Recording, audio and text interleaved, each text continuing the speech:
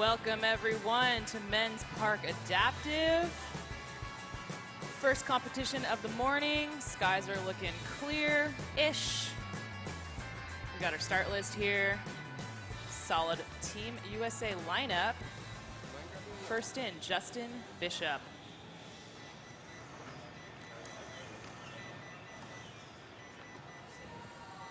Justin Bishop out of Las Vegas, Nevada. 34 years old. First skater of the morning. Let's kick it off, Dew Tour. Let's make some noise.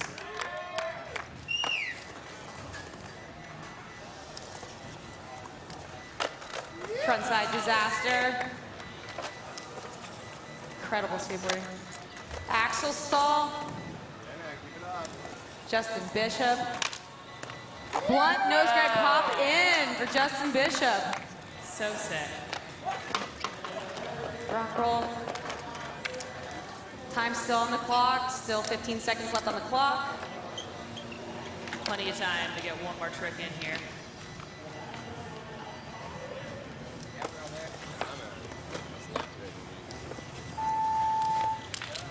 Boneless 360 for Justin Bishop. That attempt was amazing.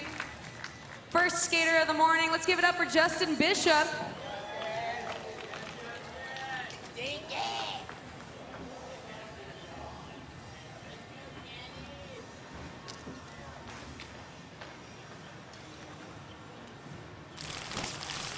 Figure out of Las Vegas, Nevada. Here's that replay. Blunt, nose grab, pop in.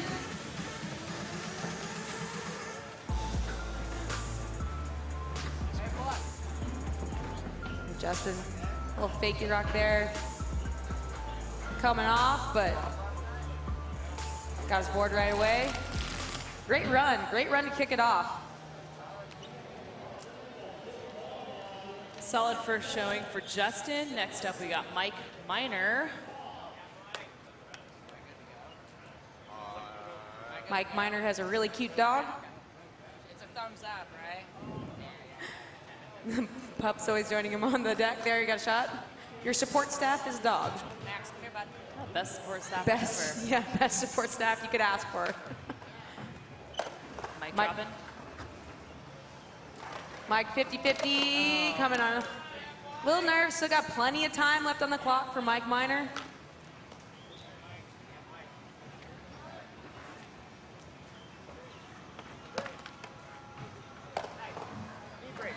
Miner dropping in. Goes back, gets the 50-50 grind cross. Pivot up on the flat bank wall. Mike Miner pumping around. Got some speed. What's he got?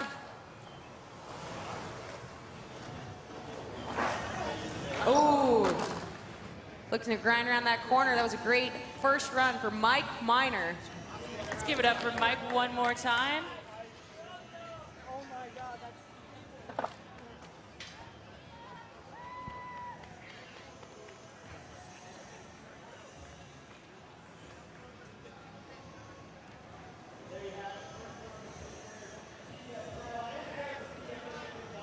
Definitely not the easiest to shred a ginormous bowl at 9 o'clock in the morning here, but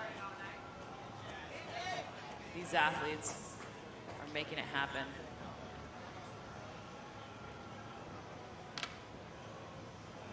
Next skater in, Chad Rivera, also from the USA.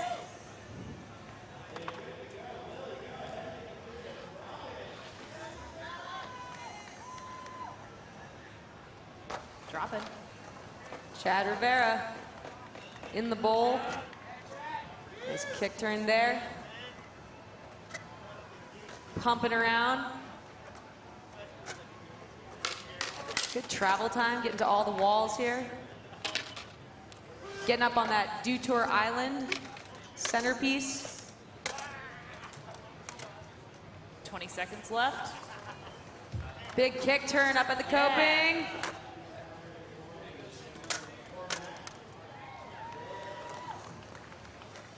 Again.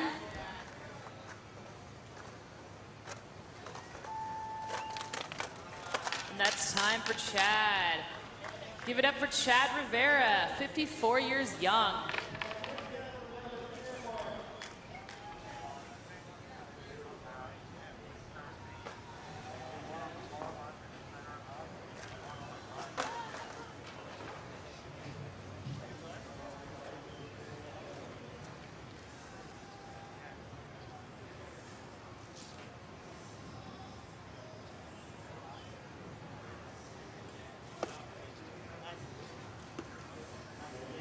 Chad with a 61.66 on his first run. Next in, Mike Rogers. Mike Rogers out of Cocoa Beach, Florida, famous for the Grind for Life series. Grind for Life has raised over $500,000 for cancer treatment for kids. Mike Rogers is a pillar of the community and an amazing skateboarder. Big kick turn up on the flat bank wall. Wall ride. Frontside grind. Mike Rogers putting it together. Good run so far. Frontside grind. Grinding pull coping there in the corner. Rock fakie. Half cab rock. Back to regular. That's an awesome run for Mike Rogers. Give it up for Mike. Solid use of the course there.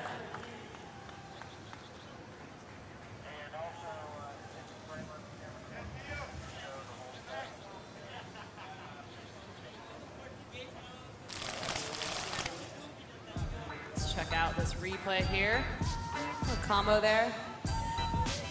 Cab rock. Nice way to end the run there. He's got to be happy with that. Let's see what the judges say. 64.066 for Mike. We got a side-by-side here of the women on the street course. Women's street adaptive is running concurrently right now with the men's park adaptive. This is Aliyah Knive, you're seeing right here. About halfway through a run there. Kick turn.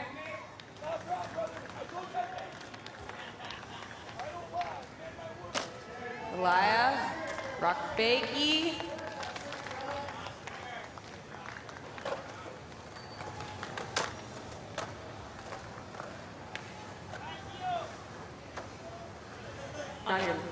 On the men's park side, we got Oscar for his first run, coming out of Downey, California. No stall.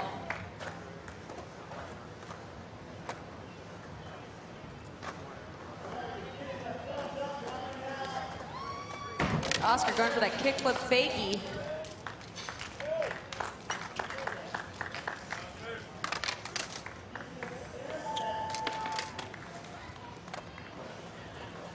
We've got Tracy on street for her first run. Tracy is the hype woman for women's street adaptive. She's so pumped to be out here, getting everybody excited early in the morning, bringing the enthusiasm. All the way from Santa Monica, California, a Cove skate park local. Here she's going manual. Manual firecracker down the double set. Oh, Tracy. Holding on. So sick.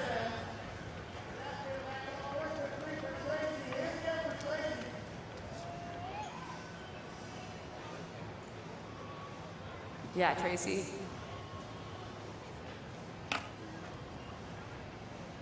Back over on men's park. We've got Daniel Edmondson from Minneapolis, Minnesota.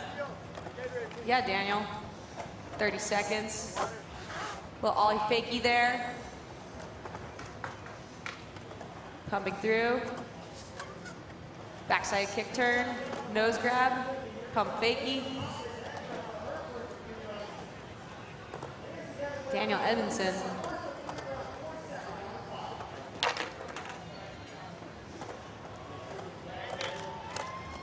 Fakie rock. Little pop fakie, half cab to finish it off. Just comes off at the end. Great run. Let's give it up for Daniel. He's looking to beat an 80.22, which is held by Justin in that first place spot.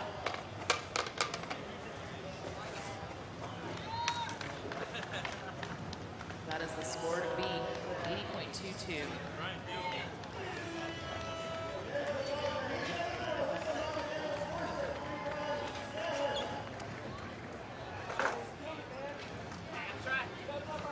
If you're just arriving at the venue right now, what you're seeing is the men's park adaptive going down to the park, as well as the women's street adaptive running on the street course.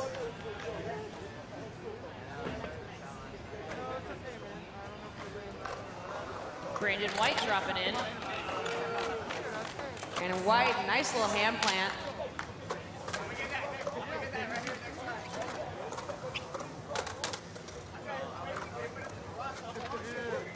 Trail tail, pumping back over Mountain Dew Island. Frontside air. Nose pick, backside D. Popping out here, might have some time left.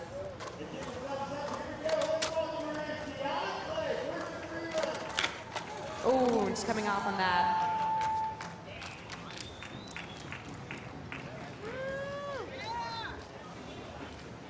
Side by side, you're seeing Kiana Clay over on the street course starting her run.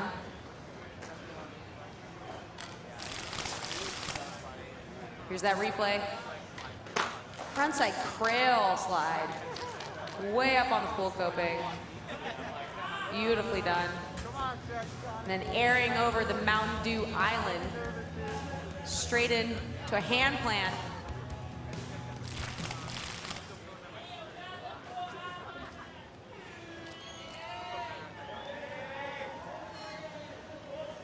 Dropping in. Big frontside air to kick things off.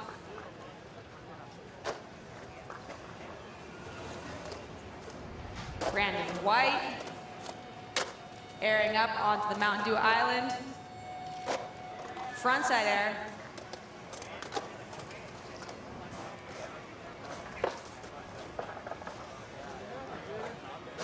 Frontside rock.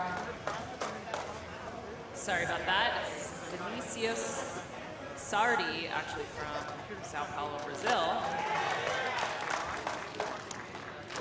25 years young. Solid run here for Vinicius. Sugarcane. Kickflip rock. Oh. That was sick.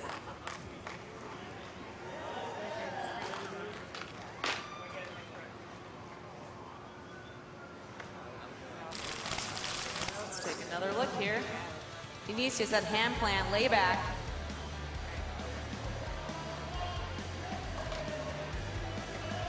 So another alley-oop.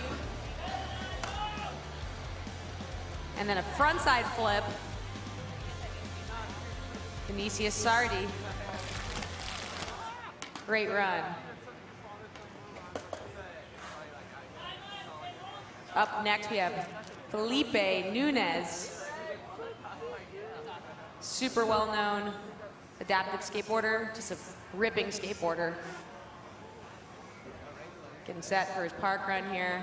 Felipe Nunez. Also a Brazilian skater. Felipe, oh, going for that frontside flip to start things off. Felipe just had a sick ad for independent trucks, backside tailing the Seattle rail. Little invert, back D.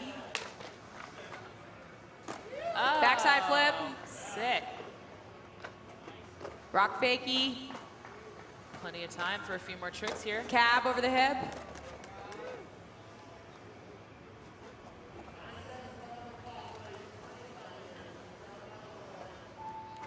Backside flip.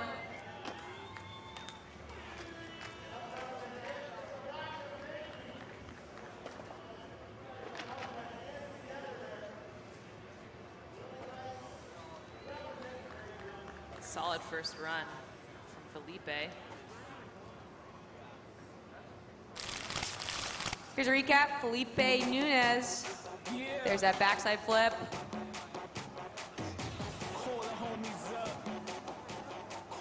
There's again, that's getting a little unglued at the end there.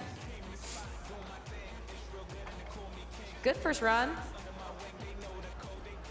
Lots of technical skateboarding.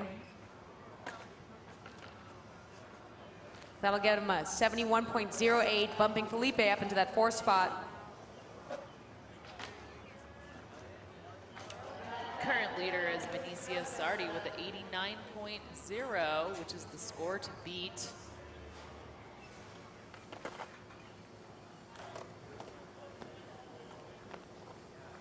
Next skater in, Daniel Pelletier, looking to beat that 89. Daniel pumping back and forth, get some speed up. Nice. Back 3.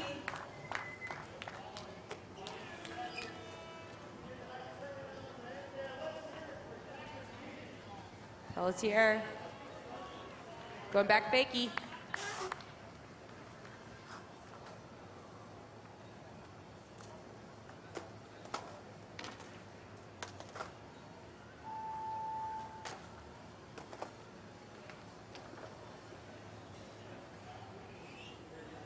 We are watching Men's Park Adaptive, presented by Toyota.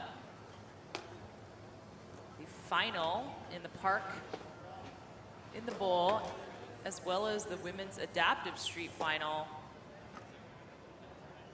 Both contests running at the same time on a clear morning, fingers crossed, here at Lauritzen Skate Park.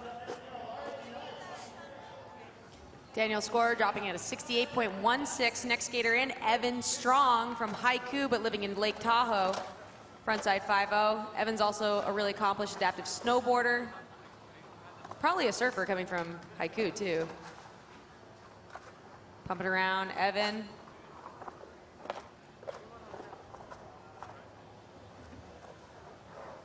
Carving through the corner, up over the Mountain Dew Island.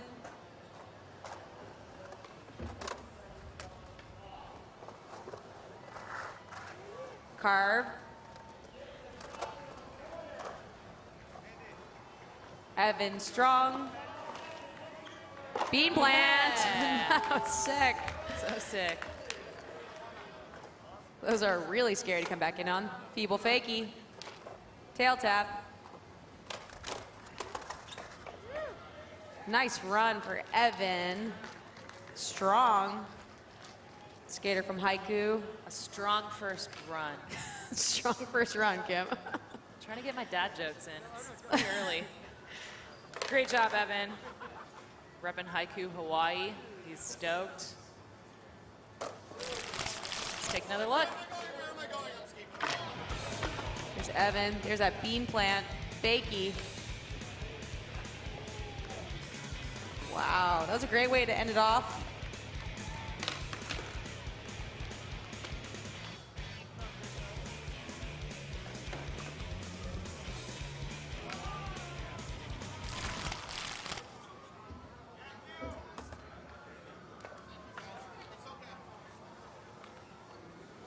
Next in,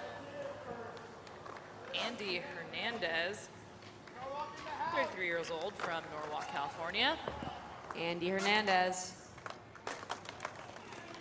Well, axle saw got away from him. He's got plenty of time left though. Solid 25 seconds left.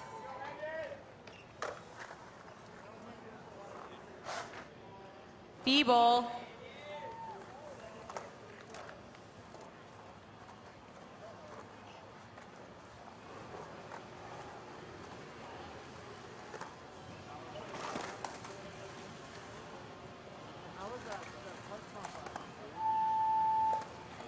That'll be time for Andy.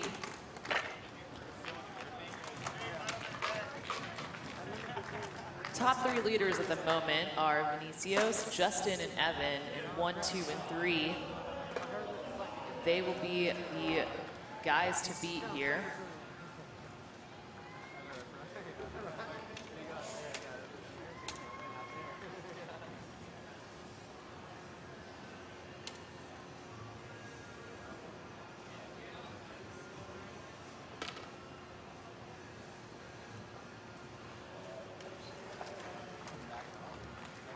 Last athlete dropping here, Aaron Fotheringham, AKA Wheels.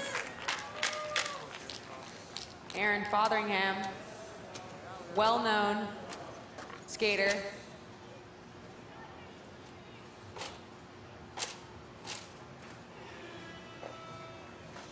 Also out here from Vegas, 29 years old. Wheels.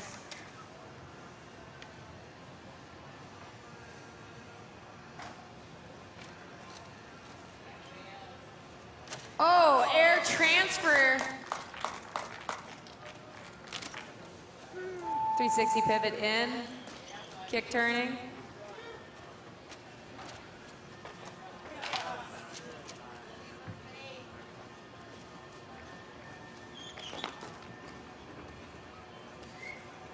Aaron was the last skater in the first round of ones, the first round of runs here at Men's Park Adaptive. Look at this transfer here, airing in. So sick. So frightening.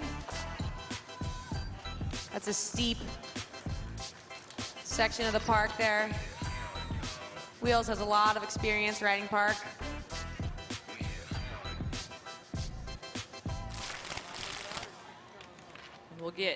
We'll go right back to the top of the start list here for run number 2. Men's Park Adaptive final presented by Toyota. Justin Bishop dropping. Currently sitting in second place. Disaster. Coming unstuck. Still got plenty of time left, Justin. Justin sitting in that second place spot with the 82.2. Kick turning up. Blunt, Oh, shove it to wow. tail, revert in.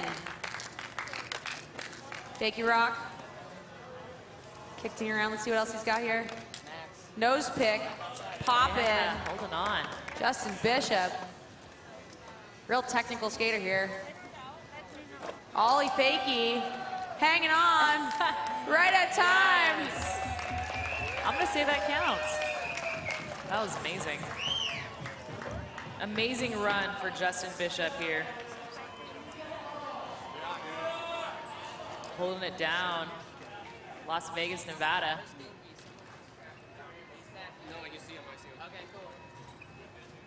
Got a big Las Vegas, Nevada showing here. The Men's Park Adaptive.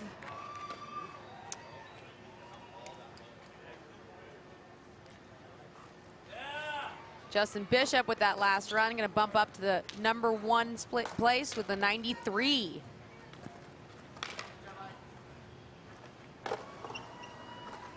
Dropping in Mike Miner, 50-50ing across the pool coping. Stalling up on the flat bank wall, pumping around, lots of speed for Miner. Way up, rock and roll on the Toyota extension. Still got 20 seconds.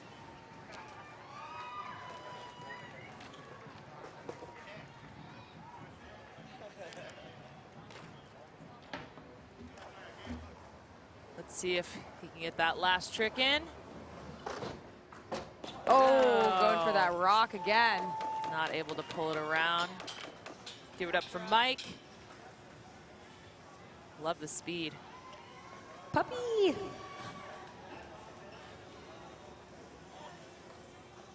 Puppers is stoked on that run. He's ready to drop in. What a cute dog. Just makes the whole contest better if there's a pup running around the top, making everybody happy. All right, and we're looking at our current standings. Justin in first, Vinicius in second, Evan in third. Those will be the men to beat here. Back in, Chad Rivera.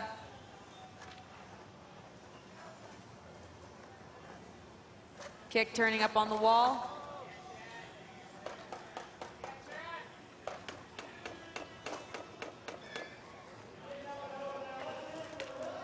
Chad getting up on that Mountain Dew Island.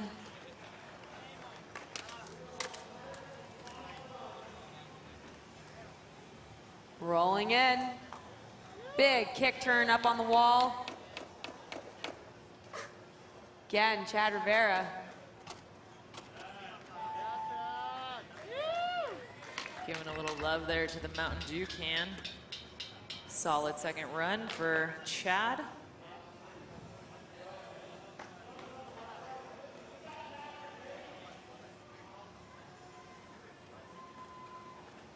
Mike Rogers getting ready to drop.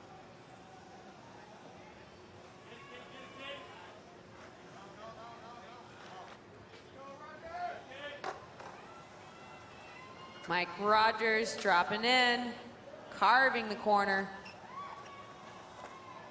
Frontside grind. Grind for life. Frontside grind again. Mike Rogers up on the flat bank wall. Got a smooth style.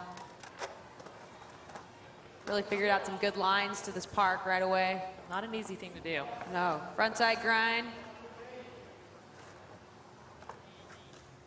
Frontside rock, stylish. Another frontside rock, he's patented frontside rocks. Rock fakie. That'll be time for Mike. Cab rock. For the crowd. Solid second run from Mike Rogers. Mike Rogers, creator of the Grind for Life series. Give it up for Mike Rogers. Splitting his time between Cocoa Beach, Vista, California. Yeah, Mike. Leader in our community.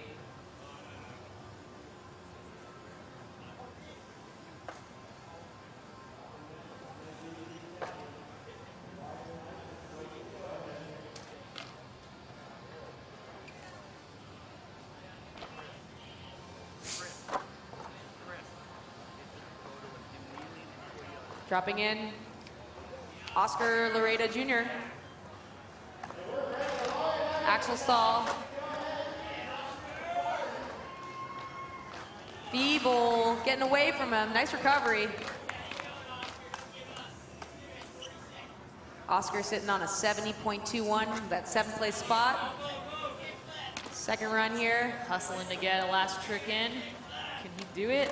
Ooh, kickflip fakie. Oh, so That was so good.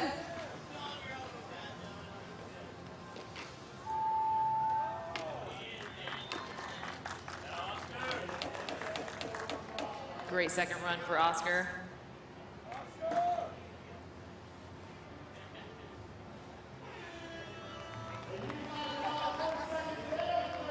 The score to beat still is Justin Bishop with a 93.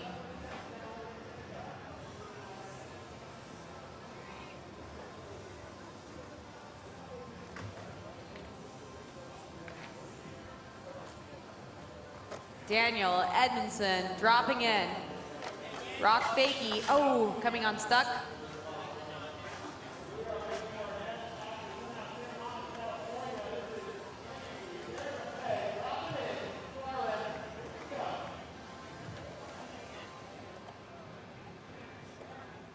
Edmondson getting some speed up.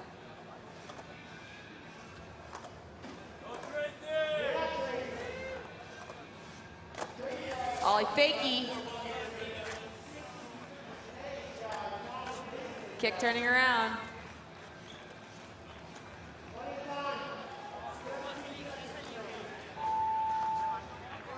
That'll be time for Edmondson.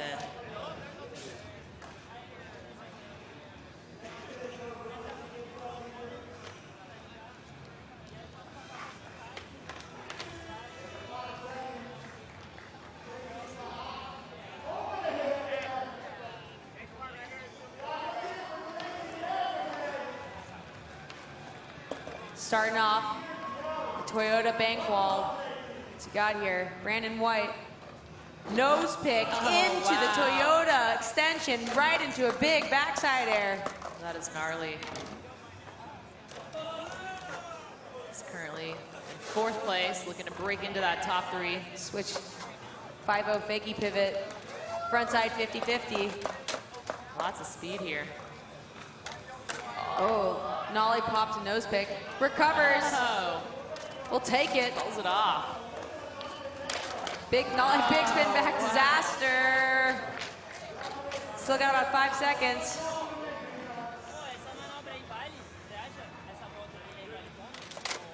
Roll it in, one more wall, let's see. Wow. Yes. Great run from Brandon White. That was wild. I want to see a replay of that nose pick into the Toyota bank wall. That thing is huge.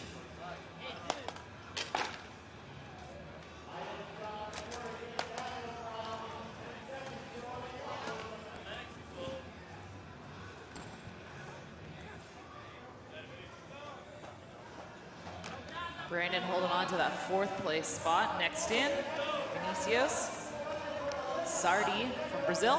Vinicius, frontside air. Frontside flip. Airing up. Layback. Boneless. Air. Sardi. Good line working on right now. Alley-oop air.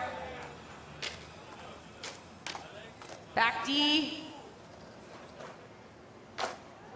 Like a frontside big spin disaster.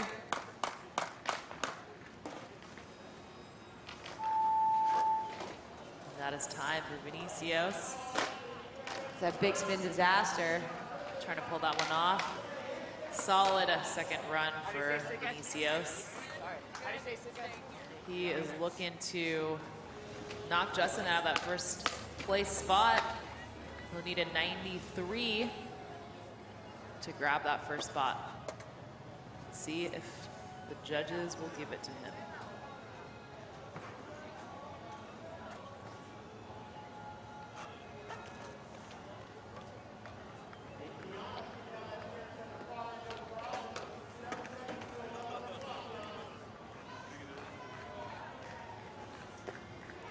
And it's not quite able to grab enough points. Felipe Nunez kick flipping in to start off his run. Backside flip above coping. Backside flip tail. Backside nose blunt. Felipe Nunez. Overcrook. Blunt fakie. Felipe Nunez putting together a really good run here. Super technical skateboarding. Backside 360 flip over the hip.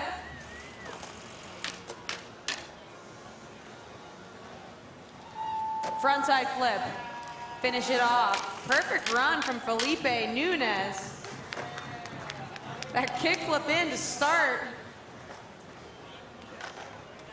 And he never stopped.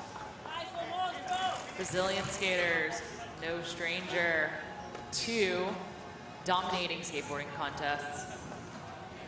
No different here in Men's Park Adaptive Finals presented by Toyota. Skaters are currently on their 2nd run. Daniel Pelletier in the bowl.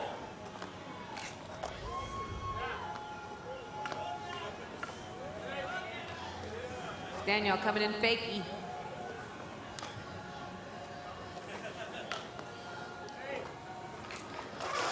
Ooh, back 3 again.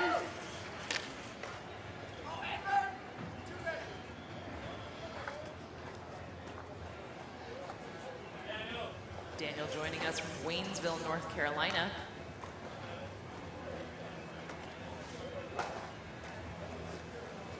Time for one more wall. Backside ollie. Nice.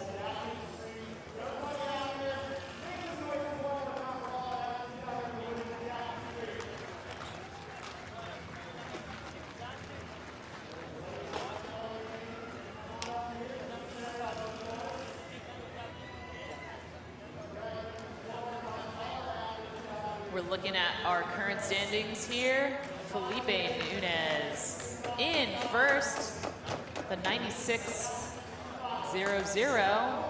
Justin Bishop in second, Vinicius Sardi in third. Brazilians dominating the podium. as usual. Evan Strong back in with that sweeper. Feeble fakie. Strong out of Haiku, currently residing in Lake Tahoe. Carving around that corner.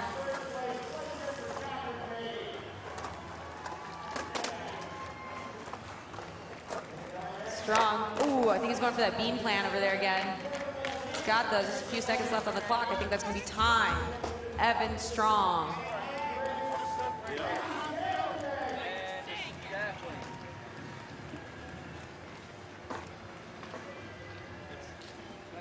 Underneath the leg.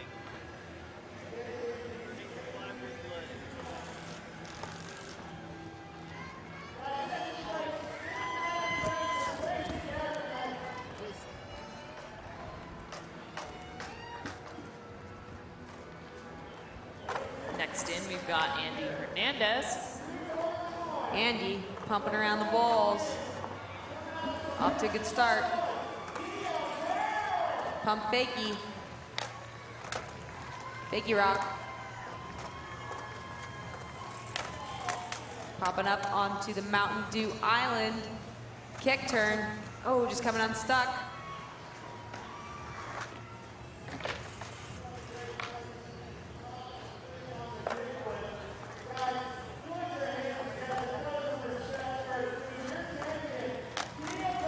Ooh, just losing right there. Not able to get that last trick in.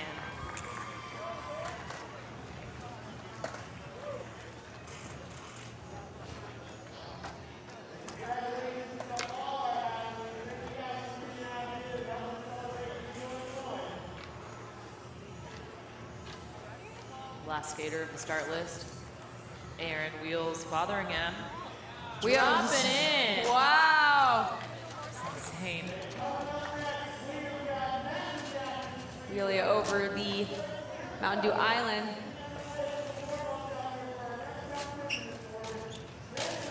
Aaron's currently in sixth, looking to break into that top spot.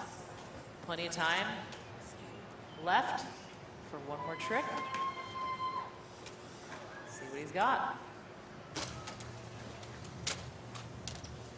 Nice. Back when he revert back in. Styly.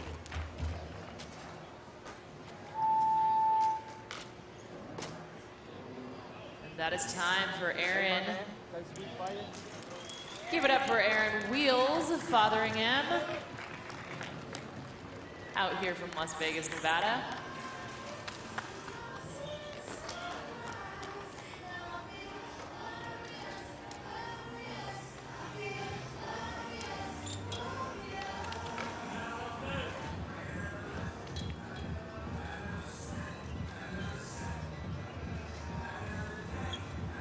If you're just joining us right now, we're looking at the men's park adaptive final presented by Toyota.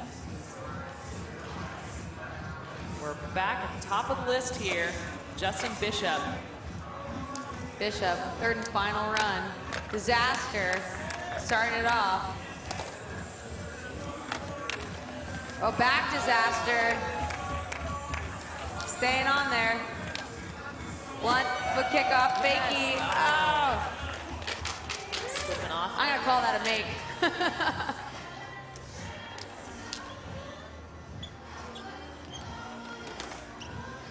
Justin's currently in second.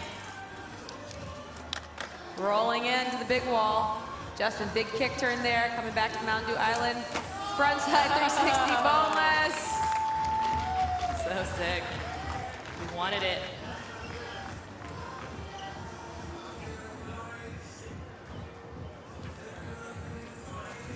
Justin's best score was a 93. He's looking to bump over a 96 in order to steal that first spot from Felipe.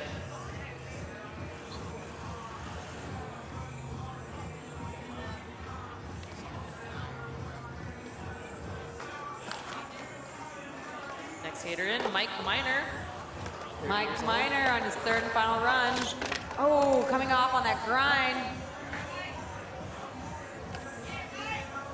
Miner's still got plenty of time on the clock. There's third and final run. Currently sitting in 10th spot. Dropping in on the flat bank wall. Let's see what he's got. Oh my gosh, rock and roll. Way up there. Got about 12 seconds left.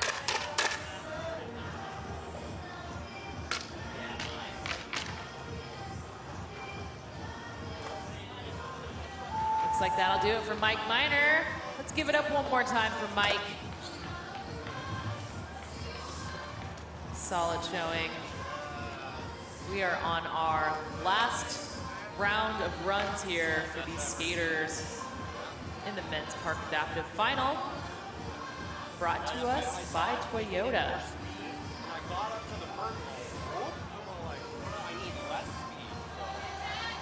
Chad Rivera dropping. Chad Rivera pumping around down the little waterfall. Making his way around the park here. Good line. Rivera, kick turn up on the wall. Front side. Really linking it together here, finding his way around this park.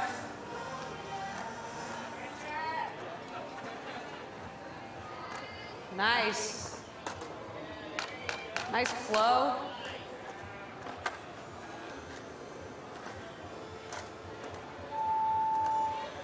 This could be time. Give it up for Chad.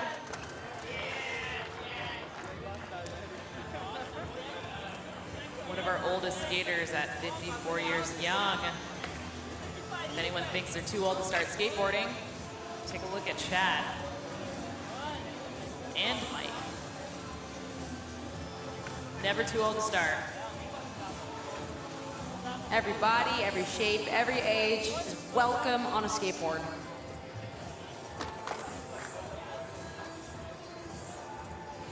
Mike getting ready for his last run.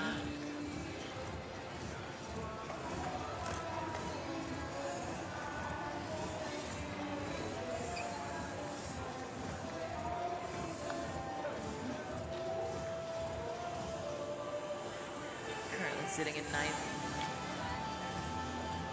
Looking to crack into those top 3 spots. Here we go.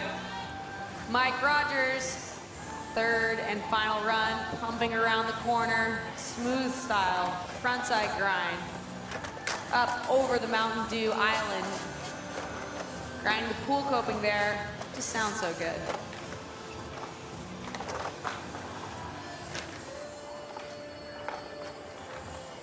Pumping around, Mike Rogers. Frontside kick turn in the corner. Reaching up there. Coming in, fakie. Oh, fakie, good buddy. That'll do it for Mike. Give it up for Mike Rogers, everyone. A legend in our community, making things happen for so many folks out here. Grind for life. Mike is grinding for life for sure. He is. A lot of these young skaters like Jamie Foy and Zion Wright got their start skating at the Grind for Life series, so they can thank Mike Rogers for that. Now they're at Dew Tour. Next in, Oscar Loretto Jr. Oscar kick turn up on the big wall. Pumping over the hip. Axel stall. Oscar rock fakie. Fakie rock. Oh, going for that rock and roll.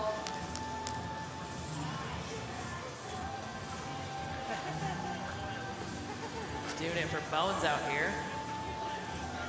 Oscar's from Downey, California.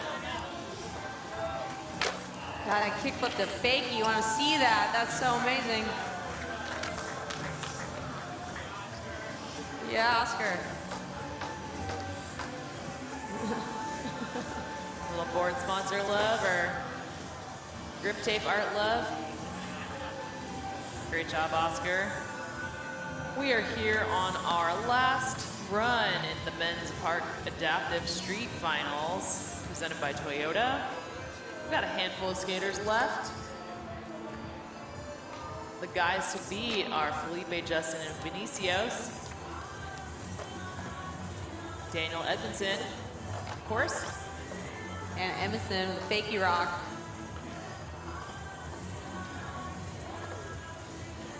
Ollie Fakey.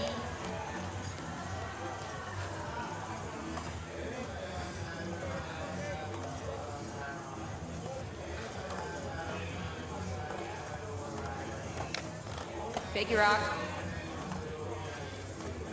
Hanging on there.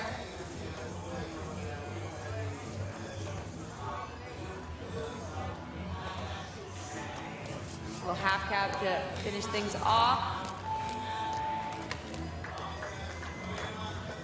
Daniel doing it from Minneapolis, Minnesota. Give it up one more time for Daniel Edmondson.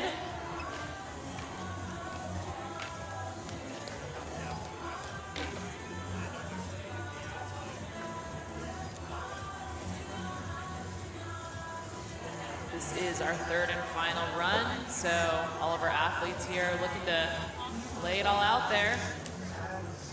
Nose picking in Brandon White. Big backside hand plant. One fakey, Brandon White. Oh, he's got that like switch pivot grind he's going for. Brandon currently in fourth, looking to break through to grab that podium spot.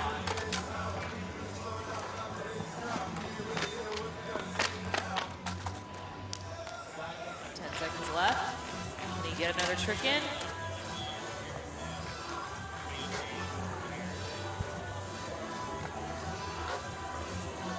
Brandon White, last wall. Fakey rock kickflip out. Brandon White. Solid go for Brandon White. Coming out of Floral City, Florida. 30 years young. How's the start of that run? Nose picking in on the Toyota Wild. extension. We were saying the other day, it's just scary to even stand up there, let alone go down.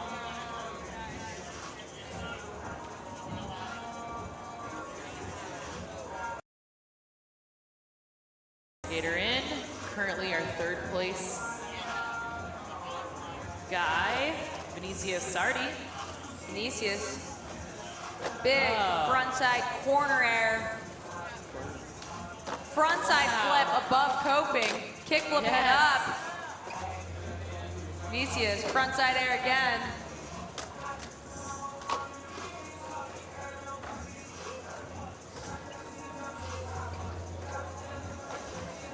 Looks like sugarcane there. Came unstuck. Still got 10 seconds left.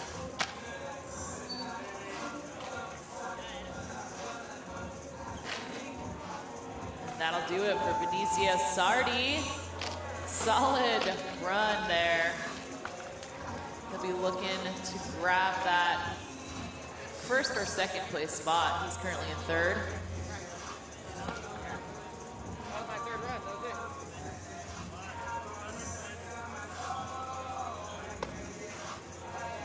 We are looking at the final run for athletes here in the men's park adaptive final. Getting ready to drop is Felipe Nunez, our current leader, with a 96. So far, no one's been able to steal that first spot from him. See if he can hold on to it. Dropping. Kick flipping in to start off the Massive. run. Felipe Nunez making a statement there. Backside flip tail. Back nose blunt, shove. Backside nose blunt. Blunt fakie.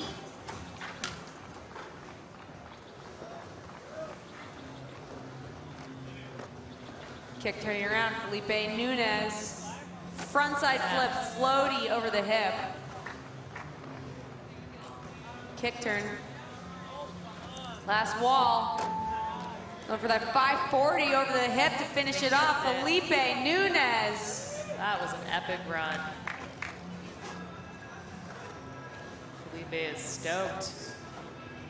He's defending that first place spot.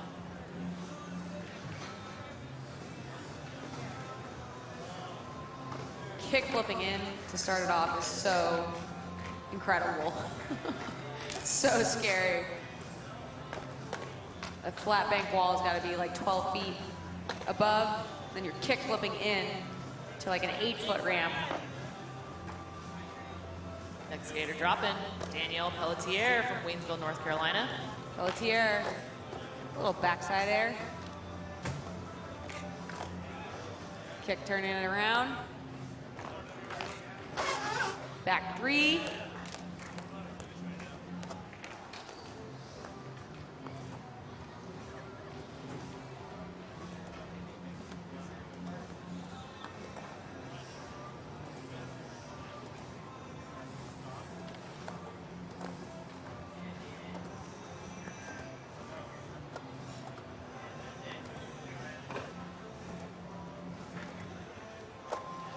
Oh, fakey ollie. Pelletier. Kick turning it off to finish that run. That'll do it for Danielle Pelletier. Let's give it up one more time.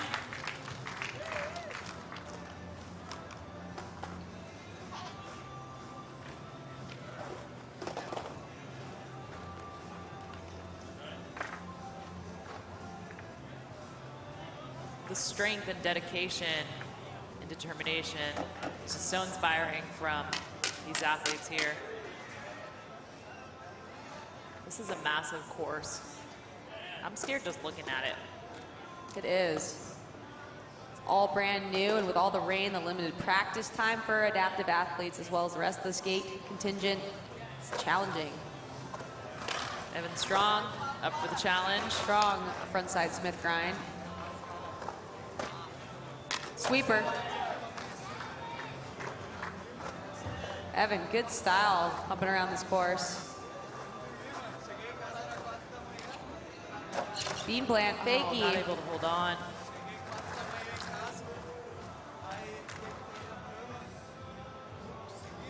Still got about 14 seconds. Squeeze in another trick here.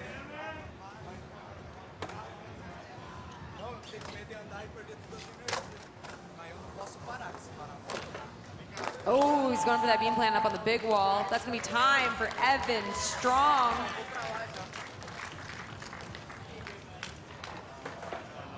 Great job, Evan. Holding it down for Hawaii.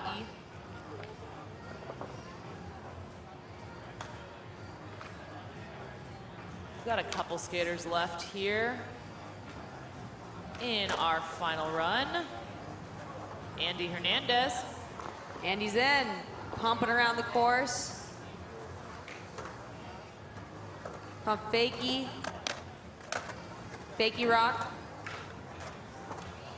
Kick turning around, coming up over the Mountain Dew Island. Big kick turn on the wall. Hernandez over the hip. Whoa, tray flip fakey. I was not expecting that. We want to see that.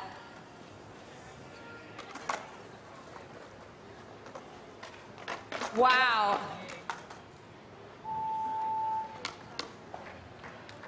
And that is time for Andy. Let's give it up one more time for Andy Hernandez, fellow Californian. And our final athlete here in Men's Park Adaptive.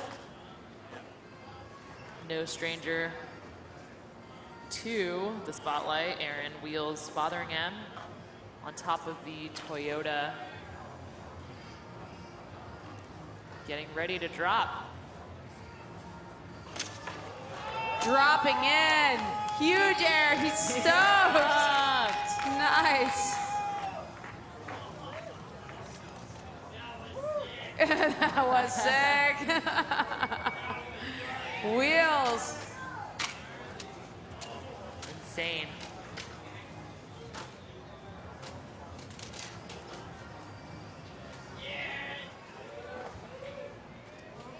Wheels.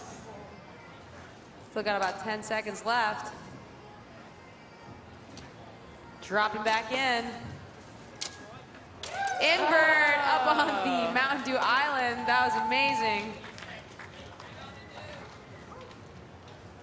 You know, Aaron Wheels out here inspiring a lot of folks. Definitely check him out on the interwebs. Interwebs. Some wild, wild footage of Aaron. Nitro Circus star.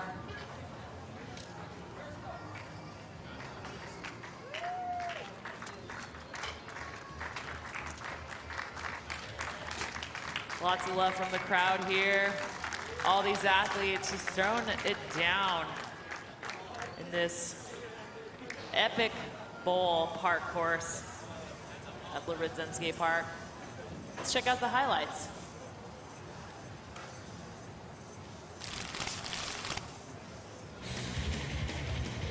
So Bishop leading it off today.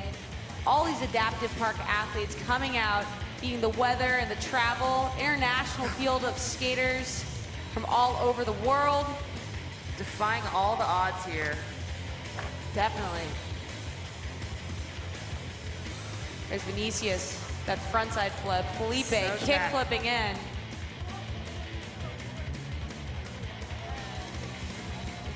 And Strong, frontside 5-0ing, having really good solid runs too. This whole field is like a family. But they came out here to win. The path to get here, not an easy one, but all of them making it look so easy. It's Felipe again.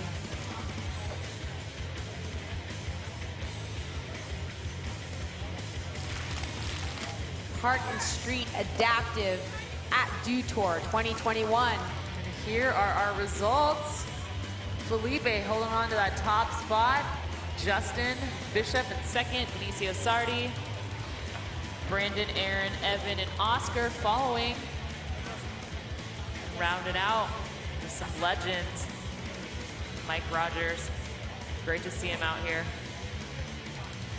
No surprise there with Brazil. Brazil on top. Every category. Felipe Nunes, a gnarly skateboarder. So tech. That was a wild contest. The lines they picked and the adaptive athletes, really, really impressive. Super inspirational. The dedication and the courage and the passion for the sport just really shines through here with these guys.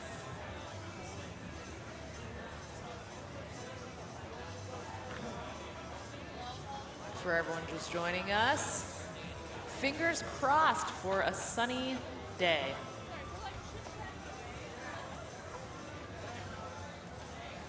All right, we got the awards going here. Benicio Sardi grabbing that third place podium spot, repping Brazil. Vinicius Sardi, give him some noise, guys. Third place. You.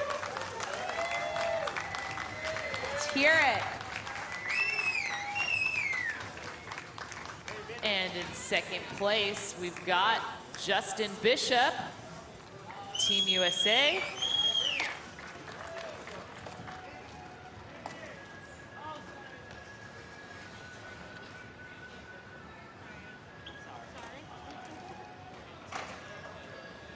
Yeah, Justin. Doing it for Nike SB.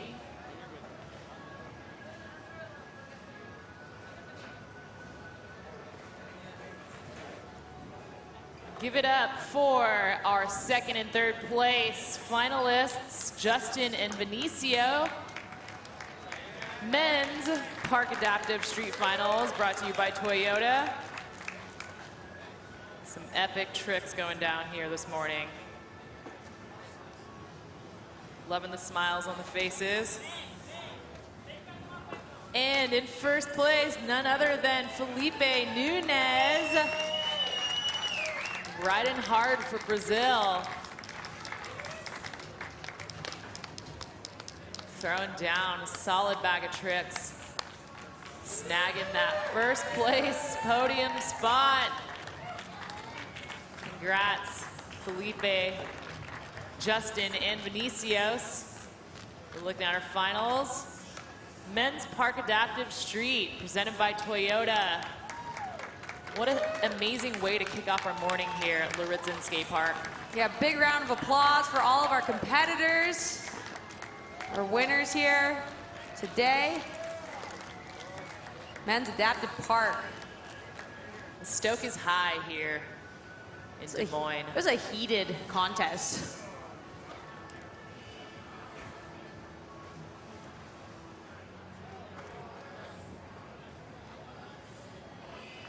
All right, stay tuned. We are watching Men's Street Adaptive Finals when we come back from the break. See y'all soon.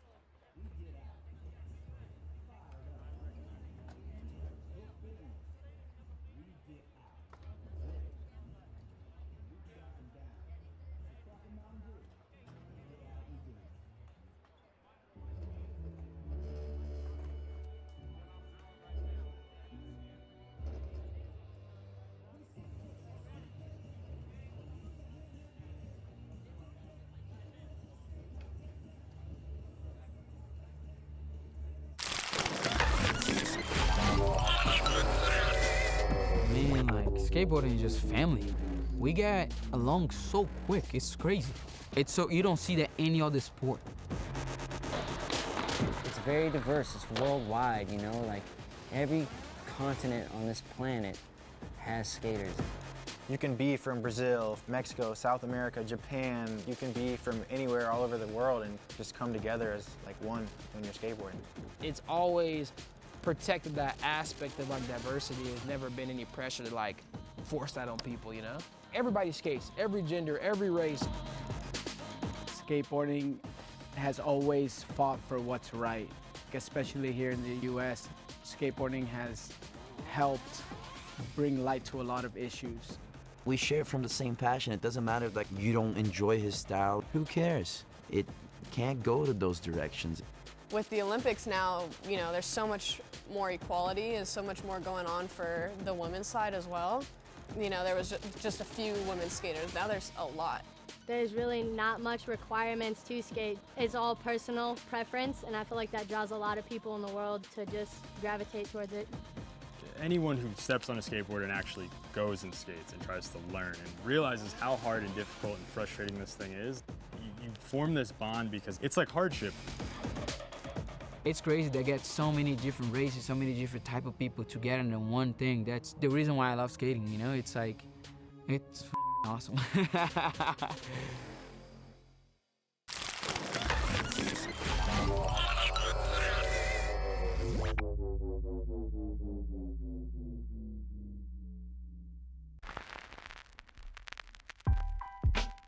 When I was a little kid, all my classmates, like moms would tell my mom, like, why are you letting your little girl like go to the skate park?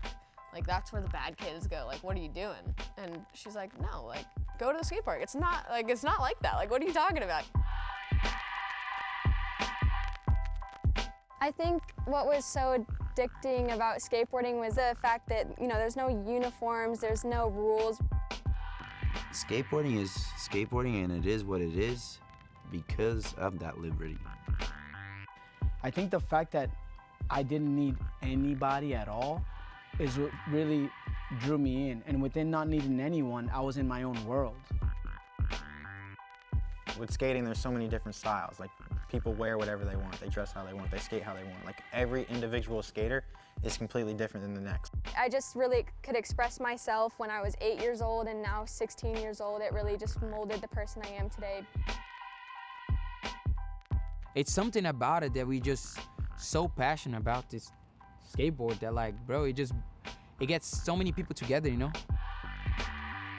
Whatever type of animal you have inside projects onto what skateboarding is for you.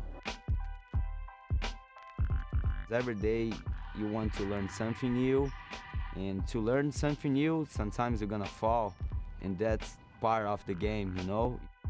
I just think that like skateboarding is just like a big tree, and like everybody's branched out. It's such an individual thing. Like a wall like this that has been still here for years, but maybe some guy comes here and wall rides on it, and it's like, whoa! All these different opportunities that I gotta like sit back and think like, thank you, skateboarding. I would not be anywhere where I am like without skateboarding. Like, I have to pinch myself every once in a while. I'm like, what the heck? Like, this is happening right now? Like, what am I doing? Like, I should be like, I'm just skating. Like, it's very, very special, and I'm very grateful.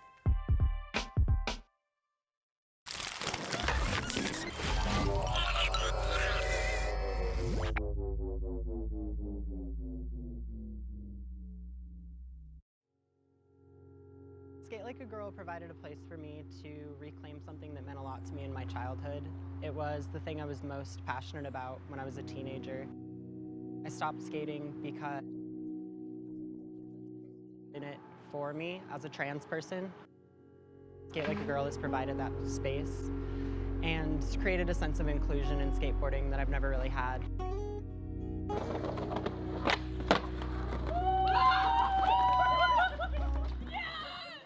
When you walk into a space like that's owned by ours, like WT Sesh, you'll see immediately that like people are looking out for each other and people are making space for beginners, and it's not shunning people from trying new things, which I think is the most fearful part of showing up at a space designed for skateboarding.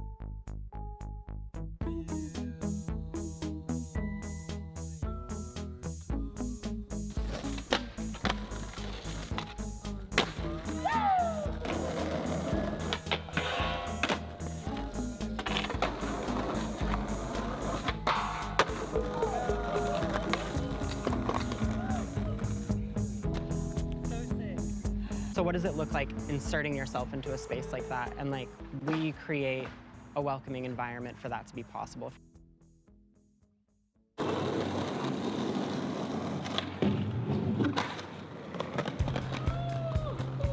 My name is Kristen Ebling. I am the executive director of Skate Like a Girl. Skate Like a Girl is a community-based organization that's focused on creating more accessibility in skateboarding. What what we try to do is take an approach of like who's not really showing up, who doesn't really have space, and talk to those communities and get their feedback and find ways to create space for them in skateboarding so they can enjoy it just as much as we do.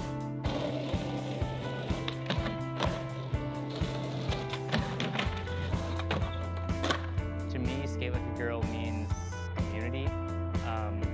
It's also been everything that I've needed it to be at every point in my life. Seeing other people who are like me doing sick stuff, so I'm like, yo, I want to do that too.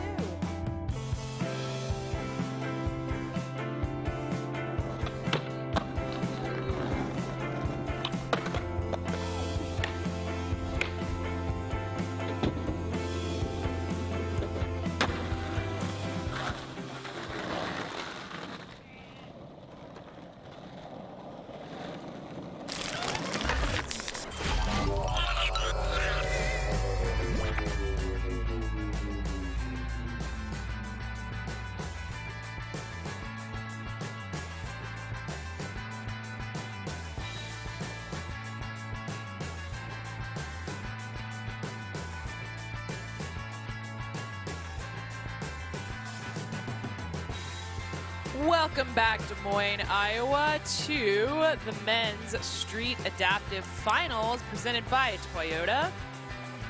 We've got the top men here battling it out for the final spot. Sunny skies. I'm not going to say it, though, actually. I don't want to jinx it. Clearish skies.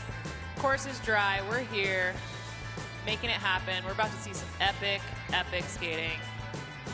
Excited. I'm joined here in the booth with Alex White, DC. My name is Kim Woozy. How's it going, guys? Going wonderful. Alex, how you doing this morning? Super happy to be here on this beautiful day and watching finals day go down. We made it. Sunday. Yeah, third and final day. Kim, how's it been going for you? It's been going good. Yesterday was a little wild with the rain, but it is Sunday, so I'm thinking we're gonna have some great weather. All these athletes have been out here, you know, trying their best to get time in on the course. It hasn't been easy. But you know what? These are the top in the world, so they're up for the challenge. Yeah, and a lot of these skaters just came off the men's park adaptive final where Felipe Nunez took the win straight into street. Yeah, hyped to see what these guys bring to the table out here this morning. 3-run format. Best run's going to count. 40 seconds per run. And definitely hyped on these athletes. I've had a chance to see them in a lot of events. But Des Moines, it's Sunday morning, the final day of Dew Tour. So just to check in with you guys out there, can you guys please make some noise for these men about to take to the Men Adaptive Street Finals out here?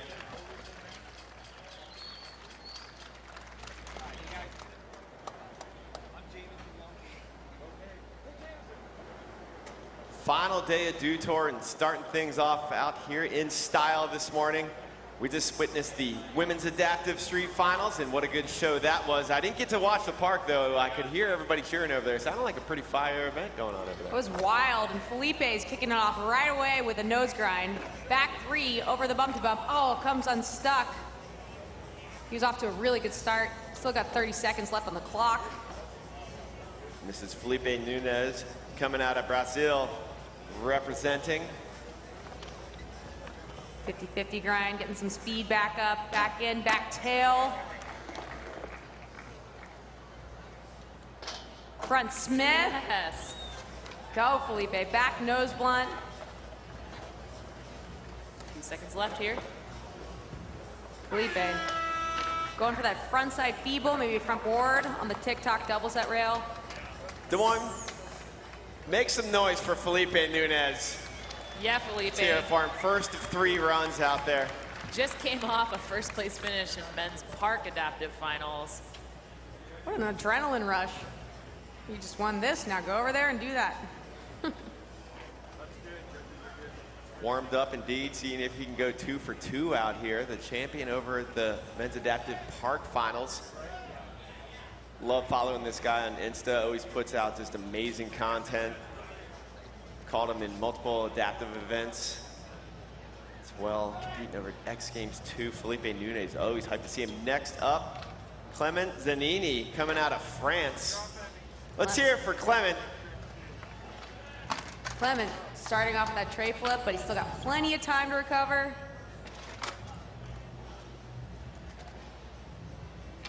Zanini 50-50 in.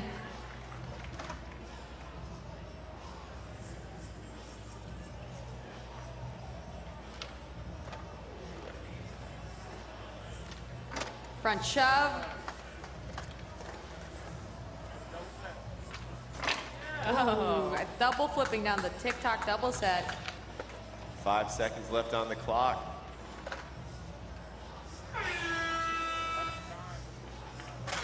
And there you have it.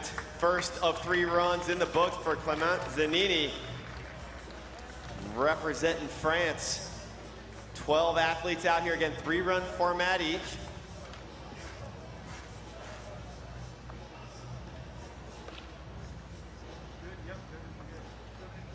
Tearing it up here at the brand new Lauritsen Skate Park.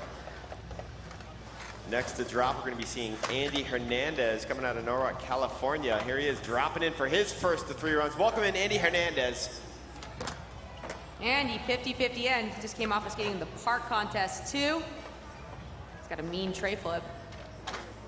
Fakie, front side, half cab, turning it around. Ooh, maybe like a board slide pop out. Hernandez has that hustle.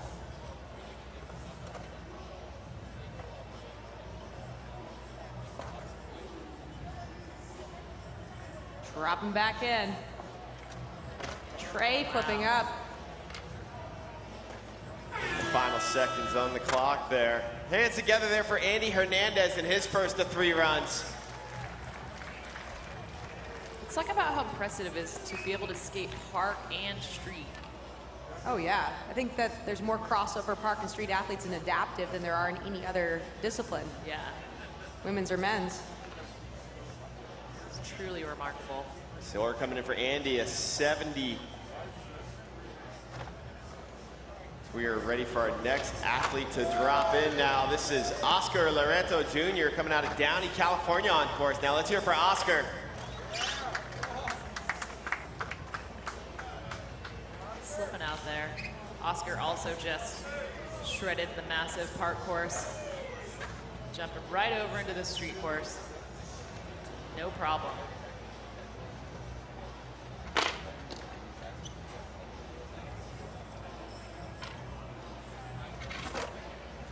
Six seconds on the clock here for Oscar. He's got time for another one.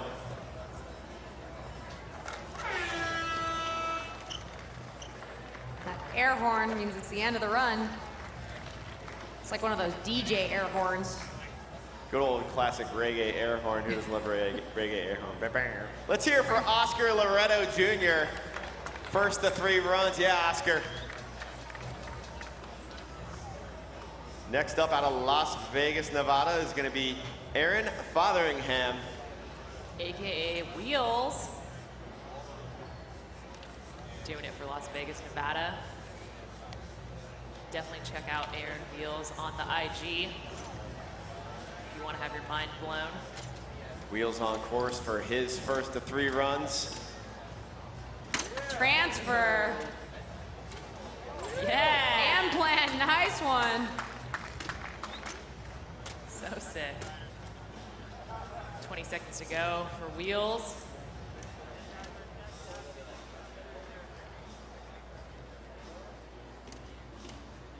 Turn around, getting some speed. What's he got here? Ollie the gap. Popping out. Yes!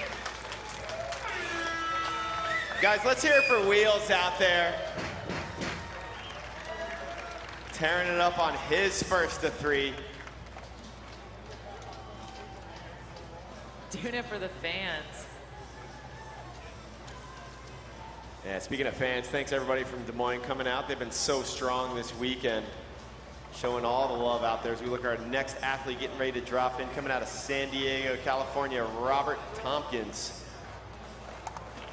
Getting ready to take his first of 3.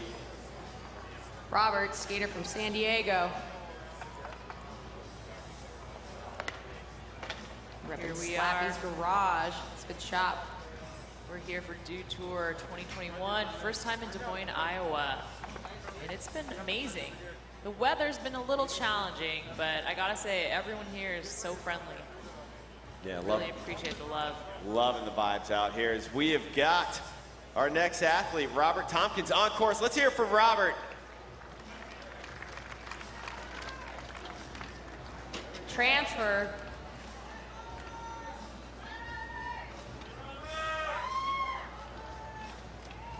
Back around, manual, dropping in. Rock fakie.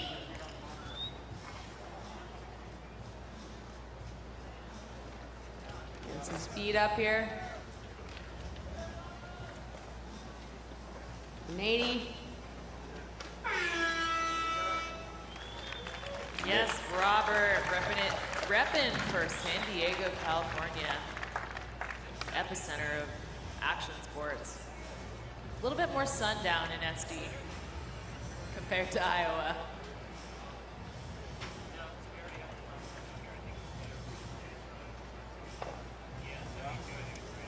All right, we've got the young Josh Tankos getting ready to drop in next. Saw this kid just tearing up the mini behind the tower yesterday. He was just skating nonstop.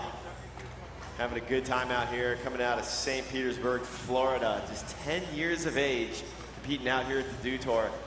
And dropping in, let's welcome him in. This is Josh Tankos. Kick up, Josh. Got that Grom energy.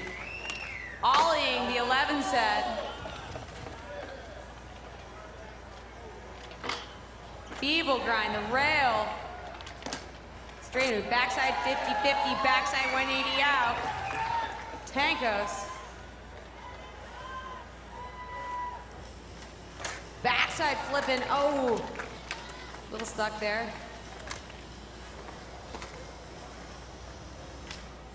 Front side 180 down the TikTok double set. That'll be time for Josh Tankos. Still going, Josh Tankos, ladies and gentlemen. His first of 3 runs. Only 10 years old. He's the same age as my son. I love the diversity here in the ages, though, in all the disciplines throughout the weekend. We've got 10-year-olds all the way up to 55, I believe. We had a 60-year-old in women's street adaptive. That's right. Talking about Tracy Garricape. And next athlete on course now. This is Vinny Sardi coming out of Sao Paulo, Brazil. Yeah, Vinny. Back disaster. Sardi just got 3rd place in the men's park adaptive. Now bringing it over to street. Another ATV athlete. So much respect for just being able to do it all. Frontside flip. Like nollie inward heel. And that'll do it for the first of 3 runs there for Vinny Sardi. Let's hear it for Vinny, ladies and gentlemen. We've got 4 athletes left to take their first of 3 runs here in this best run format. And next to drop in, Joey Murillo. Local boy, coming out of right here in Des Moines. Guys, let's hear it for Joey, one of your own, the local boy representing out here. Here at his home park. How stoked is Joey to have this park in his backyard now, this new addition to the city, Lauritsen Skate Park? Unreal. Stoke is high for sure. Wally.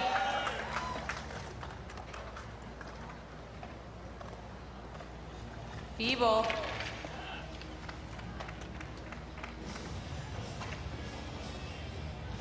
I can't wait to come back in a few years and to see skaters like Joey and some new names as well getting some time in this world-class park.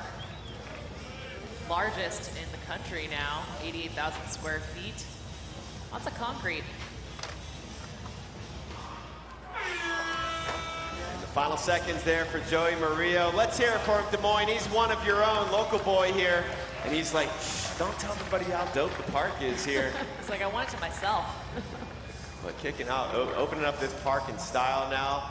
I bet you the local skate community definitely hyped for everything to get torn down. Hyped to have Dew Tour here, but also hyped to have everything torn down and then just have the whole park really to themselves. They're like, when are you guys leaving town? When the circus leaves, yeah, the park to themselves, the locals. And some of the best parts of the park are actually behind these towers here that we're in. Little mini ramps, some flat grounds. It's a great park for progression and learning, so if anyone out there is inspired to start trying, this is the place to do it. Dan Mancina getting ready to drop in next, coming out of Motor City, Detroit, Michigan, 33 years of age. Here he is. Let's welcome Dan Mancina. Front 50-50, kick it off. Seen ads with Dan before. It's on the deluxe program. Yeah, he's out here doing it for real skateboards. Frontside Smith stall. Yeah, Dan. That is so hard to do. Plenty of time on the clock, 15 seconds for Mancina.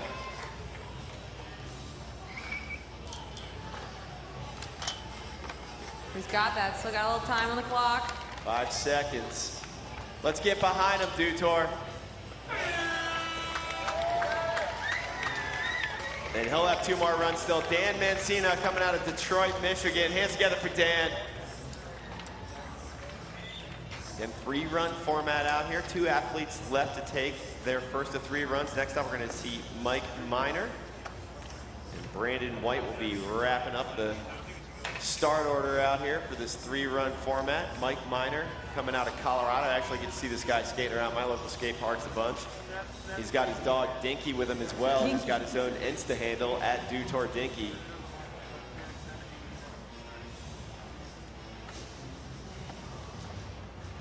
Dinky gets gold medal for best athlete support out here. And here we go, Mike Miner dropping in for his first of 3. Let's hear from Mike Miner. Oh, taking a heavy slam. Getting right up. Back at it. No prob. Skateboarders are tough. You didn't already know. Toughest people on the planet, in my humble opinion. Yeah, I've seen Mike definitely take some slams and get back up, no problem. Skating here at Dew Tour. Skated the adaptive events at X Games as well. He's got plenty of competition experience. And again, a few more cracks at it as well, so no worries. And there's the time for the end of the first of 3 runs. Let's hear it for Mike Miner. Hands together for Mike Miner. And our final athlete will be dropping in, will be Brandon White.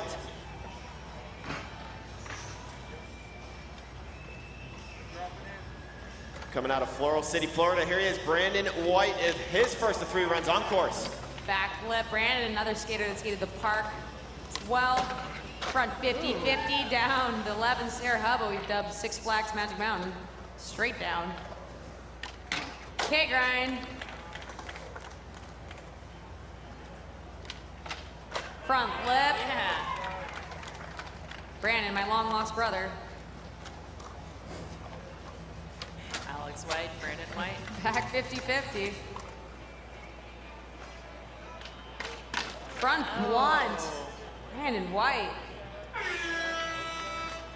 And that's going to be time there for Brandon White and his first of 3. So hands together for Brandon and all these athletes as we're going to take a trip back to the top of the start order for runs 2.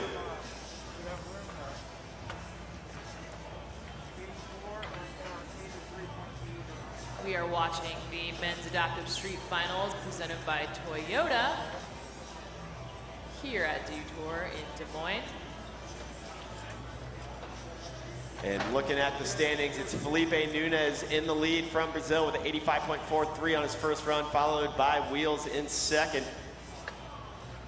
We'll update the leaderboard there for you, but it's a best run counts format. So again, Felipe Nunez in the top spot, 85.43, followed by Brandon White with 84, and Wheels in third with the 83.77. So Brandon White there, the last athlete to take his first of 3 runs, jumping up on the podium. Once again, Felipe will be the one to angle for here. He just came off a first place finish over there in Park. Talk about versatility here. Felipe dropping on the course.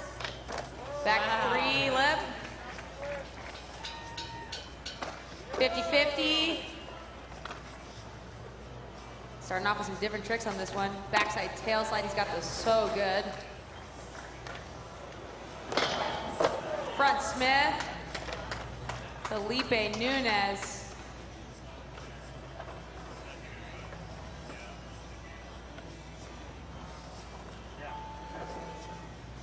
Front blunt. Front feeble, back 180 out. And there's the buzzer sitting in the top spot after his first of 3 runs and his second run, another banger. Their hands together for Felipe Nunez, representing Brazil. Obrigado for being out here with us at the Dew Tour, Felipe. And that smile on his face just says it all. Stoke level high. Amazing run there, Felipe. Brazil just coming correct on all levels out here at the Dew Tour this weekend. I was just about to ask you, DC, are you surprised to see a Brazilian in the first place slot there? Not at all, you know, and I eat a lot of acai, and I still don't manage to have the skills that the Brazilians do. I don't know what the secret is for them down there, but just producing so much talent that country is known for. So Felipe Nunez sitting up in the top spot there with another amazing run here, finishing his second of 3 runs. Next to drop coming out of France, please welcome to the course Clement Zanini. Zanini, tray flip like it's no thing. Casual. Front side 50-50 in.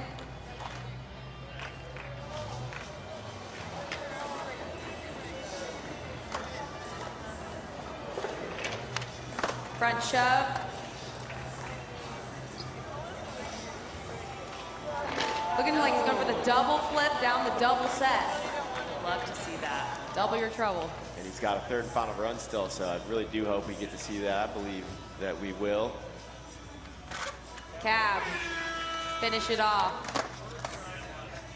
And that's Clement Zanini. Clement Zanini from France. Excited to see the French skate scene grow. We'll be headed there after Tokyo in just a handful of years now. 2024 is going to creep up on us real quick. Next Paris. up. Yeah, Paris, that would be a good time as well. Of course, this event, Olympic qualifying event for Tokyo 2021. Andy Hernandez now from Norwalk, California. Getting ready to drop in for his second of 3 runs, getting the go-ahead from our starter, Cliffy. Here we go, Andy Hernandez. Run 2 on course. 50-50 in for Hernandez. Currently sitting in that 8th place spot.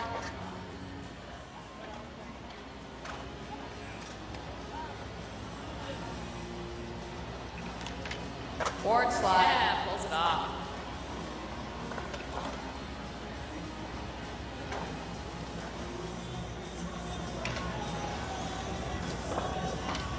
Tray flip. Andy has a mean tray. See it. Careful the doubles have to end it off, but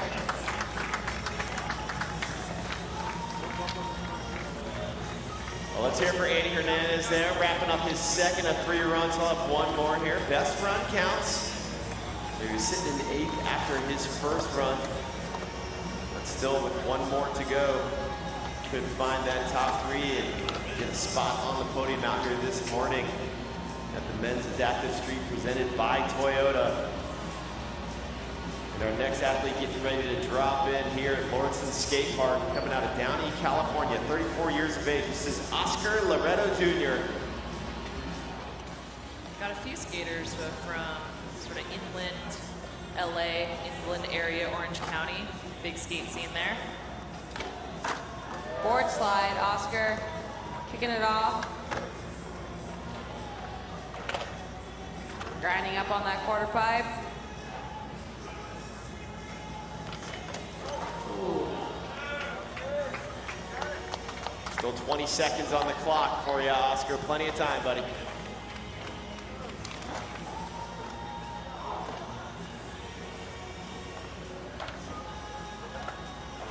Rock fakie. Heading back in. A few more seconds.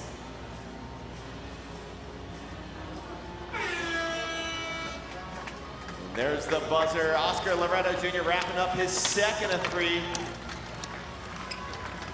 Yeah, Oscar. I have the deepest admiration for all these athletes, but skateboarding is just teaches so many life lessons because you get checked constantly by the ground, and it's really humbling. So to be able to take a slam, get right back up, you can apply that in other places in life as well. And these guys are definitely showing us that resilience. I can apply it to my love life. You get knocked down. Just knocked down and right back up, out there, back on course. Speaking some truth out here. Dropping into your DMs. Dropping my DMs. Here we go, Wheels dropping in for his second of 3. Let's hear it for Wheels on course now. Nice, flared out. Tweakage.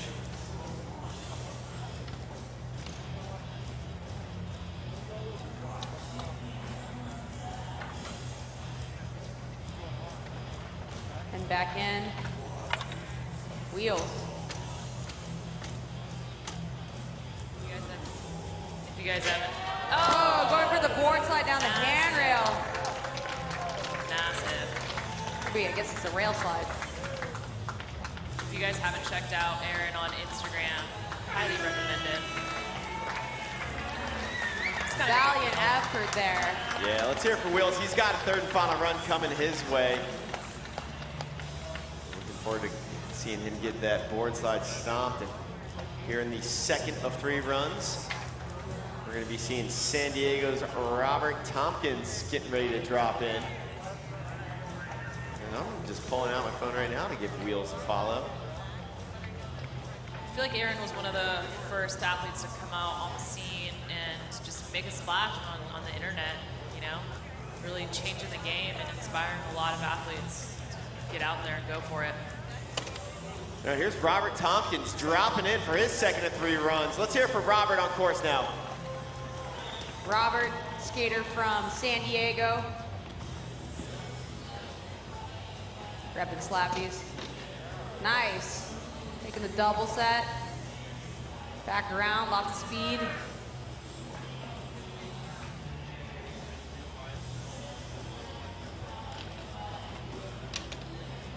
Figure rock.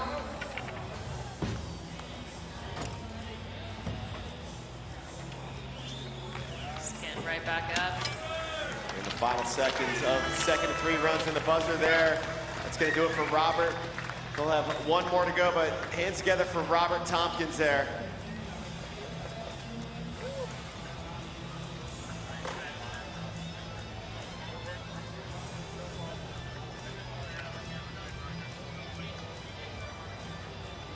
We got the Grom coming up next. 10 years of age, coming out of St. Petersburg, Florida. Josh Tankos.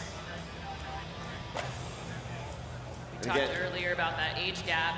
10 youngest age for this event, and then we had 60 in the women's street adaptive final. It's 5 decades of athletes. It's inspiring. Very inspiring. Never too old to start something new. Forever young, Kim, forever young. All right, Josh Tankos here. Kickflip hanging on. Josh Tankos heading for the big double set. Ollie. Nice. Kid is fearless. Feeble grind across. Oop. Got a little wiggle legs heading for that box, but that's okay. Plenty of time for another trick or two. Backside flip. Trying that again.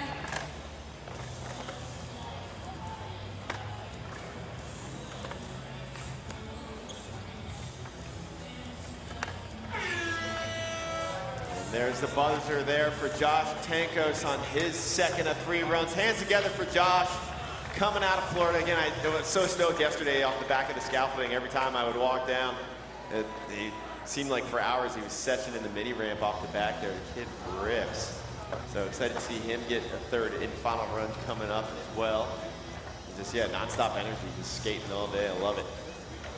We got Vinny Sardi from Sao Paulo, Brazil, getting ready to drop in. Here's Vinny on course, second and third runs. Vinny kick flipping it to start it off. Vinny's currently in 4th, looking to crack into the top 3 here. Nice back flip on the quarter pipe.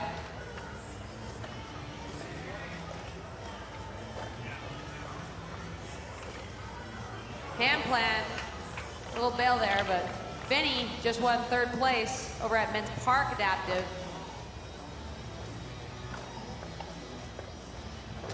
Hauling in.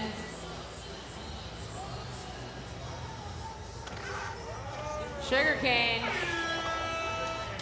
Kick flip. Yeah. And there's the timer there for Vinny Sardi. Wrapping up his second of 3 runs. Let's hear it for Vinny.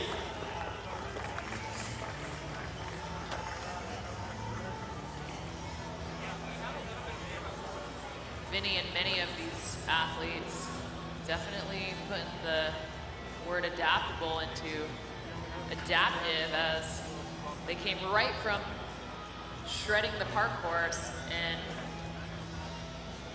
now are just dropping into this massive street course. And next to drop in, Joey Murillo coming out of right here in Des Moines, your local boy. Des Moines, let's get behind him. Joey Murillo, representing the local skate scene, dropping in here. The Dew Tour Men's Adaptive Street presented by Toyota.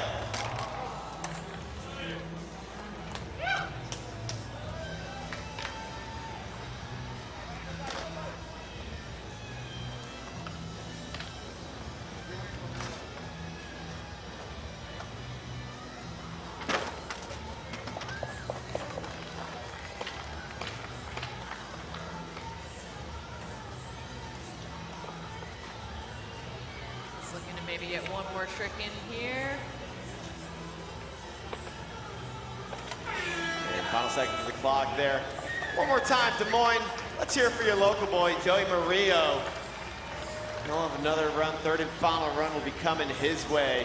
But I love it, representing the local skate scene out here. Cannot wait to see, just fast forward 10 years from now, what kind of talent is going to be produced here by this city, Lawrence Skate Park? Already so much talent that resides here. Absolutely. Now to have a facility like this, we look at our next skater getting ready to drop in for his second of 3 runs. This is Dan Mancina. Yeah, Dan. Something cool Dan's been working on is a skateboard with Braille on it. Real skateboards, first of its kind.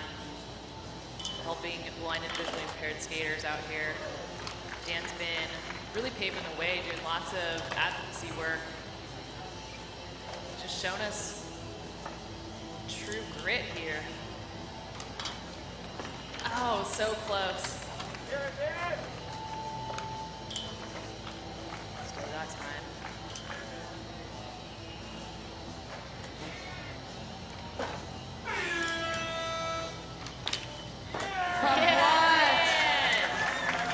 So sick. Just paving the way. One of Dan's missions is to transform what it's like for blind and visually impaired skaters. He's doing great work out there. Check out some of his clips on YouTube. Lots of amazing skating. Out in the streets, actually, filming some street parts. Really great stuff, Dan. Now Mike Miner, currently residing in Summit County, Colorado. In the high country there, we're about over 9,000 feet up there. Some high altitude skateboarding there for his training. Here's Mike Miner on course, getting that board slide in here to start off his second of 3 runs. Stomping the ollie as well. 50-50 up to a much better start. 50-50 up on the tech deck rail. Miner recovered really well. Falling in.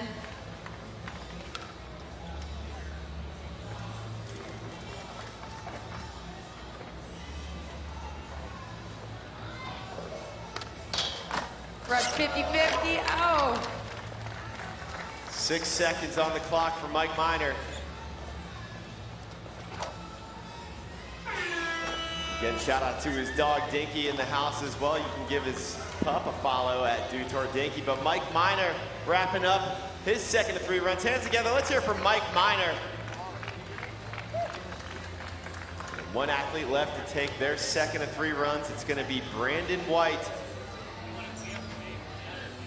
You look at the standings there, Felipe Nunez in the top spot there. Brandon White, who we're about to see drop in second, and Wheels sitting in third right now. Best run format here at the Men's Adaptive Street Finals, Dew Tour presented by Toyota. And currently sitting in second place, this is Brandon White. Dropping in.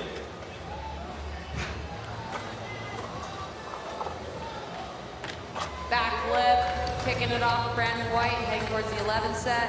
What's he got here? Oh, going for that K-grind.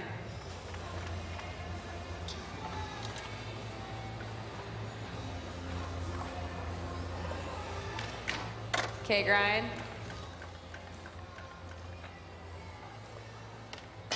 Front 50-50.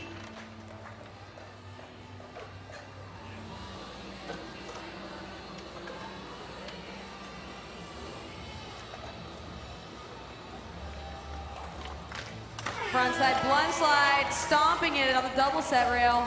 Getting it at the buzzer.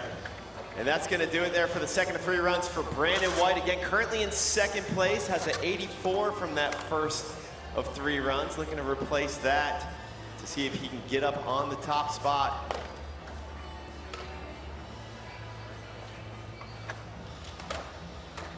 But sitting pretty in that second place position right here now. Position for podium here at Dew Tour. Run 2, 80.15, so he'll be holding on to that 84 from his first of 3 runs. We're gonna head back to the top of the order. Fresh off the win over at the Men's Adaptive Park Contest right before this. This is Felipe Nunez out of Brazil, also recipient of a cover on Thrasher Magazine. Yes, Felipe. Back 5-0. Back tail slide. Front 50. Still got 15 seconds left. Currently sitting in first place, Felipe Nunez.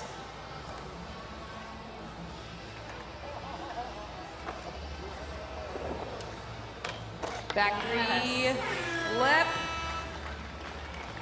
Continuing to just dominate there. Frontside flip shifty, fakie. That's insane.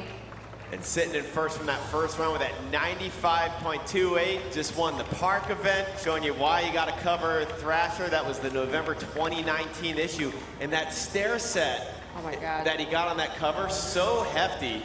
I'd like to see him, there's a 16 stair right underneath the scaffolding here. I'd like to see him step to that, but let's hear it for Felipe Nunez. Obrigado for coming out here and throwing down. And parabéns, congratulations with the win in park this morning and sitting in that top spot right now for street as well. He could go with the double W. 2 wins out here this morning at Dew Tour. He's looking on his way to do that. Much deserved. Much respect for Felipe Nunez. Lots of love and camaraderie from all the athletes out here. Now we got the Frenchman Clement Zanini on course. Kim, as you were saying, France, Paris will be the host city. Just 3 years from now. 2024. 2021. Yeah. 2024 is around the corner. Crazy. We're already talking about the next Olympics, and we're just working out the qualifications for this summer's. Yes. Yeah, we've seen definitely a increase in French skaters and all the disciplines. It's been pretty cool to see that.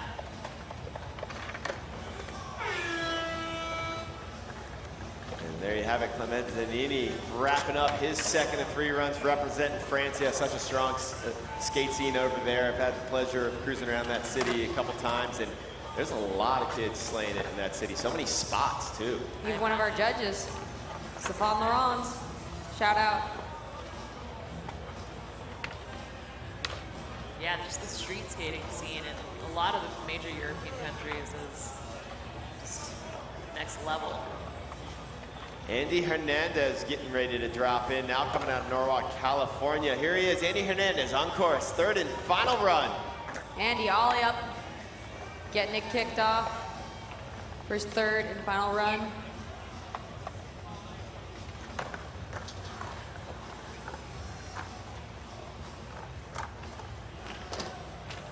Ooh, going for that big ollie over the Mountain Dew pallet. That Mountain Dew palette, it's like something you'd see at Costco. Yeah. Lifetime supply there. Keeping you energized. Yeah, you think they're gonna just leave that here? They should just leave it here in Lawrence for the kids to crack into. That'll last like a day.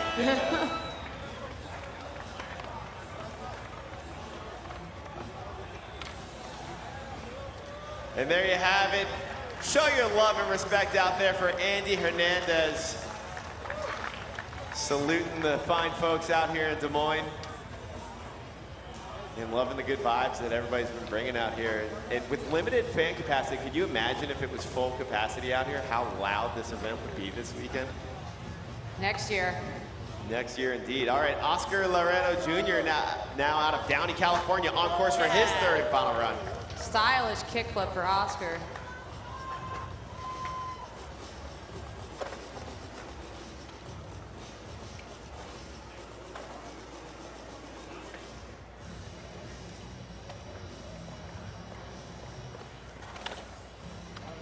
Axel Saul coming back in.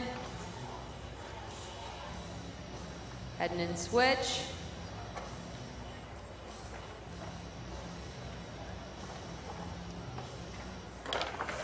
Ooh, fakey beam plant disaster attempt. And there's the buzzer, so that's gonna wrap it up for Oscar Loreto Jr. Des Moines, let's hear it for him. Yeah, Oscar. Did he go for it? Oh, he's gonna ollie the big gap. I want to see it, Oscar. You know, after the buzzer, but still just frothing, wanting to get that one in. It goes. This is for you guys, Des Moines. Oh, ollie onto the Toyota. I have not seen that attempted yet, but you gotta love the showmanship. Yeah, Oscar. I heard if he does that, he gets the Toyota. Ooh, that's a good deal. Yeah. Excellent use of the course, incorporating the car. Incorporating the major sponsors. Big shout out to Toyota. They're the ones who have been able to make this happen here. Men's Adaptive Street, along with Men's Adaptive Park, which we just wrapped, alongside Women's Adaptive Street. All right, now Wheels dropping in here for his third and final run. Currently sitting in third, so he's on the podium right now. Firecracker down the 11th stair. Speedy.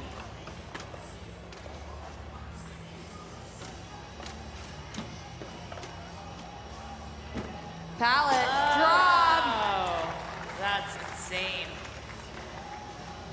It's a massive gap.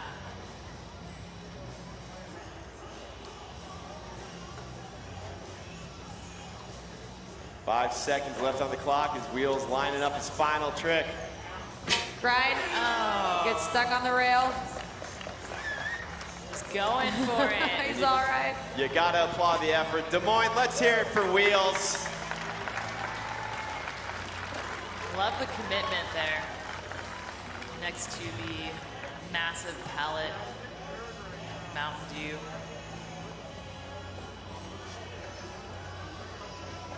Aaron Wheels, a leader in the scene. Looks like he bent his wheel. I was talking to Tia, who just competed in the Women's Adaptive Street Just final. won it, yeah. And she was saying that she's got back into it after seeing Aaron on YouTube, and some of the footage that he was dropping was just wild. All right, next to drop in now, this is Robert Tompkins from San Diego, California. On course. Oh, big gap to flat, Robert. Something about San Diego skaters, they just, they love the big gaps. Big stuff. Lots of historical skate spots, skate parks. Yeah, we got some. Another big San Diego in the house. Some SD love out there.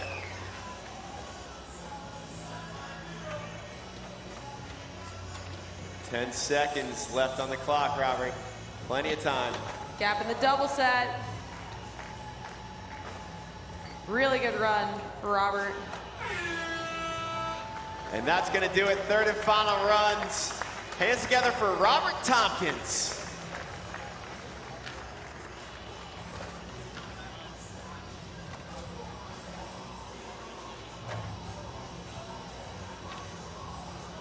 And your standings, it's Felipe Nunez sitting in that top spot still after the win in Park this morning. Looking to go double gold out here in Win Street as well. 95.28, that score to be up on top. Brandon White in second and 80 with an 84, and Wheels sitting in third right now. You see Robert having a discussion with Wheels over there, talking it over, showing the love and respect to one another. And Robert's gonna wrap up in seventh right there. Next to drop in here at the Men's Adaptive Street Final here at Dew Tour. This Men's Adaptive Street Final presented by Toyota on a beautiful Sunday morning, final day of Dew Tour Des Moines. And again, your standings right there. Felipe Nunez sitting up in the top spot with that 95.28, a very commanding lead there. Definitely dominating. Love seeing Aaron and Robert just give each other support there. That's really what it's all about out here. All these events going on. Everyone's competing for that top spot, but also here to support their friends. Yeah, speaking of support, let's show some support and love for Josh Tankos on course right now, our youngest competitor, just 10 years of age. Feeble grind. Right into the back 50-50. Off to a good start.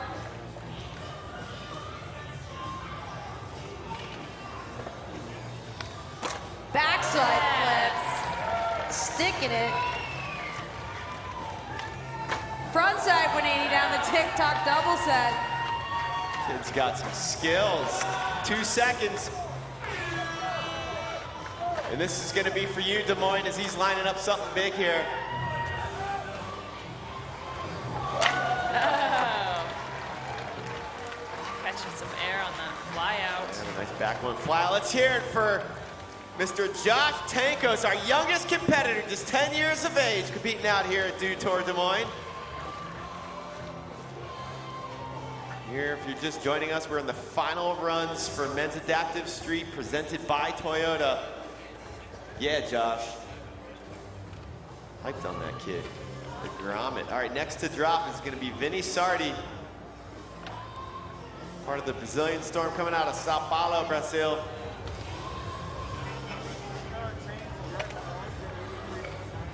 And dropping in, let's welcome in for his final run, Vinny Sardi. Kick flipping it, started off for Sardi.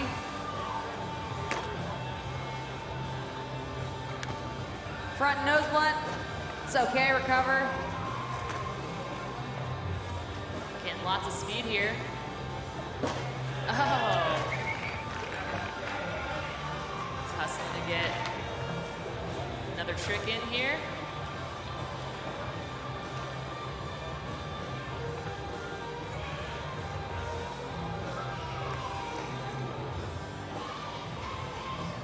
Looks like that's going to do it there for Vinny Sardi.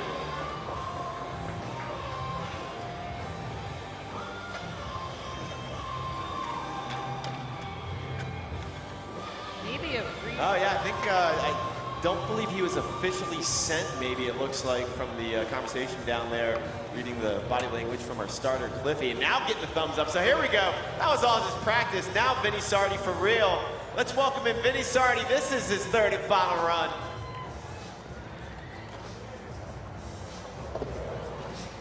Kick flipping, just started off.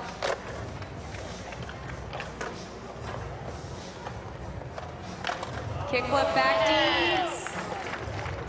D. Sit. Nollie inward heel.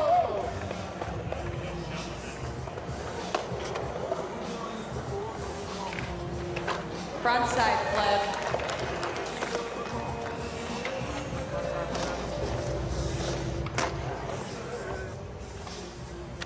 Backside lip slide.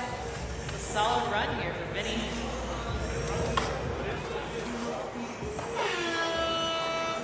And there's the buzzer, so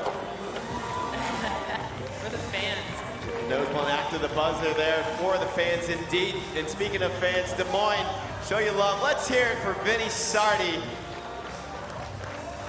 Third and final run. All right, to get up on top. Ooh, Josh Tankos jumping up onto the podium with his third and final run. That bumped wheels into fourth, but Josh Tankos, our youngest athlete out here this morning, with the 83.95 that put him up on the podium. So we see a little mix-up in the standings, awaiting the score for Vinny Sardi, who you just saw there. We'll have 4 athletes left to go to take their third and final run. Vinny Sardi currently sitting in 5th with an 82.18 from his previous shredding out here. Ryan Scheckler checking in with Vinny now. Give him love down there, and score coming in, 83.97, so that'll bump Vinny up onto the podium.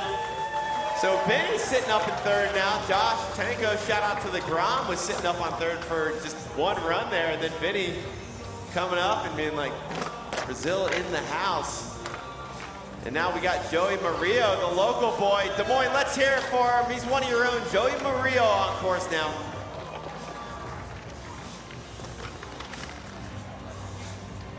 I think the real win for Joey is he's going to get to skate this park He's after we leave and have the whole place to himself. And local hero, local legend now, is the only local athlete from Des Moines competing here in Dew Tour this weekend. I have a feeling that's going to change the next time we come back. For real. There's going to be a lot of talent coming out of it. I mean, there already is a lot of talent in this city. I've definitely seen some of the local skate. And local skaters were out until late last night. Yeah, big shout out to Subsect, local shop here. Definitely stop on by. Yeah, have you had a Support chance to your make it down local. there? I haven't yet, but Definitely highly want- recommend it, yeah. Maybe after we wrap up here. Definitely looking forward to cruising over there and checking it out. Super important to support our local skate shops. Keep the doors open. It's nothing like a community vibe, friends at the shop, hangout spot. Here we got Dan Mencina. Stomping that 50-50 to start it off.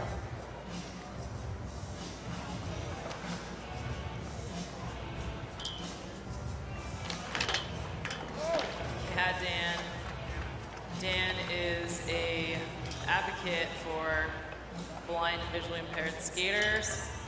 Really committed to changing how people see.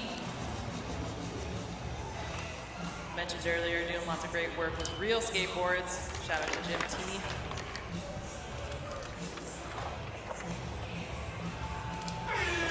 As the clock winds down there for the third and final run, Dan Mancino sitting in 6th previously. But hands together for Dan Mancina. Representing the blind skate community out there.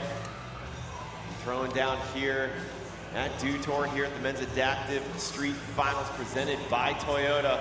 Run 3 score coming in a 70. So not cracking up on the podium, but a great showing out here for Dan Mancina and all our athletes. As we have Mike Miner currently sitting in 9th. Holy lip slide hanging on. Sketchy. Board slide.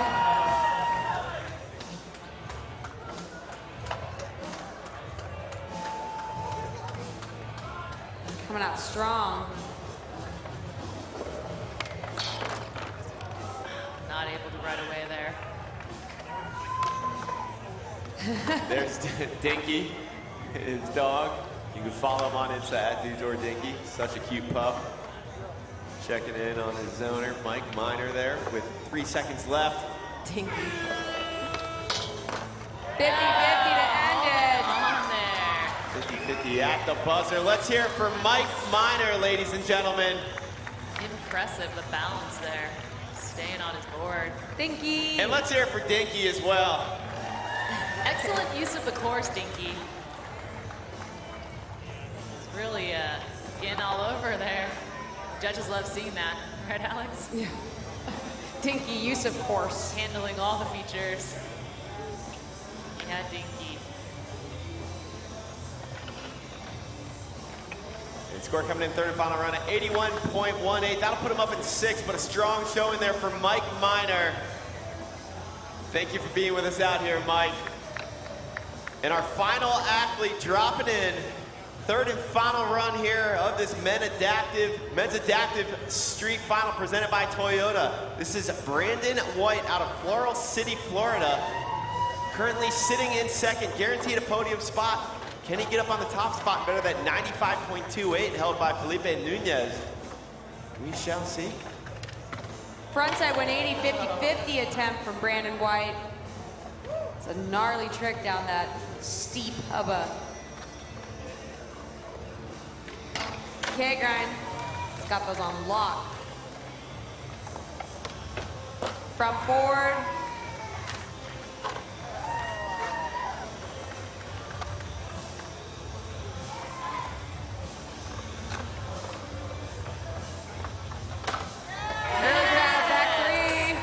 Right before the buzzer there. Let's hear it for Brandon White. What a great way to finish that run. That was just wild. So solid, such a strong finish. And let's hear it for all our athletes as that wraps up third and final runs for all our athletes out here at the Men's Adaptive Street Final presented by Toyota here at Dew Tour Des Moines. What an amazing start to this Sunday. Fourth and final day.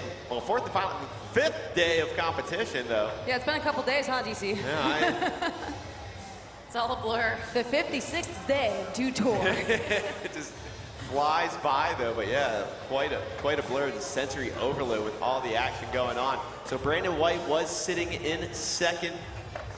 See if that was enough to get him up on top as we await our final results. What a great way to kick off this morning here. And there's your final results. It's Vinny Sardi walking away with that third place finish. Brandon White, who you just saw there, coming away with a second place finish. And Felipe Nunez, Brazil in the house, representing Brazil with two Brazilians on the podium. Felipe Nunez not only winning park this morning, but street as well. What a morning for that young individual. 2 for 2. I don't think anyone has ever done that before. It's remarkable. Winning park and street. God. Very impressive. Making history, showing you why he's got a cover with Thrasher. Felipe Nunez just dominating this morning out here. But shout outs to all our athletes.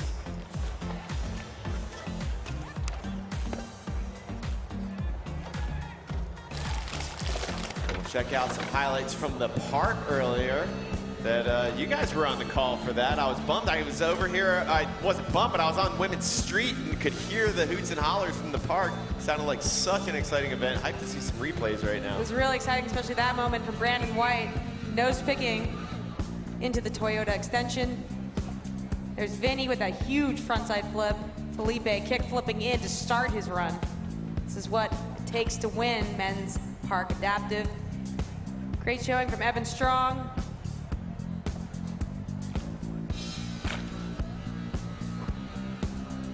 Wheels.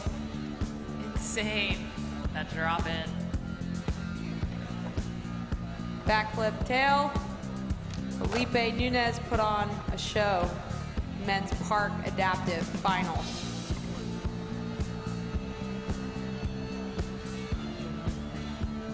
Yeah, there's your winner for street, Felipe Nunez, who then backed up that winning performance with the win here on street. Sorry, the win from park and from street. And speaking of street, you just witnessed. Let's check out some of the highlights here. And there's your Look champion. at that front nose grind. Up there. So much strength. Front Smith, he's no stranger to big handrails. Wheels, invert.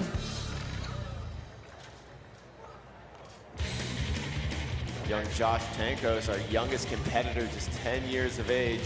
We'll be seeing him skating around all day and hanging Holding out. it down for the Groms for sure. 10 years old, 4th place. Not a bad finish. Not at all. Dan Mencina. Cena, 50-50. There's Minor. Taking a couple major slams out there, but getting right back up, no problem. Brandon White backflip showing you he's an ATV as well. Skating in Park and Street in the same hour. Backside 180. Front blunt. Yeah, talk Felipe. about the Front feeble, back 180 out. Back-to-back contests. Takes a lot of energy. Yeah, for real. All right, well, it's time to award our winners out here for Men's Adaptive Street Finals presented by Toyota here at Dew Tour Des Moines.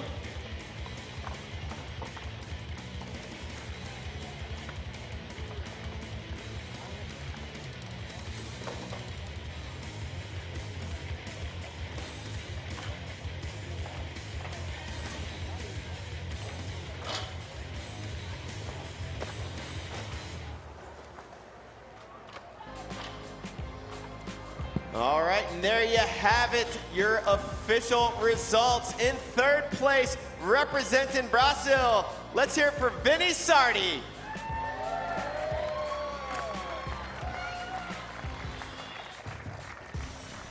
And a big congratulations, parabéns, Vinny Sardi. And obrigado for being out here with us at Lauritsen Skate Park here for the Men's Adaptive Street Finals presented by Toyota. One more time, hands together for Vinny Sardi in 3rd place.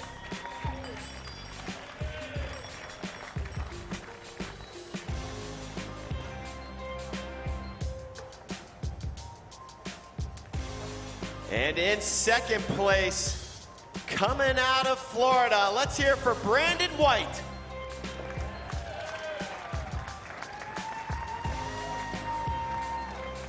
Brandon White representing the deaf skaters of the world, coming away with 2nd place finish, backing up an amazing performance over on Park as well this morning. Let's hear it again one more time for Brandon White, 2nd place.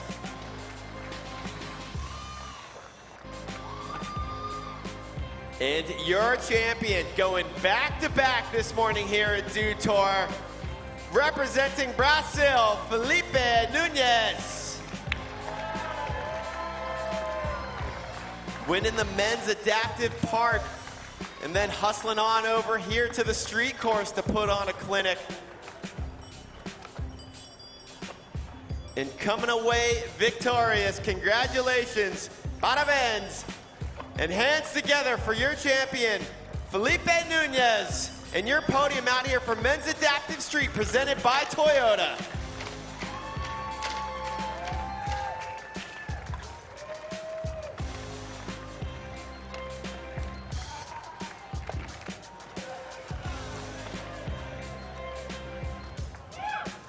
Yeah, congratulations to all our adaptive athletes, and thank you for being with us. When we come back, Women's Park Final here at the Dew Tour.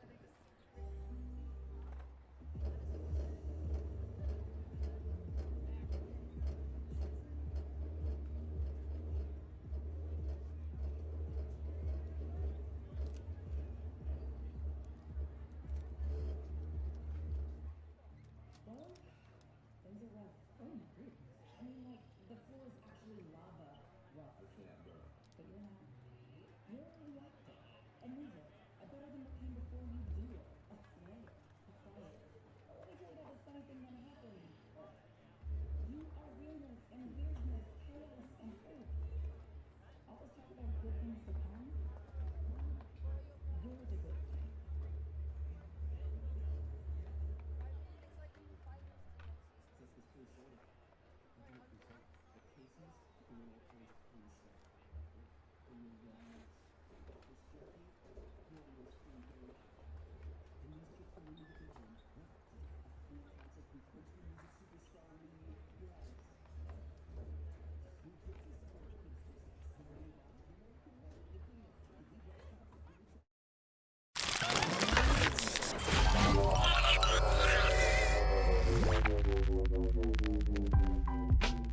When I was a little kid, all my classmates, like moms would tell my mom, like, why are you letting your little girl like go to the skate park? Like that's where the bad kids go. Like, what are you doing? And she's like, no, like go to the skate park. It's not like that. Like, what are you talking about? I think what was so addicting about skateboarding was the fact that, you know, there's no uniforms, there's no rules. Skateboarding is skateboarding, and it is what it is because of that liberty. I think the fact that I didn't need anybody at all is what really drew me in. And within not needing anyone, I was in my own world. With skating, there's so many different styles. Like, people wear whatever they want, they dress how they want, they skate how they want. Like, every individual skater is completely different than the next. I just really could express myself when I was 8 years old, and now 16 years old. It really just molded the person I am today. It's something about it that we just so passionate about this skateboard that, like, bro, it gets so many people together, you know? Whatever type of animal you have inside projects onto what skateboarding is for you.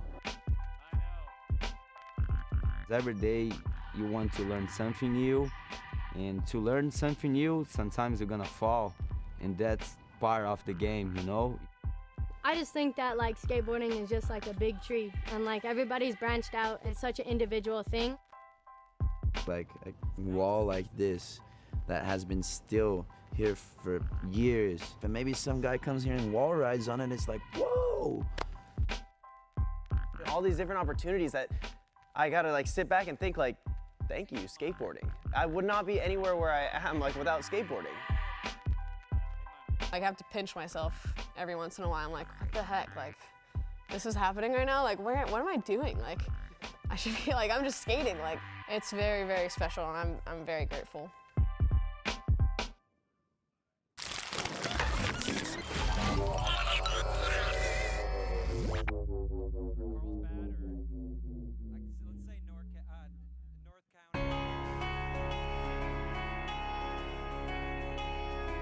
Yeah, wipe out and get right back up. Get up.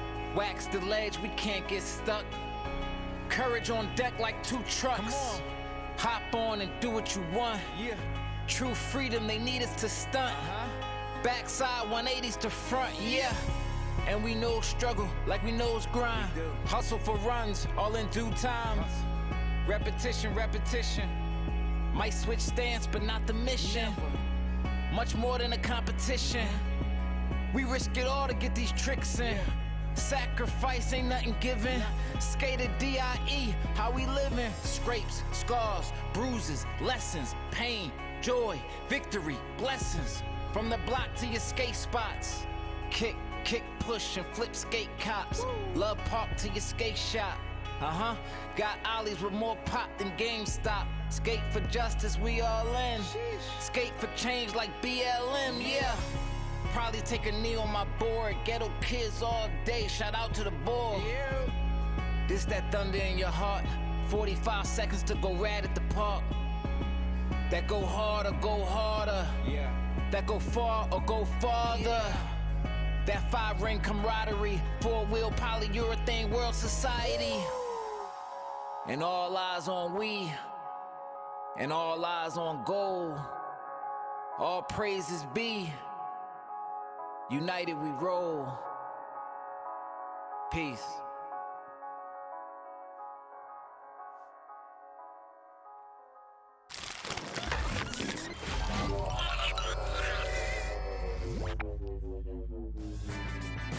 And welcome to Championship Sunday here in Des Moines, Iowa. It's Dew Tour 2021 as we get set to crown champions throughout today's competition. We'll kick things off with the women's park final. We have got 8 women competing for those top 3 spots on the podium. The competition throughout these 5 days has been nothing short of sensational. Weather looks to be good throughout the day as you get a look at our Olympic qualification overview, there's 20 athletes per discipline. There's max 3 per country, and that's where it gets a little interesting. 5 participating continents must be represented. So it'll be 19 plus 1 African continent will get the final 20th bid on there. And if you're an athlete from Team USA, Team Brazil, Team USA, Japan, it's going to be very difficult to make that squad. Competition format for today, you'll have 8 athletes. Now we bump it up to 4 runs, 40 seconds or until fall, and of course the best run counts. That's out of a possible 100. And we say good morning to you from the banks of the Des Moines River here in Des Moines, Iowa. Todd Harris alongside Paul Zitzer. We're excited to get started here on the women's competition. Paul, you talk about the progression that has taken place during the pandemic, what has happened over the last 2 years since we were with you at Dew Tour in Long Beach. It has been nothing short of amazing. Yeah, it's so beautiful to see. The women in the bowl today, we've watched them all weekend long. It's been incredible. You're going to see so much great skating, so many different styles coming from all over the world. All right, we talked about Team USA and, of course, the 3 spots that are available. Still some things to be sorted out, but Team USA looks pretty strong as they get ready for Tokyo coming up in less than 2 months. We'll take a look at the starting list and who will be competing today, who gets those final 4 runs today. Best run counts. Jordan Barrett leading things off. Kisa Nakamura, Kokono Hiraki, Mami Tezuka, Sakura Yosuzumi, and Bryce Wettstein, of course, Sky Brown competing for Great Britain, and Masugu Okamoto. Those are the elite 8 that are competing. They get 4 runs. So, Paul, that opens up things just a little bit. Takes a little pressure off because you can let things flow early. Back when it was 2 runs, not so much. But with 4 runs, different style. That's true, but the level goes up, Sure. too, because you got to stay on and you got to do your best work, and you're competing with the absolute best skaters in the world. To put your name on that 8 start list, that means a lot, Todd. Safe to say that could be a final at the Olympics in less than 2 months. Yes, absolutely. Sky Brown is a talent that comes from the States but lives in Great Britain, representing London, just 12 years of age, and the level of talent here is so amazing for so much youth. Youth will certainly be served here, as the average age in the women's park final is 16. And you look at the talent that comes out of here. So they are in for the next 2 Olympic cycles easily, if not more. But they will let you know, no question about it, they are here, they are ready to skate. It is all about youth in the women's park movement.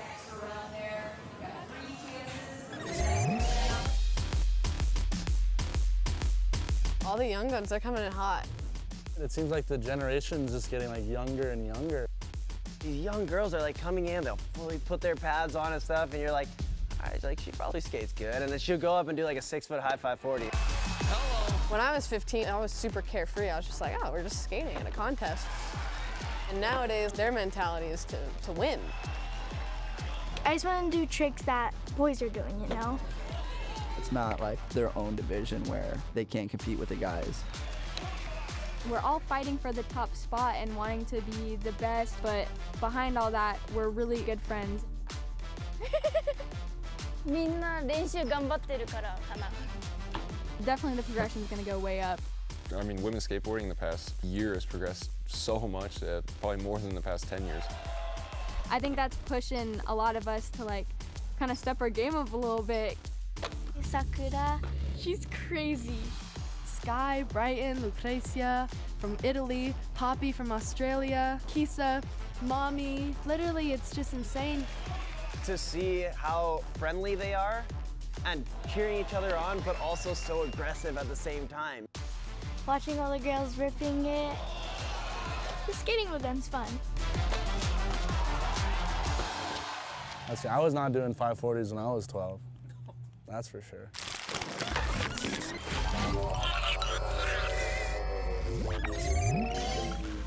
So be prepared to be amazed as you get set to watch Women's Park Final here at Dew Tour 2021 on the final day of competition. So here's what's at stake for Team Japan. And Paul, we've crunched a lot of numbers. This might be the most competitive team to make with the talent that they're bringing. Oh, there's absolutely no question about it. You're seeing the top names on the board at the bottom of your screen. That list could go on and on too, Todd. There's so much talent there. That is by far the hardest team to make. Well, the battle for third rages on with Kisa Nakamura, Kokono Hiraki, and Mami Tezuka. They all still have a shot to get in there, but it's going to be a game of numbers. You got to finish on top or in the podium and hope that the other person doesn't fit ahead of you, and then the numbers will be crunched at the end of the day. You're right, but numbers aside, Todd, this is going to be super fun for us because this is going to be an amazing event. We're going to see great skating on our way to all those numbers. What do you think has fueled the Japanese resurgence, especially in women's skating?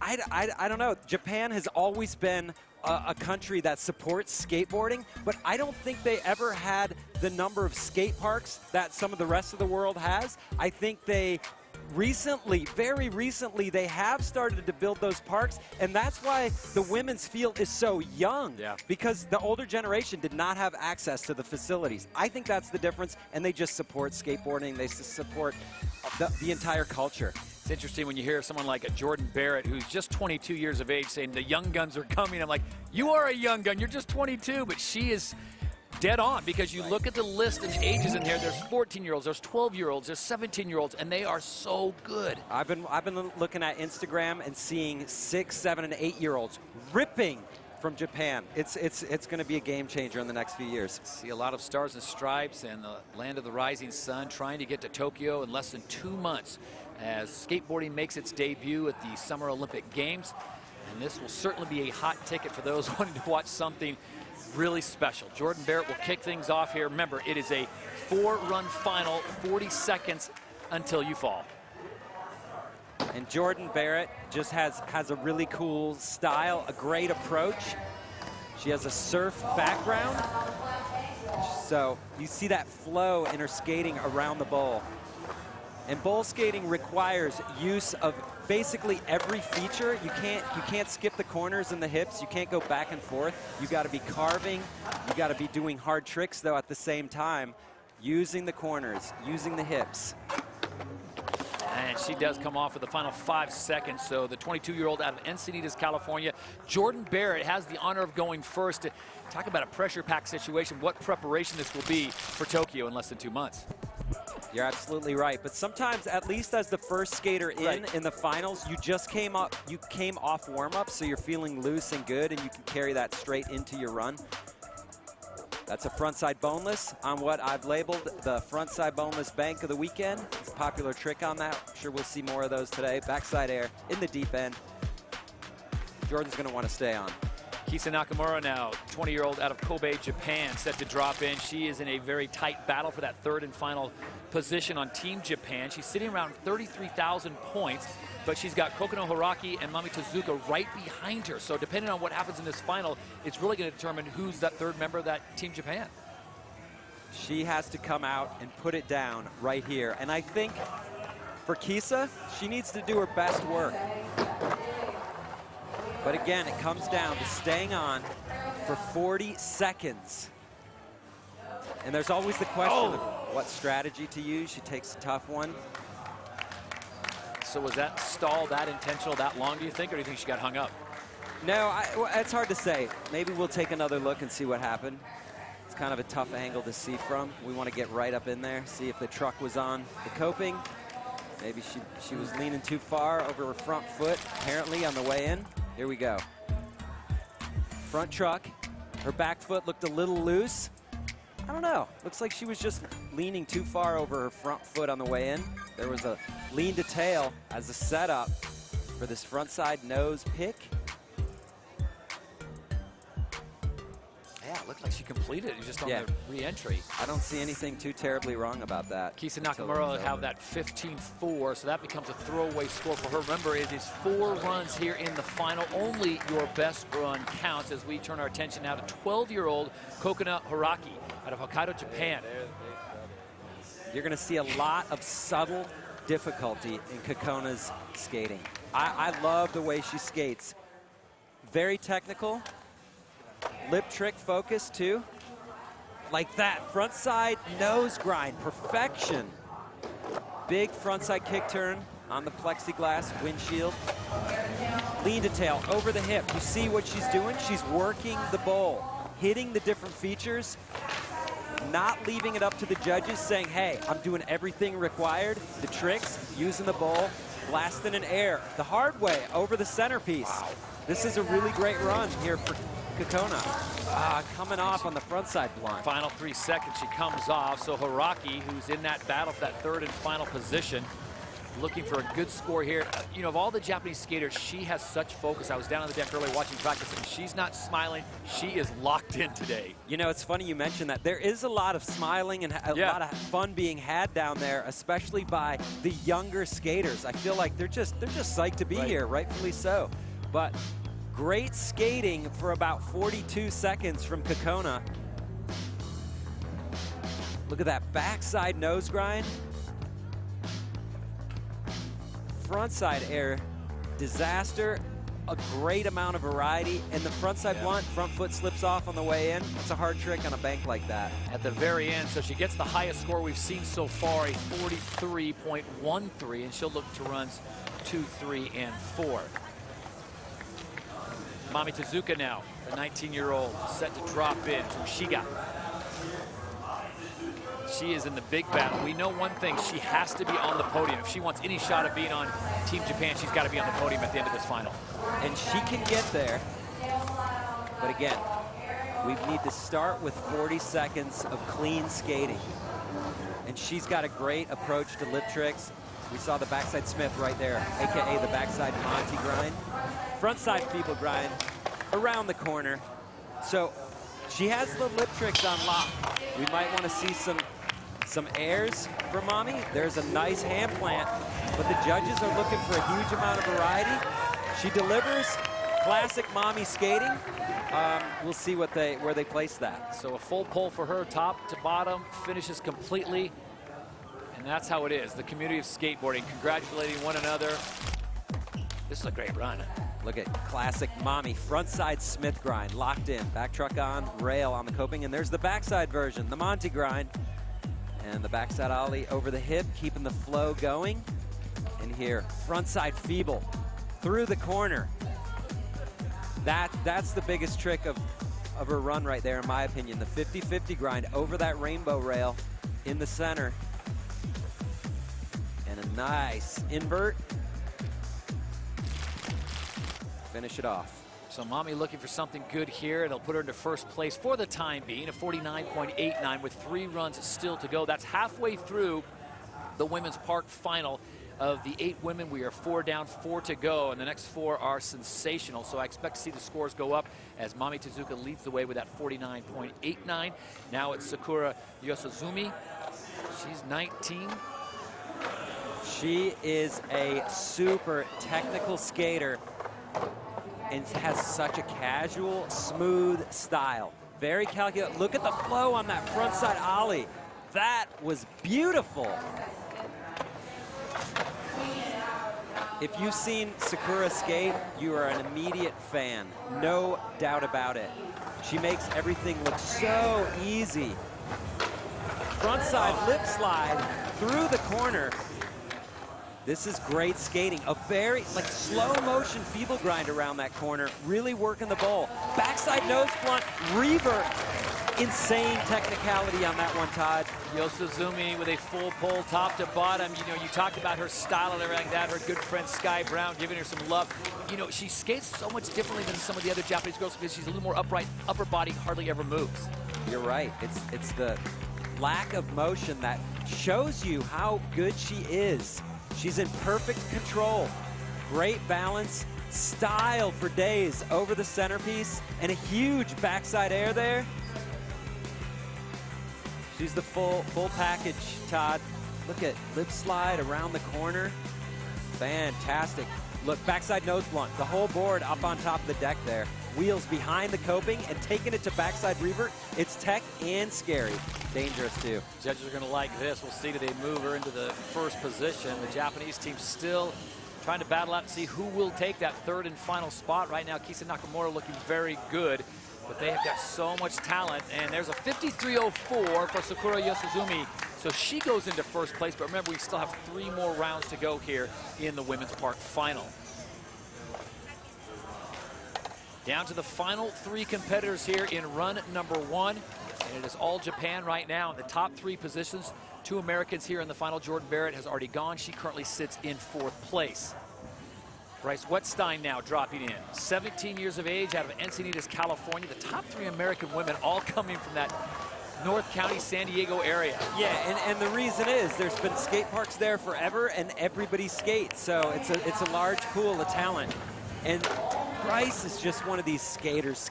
She's awesome. She looks so good on a board, and she has a cool selection of tricks like that. Cab pivot, could have gone to feeble, hard to tell from that angle.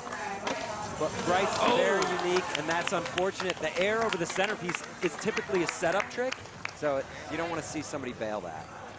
Set up for something more as Bryce Wettstein now looks to runs 2, 3, and 4. Still a smile on her face. 17-year-old from Encinitas. So the 4-run final, Todd, gives skaters like Bryce a lot of room to improve over the next 3 runs. That was awesome. The frontside boneless on that bank, but taking it to disaster, mixing it up a little bit. I like that. So Bryce is going to be looking to the subsequent runs. That 28-18 becomes a throwaway for her.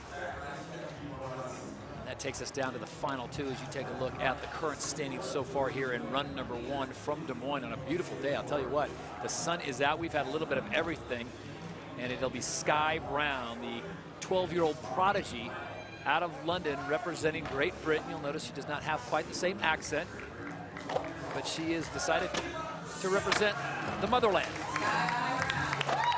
Sky Brown, marketing gold, I tell you. She rips on a skateboard, and we've seen her improve so much over the past 2 years. So she didn't get to skate in 2019 Dew Tour due to injury. It's great to see her out here in 2021 looking so strong on a board. And she really can do it all. She learned McTwists last year. She's been skating with Tony Hawk. You know, that can't hurt. That's not a bad thing. Look at that, hand plant in the deep end. Going front side there, using the whole bowl, front side grind. Definitely a fan favorite. The Sky drops in. Everyone loves to see her skate. And she's one of these that's always having fun, having a blast, positive energy. That helps. Marketing gold. Right? Am I wrong? Look at the size of that backside air over the centerpiece into a nice mute air. That's a technical air in the deep end, and going alley-oop, turning backside, but in a frontside direction over the hip, and a frontside 360. That's going to be a big score for Sky. She did it all. Love the hand plant. Remember, folks, she is just 12 years of age, and she will certainly be someone to keep your eye on as the Olympics approach. I don't know if I've ever seen her with a frown on her face, or you know, disappointed or angry. Let's see what the score comes in for young Sky. She goes into first with a 57.14 and still has 3 runs to go. I like the surprise there. I mean, really? She skated pretty insanely great. It's like not Christmas morning. Oh my gosh, I got a 57. It's a good thing when you're 12. Life is good. So here she is, the 14-year-old, say a prodigy because we've said that so many times, but Kasugu Okamoto, she is dominant. She is the queen, and she gets the announcer's curse as she comes off early here in the final. But remember, she has 3 more runs. Well, I want to see what happened there. I think it started with the air over the centerpiece. We could call it the Twinkie or whatever you want to say, Todd, but I think she didn't quite get the speed that she wanted on the landing there. You see her hanging up a little bit on the top, not getting quite the speed and pump into that McTwist. Yeah, she knew.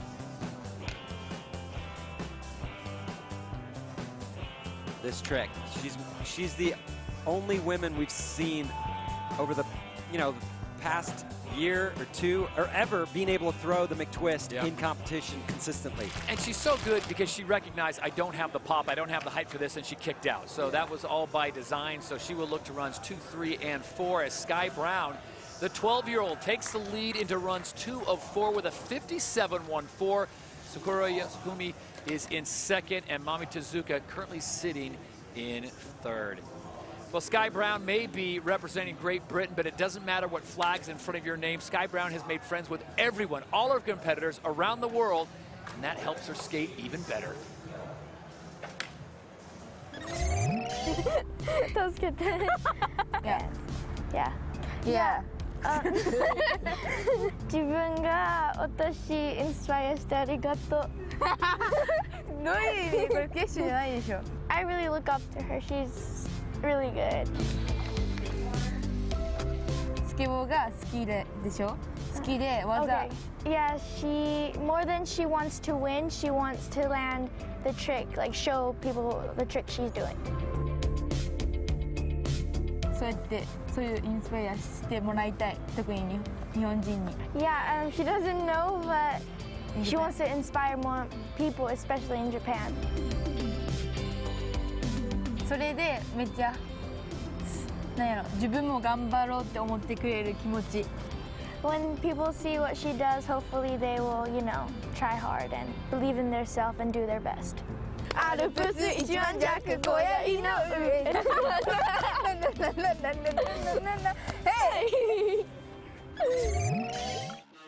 Camera. Kids just having fun out there as Sky Brown takes the lead into run number 2 with her good friend Kisa Nakamura. She makes friends everywhere she goes. Speaking of making friends, when you have the opportunity to bring in a legend to help you out on the call, it's always a wise thing. And I'm not talking just about Paul Zitzer, of course. Lizzie Armanto joining us. Did you know it was Paul's birthday yesterday? Shut up, Todd. Let's talk about Lizzie. Yeah, me too. I knew she wanted to give you some love. Lizzie, you've been around this game for so long. You've seen the progression. What do you think about what we're seeing today in run number 1? It's amazing, like all these girls, they've come up so fast, and to see the level that they're skating at with like the trick selection and the powers, it's insane. Who do you think is the hardest skater to beat out there? For real, you've skated against all of them. Yeah. I mean, they all like have their own thing. Obviously, Masuku's been like really strong. Like she just like every time she skates, she like puts out her run.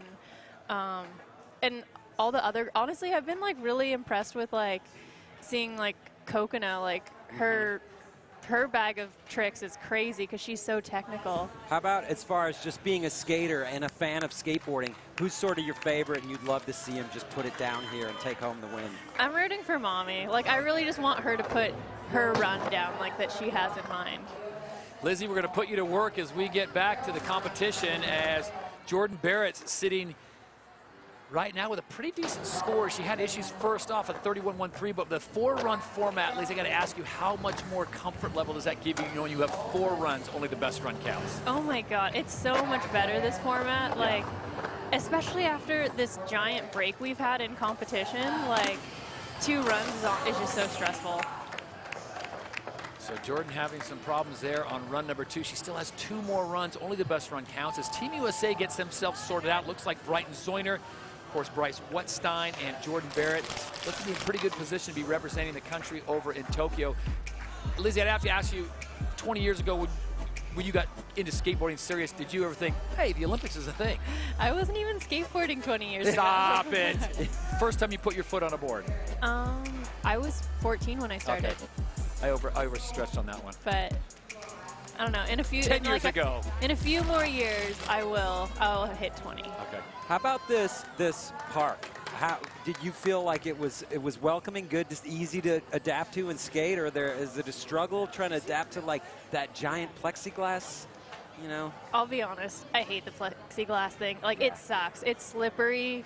It's like awkwardly tall. It's like awkwardly steep. Like, not steep like, vert, but like just awkward. It's just so weird. No, that's why no one's touching this, Right. honestly. How about let's take the windshield out of it? The rest of the bowl? The rest of the park's pretty awesome. I think it's just a matter of like time. Like, a lot of people didn't have the same amount of time on this course. Right. Okay. So Nakamura now on course on her second run of 4. Sky Brown leads the way with a 57.14. More than likely that score is going to get dropped, but everyone has so many opportunities. As Lizzie pointed out, 4 runs makes it so much better. You can really let things flow a little bit more, take some chances. Right, and Lizzie, if you have a 4-run format, do you just decide to go all out straight away and hope to put your best run down one time, or do you try to build on a first run that's a safety a little bit? I feel like it's always good to just have a safety run, and you saw that from like all the girls. They just like put down something, and now they're building off that, and I think that gives you the confidence to like be like, okay, that's in the bag. I want to do this. So what you're saying is basically tune in for round 4, no question. Yeah, for sure. Like that's the craziest run we're gonna see, or like out of all of them. Kisa Nakamura in that battle for that 3rd and final Team Japan spot, representing the home nation for the Olympics. And here we see her making the frontside nose pick on this run. That's what took her out last time. So an improvement. Kisa is a powerhouse. The way she skates is like, she can go from no speed to like somehow back to where she was at. Like she's all power and strength. And she does things that I'm like, I would not come back. Right. How about a Miller flip? Can you Miller flip? Not yet. Okay. We'll get there. She finished strong. There it is. Kisa's second run better than her first, a 40.13. That bumps her up. She'll continue to build with 2 more runs still to come. Current standing still, Jordan Barrett jumping out in front. Sky Brown sitting on the 57. Kokona. That is such a crazy trick to be like your first trick on the, right? The baseball. She's so consistent with the lip tricks. Nose grind champ, right? Yes. That hip that she went over, that's like the hardest hip in this bowl. Like everywhere else is pretty mellow and like straightforward. Mm-hmm.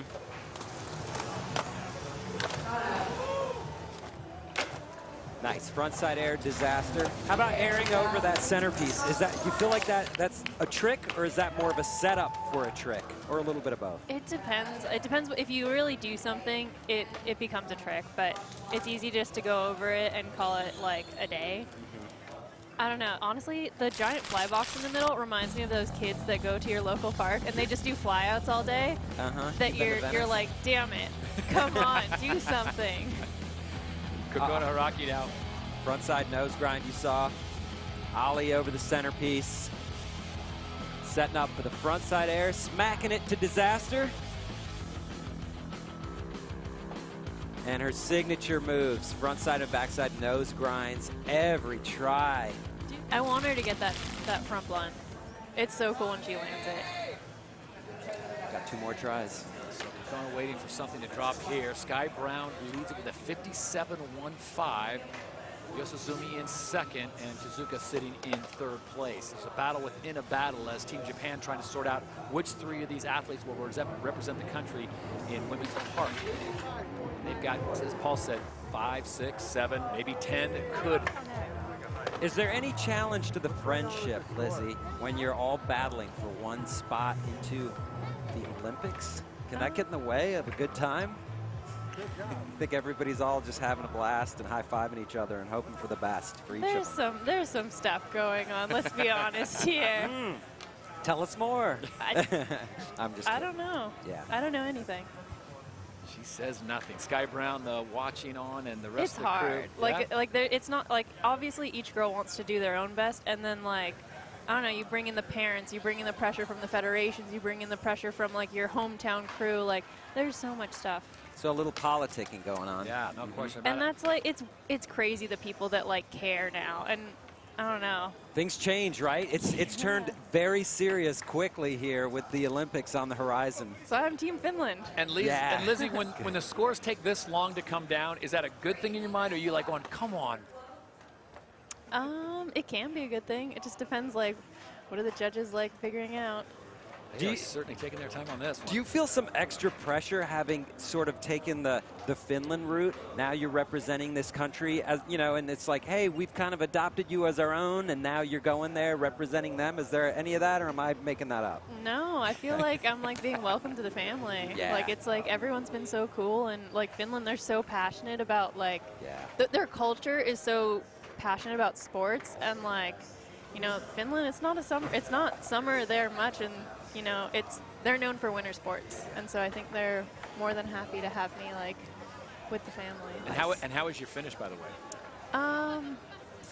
Finnish is such a hard language. I was going to say, it's one of the hardest languages I've heard to learn. It's crazy. Like, if you hear, a lot of the times if you hear someone that, like, grew up speaking Finnish, you hear it in their English because the accent is, like, so heavy. I'm sure you're gonna perfect that, no question about it. Mami Suzuka now. One of Lizzie Armando's favorite, and she goes down early. Remember, it's 4 runs, 40 seconds until the fall, so that becomes throwaway for her. There's a lot of pressure on Mami, too. Yep. Well, there's so much pressure to make this team, Team USA. There's so much talent, so few spots. For more on that, we check in with Tina Dixon. Oh, yeah, you know, and Todd, I'm standing on the deck of the final Olympic qualifying event for Women's Park. And like you said, if you're one of those Japanese women, the pressure is on. Now, throughout the week, there have been so many smiles down here, but those smiles have transitioned into focus and determination. And one thing I've noticed is the women have been looking at the scoreboard more than usual down here, Todd. Now, no question about it. Points are at a premium right now, especially for Team Japan. We talked about it with Okamoto and Yosuzumi, pretty much locked in for them. But then you have the battle between Nakamura, Hiraki, and Tezuka, all trying to get on that third and final transfer position as we move on to Sakura Yosuzumi. Lizzie, have you seen a change over the last year, not seeing some of these skaters for a year? A lot of improvement here from a lot of them, right? Yeah, new tricks. What's it called? There's like some of the girls have grown. Like, they're different. They have more weight, and like they have to adjust their skating to that too, because there's so many like younger kids. And I feel as if skateboarding can become more difficult as you get bigger, for sure, right? 540s, for example, little kids have a much easier time than big kids. Other tricks too, carrying more weight. That is definitely a thing, and I feel like all these girls that are in the finals, they're managing the change pretty well. So Sakura finishing off her run. Again, the obligatory hug from her friend Sky Brown. You go back to 2019 at the Dew Tour. She was in the final as the elder statesman with a 10-year-old and a 12-year-old on the podium. Her skating is just so polished, and she's so consistent, and there isn't, she doesn't get sketchy. She just puts it down clean. Hard tricks. Any weakness? Would you point out any weakness, Lizzie? I would say that Sakura's biggest like improvements could be like, I don't know, like the way she does them. They're very controlled, and like it looks, you can see that it's controlled. Like on her ollies, like you want to see her get loose. Yeah. Add a little style. Like it doesn't look like she's ever like going for it because she's so controlled, and sometimes that translates as in this is easy. Right. And right. then you start getting judged against yourself, which is another like not fun place to be. So Sakura moves into second place, guys, with a 55.09 as we do a little housekeeping before we get set to watch Bryce Wettstein. Bryce is like a new skateboarder. Crazy. And going back to 2019, the Dew Tour, you were on the podium, Lizzie Armando, so I'm not robbing you from that position. What do we see? What do we see from Bryce that you like the most? Backside ollie, going from a backside ollie at that angle is like crazy. Like she has to ollie up it so much. Feeble fakie, it just comes out of it super strong. Bryce has been like, her control is so much different than it was a year ago. Oh, I love that. Body varial disaster. Also, Bryce has a very peculiar vocabulary. I hope you guys get to talk to her. She makes for an interesting up-close and personal interview. Bryce right now focused on this run, and that fall comes after the clock hit 0, so she should be in good shape. Currently sitting in 7th place after that get off early in run number 1 with a 28.18. I expect this to bump up, but yeah, certainly her own style, the way she rides out there is awesome. Oh yeah, it's been incredible. I agree that alley-oop backside ollie is just a thing of beauty, and she's cutting the rock and roll up on top of the plexiglass. She's the only one to start off her run like that, which is a bold move. I mean, Mommy, she just tried it, but right, we talk about how it's so hard to show up somewhere. You know what tricks you can do, but then to adapt them to the course that they give you and make it all work, that's tough. And then with limited practice too, right? Skating in contests is so much more than just the 40 seconds. It's the whole build-up, the preparation, working it all out on the way. Yeah, nice improvement for Bryce Wettstein, 41.33. That puts her into 5th place here in the women's final. of the women's park competition. Sky Brown continues to lead with a 57.14. And there you see the, wow, look at all the Japanese flags in the top ends. So crazy. Yep, a lot of talent on there. Masugu Okamoto, not many times you see her sitting in 8th place, but remember, she still has her runs to go. So Sky Brown, if you didn't know, she lives in California, dad of British descent, mom of Japanese descent. Here she is competing for Great Britain. She's all international. She could skate for anyone. Yes, it's true. Lizzie, is she making the right call? I mean, not judging, but is she making the right call going and representing Great Britain? I mean, it's stacked being in the Japanese like camp or crew.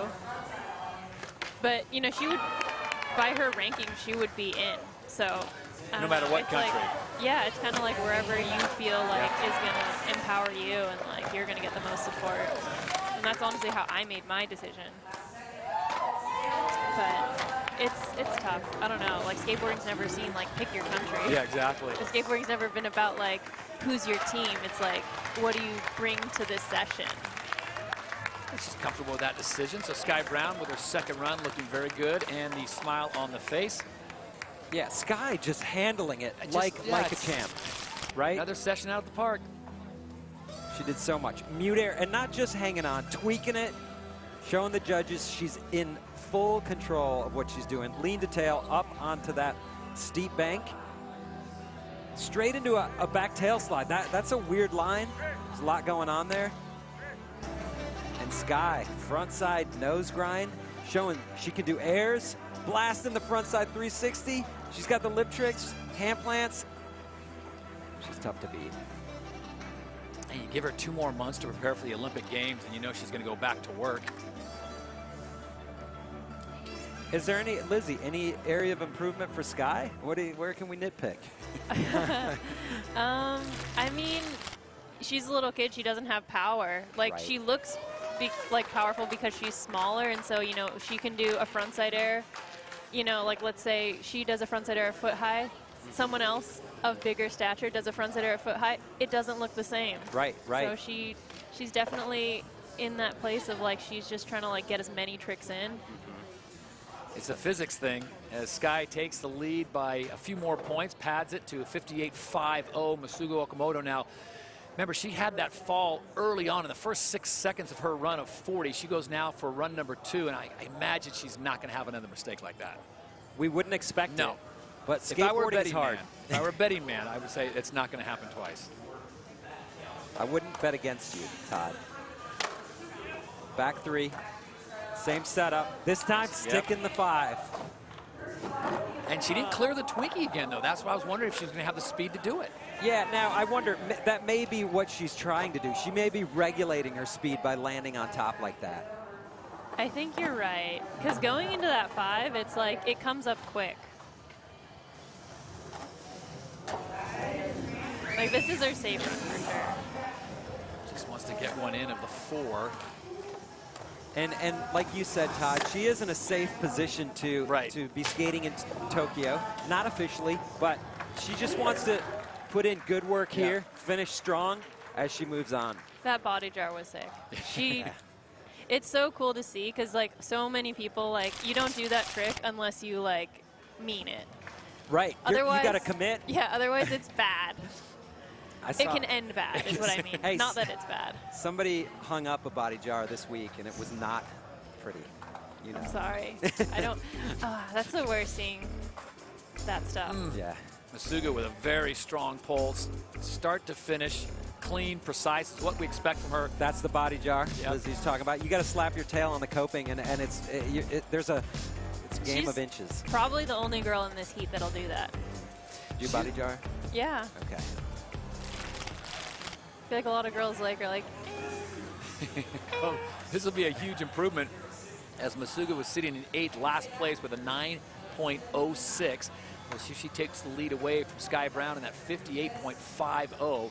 as we get set for run number 3. So halfway through the competition, Sky Brown leads the way, best run so far. Sakura Yosuzumi in second, and Mami Tezuka sitting in third place. The battle really right now is for Team Japan. Who will be that third and final competitor representing the home nation? Masugu Okamoto has pretty much done it. Sakura Yosuzumi, and how about that? A 57. So Okamoto goes right into second place with 1 run. And that's with a safety run, according to Lizzie. I'm not saying it.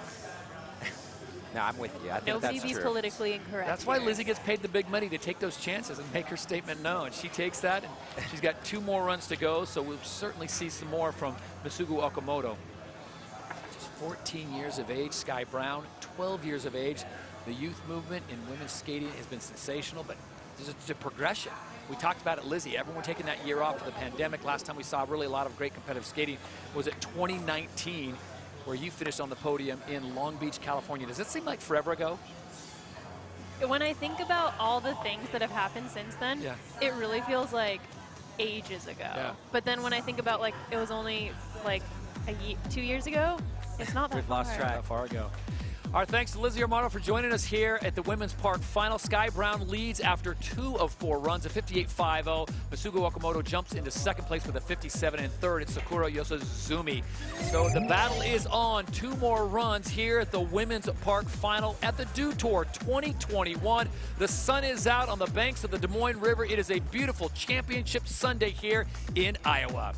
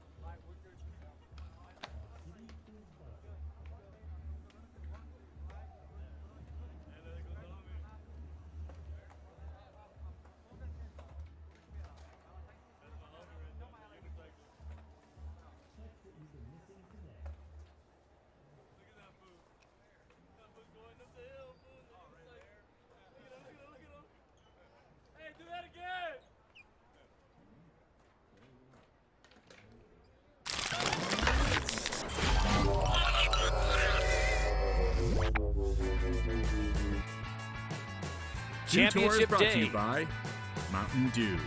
Do the Dew. Casey's, here for good.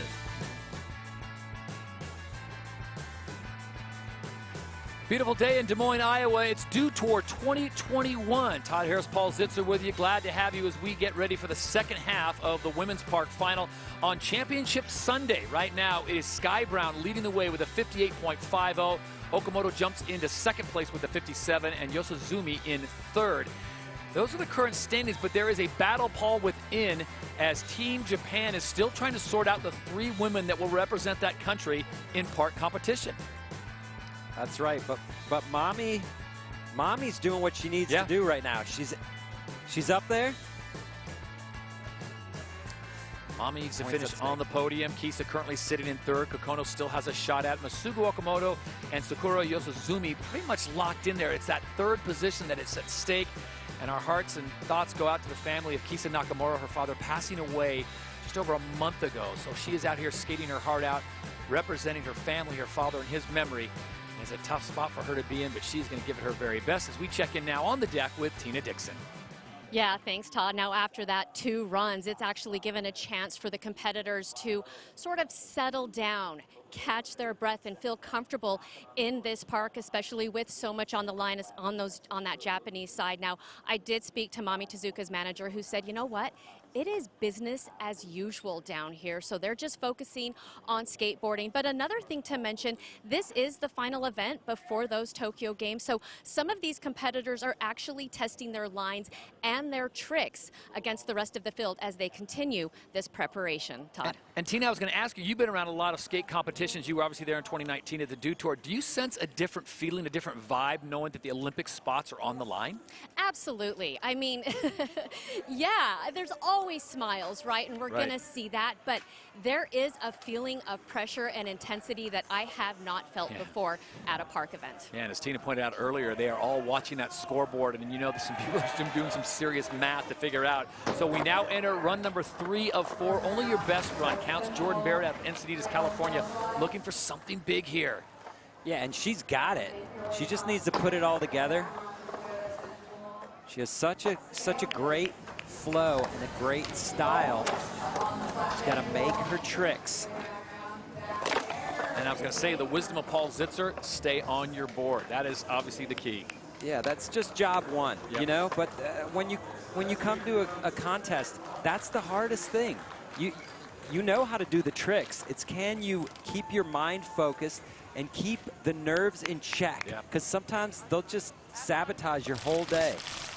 So let's look at the highlights from Jordan Barrett as she comes in here to start things off. Everything's so clean. Her grabs are always nice. She locks it in, and this one just, how'd that get away from her? I think she may have pulled out too far off the wall. And sometimes if your weight's a little forward and you're going to land low, it is not going to end well if you try to put it down. Sometimes it works. A lot of times it does not, and there's times you don't want to find out. Yeah, no question about that. Kisa Nakamura now set to drop in on her 3rd run of 4. I can't even imagine what it's been like for her after losing her father and now traveling to the States here in Des Moines to compete at this global qualifier to try to get herself onto Team Japan. She is in a battle right now, currently in that 3rd and final position. Wow, so far so good for Kisa. Taking some chances, staying on. I feel like she got a little loose, but judges like to see that sort of go for it type thing. Just go, make it happen, stay on. Over the center. Huge backside air there. Time for one more trick. Oh yeah, hurricane there. And that's time before that Miller flip. Great run for Kisa. She's currently sitting in 7th place. Would do herself a lot of good to lock up that 3rd and final position as her best friends come over. Sky Brown's everyone's best friend, I think. I'm surprised she didn't go over and hug Tina after that report. You're right. So if Kisa can finish ahead of Kokona and Mami, she's setting herself up really nicely. And coming into that run, she is behind both of those skaters. So this is going to be a huge score for her. Frontside nose blunt on that steep bank, taking a huge chance there, and it's going to pay off. And the backside tail didn't really get a slide, but that's all good. She kept the run going. Mute air over the center. Big backside air in the deep end. Great variety. Kisa just a few thousand points ahead of Kokona Hiraki for that final transfer position for Team Japan, and with the points that are available here, this is going to be huge. So her 3rd run does pad it a little bit, a 42.07, and she will bump up to 6th place. But right now, she's not really so worried about the position on the leaderboard. She's worried about the points and where she's going to finish. I would agree with that. Kokona Hiraki, we've spoken about already, just 12 years of age, already on course. I go what Lizzie Armandi was talking about just the size and the girls growing and getting some more weight, getting some more physics on their side. They got to work so much harder to generate the speed. Right. We talk about this a lot, Todd. The smaller and younger you are, there's pros and cons. If you're tiny, you have the advantage. You have a lower center of gravity. You're probably going to stay on more. You have better balance. As you get taller, it's harder to balance. But that said, yeah, lack of speed, and it's hard to be very stylish when you're tiny. You know, style comes with size and experience. Oh. And we saw that's what Lizzie wanted to see, the frontside blunt. Right. It's been giving her trouble. So Kokona will look to runs 4 as we wrap things up here on run 3 for her. So much great skating on the lead up to that frontside blunt. The front nose grind, cradle slide on that steep bank. And of course, I mean, backside nose grind, those are her specialties. She's the best at that, best in the world. And you think about the longevity of her career is there's going to be 2 more Olympics cycles before she hits 20. It's after Japan. So she's still going for the frontside blunt up on that steep bank. I'm not sure. It looks like maybe just a lack of commitment, which seems surprising to say. Yeah, so she's going to stick with run number 1, 43.13. And there are the current standings right now in the midst of run number 3 with 4th run still to come. Sky Brown leading the way, 58.50. Masugu Okamoto doing what she needs to do. Pretty much a lock for Team Japan, as is Sakura Yosuzumi. Mami Tezuka now, she needs to go. This has got to be a huge run for her, not to put all the pressure on her 4th and final. She's put it down in an amazing way so far, Todd, but she has to bring a little bit more. She needs to finish top 3 on the podium, and she can do it. Backside tail slide, barely getting her tail on the coping, though. That makes it even harder when you don't do the trick all the way. Frontside feeble, she is great at that trick in the corner. Very technical lip trick. Oh, wow. You saw her feet got hung up on the rail, board off. She was committed, though. Yeah. So Mami currently sitting in 4th place with a 49.89 as time runs out. She needs to be on the podium if she's got any shot representing Team Japan in Tokyo. Hey, no matter what happens for Mami, though, you can't take away that frontside Smith grind. That is just the best. Front tail up on the steep bank, keeping the run going with the ollie over the hip. And there it's just fantastic. And her skating in the open qualifying and in the semis, as we see where she came off there, was sensational. I mean, she's just, wow. And she's one of the only women here hitting the rainbow rail over that centerpiece. The board just came off her feet before she even left the coping. I'm not sure what happened. That's skateboarding. It's not attached. 38.47 throwaway. She holds on to the 49.89. She'll be back. One more run for Mami. That's going to be a crucial run. Yes, it is. Sakura Yosuzumi currently sitting in 3rd place on the overall standings, 2nd place for Team Japan. And I like what Lizzie was saying about Sakura. I love that about her style, how casual and calm it is, but she makes a great point where it might look too easy. But what a great frontside ollie she's able to do. I love the tweak on that air. And a 540! That's new! She comes off as she was making the transfer. She got robbed, Todd. Oh, my. She just threw that 540 out there like nothing. So the big trick she lands with is a transition back to the next wall where just the board. Here's what we say about that, Todd. Only in a contest. Yeah, it's like a full mysterious invisible banana peel. Yeah, it's one of those things you can't prepare for it. There's just nothing you can do. All of a sudden you're flying off your board for no reason. So she put down a beautiful judo air. Leaned a tail way up on top of that. You heard Lizzie talking about how annoying that thing is to skate, right? Okay, frontside ollie, just perfect. This run was going to be it. Look, backside melon grab 540, perfect landing. It just gets high. She was looking to the next trick and not looking under her feet, which, why would you? She knows what she's doing. She knows what's going on out there. And that bump just kind of caught her off guard. She kind of hit 2 different competing transitions at the same time. Ah, what a disappointment. What could have been, no question about it. 55.09, she'll stay with that. Yosuzumi with 1 more run to go. Bryce Wettstein will be the next to drop in, the 17-year-old from Encinitas, California. The American situation is a little clearer. It looks like that Bryce is going to finish in that 1st position for Team USA. Brighton Zoyner looking really good in 2nd place, and Jordan Barrett looking very strong for 3rd. Now, crazier things have happened, but right now that looks to be the team that's going to represent Team USA. Yeah, and Jordan was the one in the tenuous zone. Yeah. And she's here in the finals. That's what she had to do. Did herself a favor making the final. Here she is, Bryce Wettstein now Coming in with the big rock and roll on the annoying bank. Going alley-oop there in the deep end. Yes, the crowd responding to Bryce.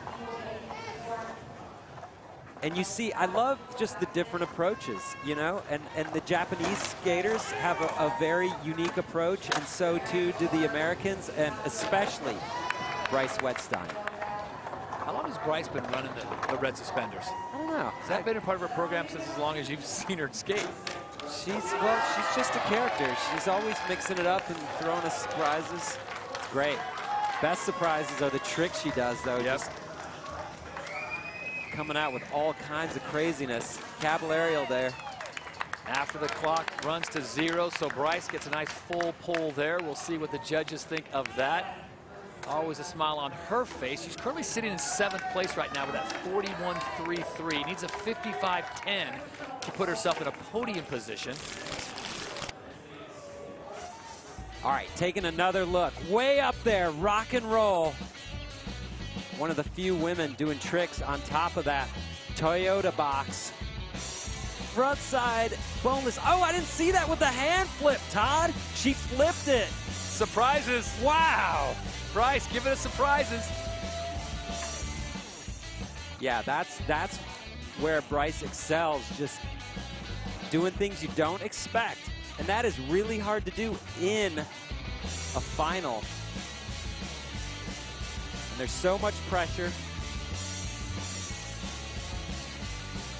And there's that last attempt with the Caballerial. It's okay. Great run for Bryce. And her score comes in. It's a slight improvement of 42.52, but she will stay in that 6th position for the time being with 1 run to go. Final 2 competitors here at the Women's Park Final, run number 3 of 4, Sky Brown, who is currently sitting in 1st place with a 58.50. Then it'll be Masugo Okamoto, who sits in 2nd place. Sky representing Great Britain, nation of her father. She gets ready to drop in here on run 3. I would say a lot of pressure on this one for her, maybe distance herself from 2nd, but I don't know if she ever responds to pressure. She just seems to, it's another run. Yeah, and it's one of those things where you feel as if maybe as a young competitor who comes in here just having fun, that puts her at an advantage, because without the pressure, she can just go out there and just do her best. Right. And that's exactly what she's been doing here this weekend. She's been unstoppable. Oh, backside lip slide for Sky. She really has developed so many new tricks, and she has so much variety. And of course, an ability to use every part of the park. Oh, it's Sky Brown at the very end. Tries for the 540, comes off, sitting at the bottom of the park with a smile on her face. Wow. I love the fact that she's going to end with a really hard trick, not just phone it in for the final 5 seconds. I'm going to give the judges something special to think about. And Lizzie mentioned how the only maybe weakness to Sky's game is that she doesn't have the strength and power yet. So there's nothing she can do about that right now except just keep doing what she's doing and grow into it, and then watch out. But watch out right now. She can do it all. So far, it's working for her with a score of 58.50. She has the lead with 1 run to go. It'll be interesting to see what the judges do with this one. It was at the very end of her run when she has the fall. She was going for a big trick, but she did have the fall. Yeah, but she did so much on the lead up. And she, yeah, the front side 540, that's a tough trick. That's, wow. Great skating here today. Sky's got 1 more run to go. We'll see what the judges do with that as she sits on the deck. Her score comes in, not an improvement, so she'll stay with run number 2's 58.50. Bryce Wettstein just in front of her, just chilling, hanging out, watching her friends skate. Final competitor, Masugo Okamoto. 2nd run was her best, 57. I get a feeling she's building to something bigger. All right, she's back in. Wow, getting sketchy on that 540, but staying on. Front side tail slide in the deep end. Oh, I like that. New. A lot of people do the frontside boneless on that bank, but they don't transfer it back into the bowl.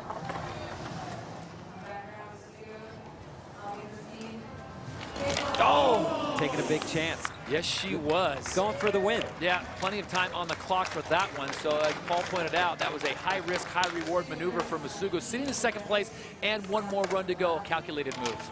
Yeah, and that's one of those tricks. If it goes right, it's not the most difficult, but it's just typically an inconsistent type trick. Here's the 540 McTwist. She landed so high up the transition on that. That's a dangerous spot to be. It can be good, but I think the landing came up a little fast for her, but she hung on and she kept that run going. Nice frontside air there. And here we see the kickflip. Indy, I'm not quite sure. It looks like maybe she just wasn't over her board when she needed to be.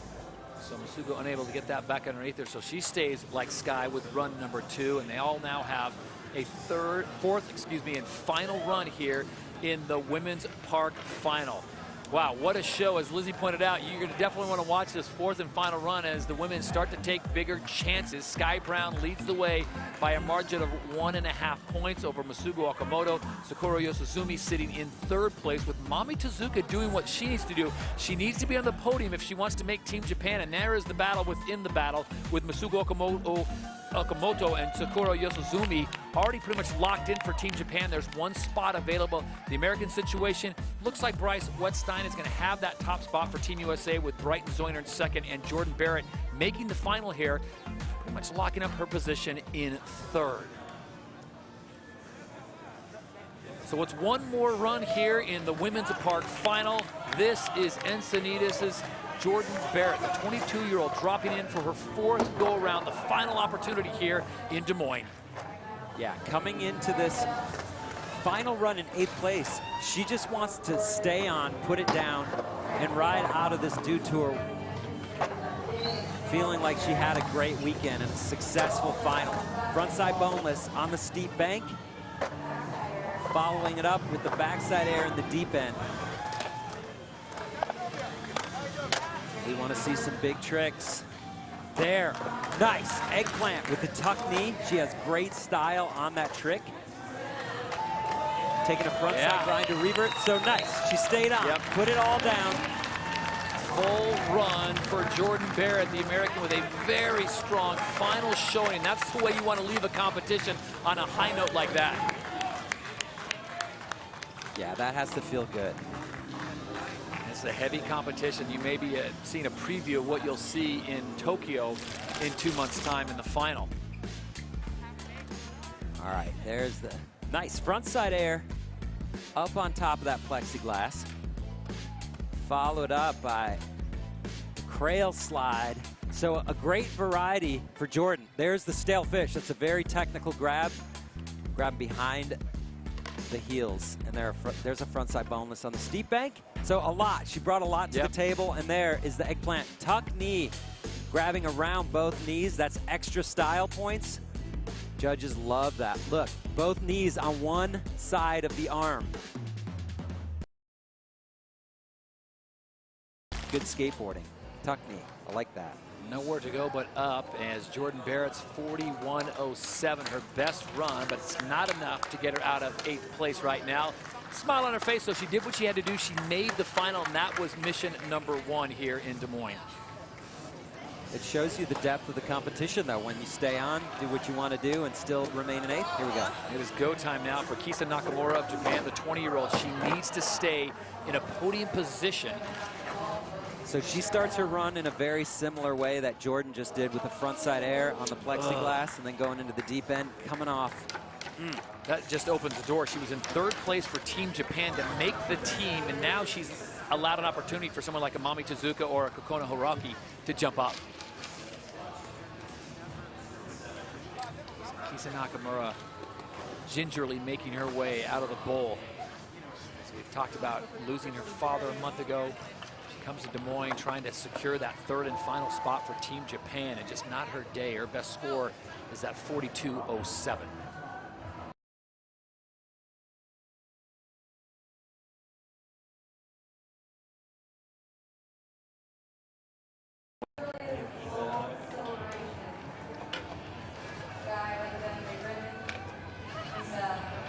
So she'll have to stick with the 42.07, which keeps Kisa Nakamura in 7th place.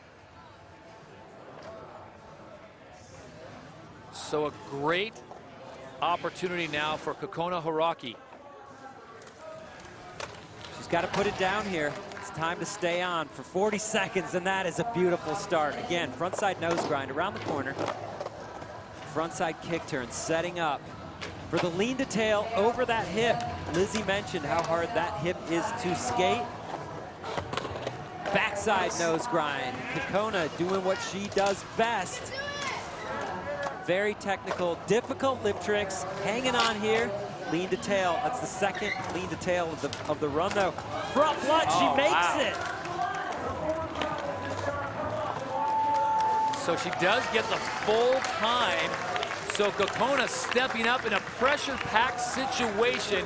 And what a performance for the 12-year-old as she knew what she had to do while she stayed on her board and put down some amazing tricks. She really did. She's setting herself up nice for some big scores. Oh, this is nerve-wracking. Mommy in 4th, Kokona coming into that run in 5th place. Frontside nose grind. Around the corner, that's all front truck, balance. You gotta lock it in, precise. Hitting that steep bank. And here we go, the backside version, front truck only, backside nose grind.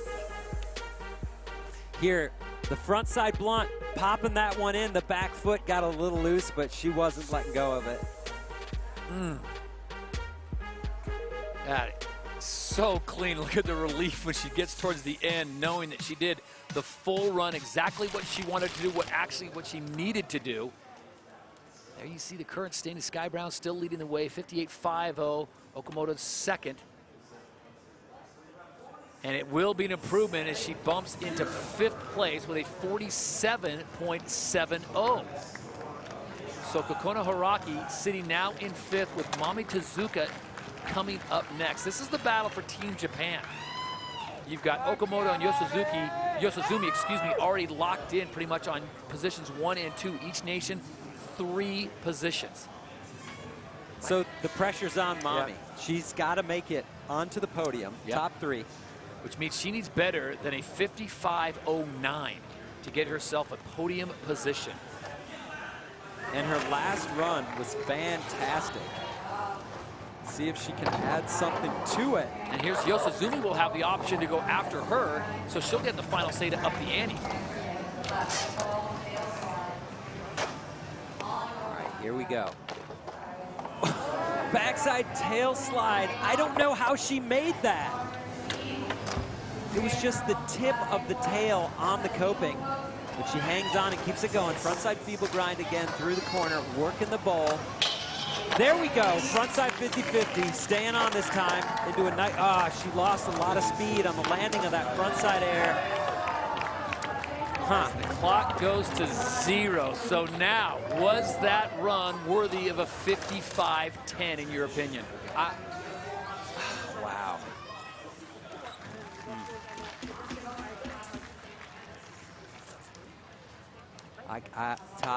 Todd, you're leaving it to the judges. Yeah, it was great skating. I would have to rewatch Sakura's run to really give you an honest breakdown. We'd have to go trick for trick, look at every section of the bowl. I love what Mommy did out there. Is it better than what Sakura did? Is it better than Misugu?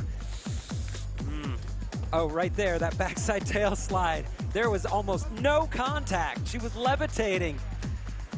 But this, the frontside 50-50, that's huge. But we saw, Sakura finished her run so strong. I don't know that we got that from Mommy. I think there's a nice element. There's a chance that those rankings stay as is. That's as much as I'll commit to, Todd. There's a chance. So you're saying there's a chance. We'll see what Mommy says.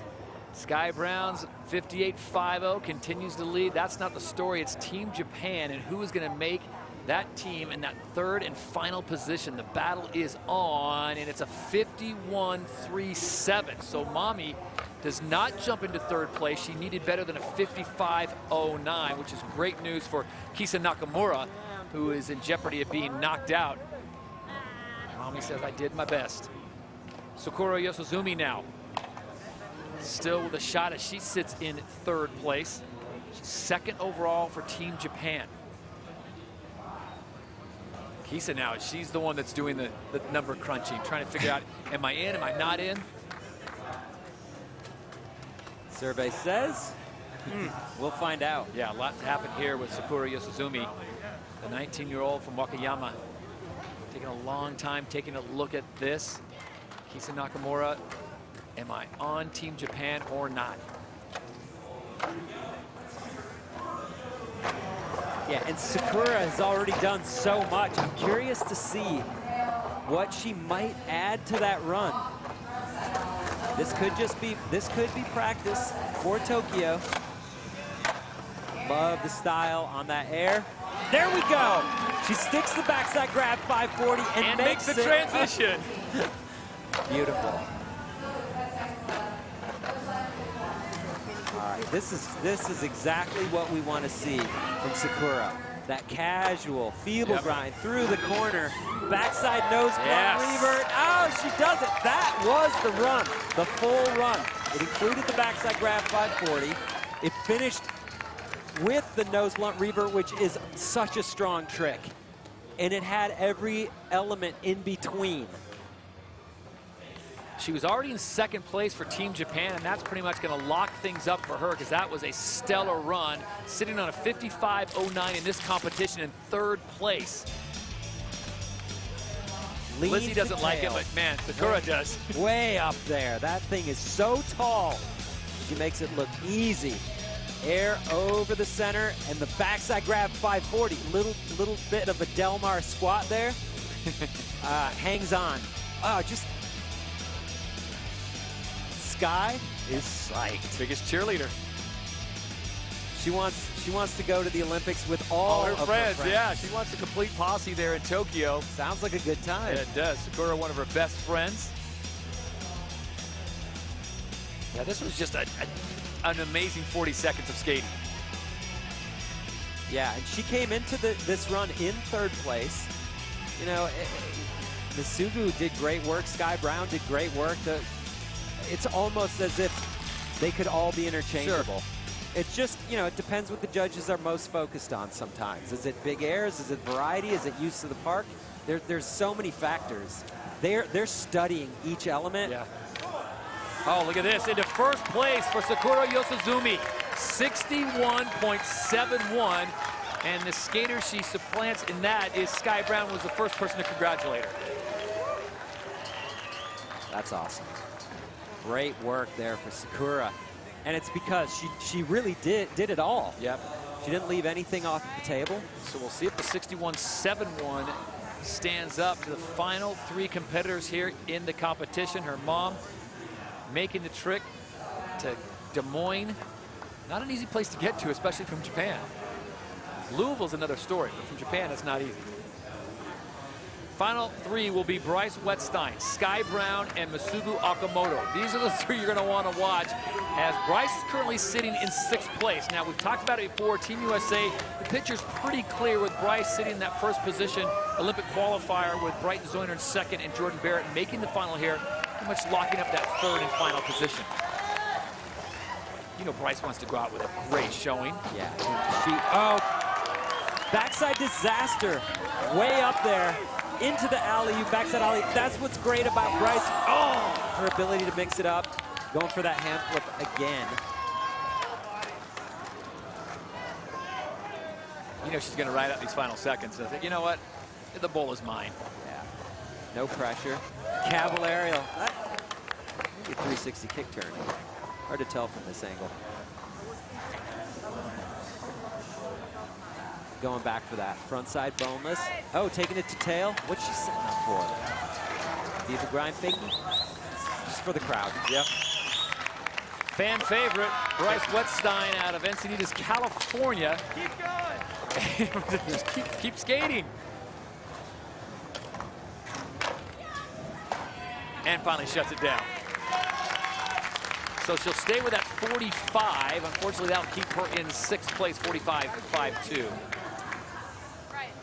she's a skater that kind of shows how fun skating is too. It's competitive, it's difficult, we love to see this and that, but she's out there having fun. It's awesome. So recently removed from first place is Sky Brown, the 12-year-old. She gets bumps to second from Sakura Yasuzumi. Her 58.50 is not the leading score, as a 61.71 is the new mark to beat. Two competitors left in this competition. It'll be Sky Brown, followed up by Masugu Okamoto. Both of them pretty much locked in on their respective Olympic teams. So we'll see what Sky does here. Yeah, curious to see. I don't know what she's going to do. Does she want to take her best friend out, or is she going to just, you know, I'll let it ride? She's going to go for it. Come on. She's going to go for it just because it's more fun to be out there shredding. Big backside air for Sky. I like that. Alley-oop over the hip. That's traveling one direction while turning in the other direction. Alley-oop. Classic skate trick from way back. Oh, coming off on the backside lip slide. Tough. That's a very difficult technical lip trick. She had no problem with it earlier, but so the worst Sakura Yosuzumi will do will be second place with one skater to go. Sky Brown locking up a position on the podium. Masugu Okamoto will be the last to drop in. Saving the best for last, no question about it, as she's going to put on a show. Sky's still putting on a little bit of a show for the fans here in Des Moines. And Masugu got off to a bit of a rough start, and I feel like that's affected the rest of her final. So one more try. She's in a good spot. Now she can really just let loose. Their third place is nothing to scoff at, Todd. Masugu is guaranteed a spot on the podium with Sakura Yosuzumi and Sky Brown. What position will it be? We're about to find out. The final competitor here in the Women's Park Final from Des Moines, Dew Tour 2021. It's been a long road to get here with the disruption of the pandemic. The Olympics should have taken place last summer. They're now on for this summer. And here we go, Masugu Okamoto. All right, 360 over the centerpiece there. She nails the 540 McTwist. Now coming into the deep end, smooth and clean frontside tail slide. Taking the frontside boneless back into the bowl. Beautiful, massive frontside air. So we're seeing Masugu do what she does best, kickflip Indian. It doesn't happen again, Todd, and that's going to be it for Masugu. She's going to remain in third place with that fall. What a run for Masugu Okamoto, but she comes off towards the end. She will be on the podium, but it looks like Sakura Yosuzumi is going to win Dew Tour 2021 in Women's Park Final. Sky Brown more than likely finishing in second, with Masugu Okamoto finishing on the podium in third place, as all attention now turns to Tokyo and the Olympic Games. Wow, what a performance. And doing some quick math, it looks like Kokona Hiraki has outpointed Kisa Nakamura. She was only 2,000 plus points behind her, but that fifth place finish was enough to give her the points ahead of Kisa, who finished in seventh. That's a story. And that's what we were talking about coming in, was the battle within the battle, as Japan had two positions pretty much locked up with Okamoto and Yosuzumi, but it was going to be between Kisa, Kokona, and Mami for that third and final position. As we take a look as the final results, as Sakura Yosuzumi wins the women's competition by way of that fourth and final run, a 61.71. Sky Brown finishing in second place, with Masugu Okamoto finishing in the third position with a 57. Kisa had to stay ahead of Mami and Kokona to hold on to that third and final position coming into this event. It didn't happen. Mami surpassed her. Kokona moved up into fifth, so she'll grab that third position. And Tina Dixon is standing by with the winner of today's competition, Sakura Yosuzumi. Thanks, Todd. I'm actually with Sky Brown as well, who will also translate for us. Two skaters out here representing two different countries, but aligned in skateboarding and really pushing each other out here. Sakura, I'm going to ask you, how would you describe your emotions after landing that fourth run? 何の感じしたそのライン決まった時5は大会でまだ出したことがなかったので乗れてすごい嬉しかったです She's never done a 5 in a contest, so when she landed it, she was super happy. an amazing day for Japan, and you really led the charge out here. What does this mean to you to be able to show your sport in your home country? なんか日本でどうやってどんな感じどんな感じなんか練習？いや日本にいるやんオリンピックで自分も日本からそれはどんななんか思い？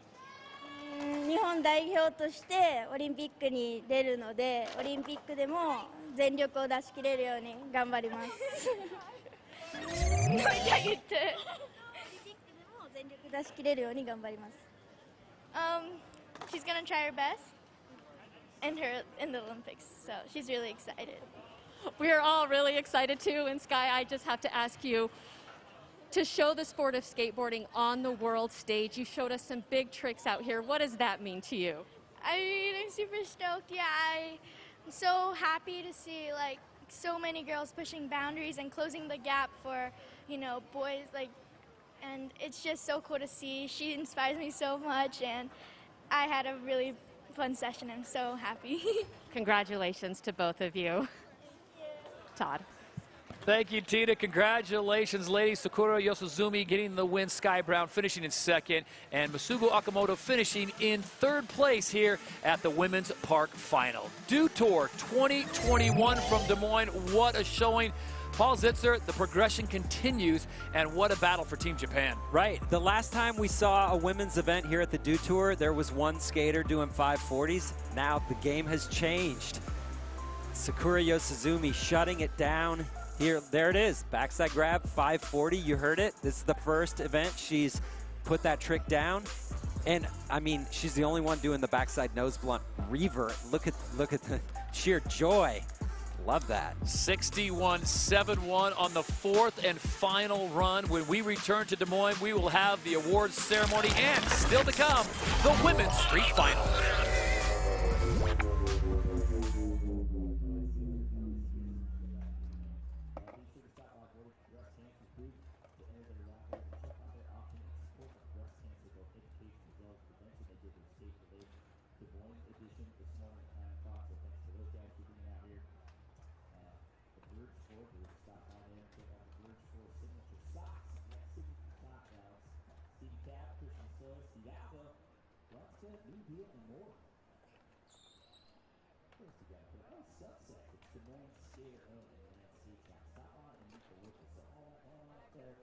The Dew Tour experience.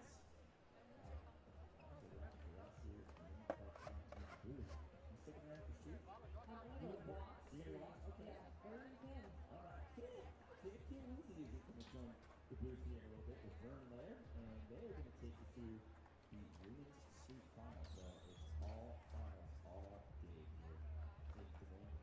So we're going to take a little bit of a breather here, and we'll be back with our award ceremony for Women's Park Final. Stick around, boys. We'll be right back.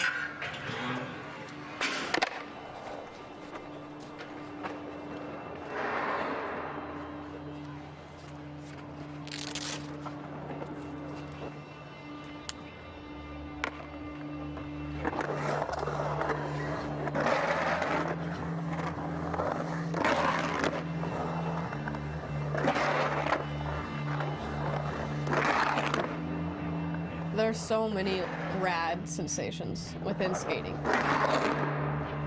Grinding is one of the most cool sounds probably in this world. The grinds and the ollies, the snapping of a tail. This is skateboarding, this is fun, this is rad.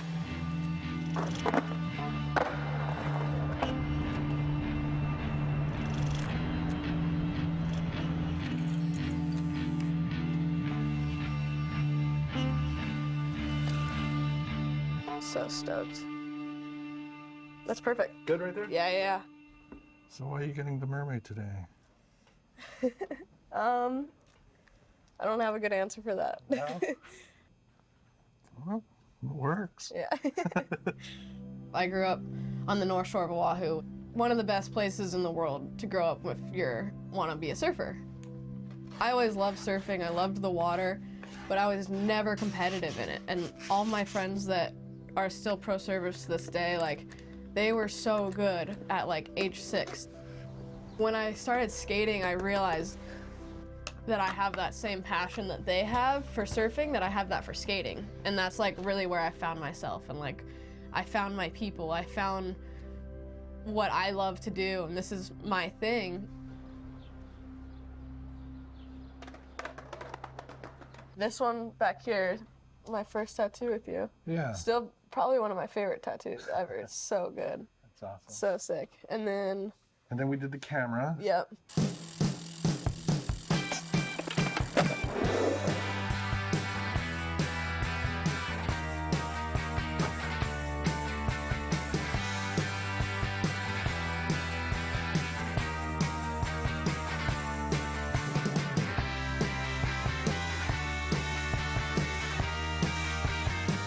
A lot of those skate videos that I've watched over and over and over are all from like the 80s. Looking back, a lot of the tricks I do, I don't even think about it, but I do a lot of their tricks and stuff like that. Watching these 80s skaters skate in the 80s and also now, and that's kind of like where I get my inspiration from. Since I became a part of Team USA, I'm training, but I'm also like, make sure I'm having fun. If I'm not having fun, there's no point. Skateboarding is to have fun at the end of the day in my eyes, like, and that's it.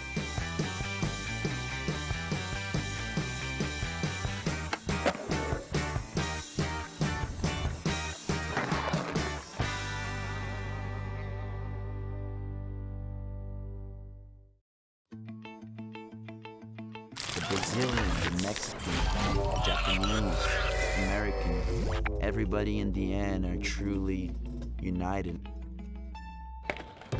To be able to represent America and represent Hawaii as well would be really special. I get to compete for Great Britain, but be in Japan. I mean, that's just a dream. The Olympics is an opportunity to bring.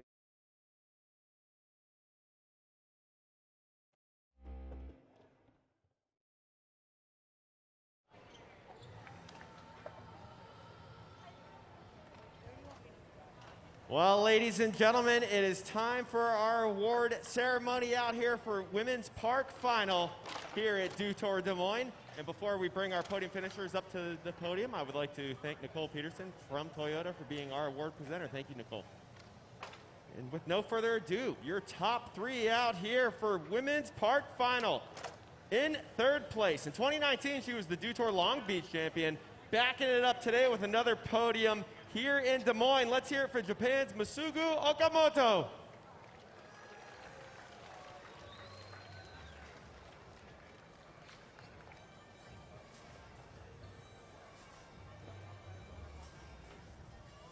One more time, please put your hands together for your 3rd place finisher, Masugu Okamoto.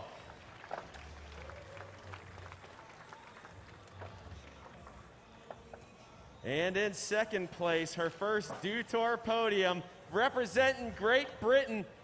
Let's hear it for Sky Brown.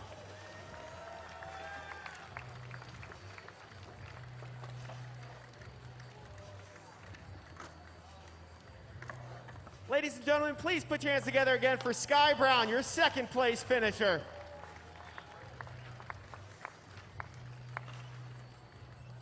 And your champion here for Dew Tour Des Moines 2021 on the road to Tokyo, utilizing a 540 for the first time in her win out here today.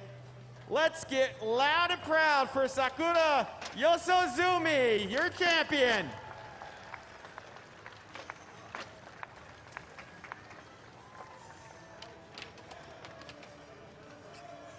And one more time, put your hands together. Congratulations, omedetou gozaimasu to your champion, Sakura Yosozumi.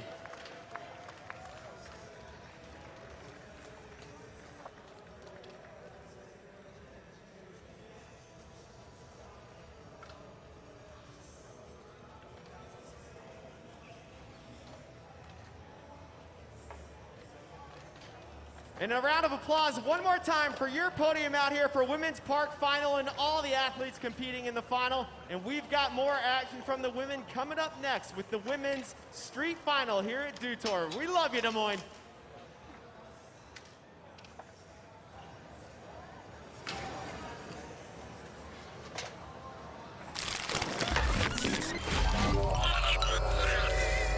Yeah.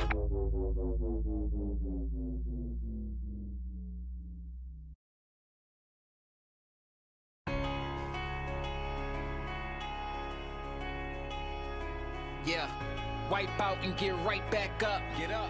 Wax the ledge, we can't get stuck. Courage on deck like 2 trucks. Come on. Hop on and do what you want. Yeah. True freedom, they need us to stunt. Backside 180s to front, yeah. And we know struggle like we knows grind. Hustle for runs, all in due time. Repetition, repetition. Might switch stance, but not the mission. Much more than a competition. We risk it all to get these tricks in. Sacrifice ain't nothing given. Skated DIE, how we living? Scrapes, scars, bruises, lessons, pain, joy, victory, blessings. From the block to your skate spots. Kick, kick, push, and flip skate cops. Love park to your skate shop. Got ollies with more pop than GameStop. Skate for justice, we all in. Skate for change like BLM, yeah. Probably take a knee on my board. Ghetto kids all day, shout out to the board. This that thunder in your heart. 45 seconds to go rad at the park. That go hard or go harder. Yeah. That go far or go farther. Yeah. That 5-ring camaraderie. 4-wheel polyurethane world society. And all eyes on we. And all eyes on gold. All praises be. United we roll. Peace.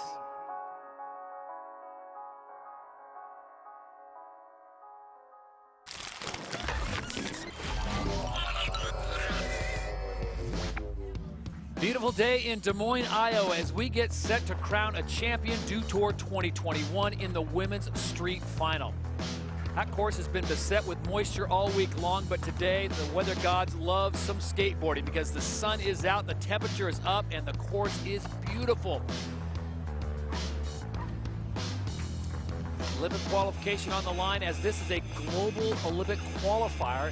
Max 3 per country, and that's the rub, Paul Zitzer, is because there's some nations here that could put 6, 8, 9 into each discipline, but you're only getting 3, and that's the most, especially for Team USA, Brazil, and Japan. Well, we've been waiting for this format for a long time, and this is how it's going to all go down. 8 athletes have made the final. So it's the 2-5-4 format. So it's 2 45-second runs, and those scores are a possible 10 with an ongoing leaderboard. But then things get a little trickier, Paul, because let's get the 5 tricks and the best there. Right, but we're going to see that leaderboard jump around in this event as things progress. It's really cool to see. We've only seen these skaters take runs so far. Now they're going to have to put down some best tricks. Absolutely loaded field here in Women's Street Final. Final preparations, final photos being taken. Nice to see the sun out. This is completely different, and I got to give credit up to these athletes because they have had to skate in mist, in rain, weather delays, cloudy skies, and now the sun is out in Des Moines. It's Des Moines nice here. Todd Harris, Paul Zitzer, what a great way to cap up an amazing 2021 Dew Tour. Yeah, absolutely. And we have the best skaters in the world about to take to the course. And we talked about, you know, only 3 skaters per country are going to make it. Brazil is such a great story here, you know, tonight with so much talent. Raíssa Leal coming out, Leticia Buffoni, Pamela Rosa, the world champion. We're going to see him skate today. Leticia Buffoni, part of that trifecta of Brazilian talent that, man, you could be looking at an Olympic podium right there, as they have just been on point all week here in Des Moines at this massive skate park just completed. I'll tell you what, the fans have taken to it. The weather has pushed some people aside, but people came back last night, 10:30, to watch the men's street semifinals go down. Yeah, that was a crazy contest. I want to shout out California Skate Parks for designing and building this course. It's amazing. And shout out to Des Moines Subsec Skate Shop. They all played a part to bring this park to Des Moines, and it's going to stay here. And I want to get on that course. 88,000 square feet. It is amazing. Here's the start list for the women's street final here at Dew Tour 2021. Poe Pinson making the field. Laura Brueggemann, you see Kate Oldenboven, Raíssa Leal, Julie Bruckler, Rose Vetslant, and Leticia Buffoni, and then Pamela Rosa, of course, rounding out. But the Brazilians are so strong in this field. The names aren't getting any easier. But yeah, what a great field. I look forward to watching the Brazilians battle it out because they have totally different styles, different backgrounds and histories. Any one of them could win it. It's all about putting it down. 45-second runs and best tricks. It's going to be great. 2 runs, 45 seconds full time. So not like in park where if you fall it ends. It's 2 runs and you get the full 45 seconds, so make the most of it. And then it's the 5 tricks. So how do you think this changes the strategy, Paul, that we've gone back to the 2-4-5? It allows for more error in the run section. You're going to have to come out, put down a run, get a score, but you're going to want to drop a big score in the run, so take some chances because any one of these skaters can make up points in best trick. If they've got strong tricks to put down, it's top 4 scores from anywhere on the course count.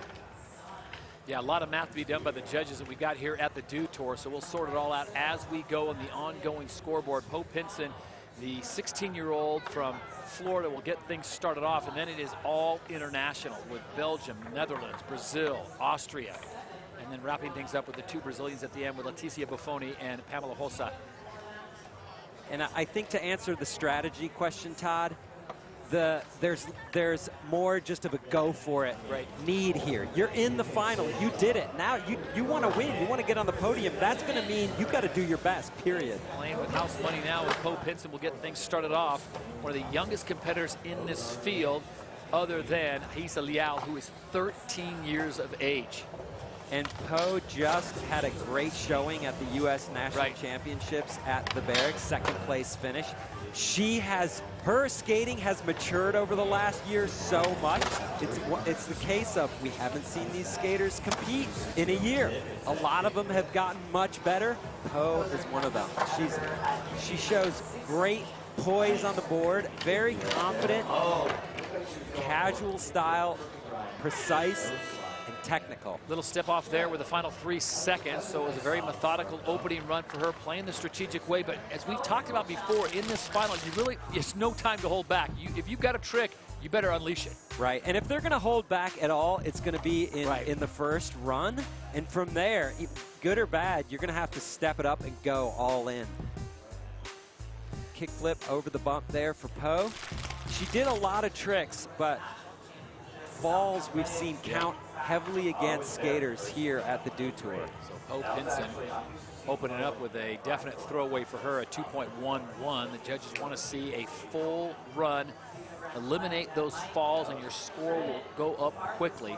Good news, though, for the street competitors, there's still another event to come, unlike in park where that is it.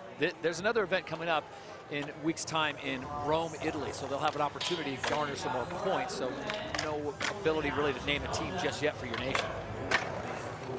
Laura Brueggemann on course, 2nd ranked skater in Belgium.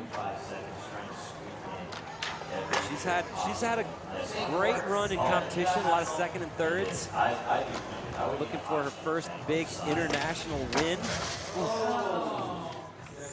So So Bergman coming off even earlier than Poe Pinson there, but remember, it's the full 45 seconds, so you can remount and get back after it. But those falls just weigh so heavily, especially after someone has a full run. The judges are like, well, listen, they're staying on the whole 45. You need to stay on the whole 45. Right. Scores, you know, your scores are going to drop immediately first for two reasons. You fell on a trick, and then it interrupts your run and flow, and you're probably going to miss another trick time-wise. Your time's going to run out before you get to that last trick you'd planned. So it's a double whammy. Bergman even a lower score than Poe Pinson's 2-1-1. The 1-8-8 becomes a throwaway for her, so it comes down to that final run for her, plus the 5 tricks. Now, Kate Oldenboving out of Netherlands, just 16 years of age. So we've seen two 16-year-olds and a 19-year-old drop in. No 20-year-olds yet. Young field out here. Women's skateboarding is on a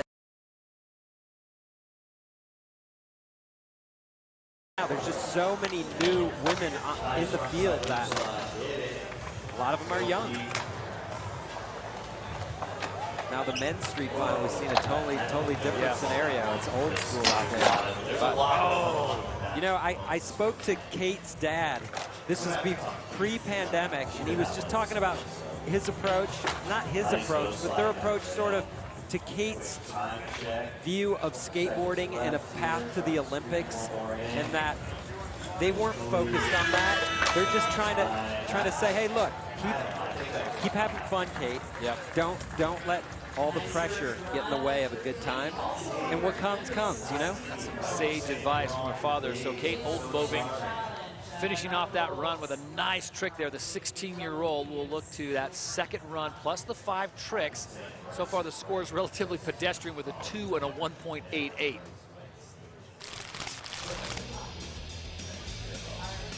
There's a backside board slide down the handrail. You're going to see a lot of those. I like that. The nose slide, mixing it up. Less room for error when you're just on the nose of the board. She makes it happen. Kate discussing what she needs to do, and miraculously Poe Pinson's 2-1-1 still leads, and that's going to change here in a hurry as Raíssa Leal of Brazil, 13 years young, the youngest competitor in the field and one of the most powerful skaters on a street course. Yeah, arguably the most talented female skateboarder in the world. You should be able to wreck the internet at 13.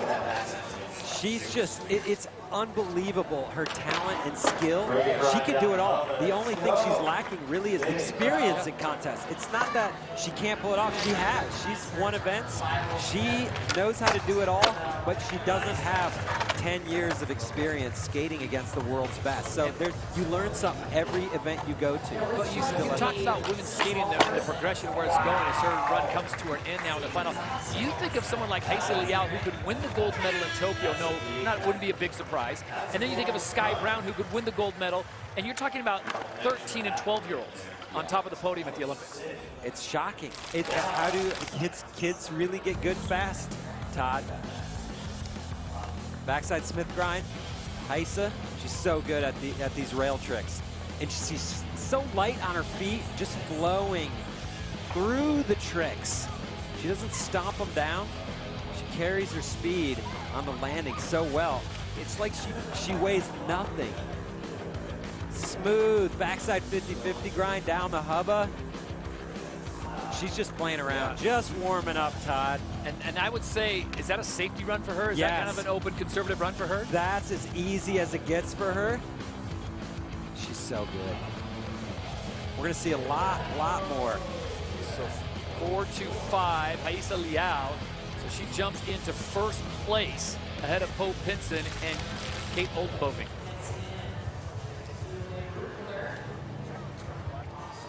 Big smile on the face of the Brazilian as we've got 4 competitors to go here in run number 1 of 2.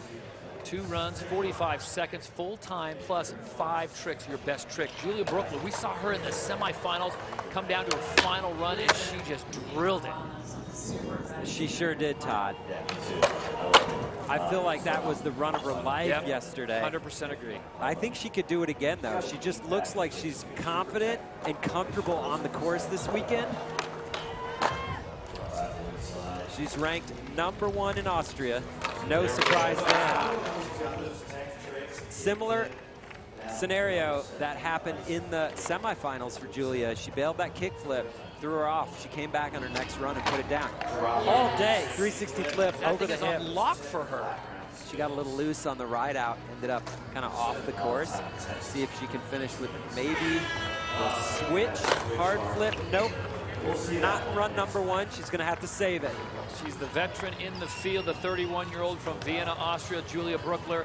So she will look to that run number 2 plus the 5 tricks as Haisa Liao leads the way with that 4.25. Bo Pitson, the American, sitting in second, and Kate Holden-Boving sitting currently in third. Down to the final 3 competitors in run number 1 of 2. It'll be Rose Svetslot, Leticia Buffoni, and Pamela Hossa of Brazil. I think everyone's excited to see those final 2 Brazilians drop in and see exactly what they do to set the stage.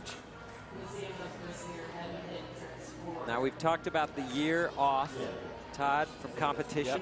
Some people really took advantage of it. Rose is one of them. You see the progression in her skating. Come a long way. She's ranked number 2 in the Netherlands. Northern European skate scene. You were talking about that. Is it's pretty impressive. And coming from a nation, when you said, oh, Netherlands, great skate nation, they wouldn't be thinking of skateboarding. They'd be thinking of long track speed skating. That is kind of their go-to, that and cycling.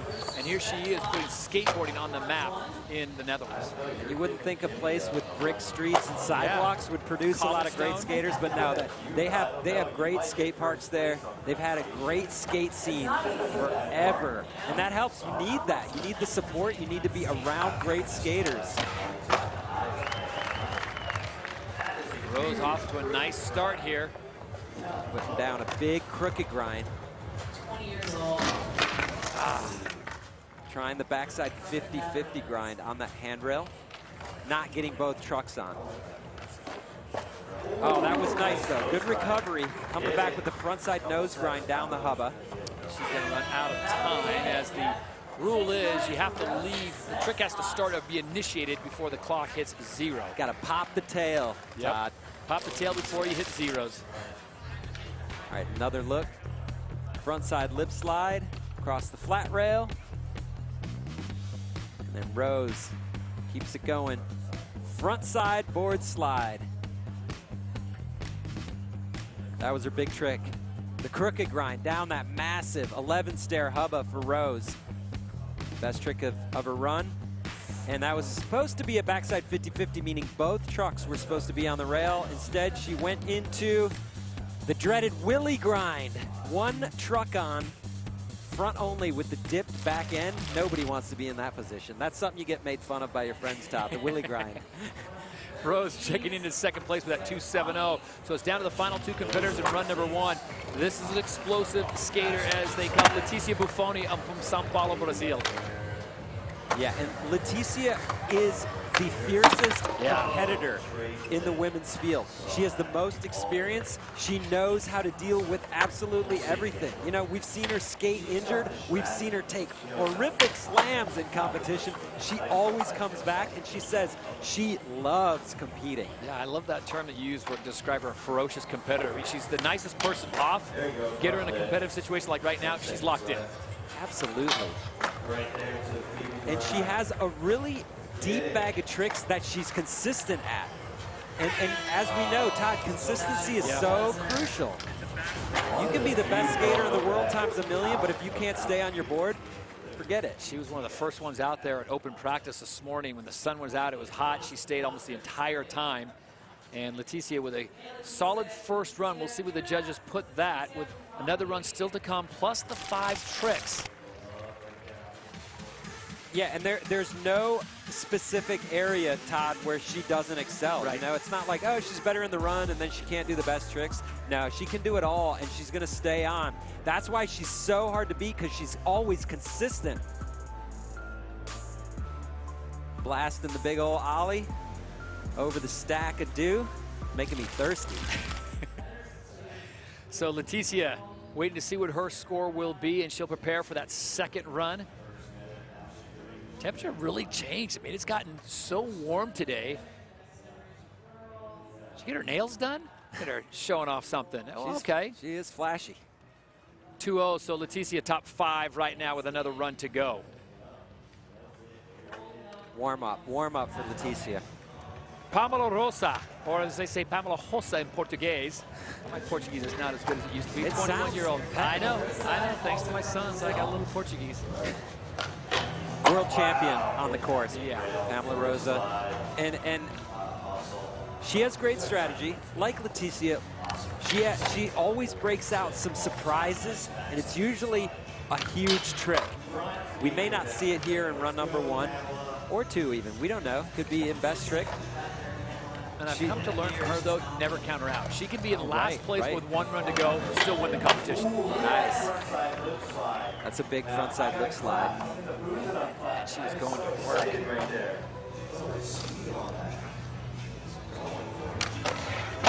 Oh, yes. Pamela Rosa's time expires. I like the finish with the backside disaster on the quarter pipe, too, showing the judges she's not just a hubba/rail skater. Right. She can do it all. So Pamela with a great opening salvo. Will it take over the top spot, currently being held down by fellow countrywoman Raisa Leal with a 4.25. Now, none of these skaters have put the hammer down yet. They're all being smart, building confidence, getting a score on the board as we move into the second runs. Why would you do anything but? Frontside feeble grind, down the rail, a lot of variety from Pamela. There's the A-frame rail lip slide and the big crooked grind. Some claps to finish it off. Nicely done, Pamela Rosa. That's why she's the world champ. So 1 run complete, her score comes in, no surprise. She goes into first place with a 4.79 with 1 run still to come, plus the 5 best tricks. So the 2-4-5 format being instituted as the athletes will re-rack, and we will get back after it with the second runs here in the Women's Street Final Dew Tour 2021 from Des Moines. Todd Harris, Paul Zitzer.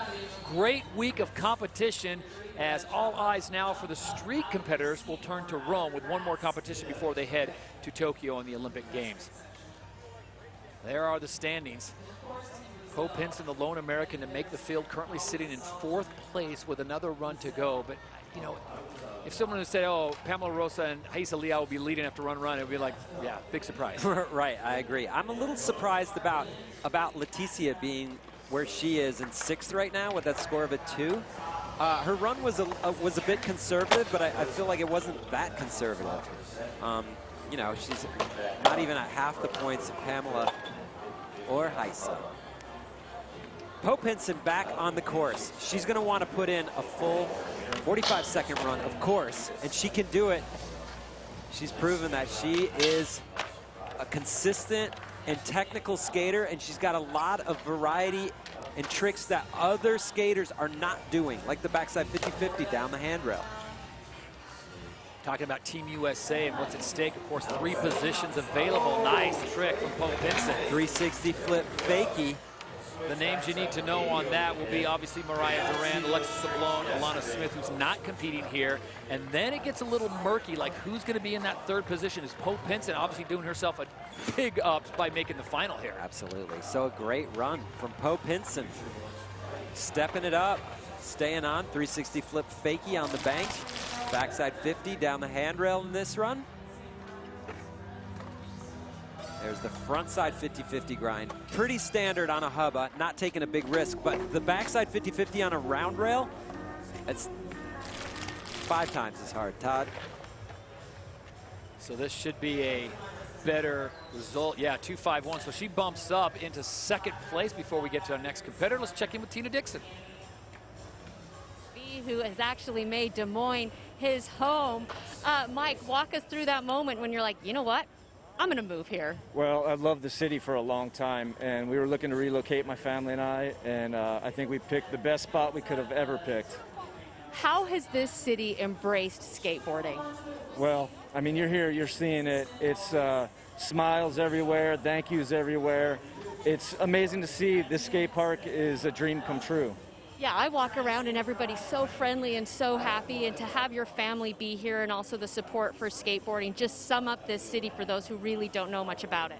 It's a very friendly city, very beautiful city. Hey, look, they put the biggest skate park in the country downtown on the river. That shows what they're about here. Yeah, there's going to be a lot of kids skating this park after this event, Todd. Yeah, Tina Turner, I've learned all week, Paul, Iowa nice. That's how they roll here in Des Moines. Can we talk about nice. Mike V is an absolute legend. I want him to move to my town. Exactly. When Mike V comes to town, skate parks follow. Yeah, he's great. So we just saw Poe Pinson bump her score up into second place with that 4.62 on the 2.51 combined. So she's looking pretty good with 5 tricks still to go. As you mentioned, coming off the U.S. Championships where Mariah Duran finished in first place, Poe Pinson sitting in second, and Samaria Brevard finishing third, who did not make the final. So now the math really gets a little sticky for Team USA as Laura Brueggemann comes off there. Who's going to be in that final spot? And a lot of that will shake out after Rome. Right. I think there's still too much skating to come for us to really be able to make a prediction. But talking about Laura Brueggemann right now, you see the difference between a Poe and a Laura. Right. Laura's coming in firing off tricks at speed. You know, Poe is skating a little slower, less powerful, but more technical. Laura's just out here going for it, though. And unfortunately, she came off the board, but I like what I see. Laura Brueggemann, just 19 years of age, out of Belgium. Looking for a good performance here, hoping those 5 tricks can bump her up just a little bit. And we've seen here all week, Todd, judges have been very stingy with points. I mean, they're people, making but stingy. They're not from Des Moines. They're not Iowa nice when it comes to scoring. Kate Oldenboving will be the next to drop in. You talk about the skate scene in the Netherlands. There's a score coming down, so you combine the two. Laura Brueggemann now sitting on that 3.82 combo score. The Netherlands got a good skate scene, as you talked about, and their team is going to be really good at street. Talk likes of Candy Jacobs, of course, Kate Oldenboving, and Svetslot. Yeah, it's amazing the depth of talent coming out of the Netherlands. I really like Kate's start to the run, a backside 360 ollie at speed, and just keeping it going. A really unique trick there. Doing a sweeper with some 360 varial action. I'm sure it has a name. I'll consult some of my pretentious friends later. They'll tell me what it's called. Every trick has a name, but some of them don't matter. All right. Wow! Half gas, no slide, 270 out. Insanely technical trick to finish. Wow, that was great. Way to cap things off for Kate Oldenboving. A great run for her. We'll see what the judges do with that. Great stories, though. You talked about Candy Jacobs being kind of a legend at 31, and now this young crop that she's kind of mentoring on their way. Absolutely. Candy Jacobs is a powerhouse. She's been ripping for years. It's the new generation, though. You see that. Sweeper. Some sort of maybe around the world. All right, nose slide down the handrail. I like that. Way more than the backside board slide. The backside board slide is the most staple move, but you switch it up a little bit, a nose slide, way harder. Yeah. Way more points coming her way for that. 274 for Kate Oldenboving, so that gives her a total of 477, which has her in second place, still behind Pamela Rosa, who's only taken one run. That just gives you an idea how big that score for her is, 479 on run 1 was. Aisa Liao now. Let's see what she can do. She came off a great first run. Yeah, she's just going to start doing what she does, which is the hardest tricks. After putting in a solid first run, of course, she's going to add to it. She's great at flipping her board onto rails and hubbas. And nitpicking here, I know you like that. What does she not do well? Where do you think she needs to work on it? If you said, okay, you've got 6-7 weeks to the Olympics, work on this.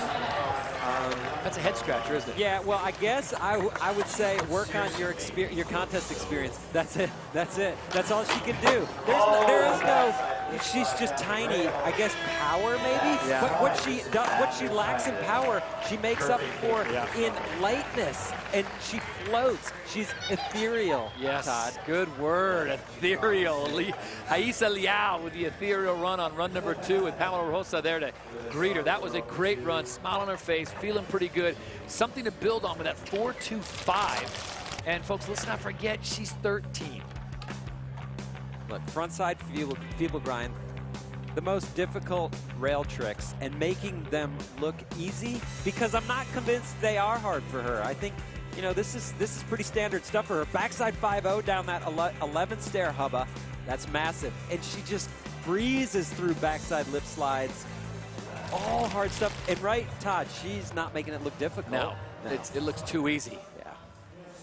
Look at that, 4.62. So she goes into first with a combo of 8.87 for Haisa Liao. And she set herself up perfectly for the best trick section. With 5 tries, all she's going to have to do is make 2 tricks, and she's going to be looking good for a potential win. Julia Bruckler now out of Austria. Had a strong performance in the semifinals when she was down. It looked like she was going to make it in, and she came back with a final run, which was stellar to just crush the field. Yeah. See if she can put that magic back again. That'd be great to see. Yeah, she is a strong skater, setting up for the kick flip. We saw her turn it around in the semifinals with that trick, but here we've seen her bail it in both runs. And it's one of those things, Todd.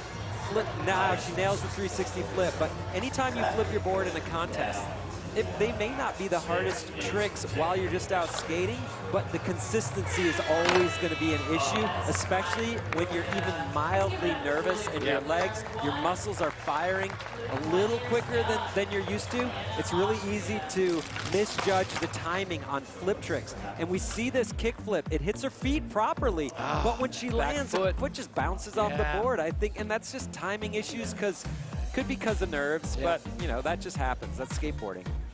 Trailing foot dragging off at the end there, and it causes her to go down. So Julia Bruckler's 2 runs are now complete with a combined 2.24, which has her in 7th place. But let's not forget, 5 best tricks coming up. You know, everywhere you turn, there's a sensational Brazilian skater in Des Moines this week. It's amazing.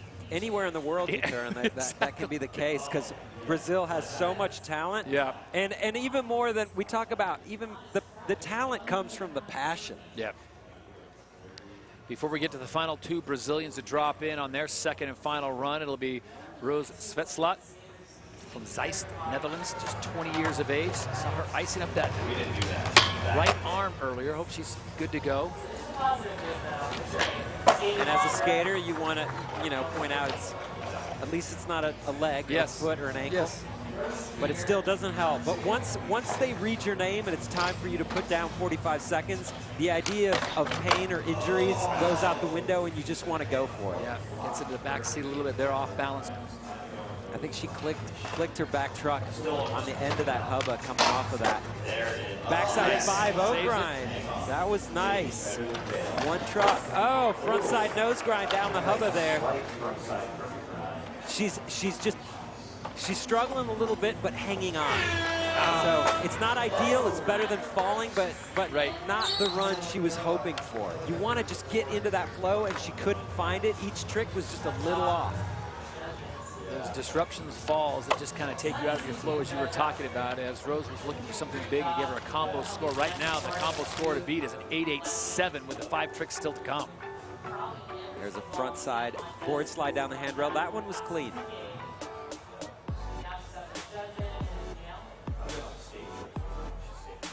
Another look. Yeah.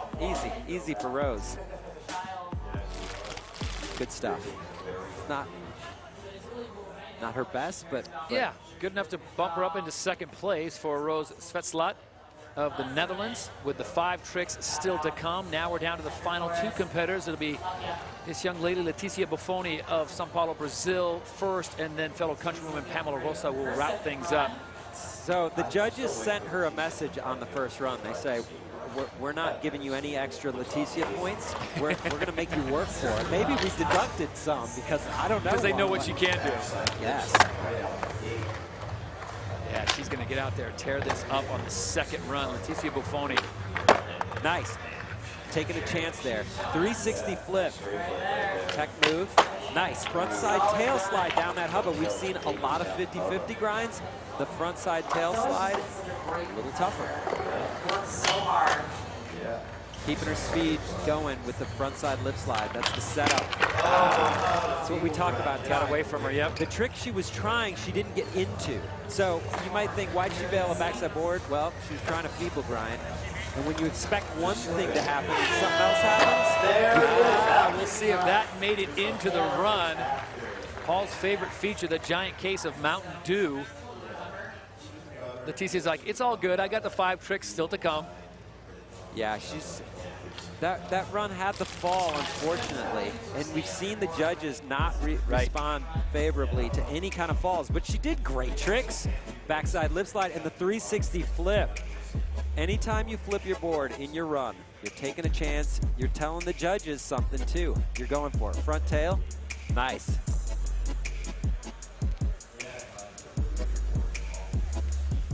But that's it. Yeah. The back truck's supposed to get in on the rail, and it didn't. And so your balance is set up for one thing to happen, and then all of a sudden your balance is wrong because that didn't happen. There's the big ollie over the case of Dew. Leticia still with a smile on her face. You know she's going to excel in the best trick part, so she bumped to a 4-3-4 to 6th place with that combo. And she will turn her attention on to the 5 best tricks representing Brazil. Final competitor in the 2-run format +5. It'll be Pamela Rosa, the reigning world champion, already sitting on a 4.79. So without even taking the second run, she's in 3rd place overall. That's crazy. Right. I'm interested to see what she brings here. Look at how fast she's going. Wow. Okay. Yeah, that was a 50-50 grind, sure, but she had to gap out to it. And it's those little nuances the judges love to see. That's where you get those extra points. If you can switch up your line, and if you can hit things on the course that no one's touching or hit them from a different spot, that is what the judges respond to. They don't want to see you do the same thing as everyone else, even if it's the most difficult thing. But yeah, beautiful. Again, A-frame lip slide. So she's bumping it up to the big obstacles, keeping her speed, flowing through the crooked grind. Wow. Huge. Right down switch, and what a performance by Pamela Rosa. She knows what she's doing. No question about it. The reigning world champion. Yeah, that was a strong run. Look at this. Her score already way up there, and she's going to add to that. Yeah, talk about setting up for the best trick.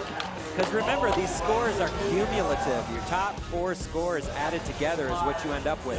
Beautiful. Backside lip slide.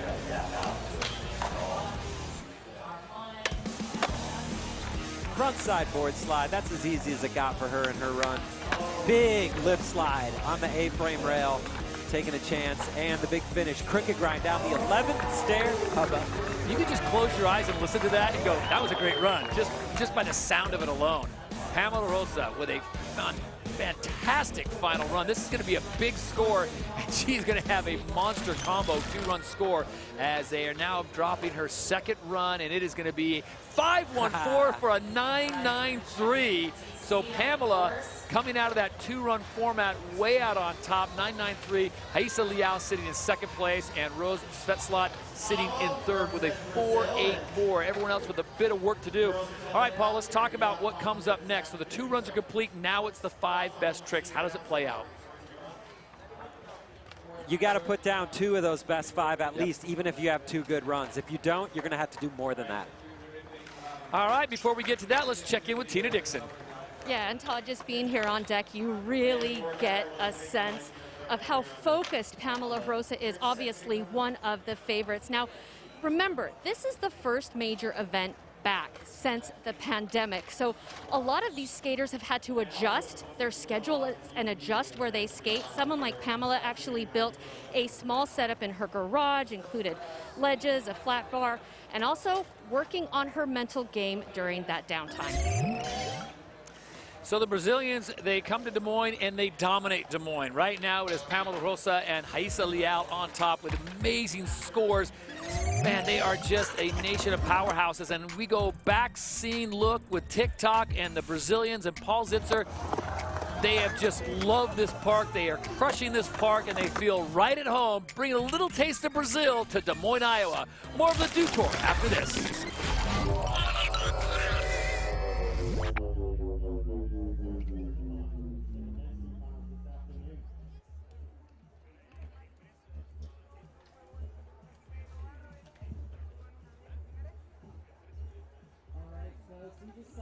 Solid runs, laid the foundation. We're going to take a quick break and we'll be right back with some epic best tricks. Don't go anywhere.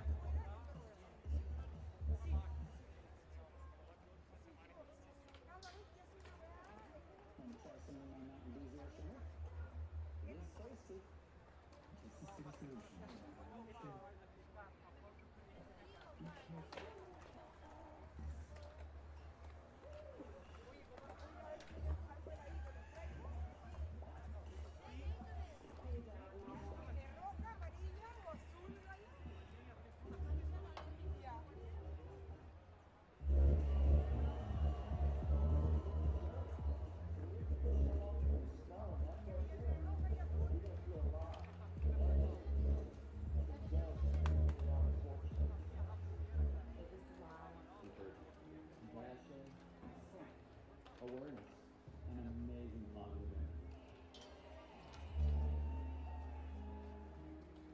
And we're wishing you guys much love and all the best.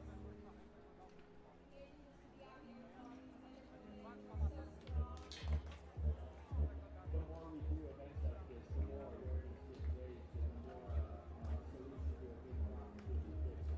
Just one day at a time, 1 year at a time. If you keep coming back to this event every year,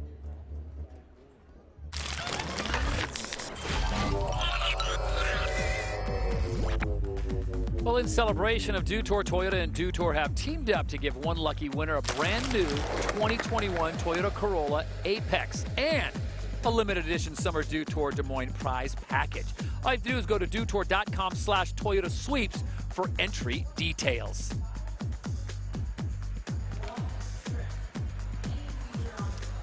Here we go as we have reached the best trick part of the women's street final. The Brazilians on top right now after 2 runs with Pamela Rosa, Raíssa Leal, and Rose Svetslat of Netherlands. Now we go to the 5 best tricks. And Paul, this is where it gets really tricky. The judges want to see, they want to be wowed. So where is the strategy? What do you do when you come into a competition like this if you're in the middle of the field? Well, hopefully you don't repeat any of the tricks that we already saw in your run, because we know if you did them in your run, you probably have them really consistent and locked down, and it's not your hardest tricks. We want to see progression, tricks we haven't seen. On probably the bigger obstacles aren't going to hurt, but you can stay on the smaller obstacles if you get technical. But we're going to run through the order 5 times. Each skater gets a crack at a trick each time, and you're going to have to land at least 2 of them to finish with 4 scores, but you really want to land 5 and just keep building up the difficulty and adding to your scores. But again, only your 4 overall best scores count, and those are all added together for your final score. Right now, Brazil has the top 2 spots with Pamela Rosa right there and Raíssa Leal on the left side of your screen. They are amazing on skateboards, and early we had a chance to catch up with the Brazilians and find out what motivates them to greatness.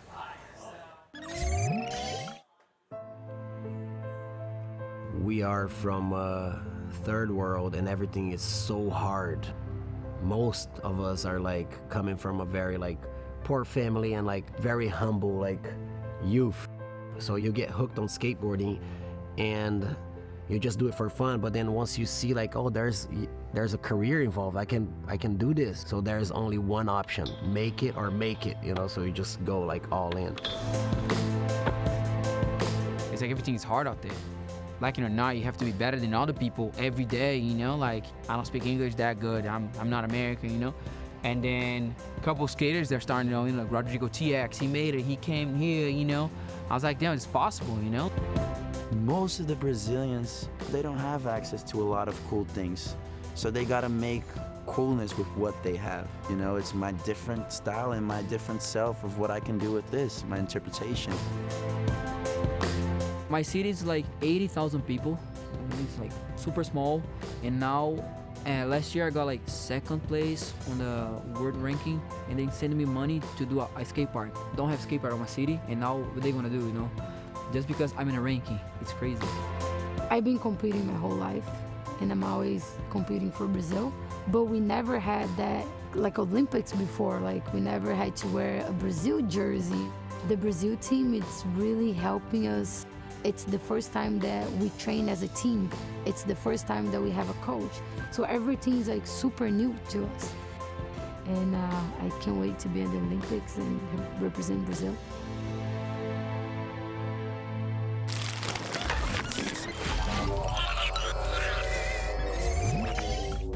Forget the soccer. Brazil is all about skateboarding, as they will take so many talented athletes with legitimate, serious contention for medals. Wouldn't you agree? Oh, yeah, across the board. Men's street, men's park, women's street, women's park, all the way around. It is amazing, and it all stems from that passion. They love it. They get so much support from their country just in passion alone. I love the story about the small town. You finishes high in the thing. It's like, oh, let's send them some money so they can put a skate park in. They're seeing where there can be some growth and it'll benefit the youth, and so it goes in. So here's the competition format. This is the 254. Now we're on after the 2 45-second runs. We are down to the 5 best tricks. Poe Pinson starting out with the frontside Smith grind. Putting scores on the board. You gotta make tricks, so it's smart to do 2 tricks that you're going to land, and then try some stuff that is a little more iffy. A frontside Smith grind is not the hardest trick you're gonna see from Poe. It's just putting a score down, but a solid trick. Laura Bruggeman now next up. So this is going to go rapid fire. It'll go 1 through 8, then we'll start again, and we'll do it 5 times through for the best score. Laura Bruggeman again with a consistent but conservative first trick. Right, frontside 5-0. But where you typically see giant scores in best trick is on the big section. If you're willing to risk it, you get the scores. It's harder to land when you do the big tricks. Now this is somewhere, like, you know, that's not a big trick and it's not highly technical. So it's not going to get a great score, but again, she's just trying to get scores and put another trick down before she moves on to her hard stuff. Kate Oldenboving now. A little bit of a misstart. We're going to give her a mulligan on that one. Contest nerves. Yeah. But yeah, the trick officially counts once you crack the tail and try the trick. Frontside nose slide. See, that's a really difficult trick because you're sliding on the nose towards your heels. You got to really regulate that trick with your shoulders. If you turn them, you can't get out of the trick. You see her trying to stay facing a little bit forward to ride out of it.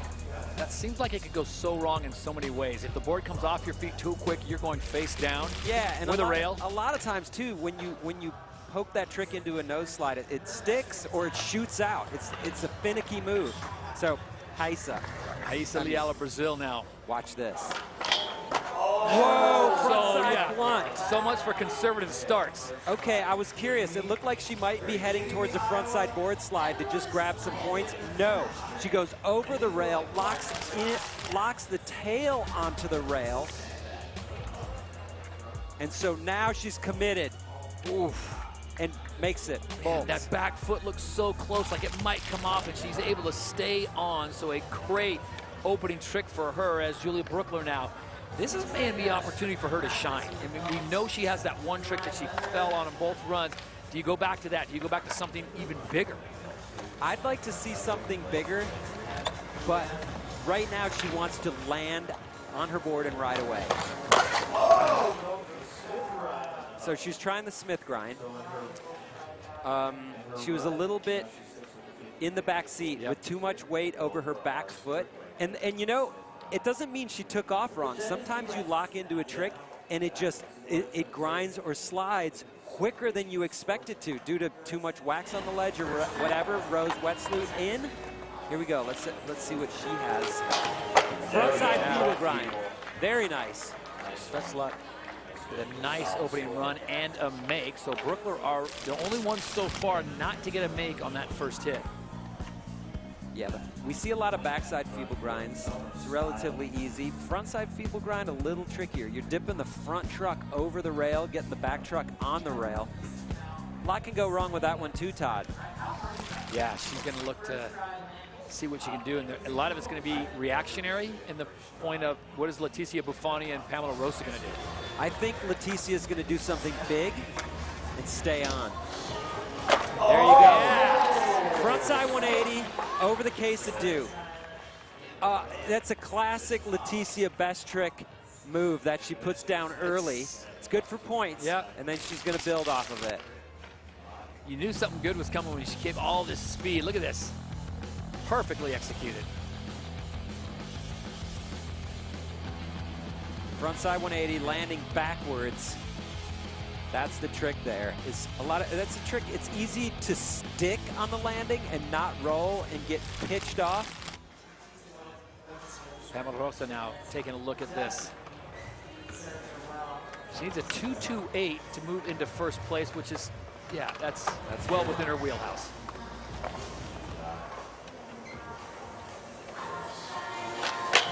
Oh, yes! The reigning world champ comes out and drills the first one. So I talked about there being a lot of frontside board slides on handrails in this event. She does the big spin into it. Here, the board's going to do a shove it under her feet. She locks into a perfect front board. That's risky. Yeah. If you don't get the board on your feet, you're in a bad spot, hovering over a rail with no board. That's going to be, look at that, 4.15. So Pamela Rosa, 14.08, out in front by quite a margin. You know, playing with the confidence of being the reigning world champion, she just seems so comfortable on this course. Right. I like where this is headed with Pamela in first and Heisa in second. Pope Pinson now will be next up. So that is 1 of 5 complete in our 2-4-5 format. 2 runs, 45 seconds, and now 5 best tricks. Now, we haven't seen Pope Pinson in the finals like we've seen from some of these other skaters, so we don't know what she's going to do. And you don't know, do you know how deep her trick bag is? I mean, can she go as deep as Buffoni or Rosa and have those kind of things that would give her the points? Can anyone? I'm not sure. True. We'll find out, but this was the backside 50-50 grind on the handrail. She did that in her run, though. So it's a smart strategy, but it's not a winning strategy. Sure. It's just stacking points, setting up for maybe a winning strategy later. So 157 on the second trick with a 183 on the first trick. We might not be talking a lot about Team USA and the Olympic spots yet because there's still another event to come in Rome, and then the team will be named. But Pope Pinson did herself a solid by making this final. Oh, Laura Brueggemann having issues there on her second best trick attempt. So she was trying the frontside blunt on that flat rail. We saw Heisa do the front blunt down the rail. The one on the flat rail is going to be easier because you have a bump up to it. It's always easier to bump up to a trick because you don't have to ollie as much. Right. Doesn't take as much power, but it can still be difficult to aim out of the bump. Maybe a little wilder out of the bump, but still, she's going to have to stick that in her next try. 3 more best trick attempts. Kate Oldenboving. There you go. Oh, a little something extra. Yeah, I like that. So she did the board slide to 270, shove it out. And what's interesting about that was the line to get to it. There wasn't a straight path to that rail. She had to do the ollie up into the wedge. So that you got to control that to be even in a position to set up for this trick. See right there? And then the board slide up, shove it out, and she makes it clean. I like that a lot. And managing momentum there, not to come to a complete stop, but have enough momentum to kick out of that. That was impressive. 205 she gets on that second trick. So Kate's moving up the ladder just a little bit, currently sitting in 4th place. Everyone right now chasing Pamela Rosa, Brazil. Heisa Leal sitting in 2nd place, who's ready to go now on her second attempt of 5.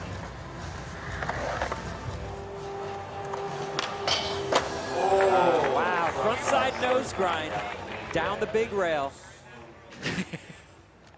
I think she can do these tricks every try. In her sleep. It's just, look at this. It shouldn't be that easy. perfect. So now she is set up to go wild over the next 3 attempts because she had 2 great runs and she's put in 2 good tricks. 2 good tricks. So 14.35, which means she goes into first for the time being. It's really a battle between her and Pamela Hossa right now. The 2 Brazilians going back and forth. Good time now for Julia Bruckler of Austria to get things going. She needs a trick. She needs to stick it. 5 best tricks. She's had 2 falls. And this turns into a head game really fast because it's not so much about trying to win at this point. It's you don't want to go home with 2 bad runs and a bunch of bails and best trick. Just cannot find the proper balance. She's coming off that back every time. Fully committed. Yes, 100%. You're right, Todd. It's just balance. Let's see where she catches. Yeah, it's the front foot this time. Yeah, skateboarding. It's amazing how far it's come. That's the norm. I mean, if you look at kids skating out in the streets, that's what you see all day. Makes every try. Crazy. Rose. Big frontside 50-50. Okay. Okay, so taking more of the physical risk, not so much the risk of flipping a board where it becomes an inconsistent trick, but more like you're putting yourself in danger for the trick with the 50-50 on a big rail like that. It can slip over and go real bad. That was the fall for Julia Bruckler, and just moments ago, this is Rose Svetslot of the Netherlands.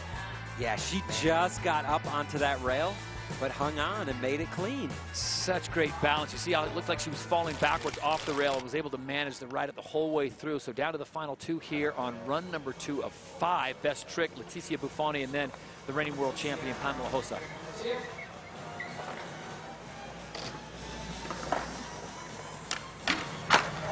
Oh, beautiful frontside tail slide down the 11 stair hubba. Now, see how smart Leticia is. She did the frontside tail slide down the hubba in her run, but not on the big one. So, very smart strategy.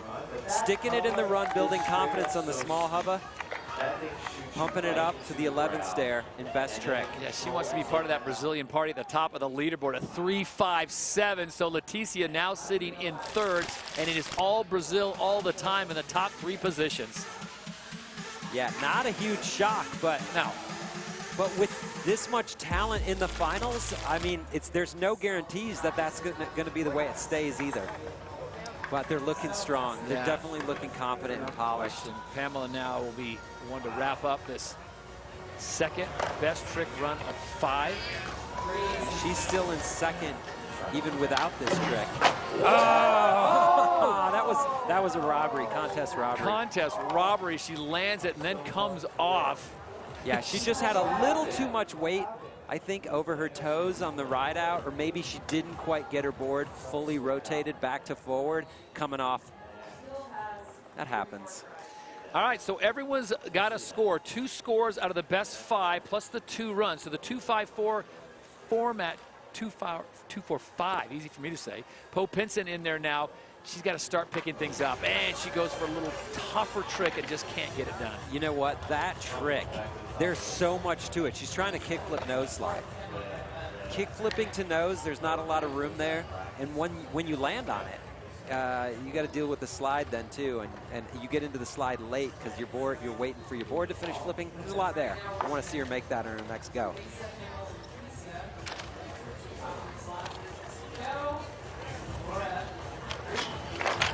Okay, taking a chance with the frontside feeble grind, which is relatively stable on a flat bar, but she's trying the back 180 out of it, so adding the difficulty at the end.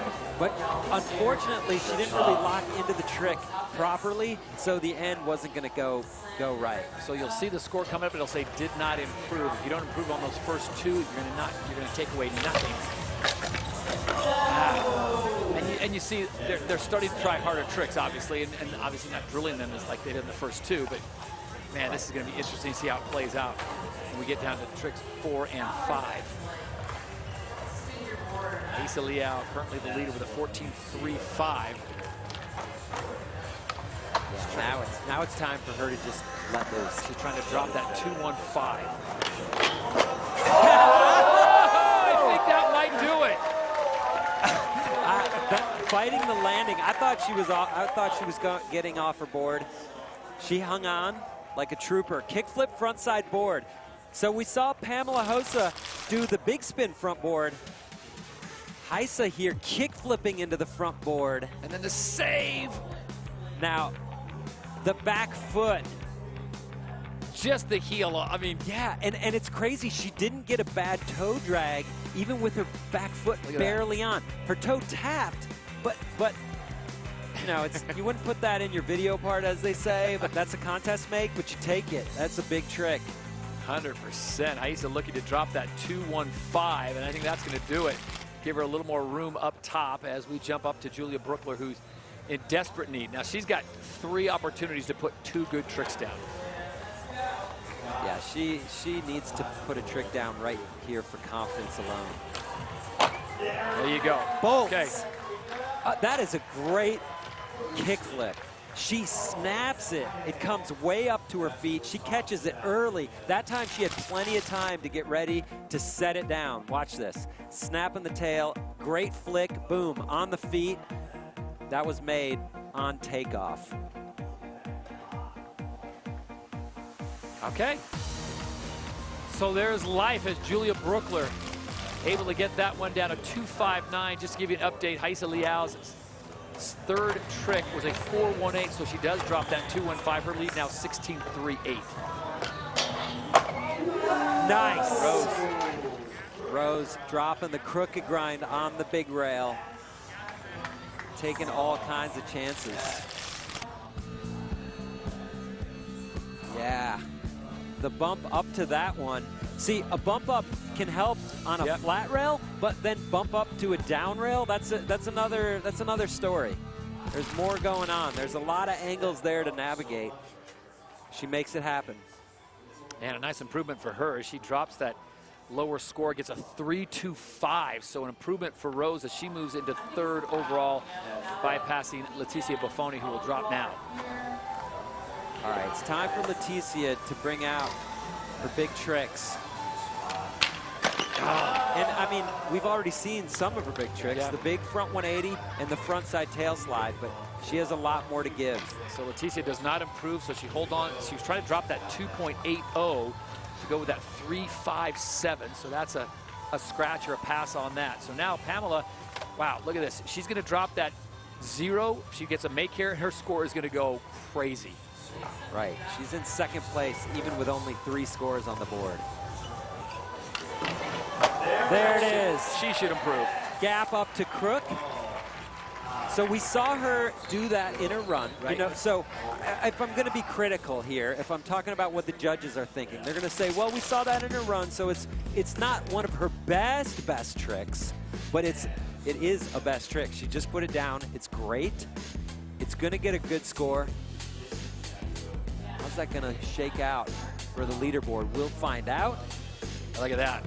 Replacing that 0 with a 4.50. So Pamela goes into the lead, 18.58 now. So all on even terms as we move back to the top now. It'll be Poe Pinson, the 2.54 format.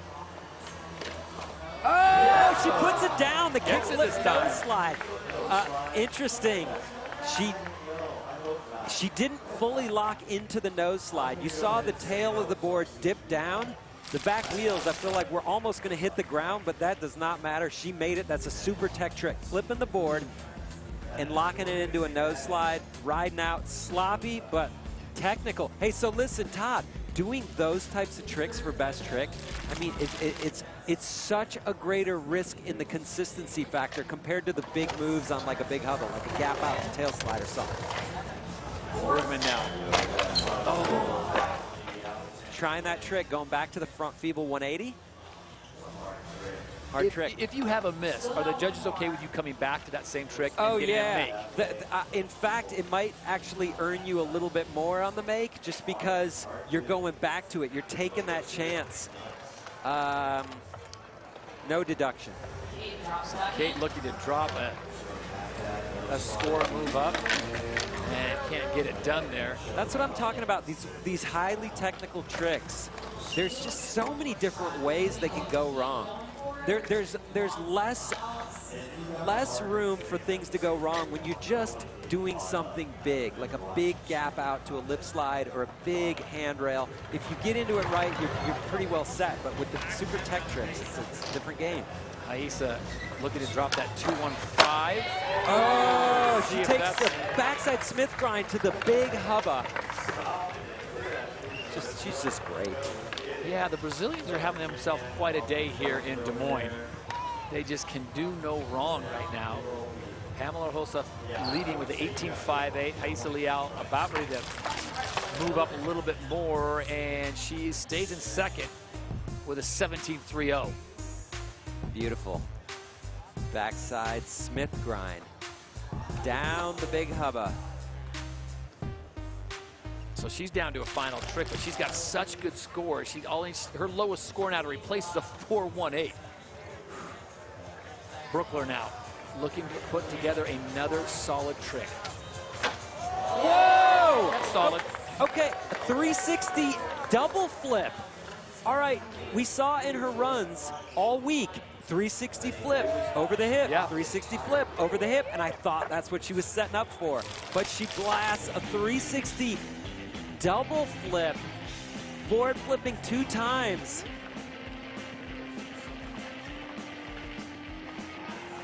Yeah, this should help her cause as she's basically replacing a scratch. Feeling good there with a 7.80, so that gets her out of the cellar for the time being, sitting on a 7.80. Rose now.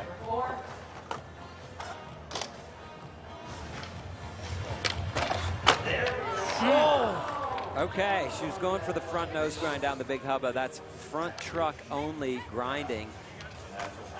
So you see, that's where the points are. Yep. The points are on the big stuff. But it's really hard to stick those landings. If your weight is a little off, you can get pitched. Leticia with her penultimate trick. Put it better this time. So if we're going to compare tricks on that hubba, Aisa did the back Smith. Leticia did the crooked grind. Everybody would tell you the back Smith is a more difficult trick. There's more to it. You got to get up over the hubba. The crooked grind, you can more jab that front truck onto it. A little less commitment there, but still a great trick. And she sticks it. So she does replace the 2.80 with the 3.15, and Leticia back into a podium position. So the Brazilians own positions 1, 2, and 3, with a run still to go after Pamela Hossa finishes this 4th run. I mean, look at her problem. How do I replace a 4.15? Everyone else is going, I'd love to have that 4.15. What's she gonna do though? That's a big score. But Pamela has so many tricks. Okay. That's heavy. Yeah. Gapping up on that A-frame rail to backside lip slide. Okay, so now we are down to the 5th and final trick in the 2.54 format. Remember, we had the 2 runs. We're taking your 2 best tricks in this format, and that's how the champion will be crowned. Right now, it is Pamela Hossa of Brazil with the 18.58. Aisa Leal sitting in second with a 17.30. And then there's a big gap down to Leticia Buffoni, who sits in 3rd. Top-placed American Poe Pinson currently sitting in 5th place with a 9.22. Okay, take a deep breath. You got 1 trick. You got 1 trick you go to. It's like playing horse. You got to put the E on there. What are you going with? Are you talking about if I'm giving them if advice, you're giving or if advice? I'm skating? Yeah, I mean, like, what your question here's is. Here's the situation. If you're Pamela, do you take a big risk on that? She's gonna have last say. Yeah, you know go whether all she out. needs to go or not. She should go. They should each go for their absolute best trick that they think there's some chance of them making. That's what they need to do. I don't know exactly which tricks they should go for. That should be up maybe to one of their close friends or a coach who knows they're skating really well. But yeah, you put it all out there right now. There's no reason not to. Yeah. So Laura looking to replace some lower scores on run 1 or 2 or trick 1 or 2. Across the board, you're just looking to replace something that is the lowest on your scorecard. Coming in with a lot of speed here. that was a different approach to that rail. It doesn't pay off. She went for it, though. Yeah. That's what you got to do. Well, everyone's swinging for the fences now, knowing what Pamela's sitting on with an 18.58. It might come down to the situation she didn't have to take her last run because she's already in the clear. So Kate Oldenboving now looking to replace a 105. Coming back. Half cab. Oh. See? Half cab, nose slide. Big spin out, 270 shove it out. However you want to call it. Technical trick. Lot to do there. Lot to think about. A lot going on. Aisa Liao now. Look across her board. What does she replace? 418.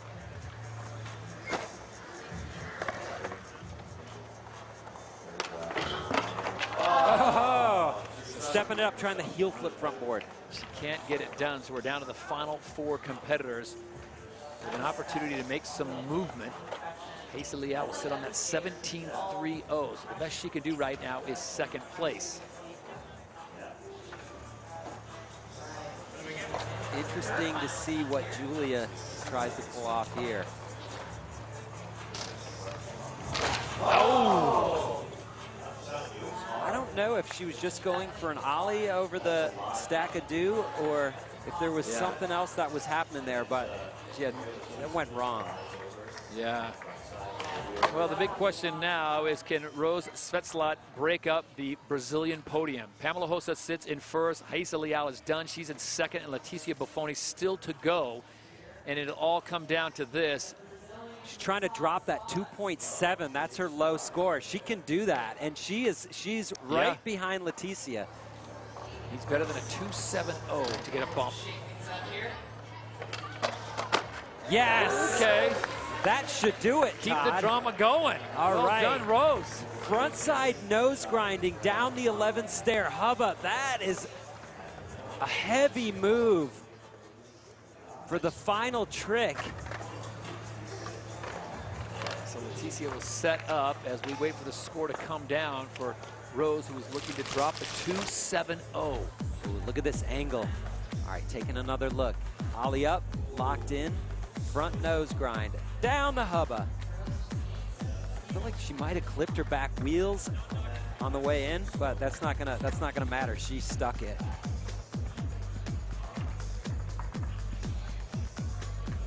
Nice way to end the competition for Rose. Netherlands with those 3 positions in the Olympics. Where she could end up.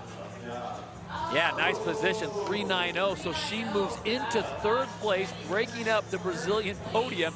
And that means Leticia Buffoni, with her final trick, needs something better than a 2.34 to get an improvement. Anything she tries and lands, you got to assume it's going to be good enough. She knows what she's doing. Oh, no! Oh, Leticia. Tough break there. Yep. Leticia Buffoni went for it on the final trick. Does not improve, so she will stay on that 11.86, just behind Rose Svetlot.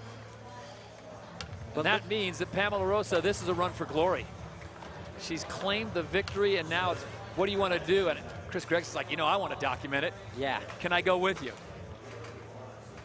Shout out once again to the best follow filmer in skateboarding, Chris Gregson. The reigning world champion, sitting on an 18.58, the last competitor to go.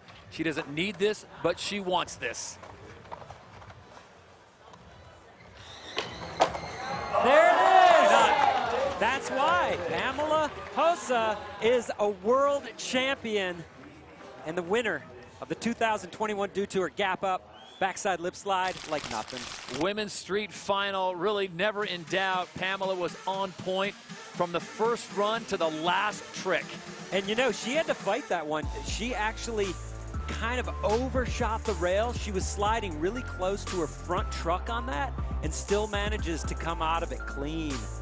So of the 7, the 2 runs and the 5 tricks, she only had 2 misses. I mean, good. She was just so consistent. Ends things off with a 3.40, so a combo score 18.58. Pamela Hossa wins the Dew Tour, followed by Aisa Liao 17.30 and Rose Svetlot 12.96, just outpointing Leticia Buffoni. Put the pressure on her on that last trick. as the Dutch can celebrate. They've got someone on the podium. Getting 2 in the final of the 8, and then Poe Pinson finishing in a top 5 position. That's a great performance. Absolutely. What a showing all the way around on the women's street final competition as we send it down to Tina. 2019 champion, then we have a pandemic, and coming out of that, Pamela Rosa comes back to Dew Tour and wins. How much did you want this win? I'm so happy to be here. Thank you so much, Dew Tour. I love you, Iowa. I'm happy to be here. Girls today so killing. Yes, Brazil, thank you so much. Thanks, Pamela. Beijo, mãe, te amo. E é nóis. Aê, cara. Look at this. Pamela, what can you say about street skateboarding, the women, Brazil, and the potential for the Olympics? I'm fine. Thank you so much, Team Brazil. Yeah, I'm so happy. Yeah. Enjoy this. Congratulations. Yeah, Team Brazil, they are going to paint the town green and gold tonight here in Des Moines. That is a tough team. Although Leticia Buffoni did not finish on the podium, you look to Tokyo and that squad of Pamela, Haisa, and Leticia, come on. Right, they all did what they set out to come and do, making tricks, impressing the crowd, 2 of them landing on the podium. What's interesting, Todd, is that Haisa only missed 1 trick in best trick, and she was still beat out by Pamela Hossa. So that tells you a story. Yeah, her lowest score, 215 for Haisa. Pamela's lowest score, a 415.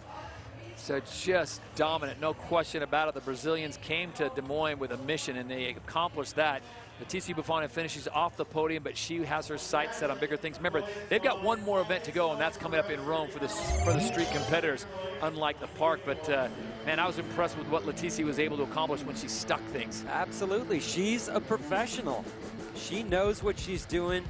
She's a veteran. But when you have skaters like Haisa coming up, doing tricks like kickflip front boards, pressure's on. She's raising the stakes with every single event.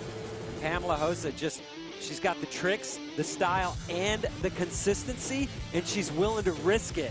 Lethal combo. And the youth is served. You got Pamela Hossa, who's 21 years of age. You got Haisa Leal, who's 13 years of age, and then the elder stateswoman, if you will, Leticia Buffoni, who's 28, and she is just helping the next crop of Brazilian skaters up. So they are no question a force to be reckoned with as we take a look once again at the final standings. Pamela gets it done. Haisa Leal gets second, and Rose Svetslot getting 3rd place. Wow, what a performance. Congratulations again, Leticia Buffoni. Poe Pinson, top 5 finish for her coming off that performance at the U.S. Championships. Yeah, and that's going to set herself up to be in contention for Tokyo heading into Rome. Congratulations all the way around. Despite some weather delays, despite some rain, the course was amazing. 88,000 square feet of joy here at this amazing skate park right on the waterfront in beautiful Des Moines, Iowa. It will certainly be a mecca for the entire Midwest. Anyone within a 2 or 3 hour drive, they're going to definitely want to come here and session this place.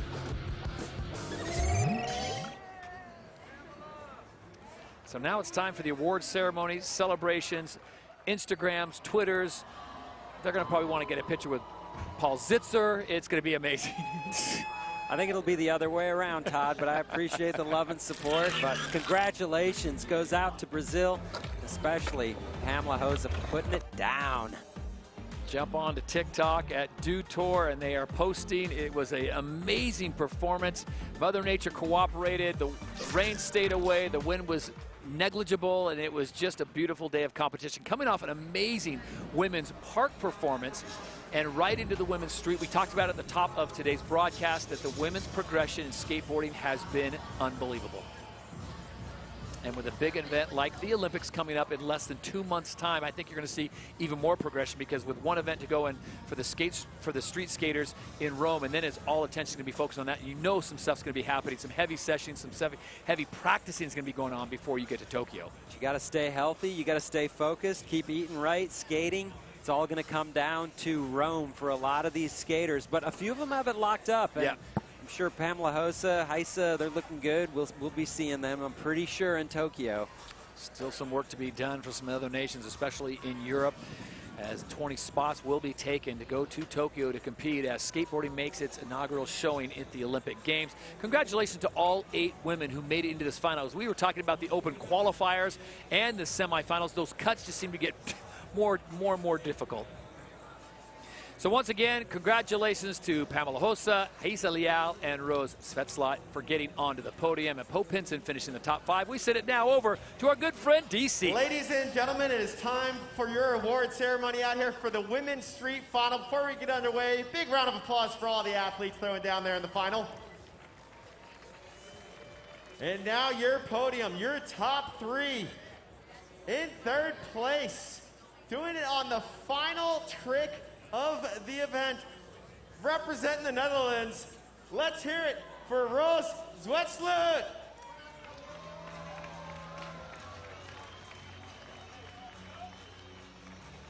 Her first major podium, and she put it down when it mattered on her final trick of the event. One more time, hands together for the Netherlands, Roos Zwetsloot.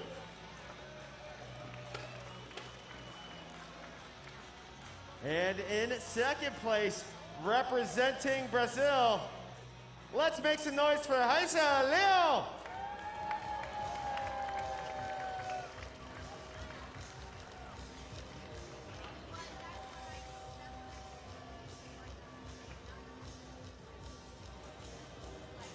Just 13 years of age, our youngest finalist, and getting up on the podium, represented Brazil. Make some noise again for Heisa Liao. Parabéns, congratulations. And your champion, backing up her 2019 Dew Tour Long Beach champion performance on her quest, her road to Tokyo, representing Brazil. Let's get loud and proud for Pamela Rosa.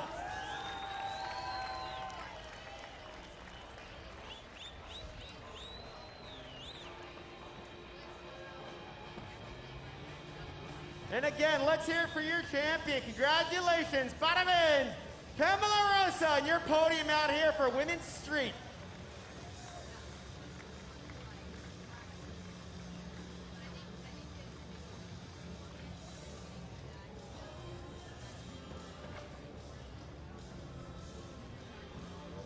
And hands together for your podium again, and all the athletes out here competing in the Women's Street Final here at Dew Tour Des Moines. Coming up next, we got 2 more finals for you, Iowa. We got men's park finals, followed by men's street finals, wrapping it all up. We love you. Happy Dew Tour Des Moines. We'll see you over at the park for the men's park final next.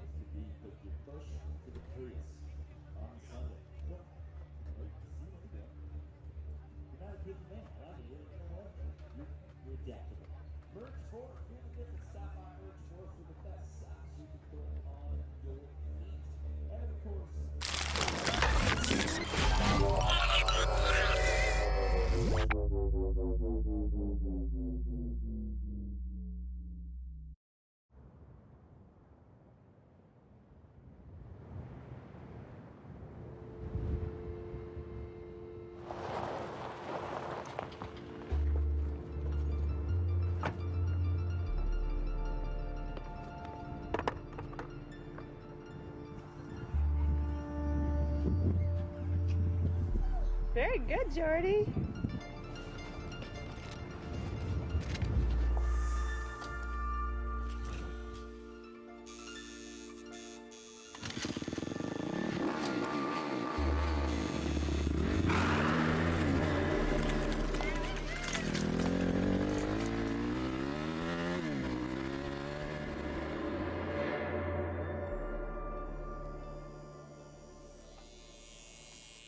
Ready? Yep.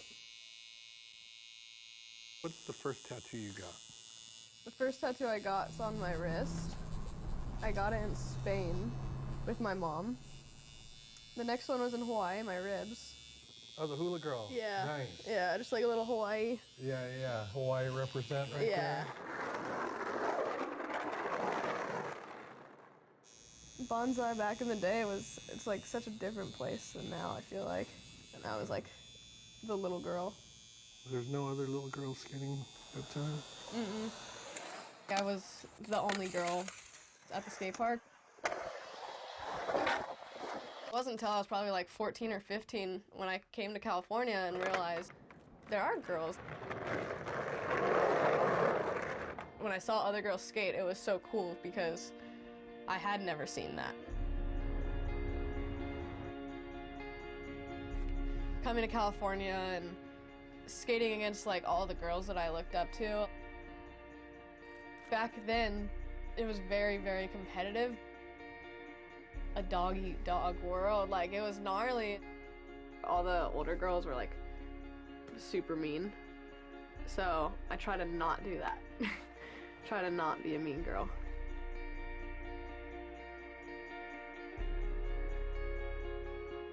At that time, like when they were being mean to me, like it sucked. Like these are like the people I looked up to the most.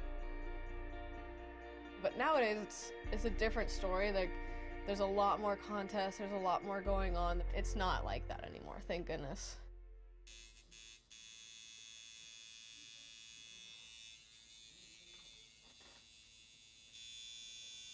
Nowadays, there's so many little girls, it's crazy. Yeah. It's so cool. I know what it's like to get picked on and that sort of thing, and I really have said since then, like, I don't ever want to be like that. I want to make a little girl that's coming in feel as welcomed as possible and feel like they belong. We're all here for the same thing. We're all here to just skate and have fun, and I'm so thankful that I'm able to make a career out of this, and you know, the more the merrier, in my opinion.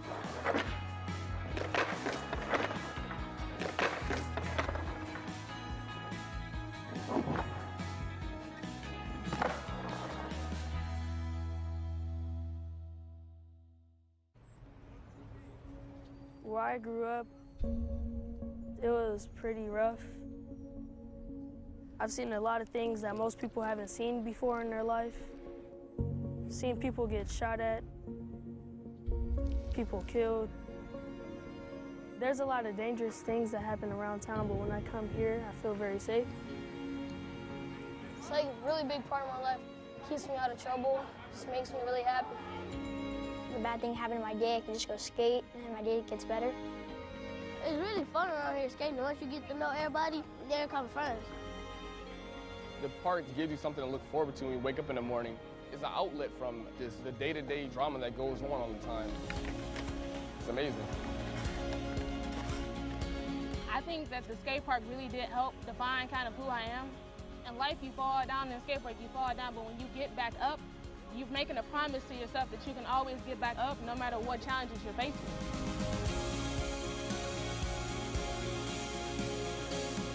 Words can't describe how much gratitude I have for these skate parks.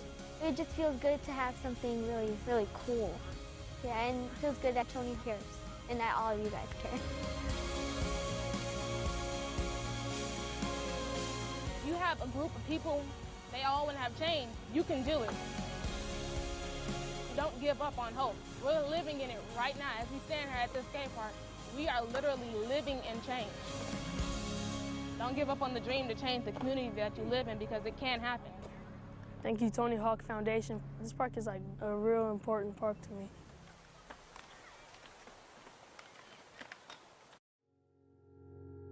Skate Like a Girl provided a place for me to reclaim something that meant a lot to me in my childhood. It was the thing I was most passionate about when I was a teenager. I stopped skating because I didn't really think there was space left in it for me as a trans person. Skate Like a Girl has provided that space and created a sense of inclusion in skateboarding that I've never really had.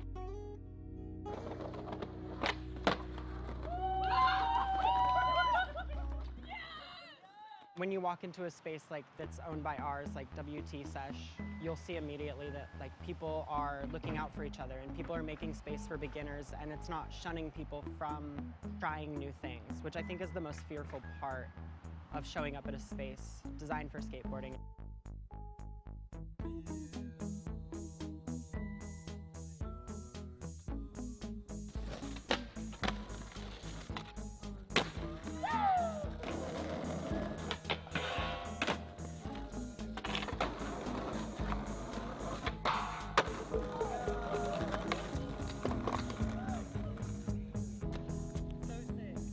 So what does it look like inserting yourself into a space like that? And we create a welcoming environment for that to be possible.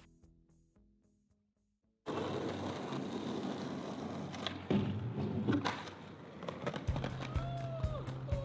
name is Kristen Ebling. I am the executive director of Skate Like a Girl. Skate Like a Girl is a community-based organization that's focused on creating more accessibility in skateboarding. What we try to do is take an approach of who's not really showing up, who doesn't really have space, and talk to those communities and get their feedback and find ways to create space for them in skateboarding so they can enjoy it just as much as we do.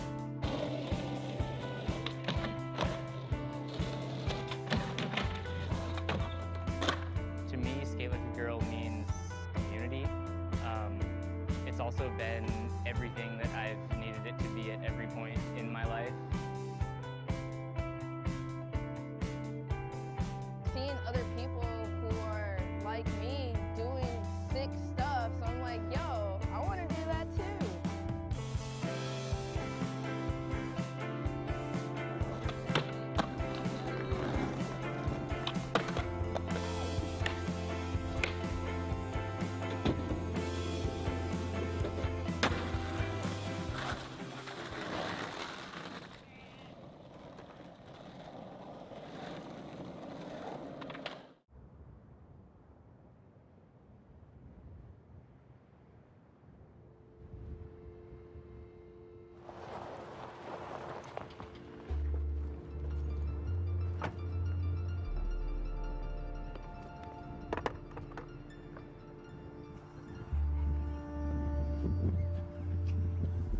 Very good, Jordy.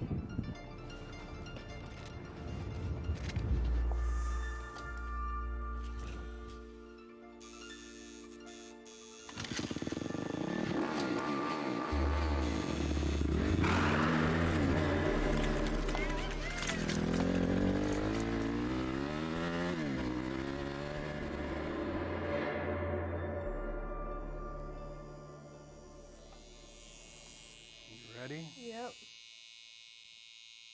What's the first tattoo you got? The first tattoo I got is on my wrist. I got it in Spain with my mom. The next one was in Hawaii, my ribs. Oh, the hula girl. Yeah. Nice. Yeah, just like a little Hawaii. Yeah, yeah. Hawaii represent right Yeah. there. Bonsai back in the day it's like such a different place than now, I feel like. And I was like the little girl. There's no other little girls skating at the time? Mm-mm. I was the only girl at the skate park. It wasn't until I was probably like 14 or 15 when I came to California and realized there are girls.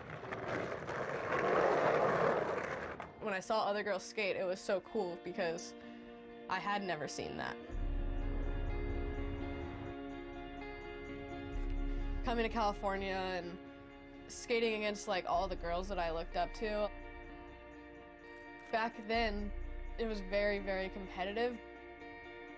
A dog-eat-dog world, like it was gnarly. All the older girls were like super mean. So I try to not do that.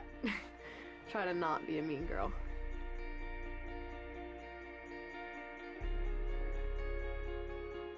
at that time, like when they were being mean to me, like it sucked. Like these are like the people I looked up to the most. But nowadays it's a different story. Like there's a lot more contests, there's a lot more going on. It's not like that anymore, thank goodness.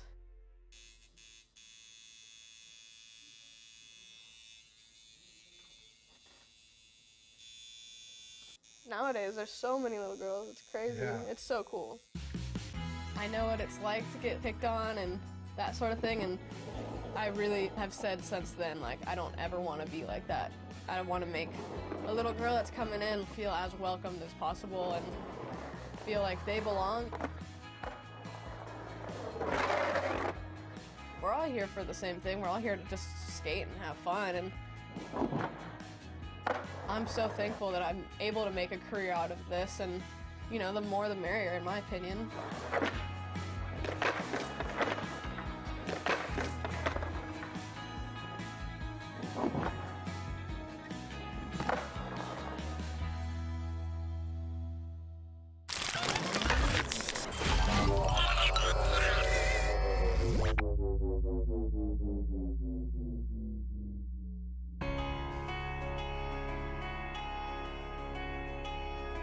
Yeah, wipe out and get right back up. Get up. Wax the ledge, we can't get stuck. Courage on deck like 2 trucks. Come on. Hop on and do what you want. Yeah. True freedom, they need us to stunt. Backside 180s to front, yeah. And we know struggle like we knows grind. Hustle for runs, all in due time. Repetition, repetition. Might switch stance, but not the mission. Much more than a competition. We risk it all to get these tricks in. Sacrifice ain't nothing given. Skated D.I.E., how we living. Scrapes, scars, bruises, lessons, pain, joy, victory, blessings. From the block to your skate spots. Kick, kick, push, and flip skate cops. Love park to your skate shop. Got ollies with more pop than GameStop. Skate for justice, we all in. Skate for change like BLM, yeah. Probably take a knee on my board. Ghetto kids all day, shout out to the board. This that thunder in your heart. 45 seconds to go rad at the park. That go hard or go harder. Yeah. That go far or go farther. Yeah. That 5-ring camaraderie. 4-wheel polyurethane world society. And all eyes on we. And all eyes on gold. All praises be. United we roll. Peace.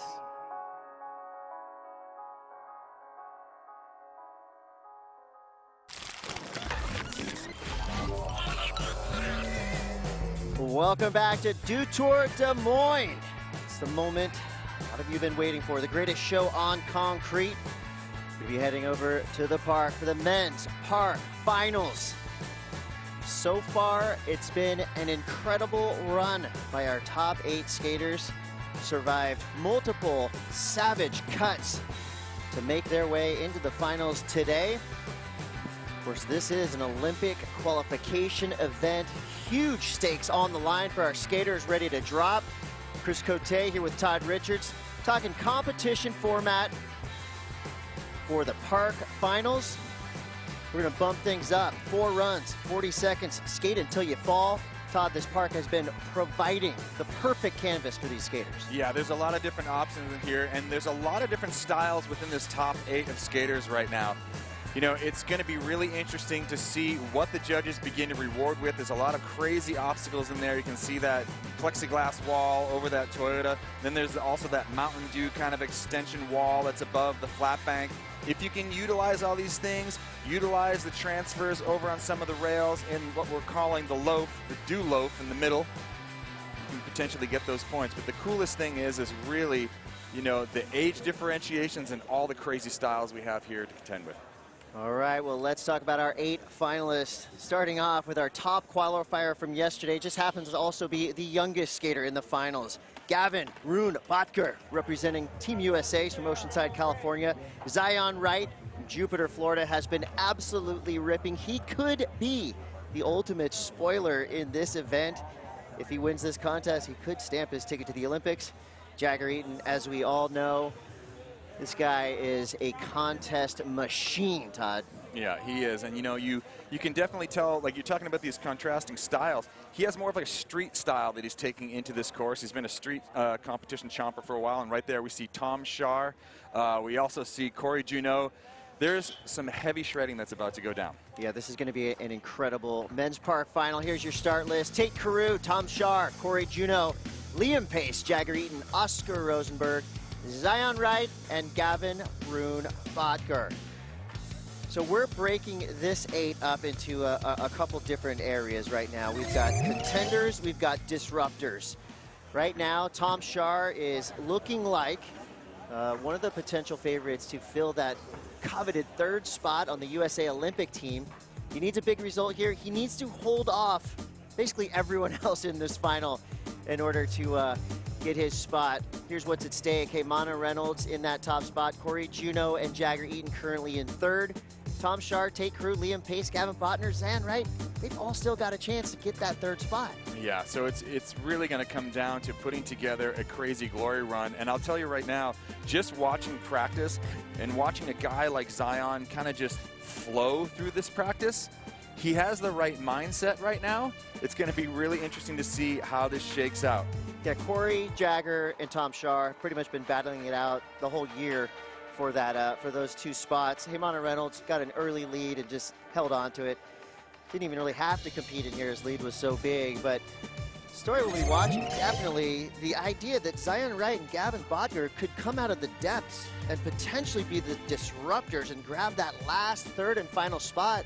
It's a huge story we'll be watching through the final. It is a big story, and it's also, you know, you talk about the Olympics and typically like sports that compete there, a lot of times it's the underdogs who do well. No one's expecting them. They don't have all the spotlights and pressures on them to go and, you know, suck up all the media. Zion could quietly sneak in here and just put it down. And also, you know, you can't discount Gavin Bodker. I mean, he's so young, 14 years old. I feel like he's been in the game for many, many years, and that's really because since 10 years old, he's been doing big 540s and, you know, caballero flips like that. It's just going to be crazy to see these contrasting ages working against each other out here, all for those crazy points. Yeah, one of these kids that you would see on Instagram and go, oh, that's cute, this kid ripped, but now, undeniable, a force in skateboarding. At only 14 years old, Gavin Bodker, I wouldn't be surprised if he won this contest. Let's put it that way. He has every single trick, and he's also, you know, watching right here, Chris Gregson do that follow cam. He's got something for every wall. He's a super smart competitor, and at 14 years old, being able to think like that is really crazy. It shows how focused he is to be a really competitive park rider. So Gavin will be dropping last since he was the highest qualified skater. Your competition format changes up a little bit for the finals just because, you know, we want more skateboarding. 8 athletes, 4 runs each. 40 seconds, skate until you fall. Your best 1 run counts. Scores out of a possible 100. And the leaderboard will be updating with each and every run. Basically, we were looking at yesterday and the day before. It was all about qualification, getting yourself above the cut line. Well, yeah, and this is what it's all for. And it was crazy, too. I mean, we've had some insane weather. Today, the weather way better than it has been, a little bit more predictable. But for the past couple of days, there's been a lot of start-stops in this competition that maybe can suck the mojo out of you before you even drop into your run. So you're looking at the lineup, 3 skaters out of San Diego, California that, of course, well, 4, including Gavin Bodker, who's from Oceanside. And I mean, that tells you right there, still Southern California, epicenter of skateboarding. And here we go. We are into the men's park finals, starting off with Tate Carew. Now, Tate, I was watching him in practice. He has a different line than he was doing earlier in the week. There's that blunt slide through the corner, just perched up there on the lip, sliding through that corner perfectly.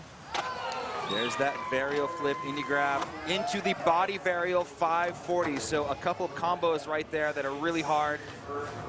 Alley frontside air. Then a revert from the shallow to deep end. It's a great run so far. A little backside bonus right there, throwing it back to the 80s. And an invert to basically cap off this run. So a little bit different than the run that I saw him practicing. I bet he just wants to put a score on the board, see where it stands, and kind of build the scale off of that. great way to start. Tate Carew right there, laying down the full 40-second run. We've seen big scores come with a fall at the end, but I think here in the finals, I mean, it's going to be all about getting that complete run, mixing up your tricks, and using the whole park. Yeah, and it's, you're going to have these combos where you're putting something everywhere. There's that varial flip Indy over, comboing that into the body varial backside 540. That's a great combo. You're flipping your board, you're rotating your board during rotational moves. And then down here at the end of his run, just a little 5-0 grind to cap things off. That's a big score to start. That would have easily qualified him from the first couple of days. 77.27 to start us off for Tate Carew. Always focused. Tom Shar dropping in. Here we go, Tom Shar, one of the favorites to make the Olympic team, arguably one of the best competition park skaters on the planet. Here comes Tom up into that Smith stall, pop back in off that flat bank, right into the tail grab, backside 540 and zings out.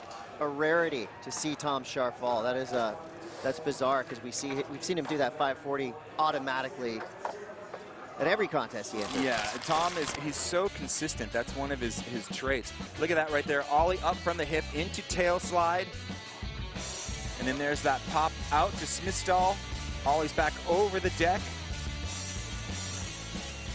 And then here we go, there's that tail grab, backside 540. It's a lot harder to keep your feet on when you're grabbing tail like that. You just see him right there in the back seat, zings out. Not able to compete that run, but he's got 3 more chances at it. Well, as it stands now, Corey Juneau is safe. Looking like a lock for Team USA at the upcoming Tokyo 2020 Olympic Games. Corey Juneau, one of the smoothest styles you'll ever see on a skateboard. He's got his own unique bag of tricks. Corey Juneau is in the park. You want to talk about flow and someone potentially that won't even grab his board the entire run. It's so crazy how he flows. There's that backside tail slide covering a lot of distance. Backside lip slide to back that up. He is so at home balancing on the lip. Corey looking through these corners here, trying to find something. Nose grind in and through that corner, carrying a lot of speed, a lot of blocks covered. Backside nose blunt with a big pop into it. Corey looking for something here at the end. Ollie over the loaf and a heel flip Indy attempt right there.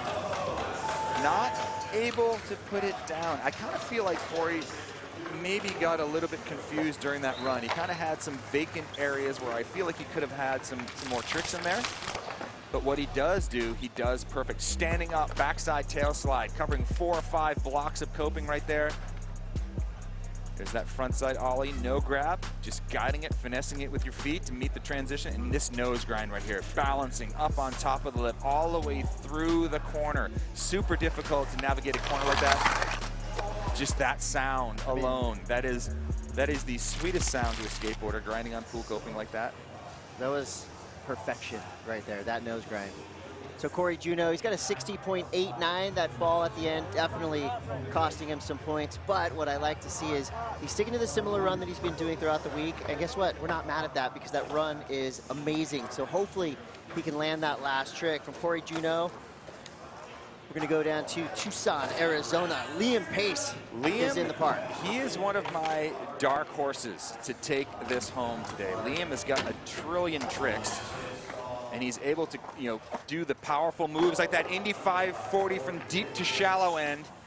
Traveling too. Has to match a different transition as well. Frontside 180 into the flat bank, caballerial disaster, landing in the middle of his board right there after a rotating trick. Super difficult. 360 with the Indy grab. Big body jar, smashing the tail on the lip. A lot of precision tricks from Liam Pace.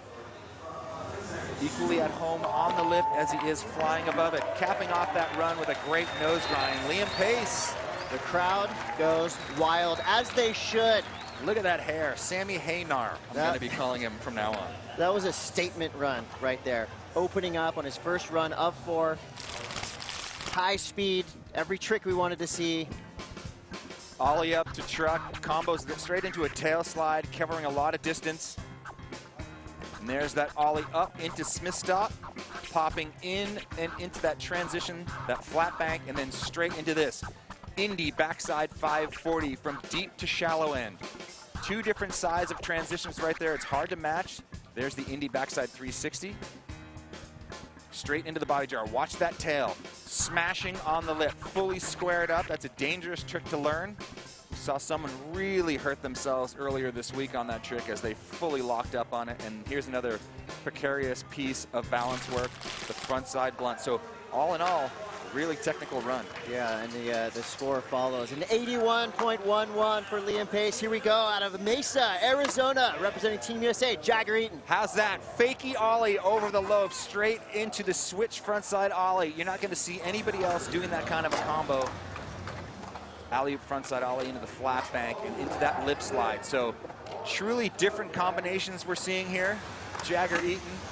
There's the backside 180. So definitely using that island feature way different than everybody else. Backside nose blunt, balancing on the lip. Frontside Smith grind through the corner. Has time enough to adjust his pants. And then the nose grind, backside revert. Super technical, especially when you're traveling in that direction and you have to have faith that you're gonna pop in the opposite direction and it's just gonna be there for you. Super difficult trick. Unfortunately falling on that one last trick, but I think it was at time. I want to say that was after time. Some ridiculously hard tricks from Jagger Eaton. I love that he's saved a few things for us here in the finals. Yeah, I think that was a fakey ollie. Could have been a switch ollie over that. I didn't really see where his wheels hit when he took off. There's all these subtle differences now as a commentator you got to really pay attention to, but this line right here, backside 180 ollie into a half cab. 180 no grab from fakey, pops that around. And there's that nose grind going for the backside revert in.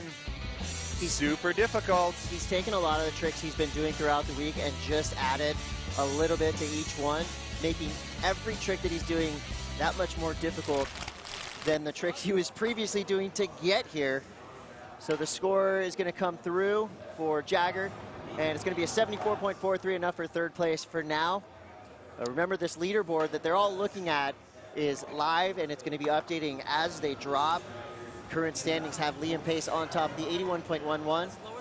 Oscar Rosenberg, multi-time world champion skateboarder out of Malmo, Sweden. Here we go. Oski is in the park. You want to talk about these contrasting styles. Oski's more like freestyle jazz. He is all over this thing. You never know what you're going to get. Big lip slide up that onto that extension. 50-50. A lot of these skaters have their runs planned out. I'm not sure Oski really does. I think he's just kind of freewheeling it at all times. Backside nose blunt. Looking for some speed here. Oh my gosh. Little truck bash with a grab in. Oski keeping it going, keeping it flowing. Frontside nose blunt into a backside 360 on the big wall. So Oski really doing some different tricks. The Indy back truck bash up there on the extension. Just keeps it rolling. Oski is one of these guys where if you ask any skater, street, park, in the field, and you say, oh, what do you think of Oski? They'll say, oh, he rules. My favorite. Yeah. He's just one of these guys that undeniable, amazing skateboarder. There's the frontside stalefish, grabbing with that backhand. Stand up frontside grind, 5-0 into the corner. Watch this right here. Snaps out, hits that truck while simultaneously grabbing his rail and popping back in. And right there, that's probably the most pedestrian trick that we saw him do that entire run. Then pops that up into a nose blunt, balancing on that nose, popping back in, meeting the transition, and there's the backside 360. Really, really blind trick. A lot of moves in that run. Big moves in that run and on the leaderboard. Run number one for Oscar Rosenberg comes through a 78.66. He'll jump into second place. He has no qualms with disrupting this Team USA battle, and I love that about Oski. Coming up next from Jupiter, Florida, Zion Wright. Let's not forget, even though Zion is one of the lower ranked people on Team USA right now, he does have an option. If he wins, he's in. Big Z has been floating around this course all week. He's so fun to watch just because how happy he is. Starting this run off strong. Big ollie almost into the flats over the loaf the wrong way. There's no coping there to bounce off of. It's all street ollie. Backside, backside body jar right there. Nice big frontside air, comboing that straight into this corner with a little Smith grind. Frontside blunt, kind of losing a little bit of momentum, but he's got enough for a big heel flip into air right there. 5 seconds left for Zion Wright. He's got one more move. Backside 360 with the indie grab straight into the backside melon 540. Standing tall on that landing. Zion Wright. That's how you start it off, and the boys are hyped. That was more than worthy of that celebration. Zion Wright, you can tell he's been feeling it since day one of Dew Tour Des Moines. The momentum just keeps on flowing with Zion Wright.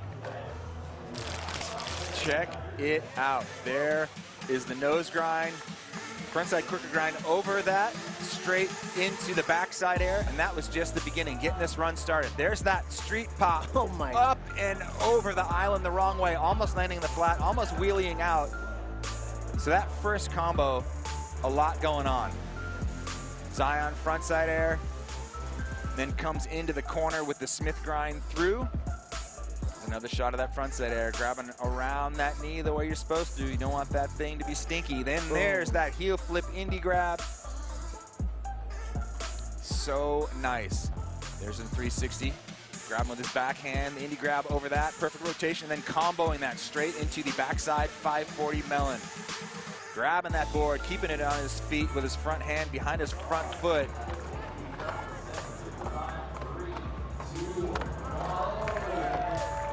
So just at time, nailing the backside 540. The horn blows in mid-air. That means that trick counts. The judges have spoken. Boom, 83.73.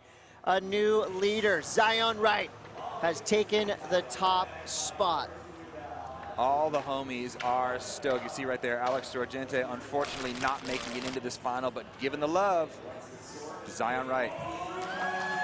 83.73. He knew it. Zion knew it. He knew it when he jumped out of the park. He knew that was going to be a big score. You know, you can just tell that someone is feeling it all week. You're like, this dude can win. We were feeling that back on Thursday when we saw the first practice. Gavin, Rune, Bodker, born and bred to shred. This kid has been doing it since he was 5 years old. This is what happens when you inject an energy drink straight into the fetus. You get this right here, a mini shred that is on fire. Alley-oop air into, wow, that backside air to backside disaster. A lot happening there. You can catch on the lip. Nose grab, 360, straight into the big 540. Oh, and unfortunately, the 50-50 grind over that feature, the rainbow rail on the island, not able to hold on to it. Uncharacteristic for Gavin. I've seen him do that all day long in practice. I don't remember seeing Gavin fall throughout this whole contest. Well, here's something to take into consideration. When you have someone put on a show, like we just saw Zion Wright do, he can kind of suck all the air out of the room. You know, you start to get worried. Do I have a run that can compete with that? Yeah, how could you not be shook? But this is the beauty of this format we have today. We have 4 runs for these guys. Score drops 41-37 for Gavin Bodker. He's got 3 more opportunities. Right now, the leader, Zion Wright, sitting on that 83.73, basically giving the judges exactly what they want. That number warranted and well-earned by Zion Wright. So here's what we're looking at for now. Zion in the lead, Liam Pace in second, Oscar Rosenberg third, Tate fourth, Jagger 5, Corey Juneau 6. And then we go down the line with Gavin and Tom Shar. So keep your eyes, of course, on the battle for third place. Zion's just warming up. You cannot stop him from skateboarding. Yeah, and I think that's probably a pretty good way to run it right now, is just stay warm. Just stay warm and loose. You can always tell. I mean, Zion's dancing around. He's talking to everybody. Can't stop him.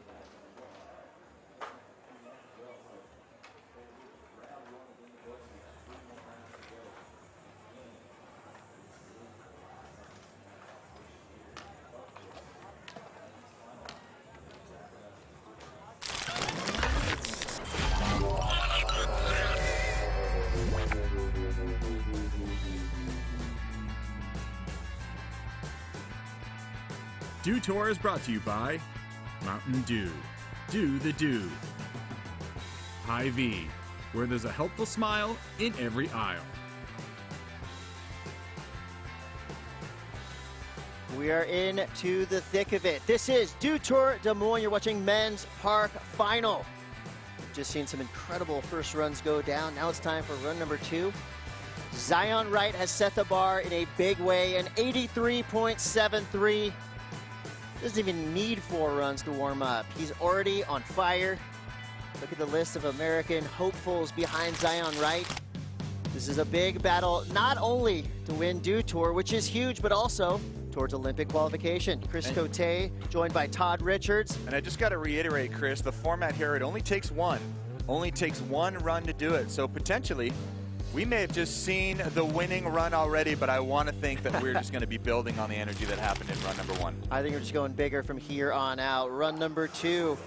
We go back to the top of the lineup. Tate Carew, 16 years old from San Diego, California, fighting for a spot on the Olympic team. Skateboarding will make its debut in the upcoming Tokyo 2020 Olympic Games. Will Tate Carew be there? Well, he's got a big hill to climb, but first, you got to try to win Dew Tour. We know he's got it in him. We'll see what he's got here. 30 seconds on the clock. All right, so already in there, 1-footed tail grab around the corner, a blunt slide, popping that in, precariously balancing on the tail of your board. There's that varial flip in the air into the body, varial backside 5. So a very similar run that we saw him do on his first attempt through. Kickflip Indy wants to land on that plexiglass wall, but unfortunately for Tate, wasn't able to get it back on his feet. But it's cool to see him switching up his line a little bit. He knows what Zion threw down. He's got to kind of try to chip away at that score. We wait for scores to come through for Tate Carew. 40-second runs. Now you're about to see park wizardry. Tom Schaar. This guy has been a dominant competitor in everything from big bowls to park events to mega. Tom Schaar does it all. His first run was a 24.58. Not indicative of how good he is. We'll see if Tom Schaar can put it together right here. 40 seconds on the clock. All right, Tom Schaar coming in, starting things off big, hauling up onto the plexiglass. Smith stall, popping back into the flat bank, so got some stuff going. Now it starts to heat. Tail grab, backside 5, lands a little bit too low. Now, Tom is used to skating some big transition. I mean, he's well adapted to skate everything. But some of these walls, they're not that big to be doing these crazy big moves like the tail grab backside 540. These are small walls. There's that ollie up into tail slide on the plexiglass wall. And there's that ollie out. Smith stops, stalls on top, pops it back in to that flat bank, and that's comboed straight into the tail grab backside 5. Look how far down the wall he lands. It's all about compression. The transition right there, unless you land a little higher, it becomes a little bit more difficult to land that perfectly. Well, he comes through the 24.48. He'll be back to the drawing board. From there, let's go to the deck. Chris Pastris with the vibe check. What's up, guys? And yeah, talk vibe check. Zion Wright seems to be having the most fun down here. You see the stress from a lot of the other skaters. A lot of Olympic implications, so much on the line, but Zion seems to be taking it in stride. He's dancing to his music, he's skating flat ground, he's smiling, he's laughing. So it seems like fun is a factor, and Zion is definitely having fun here today with that first round score. When Zion is feeling confident and having fun, watch out. He just skates that much better, and he seems to be even skating to a level that is Zion-esque, I would say. Can't wait to see what Zion has next. But before we get there, Corey Juneau out of San Diego, California. This guy has style for miles. He is a threat to take out this entire competition. Here we go. A completely different approach to this bowl. Backside tail slide, high speed, straight into the backside lip slide, covering a lot of distance. It's so hard to be able to balance and travel that far on the lip. Corey Juneau looking for something here on the big wall. There's that nose grind. Nollie pop into the corner, so perfect. Big backside nose bump, huge pop out. Back Smith looking for something here to really put an exclamation point on the run. Flash and roll through the corner, frontside rock and roll slide with another ollie, and that is time. And that's the trick think Corey Juneau's trying to fit into that 40-second run. But you know what the thing is? I think he gets lost. There's a couple vacant walls in there, and I think he just needs to tighten up that line a little bit. Corey's, you know, he's got all the tricks. He just finds there's some dead spaces in this run that kind of don't lend themselves to Corey's style of skating. There's the backside tail slide covering a lot of distance. This is my favorite trick I've seen in the past week, that nose grind through the corner. And watch it here, the balance work. If you're new to skateboarding and you're watching Corey thinking, well, that looks easy, every trick he's doing is beyond expert level. He just makes them look that easy. That's right. So it's just these contrasting styles of these skaters. Corey Juneau, typically, you see him just ripping around the bowl without a care. Today, maybe there's a little bit more care in the air. 66.14 for Corey Juneau. That has him up in 6th place for now. Coming up next, from Tucson, Arizona. This guy is a park destroyer, Liam Pace. He is currently in 2nd place with an 81.11. Liam Pace, ollies up to grind, straight into that tail slide. He's one of these guys who has every single trick and then some. Front side, Smith stall, right into that Indy backside 540. You heard that squeak of his wheels right there, not able to square up with the landing. Kind of landed a little sideways. When you're looking at doing one of the most difficult tricks in all of skateboarding, and right before you go up, you have a little kind of squirrely feel to your board like we saw right there, that can really throw you off. And it looks like skating in a bit of pain, but you know, pain, skateboarding, they go hand in hand. Liam's used to it. And the telltale sign of if things are going kind of weird is the squeak of the urethane, like just squealing to maintain traction on the surface. And when you're doing a 540 and you hear that squeak on the way in, your body is over-rotating. Right there. Watch here.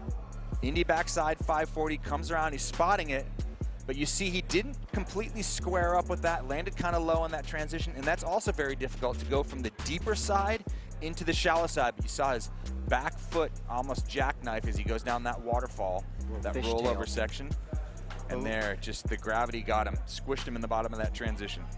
Liam's 2nd run will be a non-factor. So we go from Tucson, Arizona to Mesa, Arizona. Jagger Eaton. This guy grew up in a skate park, and it shows because he is a dominant competitor. Here we go, Jagger Eaton's on. There we go, backside 180 straight into that switch ollie. Crazy combo. Jagger frontside alley-oop ollie, guiding the board with his feet, no hands on deck. Backside lip slide through the corner. Love the back tail. Crooked grind over the lobe, so a lot going on. Backside 360 ollie, incredible difficulty. Here we go, 10 seconds left. He's got some time for something big. Frontside Smith grind, is he gonna get a chance to do the nose grind, revert through the corner? No, opts for a different line. Backside 540 ollie over the hip. That was a bump up from run number 1. The only criticism that I can have is maybe he slowed down a lot into the backside 540 ollie, kind of landed a little bit flat. But look, I'm just splitting hairs, and I know the judges are too, because these scores have been particularly critiquing over the past week. There's the backside lip slide. They're looking at every nuance. There's the tricks they're doing. Ollie into the crooked grind over that. Backside 360 ollie combo. You see that extension of the front foot, just pushing the leg down to meet the transition. Front Smith through the corner, a lot of speed, and then a different line. Sets himself up for the backside 540 ollie, a trick pioneered by Tony Hawk, and he actually just did his last one that he will ever do not very long ago. If Tony Hawk says a trick is hard, it's really hard. Believe He'll that. tell you that. Jagger Eaton waits for the scores. Remember what he's skating for. He's skating for a spot in the Olympic Games. That is huge. 79.66 for Jagger Eaton. That'll get him up into 3rd place. And you know, it was a spectacular run, but I think the judges were on point. They kind of took away a little bit for how much he slowed down coming into that. So if he can bump up that speed, it could be a way bigger score. Now we go all the way to Europe. Well, Scandinavia, to be precise. Yes, you're correct. Oscar Rosenberg Harburg from Malmo, Sweden. He's a graduate of the Bryggeriet Skate School. I want to go to an skate incredible school. program. It's especially at high school where you get to skate. Wow. Ollie up to frontside lip slide on that extension. That is no joke. Oski looking for some more love here. Ollie kind of over that hip style. Backside nose blunt. Oski trying to find something else here. Popping up into the backside sugarcane. A trick pioneered by Buster Halterman back in the day. Into an alley-oop air. Some oh my gosh. Big spin backside disaster. A lot going on here. Oh, the crowd's going nuts. Wow. As they should be. Oski has just laid it down again. I can't wait to see the replays of some of those tricks. And, you know, with this whole field, Oski is, you know, he's a true street skater. All these skaters are doing it for the love, of course. The contests are kind of just the icing on the cake. And for Oski, you know, when you're that good and you're that consistent and you can really just will any trick you want, that's why he does so good in contests. It's more like when you're just really comfortable on your board in whatever position the transition gives you. There's that backside nose blunt. I just can't wait to see this backside sugarcane. There it is, pops up and over. All these tricks are named, you know, skaters have pioneered all these tricks. Buster Halterman coming out of Pennsylvania pioneered that trick back in the day. It's incredibly precise to land with that on your truck. Basically, you have to have really good aim. There's the backside 360. And there's the quick 180 up and over the island. And then tries to get that shove it in the air to fakie. But still, damage was done on that run. Zion's happy about it. That's true skateboarding. There's not a lot of planning going on. It's wacky, it's wild. You know, the best part about this, too, is when this contest is over, I guarantee you all 8 of these guys are still going to be skating. They're going to be skating the streets. They're going to be back in the park. We saw it last night. I know after the semifinals, you know, the whole crew is skating around town. Yeah, and it's true. And, like, also, you know, you can't discount the big spin backside disaster in that run. There was so much going on. A crescendo it built to. Little pause, silence comes over the crowd, waiting for the score for Oscar Rosenberg. Wow, there we go. A new leader, 86.10. We knew this finals was going to get lit up, and it has. Oscar Rosenberg now, representing Malmö, Sweden, has just dropped a hammer of creativity and flow. Totally different approach to this course. Really freeform. It was insane, and it was rewarded as such. So with this, Zion and Gavin are in what we like to call a win and you're in situation. A win here for Zion Wright could, for all intents and purposes, put him on the USA Olympic team. Got a lot of skateboarding yet to come. Zion Wright will have 2 more opportunities. Here we go. This is a big run. Zion can mix it up here. Frontside feeble grind, or Smith grind over that. Big ollie once again, the wrong way over the loaf. The scary way. The scary way is right. Body jar, smashing that tail on a backside air on the way back in. What? That's something new. That was new, adding something new to his run. He's kind of off his line right now, so this will all be made up. That's just their, you know, muscle memory there. You get off your line, you go, okay, go into the files of tricks. And Zion's got a million tricks. He can do it any time. We saw it right there. Didn't quite get that full 40-second run. But Zion will have 2 more opportunities after this. He came into it with a plan. Backside Smith grind over the rainbow. Straight into the backside air. Good combo. And there's that ollie. Boom. Pops with his wheels. Lands in the backside Smith grind position. Backside air right there. And then straight back over the island in the middle. But this right here, nose grind, comes in fakie. Now he's moving kind of off his line, pops into a fakie, almost a fakie 5-0, but kind of comes off of that a little bit weird and tries to get the frontside pop shove it there on the flat bank, but he's not able to do it. So could be shadows of something that's coming in run number 3 for him. There's a little bit different moves, but he's just so comfortable. He can just kind of freeform it as he goes. Well, what's really fun to see with 8 skaters here in the finals is, you know, they're not gunning for each other per se. They're just trying to better the run that they laid down previously. We'll see if Gavin Botner could do that. I have no doubt he'll improve. 41.37 on his opening run. He's got 40 seconds in this park to prove it. Alley-oop backside air, straight into the air to backside disaster, lightning fast. Backside 360 nose grab into basically a McTwist. The inverted 540 dropping that front shoulder. 20 seconds left. So far, so good. Backside ollie over the island. There's a boneless disaster, so mixing things up. Much better run for Gavin this time through. Lean 360, sets himself up for the switch melon grab over the island and not able to combo that into his 360 after that. So there was a lot going on. I'll throw it out there. If he gets that final trick. That's the same run that he qualified with. Yeah, he'll be up in the 80s if he can get that final trick. The maturity, I mean, the competitive smarts, and just the incredible skateboarding. I mean, this kid is well beyond his years. He's 14 years old and already skating like this. That's right. Big scoop on that backside 360 straight into the McTwist. Mike McGill pioneered that trick back in, I believe, 1984. So think about that one. That trick has stood the test of time. And it's twice as old as he is. That's right. That is. I'm not good at math, but that's, yeah. It was invented well before he was born. Stick to commentating. I like this line right here. Backside ollie on the other side of that loaf, and then straight into the front side boneless, clacking his board on the way in. Oh, drops the front foot on the lean 360, and then pops that over to fakie and sets himself up. That was closer than I thought. For the Caballerial heel flip indie grab. So that's a power line. That was a power line for sure. Now, if you're a huge Gavin Botner fan, like we all are, and you want to see him in the Olympics, don't worry, because at the next Olympics, he'll only be 17 years old.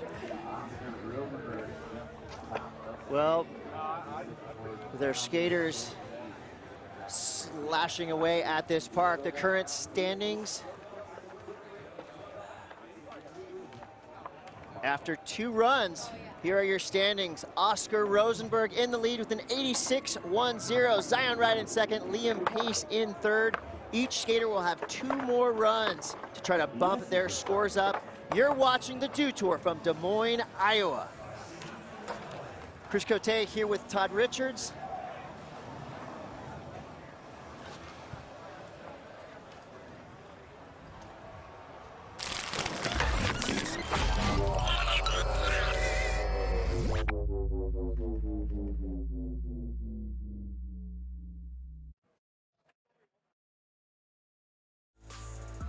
You're watching Dew Tour live from Des Moines. This was from the women's highlights. The women's park finals went off. We saw some of the most incredible skateboarding we've ever seen. Of course, this park brand new, so a lot of the skaters didn't really have the opportunity to do a lot of practicing, but I tell you, they showed exactly why they are the best in the world.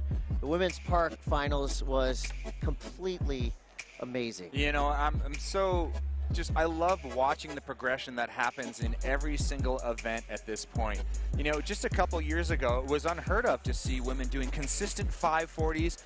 Every single competition now, we see the level raised. We see Sky Brown right there. Unbelievable. Ended up in second today. Just great combinations all the way through this park. That front side 360, no one is doing that. And Sky Brown just handled business, ended up in second place today. And you're watching skateboarders that will no doubt be global superstars in less than 3 months, as they all will be competing, most likely at the upcoming Olympics.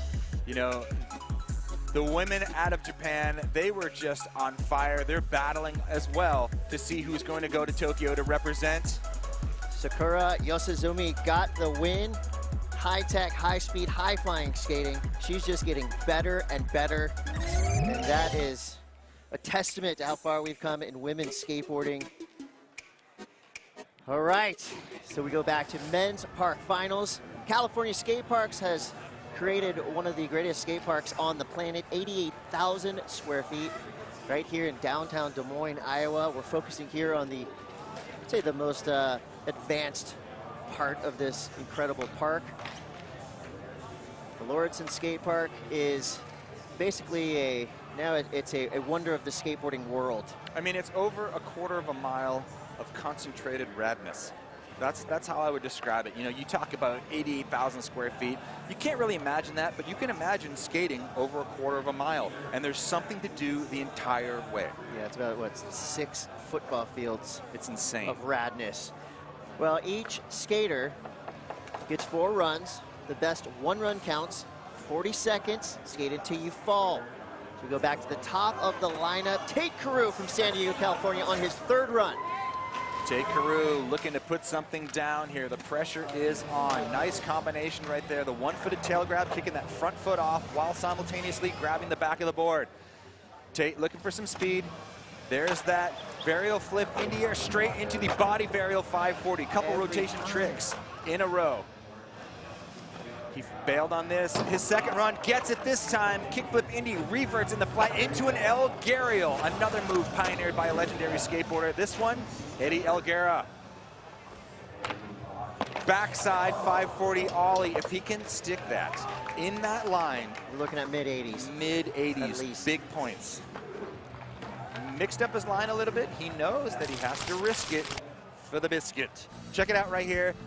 Frontside tail slide, combos that over here off the hip into the flat bank, kicking that front foot off, letting it dangle. And here is the varial flip to Indy grab. Puts it on. And then straight into the body varial 540. You can't say enough how treacherous this park really is. I mean, it's perfect, of course, but it's deep, it's steep, and these skateboarders make it look so easy.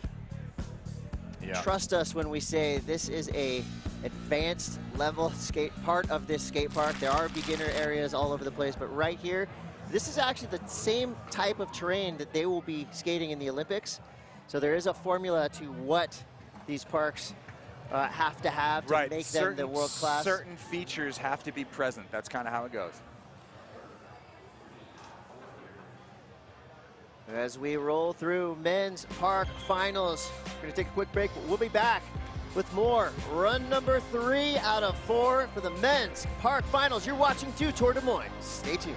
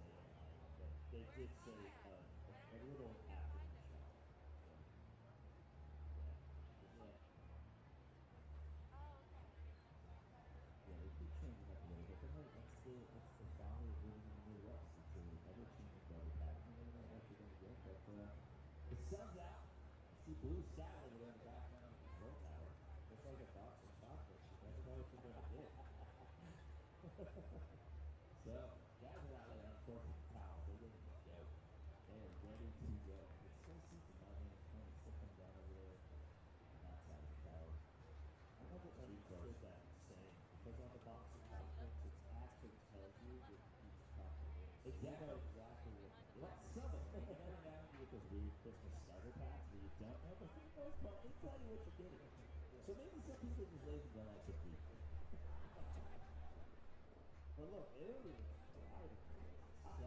That's the thing, is like you see those guys are out, they're ready to go. Yeah, there's that American that just wins the 10 times. So, I would like to see, we've seen all kinds of stats out of this weekend, Olympic qualifications and stats. The 850, or excuse me, the Associated Park and cross resistance. I would like to know the amount of towels that have been purchased at all area stores here in the Greater Des Moines area throughout the course of time that we've been here. We're sold out. You can't buy a towel. There's a family somewhere at Target right now trying to buy new bath towels. I'm like, what the hell is going on? There's no towels.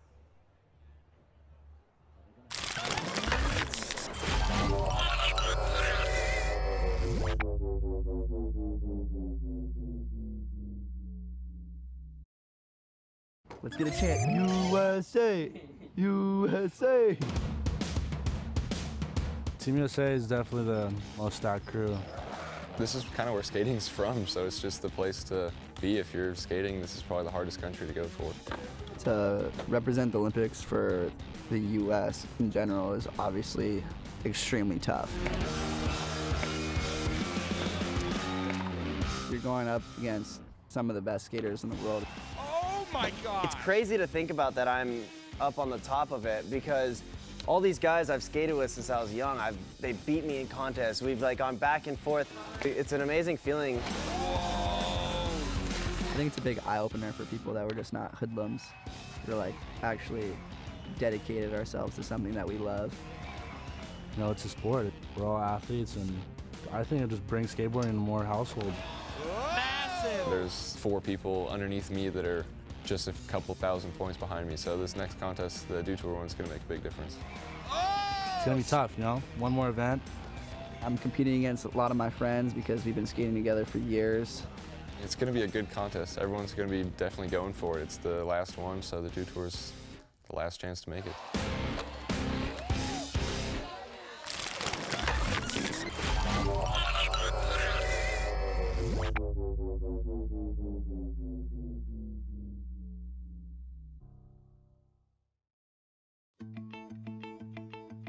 The Brazilian, the Mexican, the Japanese, the American, everybody in the end are truly united. To be able to represent America and represent Hawaii as well would be really special. I get to compete for Great Britain, but be in Japan. I mean, that's just a dream. The Olympics is an opportunity to bring something for your country. I'm not only representing USA, but coming from Hawaii, there's so much pride. Who would have thought that I'd come from this little island in the middle of the Pacific to skating for my country and also my island, you know?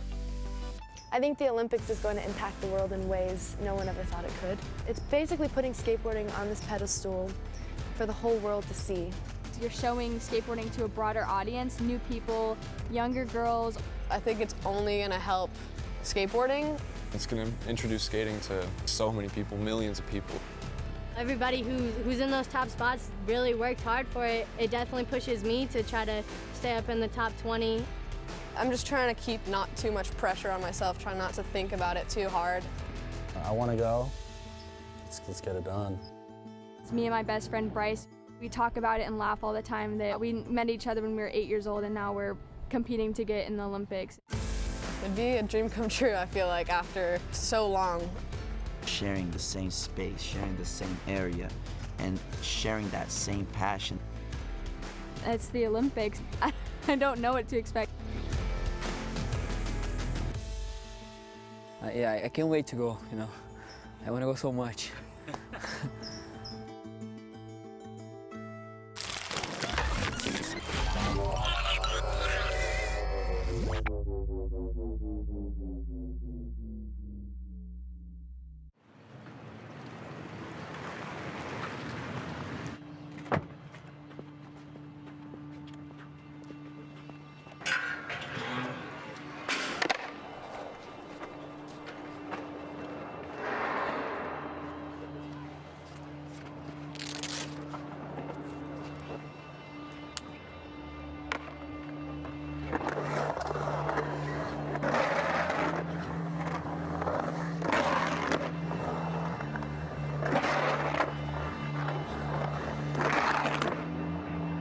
There's so many rad sensations within skating.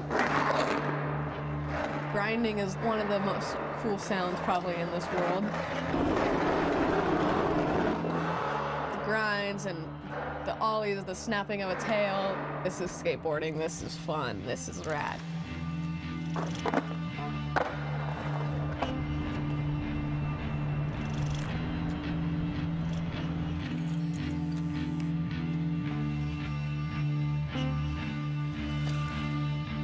So stoked. That's perfect. Good right there? Yeah, yeah. So why are you getting the mermaid today? I don't have a good answer for that. No? Well, it works. Yeah. I grew up on the North Shore of Oahu. One of the best places in the world to grow up if you want to be a surfer. I always loved surfing. I loved the water, but I was never competitive in it. And all my friends that are still pro surfers to this day, like, they were so good at like age 6. When I started skating, I realized that I have that same passion that they have for surfing, that I have that for skating. And that's like really where I found myself, and like I found my people. I found what I love to do, and this is my thing.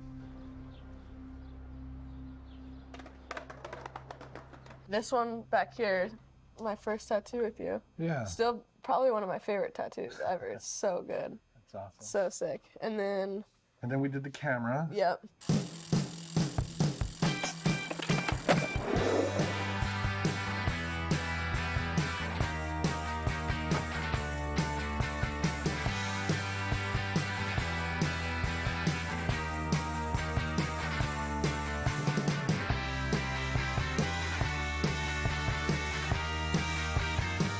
A lot of those skate videos that I've watched over and over and over are all from like the 80s. Looking back, a lot of the tricks I do, I don't even think about it, but I do a lot of their tricks and stuff like that. Watching these 80s skaters skate in the 80s and also now, and that's kind of like where I get my inspiration from. Since I became a part of Team USA, I'm training, but I'm also like, make sure I'm having fun. If I'm not having fun, there's no point. Skateboarding is to have fun at the end of the day in my eyes, like, and that's it.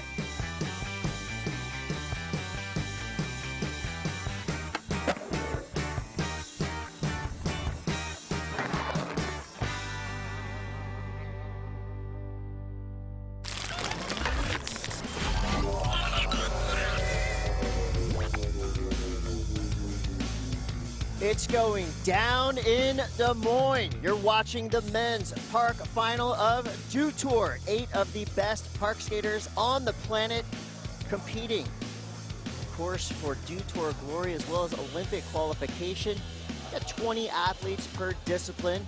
Max 3 per country per discipline. 5 participating continents. Each must be represented. For park skating, this is the last chance to qualify for the upcoming Olympic Games. Yeah, so pressure is definitely on some of these guys, and we've seen in a couple beginning rounds, maybe that pressure is kind of getting to them. I don't know. We've had some interesting weather here all week long. We just went through a storm here a few minutes ago. I feel like it's an Alanis Morissette song. Is Rain on Finals Day one of the lyrics in that song? No. Possibly. Here's what's at stake. Himana Reynolds way out in the lead. So many points, cannot be overtaken. Didn't even have to compete in the last chance qualifier. But for Corey Juneau, you know, he is right there in the conversation. The big talk is about that third spot. Jagger Eaton, Tom Schaar, Tate Carew, Zion Wright, and Gavin Bodger. If you win, you could be in. Tom Schaar will be dropping into his third run. Each skater has 4 chances to put together a complete 40-second run filled with tricks, difficulty, danger. It's all happening right here. Dew Tour Des Moines. Tom Schaar's in. And no one has more expectations on him than Tom Schaar. He is the one to watch out here in the park, as always. Frontside Smith stop, popping back into that flat bank, right into the tail grab, backside 540, gets it perfectly. Tom now looking for some moves. He's going to pack this run full of heavy moves. It's a puzzle, and each piece needs to fit, and that means keeping speed and putting the right piece together in the right spot. Frontside Stalefish in the corner. Oh, goes up for the nose stall to pop back in fakie. That would have been a new move for Tom. I haven't even seen him practice that move. So pressure is on for the fourth and final run for Mr. Tom Sharp. That's what I was talking about, the danger element that skateboarding is providing. And as a show of camaraderie, you know, Team Brazil yesterday, they made it known they're rooting for Tom Shar. And Tom Shar right there couldn't get that complete 40 seconds down. He will have one more opportunity. Sitting at number 2 on the U.S. team for now is Corey Juno. He'll be up next as we wait for the payoff for Tom Shar. He'll have one more chance. You hate to see it. You know, it starts to weigh down on you, this pressure. You know, everyone's been talking about Olympics for so long. This is it. Corey Juno, he's in. Corey Juno, flowy style. There's the backside tail slide, covering a lot of real estate there on the coping. Frontside alley-oop ollie, and then straight into backside Smith into the corner. A lot of balancing on the lip. Backside lip slide up there on the 7-foot wall. The combos, the heel flip, oh, and steps off. Unfortunately, Corey Juno right there, he's got the pressure on for the fourth and final run as well. But what he did do right, standing up tall on that lip, not scared of sliding at high speed across the coping. We want to see more of that. That's where Corey Juno just really shines. Look at this, backside tail slide, full lock in, pushing as hard as he can with his back foot, covering a lot of distance, combos that into the alley, frontside ollie into the flat bank. There's the back Smith in through the corner. Ollie's up, 50-50, and then wants to get the heel flip indie grab. Grabs it with his trailing hand after flipping the board with his feet, but not able to get it on his feet, so just runs out of that. So he knows what it takes. He's come through in a pinch before at Dew Tour. We'll have to wait to see if he can get it done on his fourth run. You know, when you watch Corey skate, it's a reminder that skateboarding is an art form. Also a reminder that you're really bad at skateboarding. Just that he's really good, Tom. Yeah, that's right. You're still good. Coming up next, representing Team USA from Tucson, Arizona, this is the high-speed attack of Liam Pace. Liam Pace, my quiet dark horse here. Frontside tail slide after that ollie up the truck. Oh, and goes down on the ollie to Smith. Third run, not the charm so far. No, so far, not going good for these riders. A lot of pressure, a lot of Olympic talk, as I said. There's all kinds of crazy coaches and stuff here. Things you don't typically associate with skateboard competition, skateboarding in general, but these guys have to adapt not only to these formats for the Olympics, but also everything else that comes with it. It's going to be a wild ride for these guys for who makes the team. But you got to get there first. Liam Pace has got one more chance to do it. He's got every trick in the book. Yeah, as we were reminded yesterday, Pedro Barros says we all do this for the love, but when you start to talk about the O word, that's when the pressure comes in. Here we go, Jagger Eaton. Jagger Eaton's got a very unique line, already started it off. The couple heavy moves. There's the alley-oop ollie, guiding it with his feet. Wants to kickflip backside lip slide, so he is feeling the pressure as well. Wants to up the ante of tricks. They see right now that Oscar Rosenberg out of Sweden is in first with some truly wild tricks, and it's really putting the pressure on some of the other skaters. Jagger Eaton. You know, it's cool because it adds to the drama. You know, this is a skateboarding competition, so there are elements of pressure, drama, points, prize money, trophies, all that stuff. You know, when you peel back the layers, you know, we are watching brilliant skateboarding, win or lose, fall or make. These are some of the best on the planet, and here's one of them, Oscar Rosenberg, Malmö, Sweden. Your favorite skater's favorite park skater. That's really what it is. And that, you know, that's a cliche that absolutely works for Oski. Here we go. You're probably going to see something completely different than his previous runs. And that's what I can't wait to see. Getting things going, a couple tricks there. There is the ollie up to lip slide off the hip, getting on top of it somehow because you've got to boost up and over that to make it. There's the 50-50 over. Oski looking for some speed. Ollie going the wrong way over the island into backside nose blunt. So fast tricks, a lot of combos, keeping his speed up. Here's the ollie up to backside sugarcane, precariously perching himself up there on top. A lot of precision in that trick. Oh, throws to revert. Big spin, backside disaster to revert, to backside 360. Oscar just upping it one more time, and there's the pop shove it into grab fakie. Did I mention skateboarding as an art form? Because that right there should be on the wall of the loop. That is beautiful skateboarding. Oski, you never know what you're gonna get. His skateboarding is so free form. It is skating park in its purest form. What are you gonna do? I don't know. I'm gonna drop in and see what happens. That was insane. There was so much going on. There's the big spin, moving the board with your feet, and then backside revert out of that after landing on top of the lip. A lot going on. Backside 360 after that. Here's the ollie up. Watch. Covers distance from the hip, gets up on top of that extension in a lip slide, balancing on his board in the middle.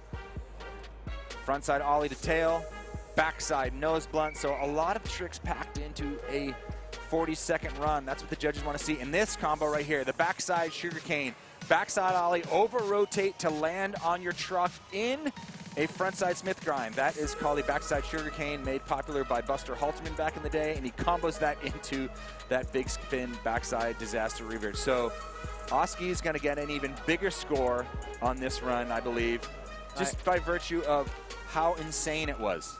And I think I can speak for anyone saying that I could watch Oski skate all day. Oh, the precision it takes to smash that back truck onto the coping up there. He's a wizard. We're waiting for scores to drop for Oscar Rosenberg. His third run in 83.75, so the judges liking that second run a little bit better, 86.10. Maybe it was just a little bit cleaner. The subtleties, really what the judges are looking for. Everyone's going fast, everyone's going big. So they are really, focused in on the details of every trick done. Still, Oscar Rosenberg at the top of the heap with an 86.10, and now we're going to Jupiter, Florida's Zion Wright, third run. Starting off in the nose grind to backside air combo to that big ollie over to disaster. Wow, I can't wait to see the replay of that one. Body jar, smashing the tail on the backside air on the way in. Very fast, committed to his tricks. Fast and loud, like we like it. Zion, frontside air into the frontside 5-0 over the hip. Wants that pop shove it on the flat bank. Utilizing those street skills in the park situation. Combinations. I mean, wait until we see the ollie over the island the wrong way. I believe he landed in disaster on the coping, so basically landing in the middle of his board, adding that much more difficulty to it. Pretty much death-defying skateboarding right there. Okay, here's going this way. Nose grind over. Backside air. Scoops that one. There's the, well, we're not going to get to see it. Bummer. There's the frontside 5-0 over the hip, and then the attempt at the frontside pop shivot. Wants to catch that with his feet, and that would add just another layer of difficulty. There's the frontside air. And that was over there into the frontside 5-0 off the hip. Another look at the pop shove it. There's a phrase in skateboarding, ATV, all-terrain vehicle. That basically means you can skate anything. And Zion is really in the elite levels of ATVs. Truly. Second run comes through, 73, or third run, 73.18. Zion will hang on to that 83.73, currently in second place. Let's go now to our 14-year-old. This is Gavin Butker. Covering some distance on the alley-oop, straight to the backside air, backside disaster, landing right between his trucks. All weight on the board. Backside 360 combo into the McTwist 540, dropping that front shoulder, differentiating it from a regular 540. It's these subtle differences the judges are going to be looking at. There's that frontside boneless, landing in disaster. Middle of the board instead of the smooth transition onto the bank. Gavin looking for some more moves here. One-footed lean air 360, popping into the switch melon grab, into the caballerial heel flip, and gets it this time. Backside 360 judo air to end off that run. Gavin Bodker was looking for that run, and he gets it. Backside tail slide, shove it maybe for a little bonus trick. That was the run. The 14-year-old smashing it down, getting it done on run number 3. Des Moines is going off right now, witnessing Gavin Bodker at 14 years old, skating out of his own skin, absolutely destroying this park. That run right there was his, I mean, the combo. Everything was there. Distance covered on the alley-oop backside air, traveling the opposite way, he's rotating. Then watch this, lands right between the boards, so fast to be able to go in and keep your speed. Backside 360, combos that into the McTwist 540, dropping that front shoulder. Front side lip slide, covering a little distance. There's the lean 360 with the 1 foot off. And there is the Caballero heel flip indie grab. And then into a backside 1-footed 360. The judo kicking that front foot off. Hiya! That was a great run. Gavin Bodker is going to have a big score, I think. That was really fun to watch. Your current leader, Oscar Rosenberg, waiting to see if he needs to improve on what he's already done. Gavin Bodker waiting to see where his fate lies. Score comes through, 84.33 for Gavin Bodker, moving up into 2nd place, knocking Zion Wright to 3rd, Liam to 4th, Jagger 5, Tate 6, Shar 7, Corey 8. So. And more importantly right now, the leading American on the scoreboard in this heat, and that has crazy implications as far as qualifying. The young 14-year-old just getting the job done. You know, as a skate fan going to the Olympics, I'm cheering for all nations, but I would be happy as an American to have Tate Carew representing, I mean, anyone in this final, obviously, but skateboarding is in great hands. Whatever country you're from, as we saw earlier, Dew Tour brought over 50 nations together to compete, to fill those final Olympic spots in park, in street. Zion Wright would be another incredible representative, not just for Team USA, but for skateboarding just as a whole. That's right. Every once in a while, you know, the Olympics, we talk about it with snowboarding, now with skateboarding. You want to have these guys that represent the sport perfectly, going in there to show the world what we can do, along with the attitude and style. Zion's one of those guys.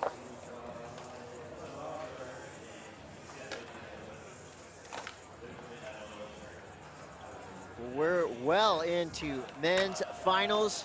Your current leaderboard set for now after 3 runs. We're about to witness the 4th and final runs for our 8 men's park finalists. Your skater on top right now is Oscar Rosenberg. He'll have one more opportunity to defend that top spot. We've got some hard charging Americans with Gavin Bodker and Zion Wright chasing him down. You're watching Dew Tour live from Des Moines. We'll be right back.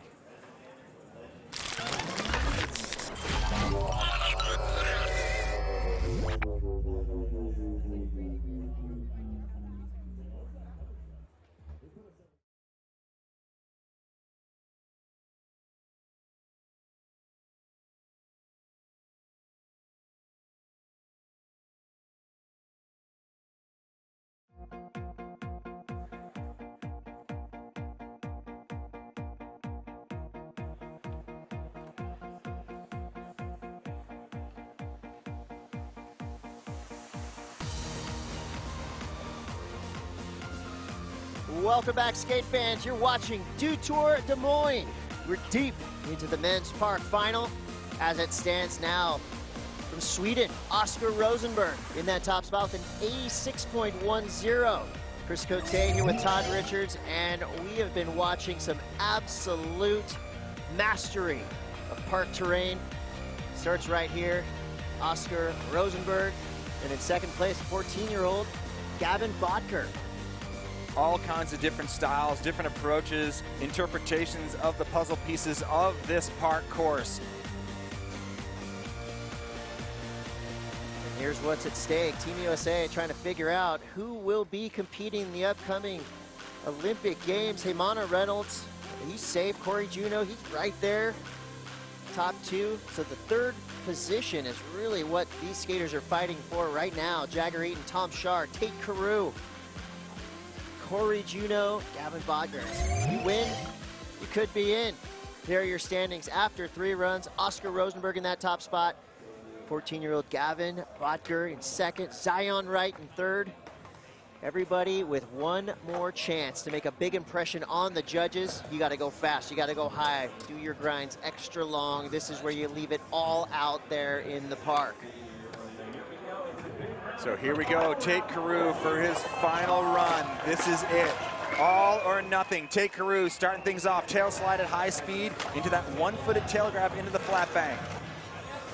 Tate's been kind of mixing his lineup a little bit as we go, seeing what works and what doesn't. There's that varial Indy flip over the island, straight into the body varial 540 every single time. That is a crazy combo to do.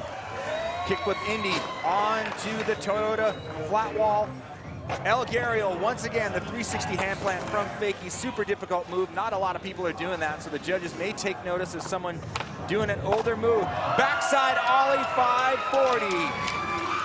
Into the beam plant up there on that flat wall, and he is out. He knows that was a solid run, beginning to end. That right there, ladies and gentlemen, was all about figuring out what needs to be done and hitting it when the pressure was on. The ollie backside 540, nothing holding on to that board but his feet. There's the one-footed tail grab. 50-50 around that corner, but it was later on in this run where the magic began to happen. There is the varial flip Indy grab straight into the body varial, where his board basically stays in one place and his body rotates around it. Kickflip Indy, so a bunch of flip grabs, and the ollie backside 540. No grab, no hands on the deck, all finesse with the feet. It takes a lot of commitment, and then comboing that into the bean plant. That is the basically a boneless grabbing with your opposite hand, and he is out. That is the best he can do. Get out while you're still on fire. Something to be said about the, confident kick out of the park. Just a good, clean finish. Heel flip Indy. Look at that right there. He even gets to grab tuck knee, that quick revert into the El Gariel. Eddie Elguera pioneered that move back in the early 80s. It's incredible that it's still making its way into a park final and then straight into the backside. Scooped backside ollie 540. That's when he uses his tail below the coping to initiate the rotation. It's all about keeping the grip on that board. Confidence. You see Tom Schaar congratulating him there because that was a heavy, heavy run. Well, with his fourth and final run, the score comes through, moving up into fifth place with an 80.17. Tate Carew, 16 years old, out of San Diego, California. A strong finish for the young skater representing Team USA. So this next run, this has really heavy. Global implications. It's really heavy because of the weight of expectation has been on Tom Schaar, just from skateboarding in general. You want to talk about someone who's been dominating parks for a very, very long time. Tom Schaar has been the one to watch. Tail slide up on top of that bank. There's that front side Smith stop, popping back in. This is going to be a 540 tail grab. Gets it this time, a little bit in the back seat. Let's see if he can regain and do something big for the judges. Kickflip Indy into the flat bank. Front side feeble grind through the corner. There's that stalefish, Tom Schaar. He's going to have to bring something heavy. Contrasting styles. There's the nose stall, popping back in, fakie. Switch frontside grind. He's got time for one more move. The fakie disaster. Will that run be enough for Tom Schaar? There were some very different moves in there. All those tricks right there are after time. Difficult moves. Nose stall, popping back into fakie on that flat bank. Truly difficult. No one is even messing with that. Well, power skating will never go out of style, and right there was a display of pure power skating from Tom Schaar. Every air, as high as you can go. Ollie up to frontside tail slide on top of the Toyota feature. And here is the pop out to Smith stall. Now he will revisit that obstacle during this competition, during this run. Kickflip Indy grab into the flat bank.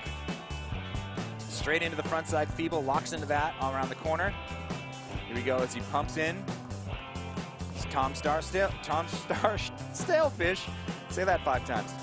There's that 50-50 grind over the rainbow rail. I would have been fine with sharpish. A sharpish? Oh, works. Frontside blunt in the deep end, but unfortunately, I think those two moves were after time. So Tom Shar. Did Tom Shar do enough? Judges deliberating.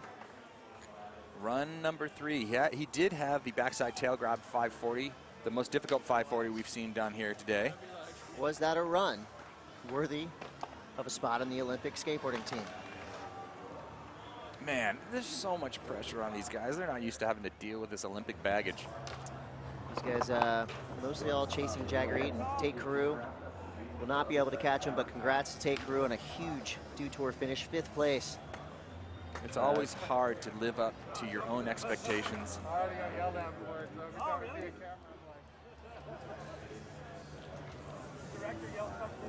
I did love what he did in that run, that no stall, popping back in fakie. The judges are gonna have to take that into consideration because it was truly different than everyone else's runs. The waiting game. I mean, you can feel it, the energy from the park as we wait for the score for Tom Shar. Was it enough? Let's take another look at some of the highlights of his run. There's that kickflip Indy into the flat bank. You see that catching the board with his hand, slapping it back on his feet. There's that stalefish, grabbing with his trailing hand behind his back foot. They keep looking. The judges, when we're seeing these replays, they're looking back at things. Score comes through, his highest yet, a 79.98. It's enough for Tom Shar to jump up into 6th place. So remember, these guys are chasing Jagger Eaton, who will be dropping in shortly. And now we'll see. So this is what's at stake. Corey Juneau, he's in 2nd place on the World Skate standings for Team USA, so he's got to be feeling pretty safe to be competing in the upcoming Olympics. This is his 4th and final run. So far, he has skated brilliantly. Here we go, Corey Juneau looking for some speed. He likes this backside tail slide right here. Does it once again, covering a lot of distance on the lip. Backside 5-0, frontside alley-oop ollie, no grab, traveling the opposite way that he's rotating. Locks into a backsmith into that corner. Corey Juneau, another one of these. Backside Smith grind steps off. So that will do it for Corey Juneau. Corey Juneau, his high score, 66.14. 8th place will have to do it for Corey, but either way, we just got to see 4 incredible displays of skateboarding from one of the smoothest out there. Corey Juneau, always a pleasure to watch skate. You know, this course definitely lends itself to some of these skaters, not all. I feel like Corey Juneau with a tighter course with maybe not a lot of flatter sections would be more accommodating to the style of skating that he does, because to keep that speed up, not a lot of dead walls, you don't want that. But someone that has a completely contrasting style to his is this kid right here. This is Liam Pace. He's got an 81.11, just out of that podium position in 4th place. His 4th and final run coming up. Liam has been, he set the bar high on his 1st run. His 2nd and 3rd run didn't go his way. We'll see if he can put everything together here on his 4th and final run here in Dew Tour Des Moines. This is Liam Pace. Another one of these all-terrain rippers. Liam Pace needs a huge run right now to bump himself up. Smith stall up there on top of the flat bank, straight into the Indy 540. Much bigger than he's done in previous runs. Backside Smith grind, locking into that, putting that rail down. Frontside 180 and caballerial disaster. Spinning 360, smashing the board back on the way in. Indy 360 over the loaf. Heel flip Indy. There's a lot going on for Liam Pace this run. Frontside blunt as he comes down to the final seconds. Was that run enough? There was a lot going on. Liam Pace just chaining hard tricks together, making these super difficult look easy. He wanted that run, and he got it. The question is, how is that going to sit with the judges? Yeah, Liam was hyped on that run, and he should be. Let's talk about that. No one has done a caballerial disaster, spinning the board 360 degrees with your feet while coming from fakie and then smashing it in to the lip. No one's doing that. There's that frontside Smith stall, setting him up for this. The deep to shallow Indy 540, carrying a lot of speed. There's the Indy 360 over the loaf. And then comboing that straight into Actually, kickflip Indy. I said heel flip Indy, that's a kickflip. Kicking that board away behind him, into the nose grind bump, over into the front side blunt. So that combination of tricks right there, there was a lot going on. And also just capping that run off. This was after time, but a nose grind, perfectly done.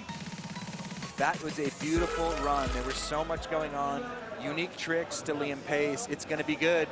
Score comes through for Liam Pace, 82.04, does improve on his highest score, but just not quite enough to crack him up onto the podium. As it stands now, Oscar Rosenberg still in that top spot. Gavin Vodker in second, Zion Wright hanging on to third.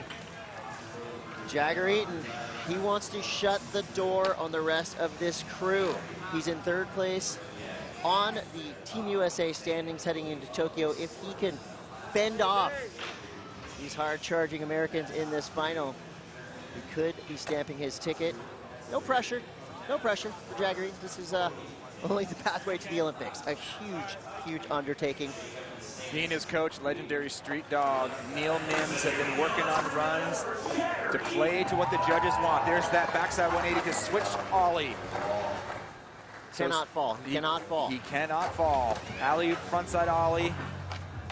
Backside lip slide and comes off the board. So now, crazy situation of points. Just add to the drama. Jagger Eaton right there. You know, again, a rare mistake. He is so consistent. He is such a strong competitor. It is going to be the backside lip slide that is haunting him in his sleep. You see right there, getting consoled by Neil Mims. There's so much pressure on these guys. All they've done is train for this moment. The difference between 6th and 7th place is 2,500 points. That's less than the difference between Tom Schaar and Jagger Eaton right now. So a lot of math happening. It's a lot of drama. We love it. It's so rough. You know, it's like for these guys, they skate all their lives. All of a sudden the Olympics comes into the picture. No one ever pictured skateboarding ever to go to the Olympics. And it's kind of like turned the spirit of skating on its head.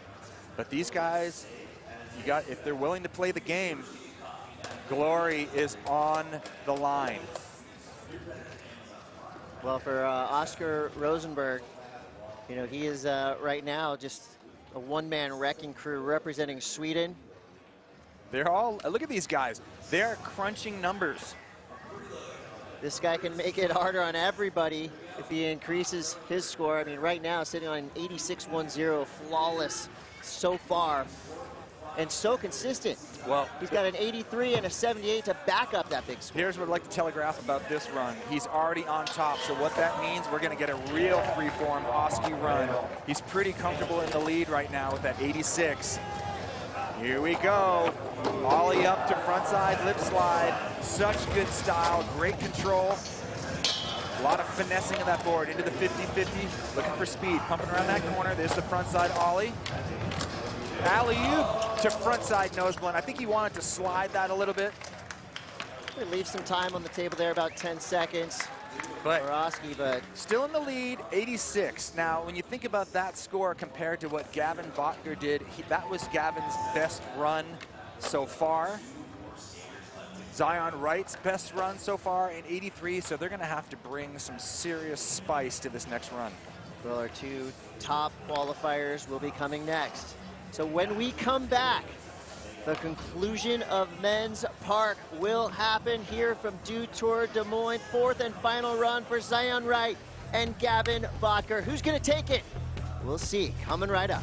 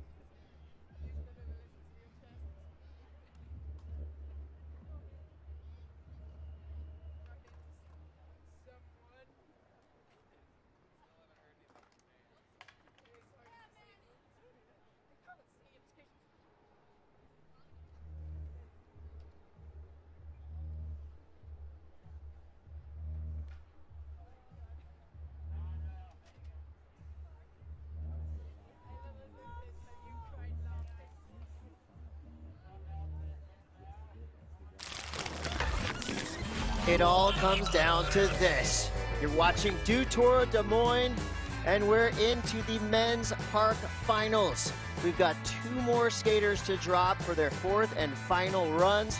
We've just witnessed history in the making. The points tell us Tom Shar has just moved slightly ahead of Jagger Eaton to potentially take that 3rd Olympic spot for Team USA.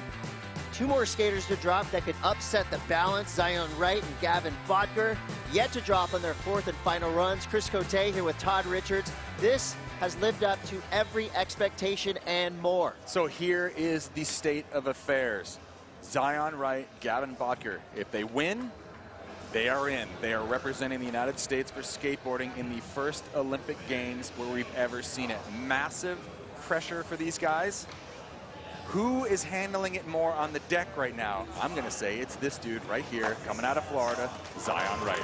Last chance for Zion Wright. 40 seconds. Oh my God! Backside 540 over the lope to start things off. Completely different.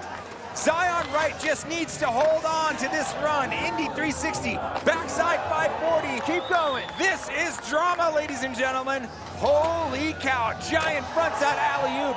Basically just needs to stay on his board. Zion Wright right now, you want to talk about someone who just brought it when it needed to be brung. 10 Big seconds. Frontside grab, grind over. Frontside blunt, playing it smart. Didn't go for that frontside pop shove it, and into the heel flip Indy, ladies and gentlemen. I'm gonna say that's it. Zion Wright. I'm gonna say that's it. That was the gnarliest run we have seen. The 540 over the lope. The boys are going crazy. People are freaking out, and they should be. That right there was incredible. Zion Wright has done it again. Completely unexpected. I saw him trying to rotate that in practice. I thought he was just over-rotating a 360. Big Z brings it on that run. That was incredible. That was skateboarding. You got Jamie Foy, Alex Nudler, the emotion, the feel. I mean, the vibe is up here in Des Moines. We've just witnessed, I mean, something iconic. What Zion just did right there was out of this world. Please, give me the replays. I need to see the backside 540. No one, I don't even think he landed that once. Double grab, grabs nose, then grabs Indy, rotating 540 degrees into the Pop-Tart. Popping out fakie with the frontside grab. Wow. We are seeing some crazy stuff that we ain't never seen before here, kid. Look at that right there, popping, and then it didn't stop. It started off with an exclamation point and then ended with one as well. Backside 540, Zion Wright, ladies and gentlemen. Just skating with ferocity, style, flow, power, and technical intent. He wanted that spot. Look at this. Let's watch the whole run again. All day. I'll watch Double this grab. all day. 540 straight into the Pop-Tart there on the big wall. All he had to do basically was stay on with some pedestrian tricks. This Indy is, 360. He knew right here what was happening. You know what Eye of the Tiger is, Chris? That is not only a song by Survivor, but it is also the way you make it to the Olympic Games. I can't believe we're gonna see this kind of creativity at the Olympics. Skateboarding has been a sport that has deserved to be there, whether it wants to or not, for years. And Zion Wright is looking real good to represent for the USA. Heel flip Indy to end that run. Kazoom! Inspired, brilliant skateboarding right there. I mean, that run had everything. It really did. It had every trick, technicality, spontaneity, creative lines, perfection. Zion Wright, the ATV out here today, popping that frontside blunt in. But I'm telling you, the damage was done early on and capping it. Heel flip Indy, kicking that board away from him with his front foot. All style, all grace. This whole park was shaken. 88,000 square feet. Perfect skate park, shaken to the core. If he doesn't move into the lead with that run, there is seriously something wrong. That was insane. The boys are so stoked. You know, I kind of feel bad for Gavin Botker now because He's just had all the oxygen sucked out of his room. It's like showing up when the party's over. Now it's time. Everyone's holding their breath to see what is the score going to be for Zion Wright. I mean, win or lose, that was some of the best skateboarding we've seen all week. Let's we see wait. it. I have a feeling this is going to be a Jigo score. Now it goes from as loud as it gets to silence. We wait for the score to drop for Zion Wright. Of course, the drum building. Here he comes. 91.04. Zion Wright takes the top spot from the depths of World Skate Rankings all the way to the top. I love y'all, man. I love y'all. I've been putting in work for this shit, man. That ass putting in work. Gotta love him. Gotta love Zion Wright. Ah, that is crazy. Now, it ain't over though. We have one skater left, the one that qualified on top. Even Oski, who just got knocked into second place, knows he loves it. All right. Reset. Come back to earth. Reset. Well, we've seen it before. Gavin Bodker, we know what he's capable of. He's 14 years old. He's already skating well beyond his years. And now he's got to do it after witnessing history from Zion Wright. They're going, everybody just calm down. We got one more run. One more dude is in this. This kid's got to be tripping. Feed off of this. I mean, when you're 14-year-old, your food group is candy. And I hope he's eating a bunch because he's going to need a super sweet run. I'm going to trademark that for later. Would you like? Yeah, I okay, can't great. imagine what he's going through at 14 years old. He's shown us, you know, he's already a veteran contest skating, but he's going to have to use everything he's learned about just keeping his calm. Here we go, Gavin Bodker, 14 years old, representing Team USA, is in. 14-year-old, fried nerves, burial, body burial. I mean, oh my gosh, it's gonna have to come in this run for Gavin, already starting off differently. Big backside 360. 540, dropping that front shoulder, making it the mid-twist over the rainbow rail.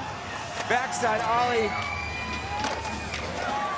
Fast frontside disaster out of that boneless. Gavin's gonna have to bring something special here towards the end of this run. One-footed lean air. There's that fakie pop over that into the Caballero heel flip indie grab. Matt does it. Oh, back tail, shove it. Answered every question we had with that run. He has an incredible ability. Oh man. Oh man, this is something special here, ladies and gentlemen. I mean, Gavin Bodker just had the run that he needed. I can't hear you. The crowd's going wild. Opening that run up with the alley-oop body burial into the bank, changed things up a little bit. Sitting on an 84.33 for his previous run. He did add a few elements to make that run a little bit more difficult. Now I got to be really anal about the points. As an analyst, I could be an analyst right now. We got to look at what do these points mean. Kind of actually like a alley-oop saran wrap right there. Adding a little flavor into it. Backside air, smashing the disaster. Now the question is, are these micro changes that he put in his run enough to take down Zion Wright? Was that the best run you've seen of the week? It was the best run that I've seen Gavin Bodker do. Do I think it's enough to take down Zion Wright? Unfortunately, I don't. Zion had that 540 over the island. There's that back tail shove it. There was more intensity. It seemed like just more hype. Although this run was incredible for all the same reasons, just Zion kind of took it to the next level. There's that one-footed lean air, setting him up 360 to the switch melon grab over the island. Very difficult combo into the Caballero heel flip indie grab. And don't forget, he's only 14 years old, so when the next Olympics comes around, he'll be 17. But we're not talking about the next Olympics. We are talking about this one. And as we said before, if you win it, you are in. Gavin Bodker, run number 3. What are the points going to be? My gut tells me it's not going to be enough, but it may be enough to bump up into second place. More silence in the park. What do we see? 14 years old, handling the pressure. When I was 14 years old, I could barely say hi to someone, looking them in the eye. Gavin Bodker's skating at an elite level. figure 8. All the homies are around Zion Wright, waiting to see if they can freak out. It's about to go off in here either way. Zion shirt, waits man. patiently. I do want one of those shirts. I want 4 of them. I'd like to wear one each day of the week. Zion deserves it after the run that he just put down there. But now we're waiting for the scores for Gavin Bodker. It comes through. It's an 86. So Gavin Bodker does hold on to a podium position. Here's the reaction from Zion Wright. Here we go. Big Z takes it home, takes home an Olympic spot. Olympian right there. The implications of today's win, insane. Incredible. Zion Wright has to be on top of the world right now. Chris Pastras is on the deck with Zion Wright. So Z came down to that 4th and final run. Amazing run. Started off with the 540. Describe what you're feeling right now. Dude, words can't even describe how I feel, to be honest. I've been putting in so much work and just trying to dedicate myself to just skateboarding and this. So, yeah, I'm just happy. I'm stoked. And like Alex told me, he said, leave no doubt. So I had to go and put it down. So it worked out. You seem to be having fun the entire time. Through practice, you were like listening to music, having fun with your friends. Was fun a big factor? 100%. That's what all this is about. Skateboarding at the beginning and at the end of the day is all about having fun, being with your friends, being able to build and just have a good time. So I'm stoked to be able to share this with the people around me, my friends and everyone. Mom, Dad, Grandma, Rob, Steve, everyone back home, man. Like, I really love you guys, so just thank you. All right, amazing. Yes, Dr. Z, we love you. Thank you. That was insane. Congratulations. Pure positivity. That is what we want in an ambassador for skateboarding. Zion Wright, throwing it down, 91.04, the highest run of the entire week. And he ticks all the boxes. Such a gracious person in his win as well. I mean, Zion is a skater's skater. He is an ATV, just as good in the streets as he is in the park. We are looking at the beginning of superstardom. I don't think any of these guys realize what's coming down the line for the Olympics. Myself, I've been there, different sport completely, but I know what is about to happen, and it's going to change lives. I'm about to get on the Zion Wright collectible train. I'm seeing Wheaties box covers. I'm seeing covers of Time Magazine. I'm seeing it all for Zion Wright. We've been saying it all week long. For some of these teams, some of these team members for Team USA, it was all about win it and you're in it and nothing else will do. Well, Zion Wright just did it. Unbelievable day for skateboarding. You see right there, a couple of the guys that really pioneered. Josh Freeberg, who pushed this sport into the Olympics.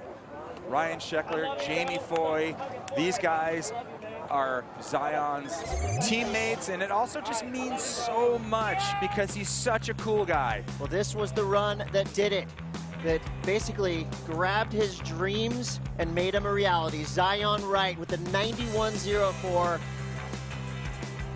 Unbelievable run. Brilliant. Starting things off with that 540, and then it was just all making sure you get to the finish line.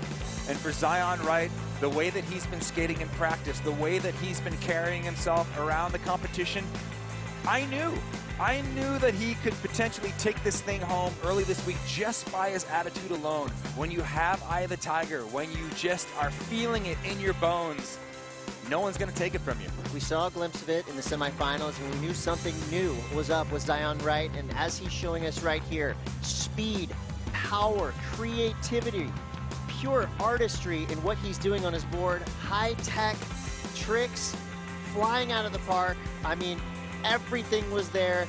That was the trick that sealed the deal at the 40-second mark. A true dream trick that put Zion Wright in the spot he's in right now. Ticket punch to Tokyo. I'm a little choked up because I know what's going to happen. You know, we've seen it. It's so insane, the ride that Zion is about to go on, and you couldn't ask for a better person to represent skateboarding at the Olympics. Zion Wright has just made history here at Dew Tour Des Moines, dropping the wildest, highest scoring run we've seen all week long. Men's park final just blew our minds. Team America might be set for the upcoming Olympic Games.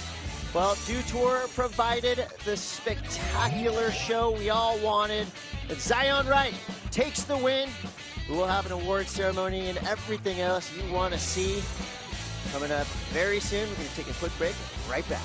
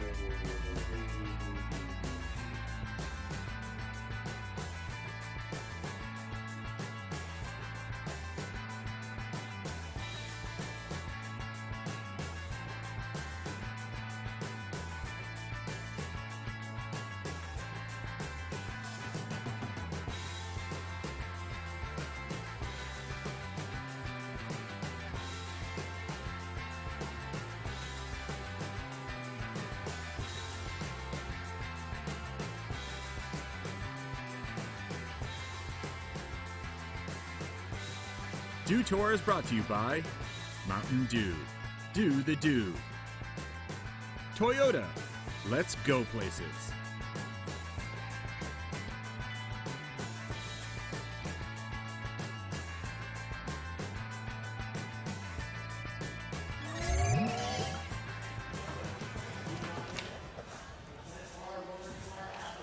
And one more time, let's hear it for your third place finisher.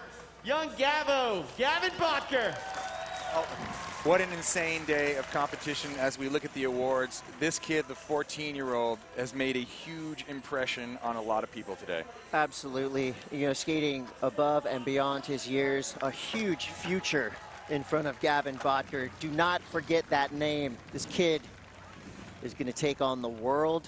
He's already done it. I mean, look at the field that he beat to get that podium position. Oscar Rosenberg representing Sweden. Now, something that you need to take into consideration. Yeah, he's, you know, currently not a lock, but it's a long time before the Olympics. Skateboarding is a sport where you push your body as well as progression in the sport.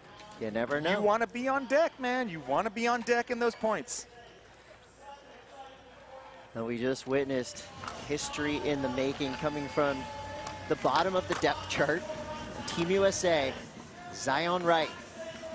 This kid coming out of Florida was having the best time out there all week long. Absolutely destroyed this course. We told him at the beginning of the week, you win it and you're in it. And he said, okay, I'm going to go ahead and win it. He did that, a convincing victory. We're only skated to crack the 90s. Zion Wright, your champion, Dew Tour Des Moines. Insane skateboarding. You want to talk about just really pushing the level and rising to the occasion when you really need to bring it. Zion just epitomized that this week. Yeah. I could see him wearing a gold medal well. That would look good on him. It would look good on skateboarding. I can tell you that much right now. Because, you know, whether or not the ethos of skateboarding belongs in the Olympics, end of the day, rolling on 4 wheels with a piece of wood does not change. Zion Wright being a ripper does not change. But I can't think of anyone better to represent the sport than him going into Park.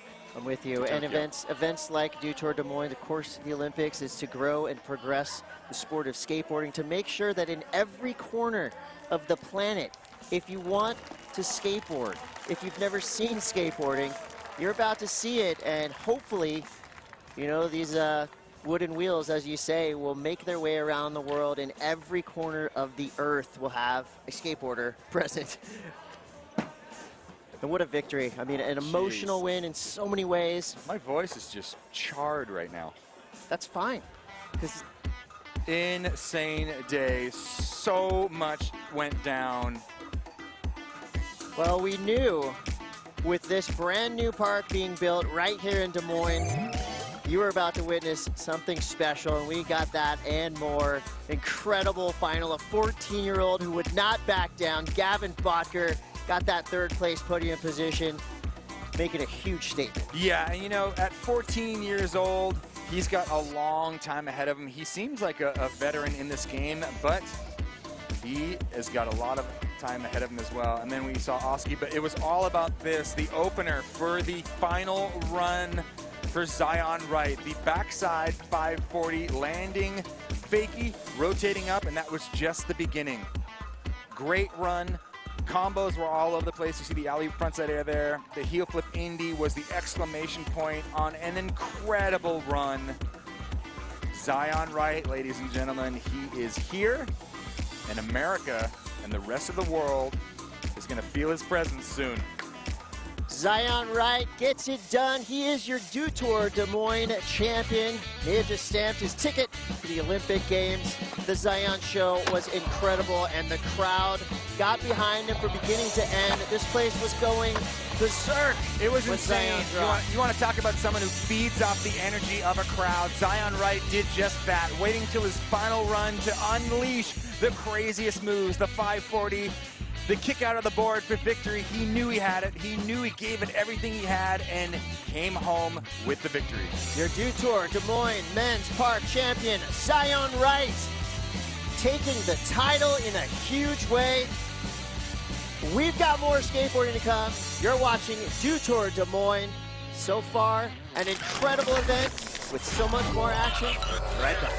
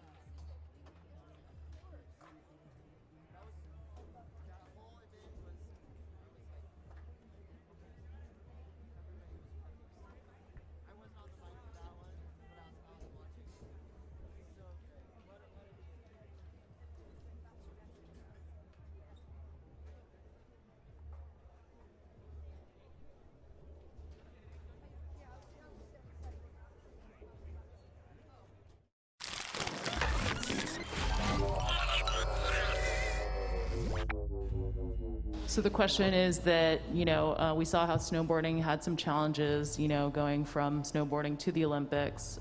What are your thoughts around skateboarding going into the Olympics? I feel like we won't really have that problem as far as staying unique, because we have a group of amazing people who really try really hard to keep that unique factor, and they put a lot of time and an effort to keep that. So I feel like as far as going into it and after, it will still be solid, and that will be the unique thing that people will take away, is that it is very different. You're looking at a group of amazing people who really try hard to keep those factors into play, and they're doing a great job. So. You look at the history of snowboarding and what happened, it's going to blow up both sides. Both sides of skateboarding are going to benefit off this. And, the sides who are competitive, that want to compete for Team USA, it's been a goal, it's been hung on their wall. They've written down on paper when they were 7 years old and put it on their wall. Those type of athletes are finally get to do something they've always dreamed of. And I know most pro snowboarders now, and I know that they love competing, and I also know they love street snowboarding, going out and filming projects.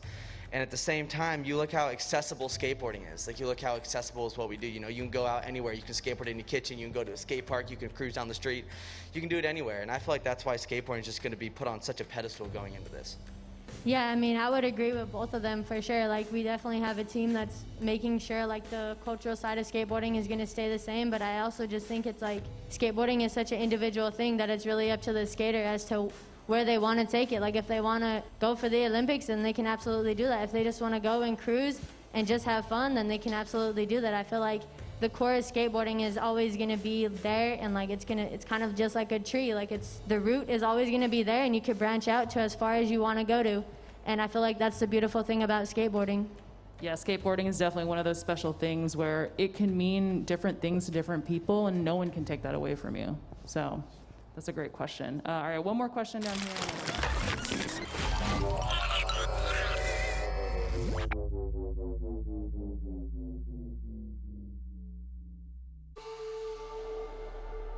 I don't know, it's going to be different going back into it because nobody skated a contest for a year and a half now. My biggest thing was just pushing through that and just being like, all right, I want to train like there is going to be a contest. All skate parks were being closed and stuff. It was hard to stay motivated, Skateboarding is such a adaptive kind of thing.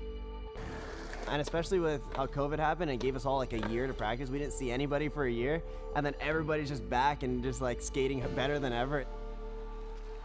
The pressure's on, but at least for me, I just try to not to think about it. I think it's a little intimidating and nerve-wracking. Just tell myself I got it and just picture my line. I think everyone's been working on stuff for a year now, so. Everyone is just killing it. It's honestly happened way more natural than I thought it was. I think it's going to be fun having a contest again. Coming in switch. All the girls got so much better. Figuring out a park is honestly the best session. But the spur of the moments, that's what the contest is about. Contest skating is all mental. So sometimes you're just in the mood to do hard tricks, and sometimes you have to do it because you have to do it. The worst thing that can make you not land your run is getting in your head too much. They call your name and they say go, and you got to be ready to fire.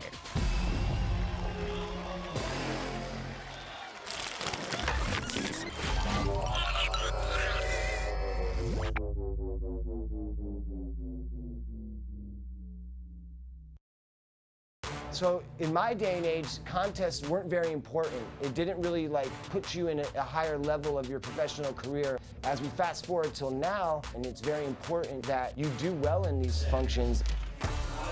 Now we see kids that they have coaches, they have physical therapists, they are training place well. Each generation picks up where the last one left off. So if we push this generation to the limits, then the next kids are watching these videos and these contests and going, okay, that's what a pro skater does. It's in human nature to continue to progress. They're just progressing faster and faster. You watch these contests and these kids are crazy. And it's inspiring.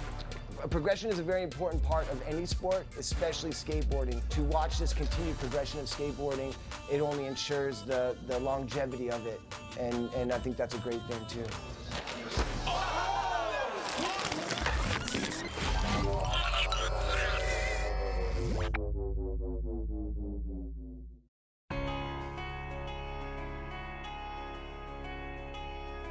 Yeah. Wipe out and get right back up. Get up. Wax the ledge, we can't get stuck. Courage on deck like 2 trucks. Come on. Hop on and do what you want. Yeah. True freedom, they need us to stunt. Backside 180s to front, yeah. And we know struggle like we know it's grind. Hustle for runs, all in due time. Repetition, repetition. Might switch stance, but not the mission. Much more than a competition. We risk it all to get these tricks in. Sacrifice ain't nothing given. Skater D.I.E. how we living. Scrapes, scars, bruises, lessons, pain, joy, victory, blessings. From the block to your skate spots. Kick, kick, push, and flip skate cops. Love park to your skate shop. Got ollies with more pop than GameStop. Skate for justice, we all in. Skate for change like BLM, yeah. Probably take a knee on my board. Ghetto kids all day, shout out to the board. This that thunder in your heart. 45 seconds to go rad at the park. That go hard or go harder. Yeah. That go far or go farther. Yeah. That 5-ring camaraderie. 4-wheel polyurethane world society.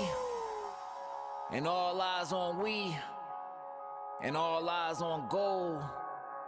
All praises be. United we roll. Peace.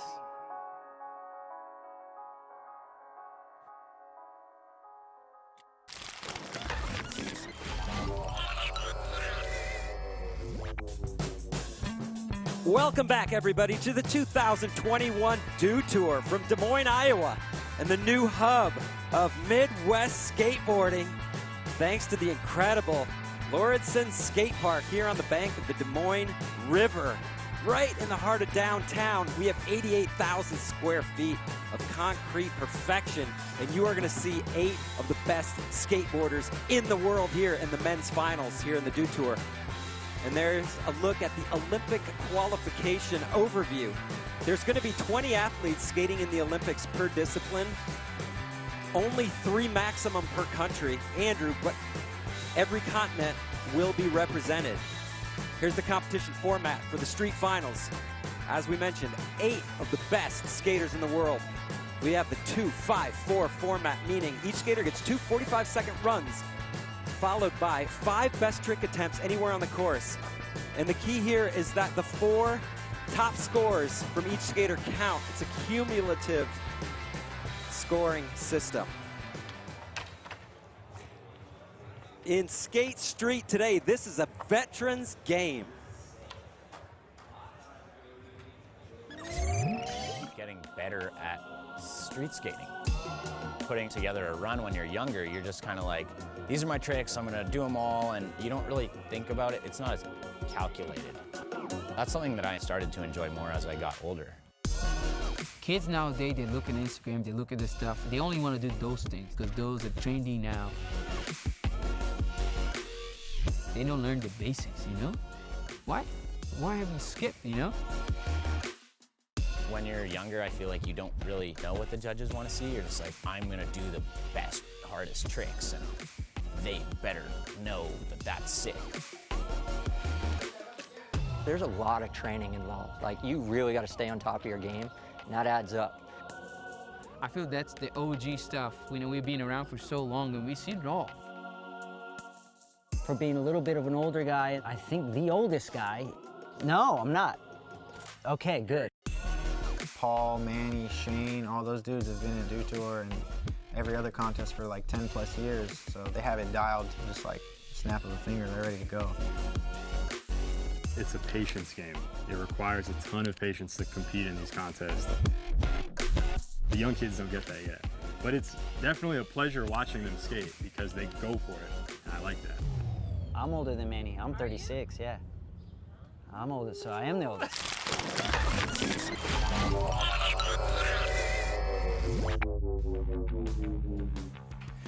Hey, I don't care how old Paul Rodriguez is. It's so great to have him around. He was here all weekend at the Dew Tour. It's great to see him. Look at this. The average age of skateboarders here in the street final, 27 years old. It's a veterans game out here this weekend. And we talk about youth being what it takes to be good at skateboarding, but in the competition environment like this, Andrew, you need to have experience. I think a great example, Manny Santiago, 35 years old. He is our oldest competitor here in the finals, but qualified in first place last night. Yeah, that has been sort of the story of the weekend. Manny Santiago just putting it down for the veterans, doing us proud. And we have an incredible field here today. Let's talk about the skaters you're going to be seeing in the final. Felipe Gustavo will be first in, followed by that man on your screen right there, Shane O'Neill. And it is always so good to see him in the final because we know his talent, right? We know he should be here every time. He doesn't always get here, though. Nerves and who knows what's going on in his head all the time. Talent's there. He's got to get there. He's here today. Here's the start list. Felipe Gustavo coming in first for Brazil, followed by Shane O'Neill out of Australia. And then the two Americans, Nigel Houston and Jamie Foy. And then Vincent Malou out of France, Yuto from Japan, another Frenchman, Aurelien Giraud, and Manny Santiago, the #1 qualifier out of the semifinals. Just put it down in such a huge way.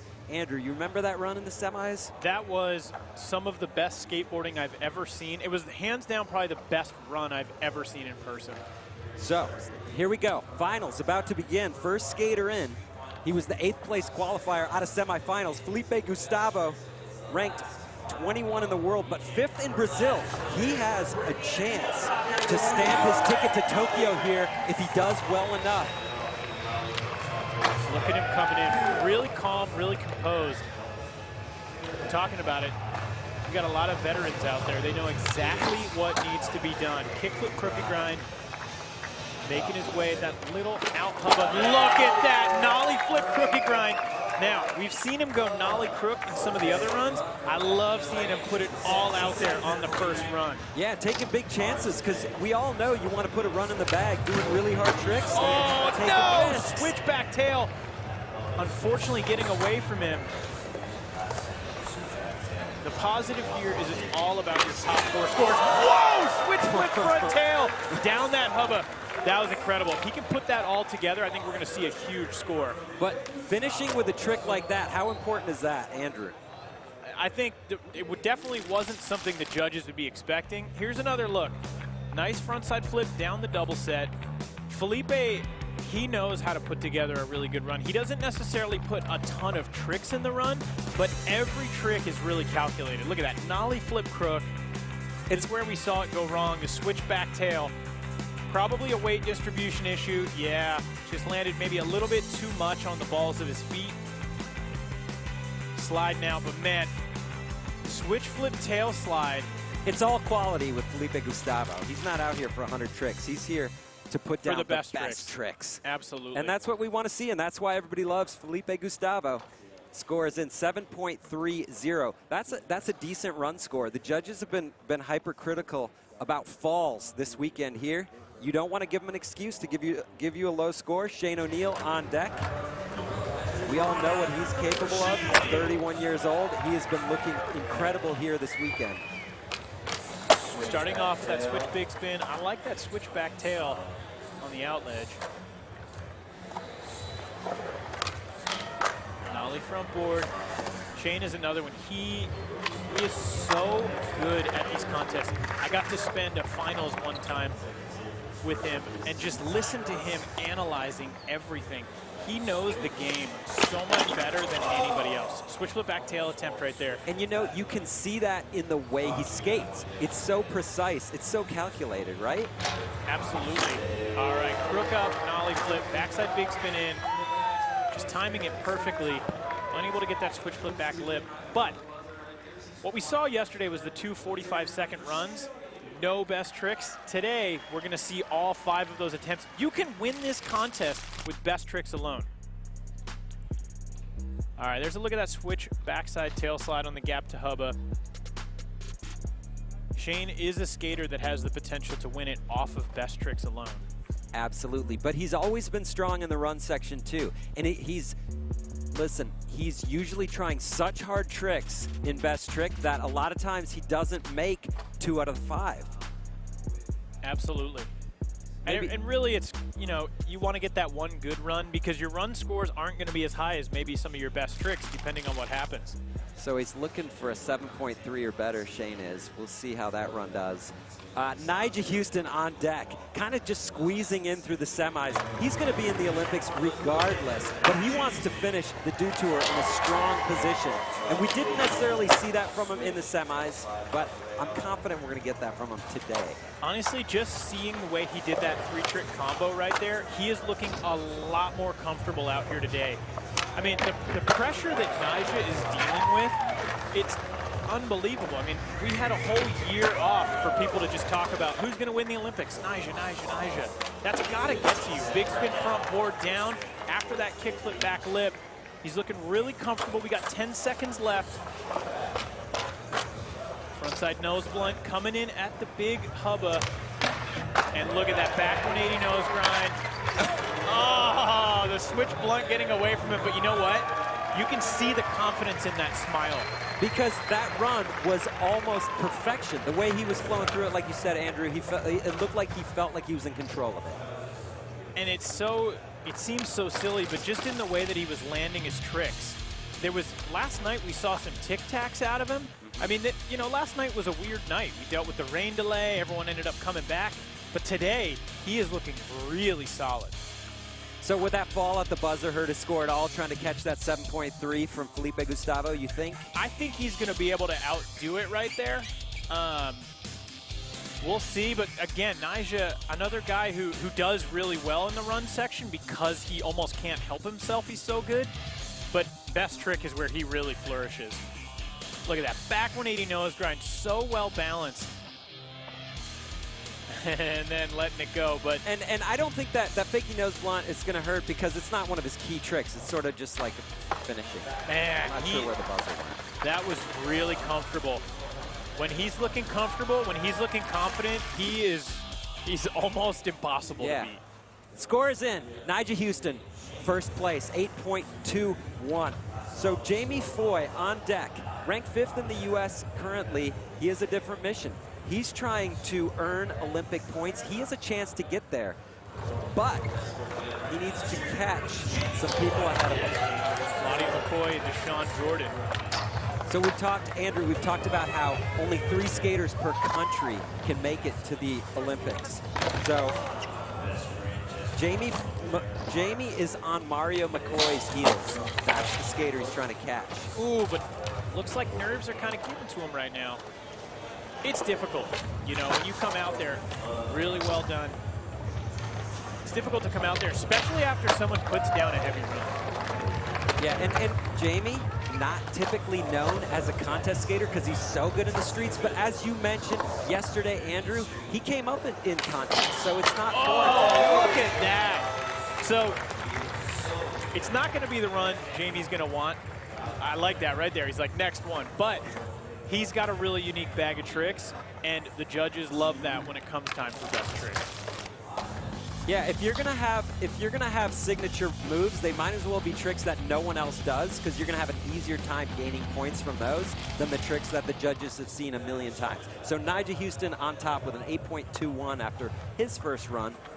Jamie Foy probably not gonna be in that range. Felipe Gustavo's in second, and Shane O'Neill in third. And Jamie's score is in 6.09. That's good enough for third, bumping Shane O'Neill down into 4th place. But we're going to see moves across this leaderboard throughout the finals until everybody has 4 scores on the board. It's just going to be moving around like crazy. On deck, the Frenchman, Vincent Milou, one of 2 French skaters here in the finals. Vincent was working on an awesome run in the semis.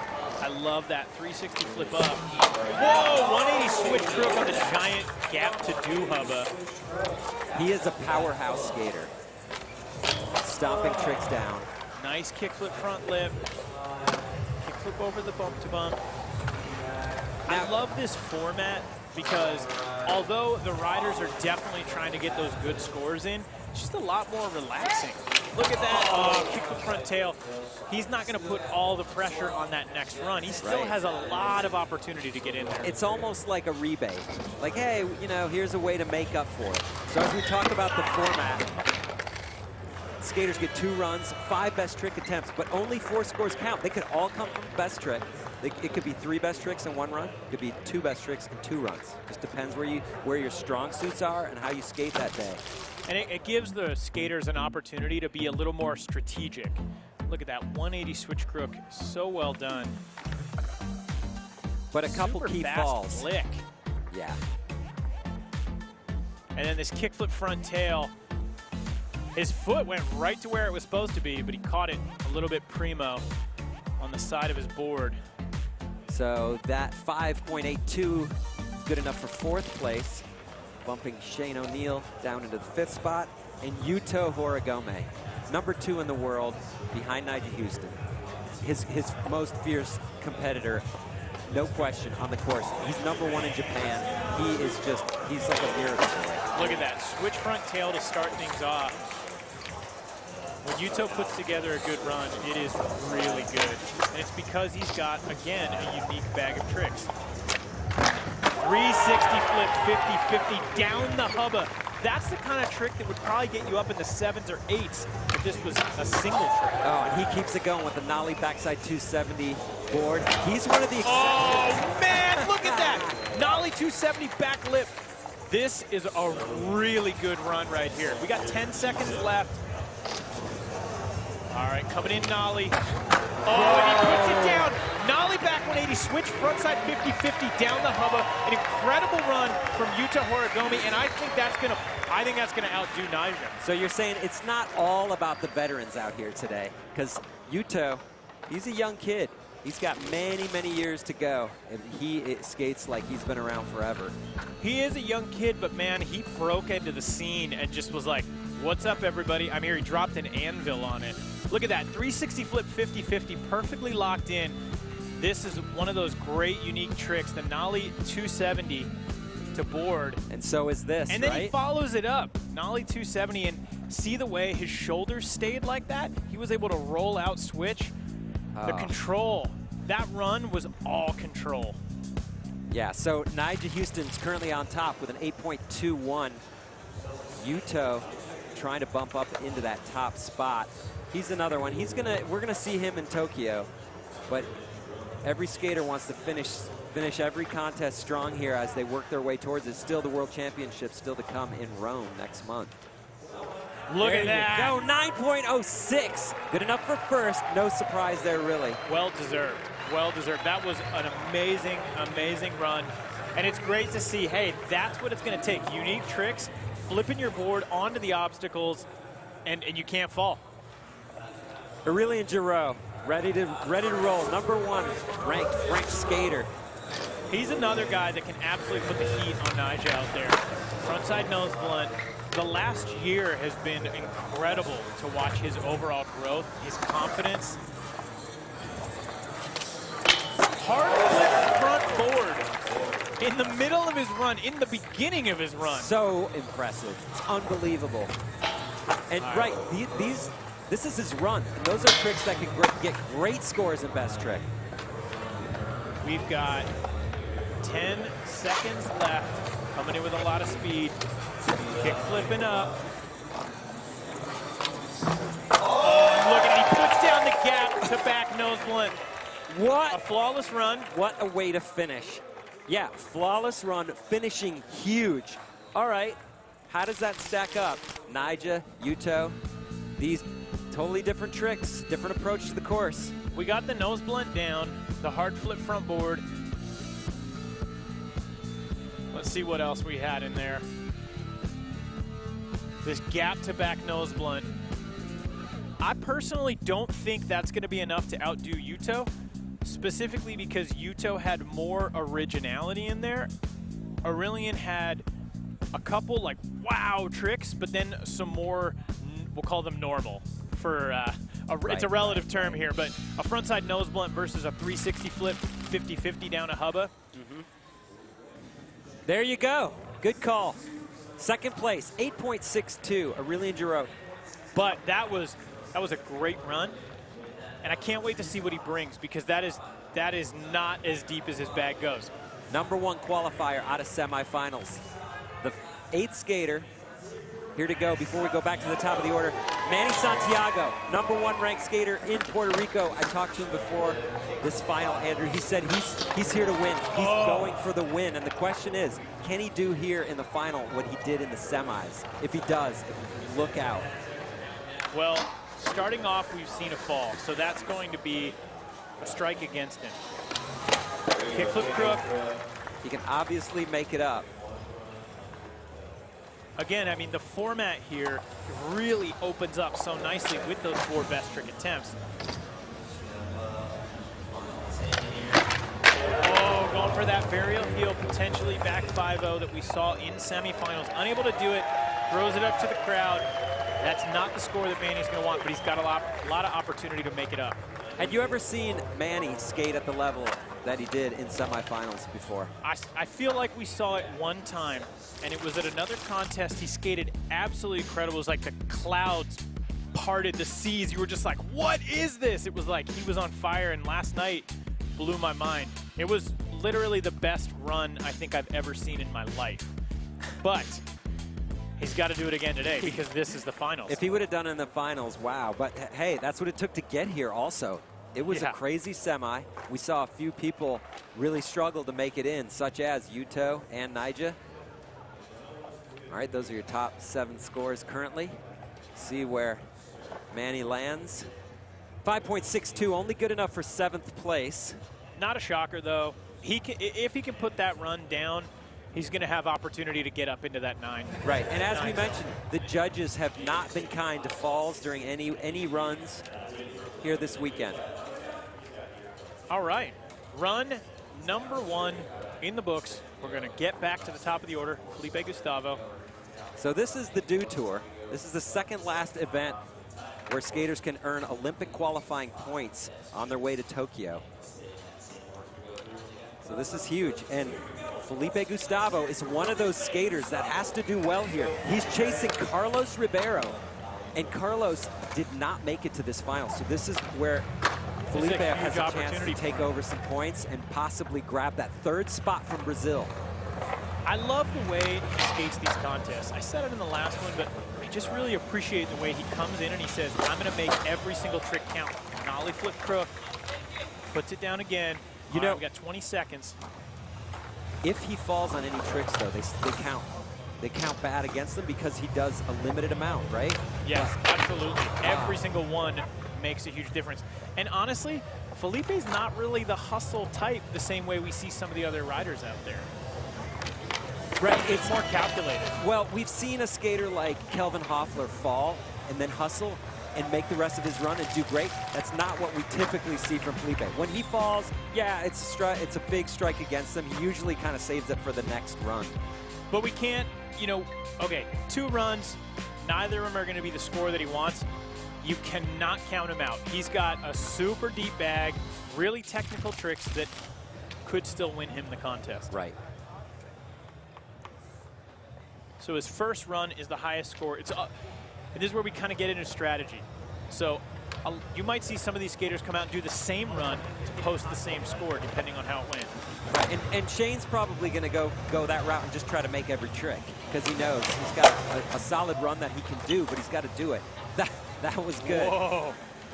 Kind of a fall, but not quite. Didn't lose any speed or any of his rhythm. That's what he was going to do anyway. Pop out and drop out. Big spin for a board to fakie.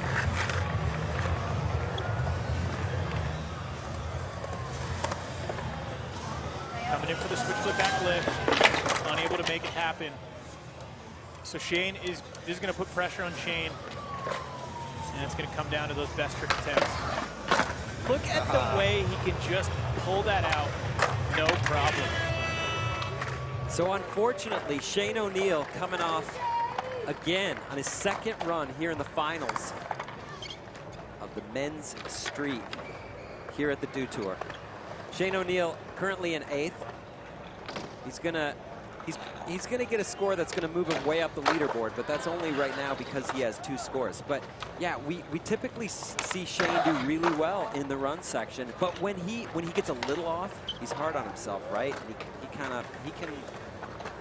Absolutely. Sort of fall apart sometimes. Now he's got to get it back together for best trick because we know he could win with 4 tricks like that.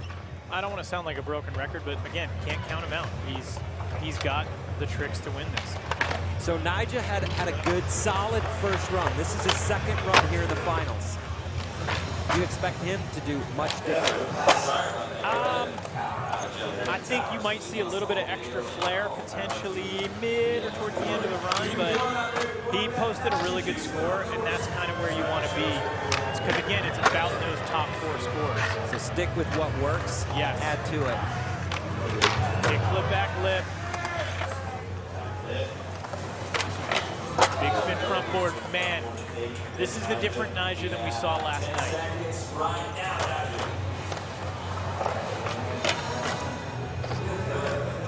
Front lip to fakie.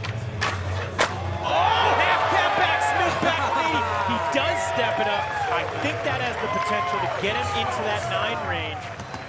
Yeah, with a finish like that, talk about half cap backsmith 180. Are people doing that? You don't see that trick. That is so hard. So, okay, half capping, finding the. We'll talk about it when we get there. Let's look at this switch tail.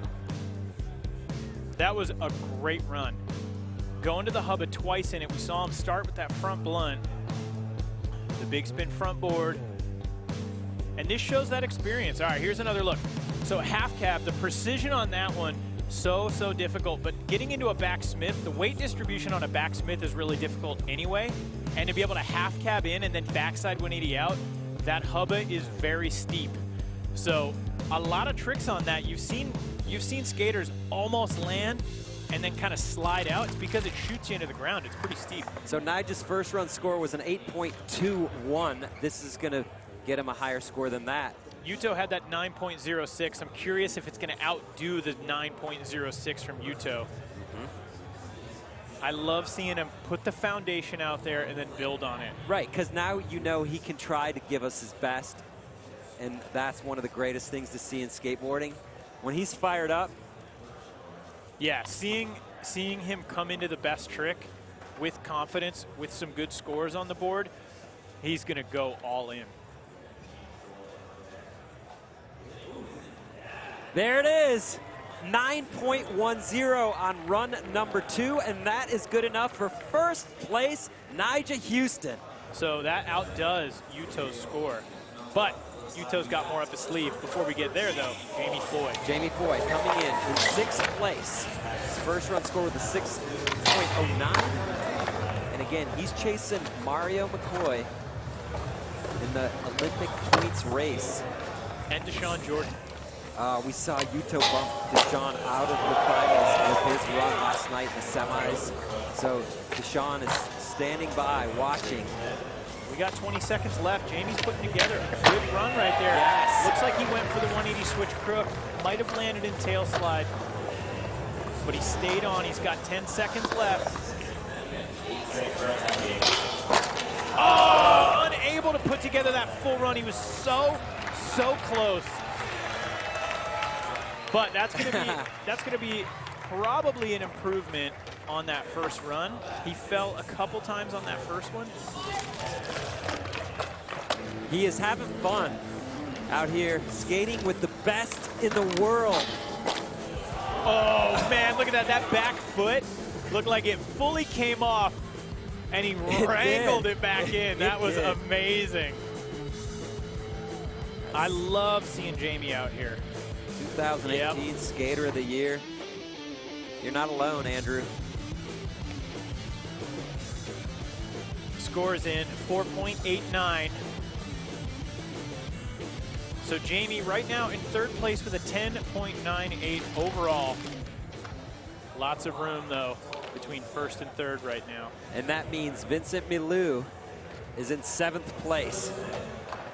First run score was a 5.82. He has work to do, but he can get it done. Wow, that is such an awesome combo. The 360 flip up going super fast, then the 180 switch crook. Nice kickflip front lip. Solid kickflip. Vincent's got such a good flick. Oh, I love that. Wally backside lip slide.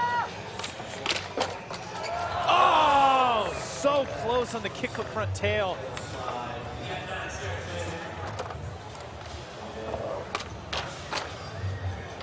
All right, he's got to finish strong here. Does he have time? Yes. Oh, and he puts that down. The signature Vincent Milou pop shove at 50. That one is so difficult. Pop shove it naturally takes you the opposite direction, so you have to go at the right angle to make that work. All right, 180 switch crook. Look at that, kickflip front lip. Falling up to a nice back lip. And then, oh man, the way he does that, it's just so controlled and so cool the way that he catches it and then puts it down. So Nigel Houston up on top, Felipe Gustavo in second, Jamie Foy in third. That's who he's chasing. Score is in, 6.30 on run number 2 for Vincent. Good enough for second place. We're going to see a ton of moving around the leaderboard right now. But if you want to get up into that top 3, I think the scores are probably going to be in that 8 to 9 range.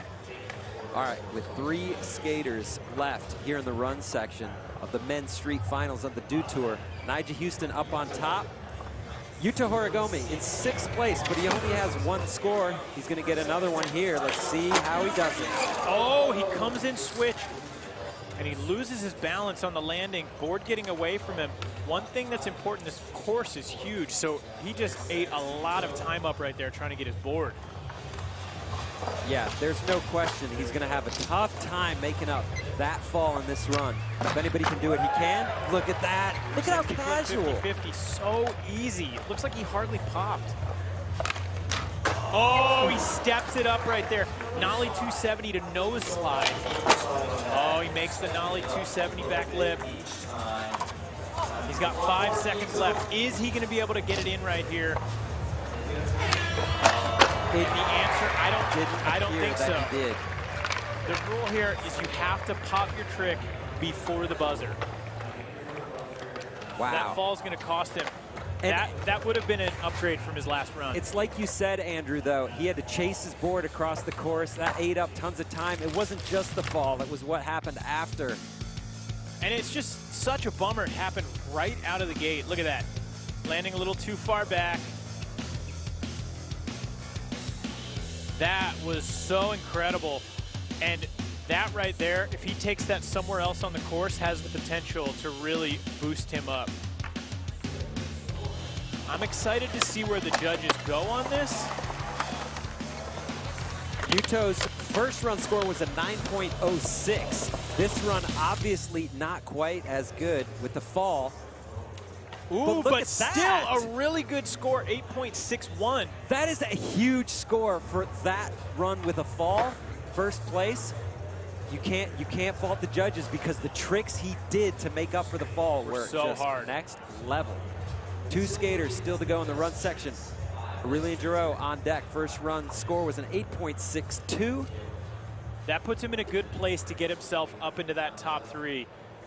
He put down that last run, and I think this is where we're going to see him step it up. Needs a 9.06 to move into the lead. He can do that. Oh, look at that right there. 360 flip up, and you see the 180 switch 50 down the hubba.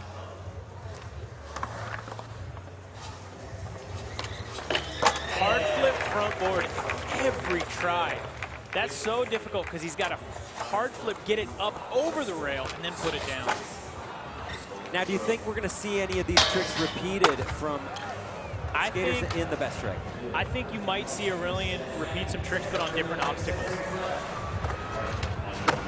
Nice kick flip up. We got 5 seconds left. Oh, the back nose blunt getting away from him. He was on a roll. That run was shaping up to be a huge score. Missing a major trick at the end of your run leaves the judges with that in mind. So doubtful he's going to be up in the range. He needs to jump into first, but still a good score. So he started off with that nice 360 flip. This is where he switched it up. We saw that nose blunt on the first one, but 180 switch 50-50 down. So much control needed for that. The hard flip. Look at that, the nose. He has to pop that so high as to not hit the nose on the rail. feeble grind with a big pop out. And then it came down to this last trick. Backside nose blunt, unable to get the wheels above. So he's trying to build on his 8.62.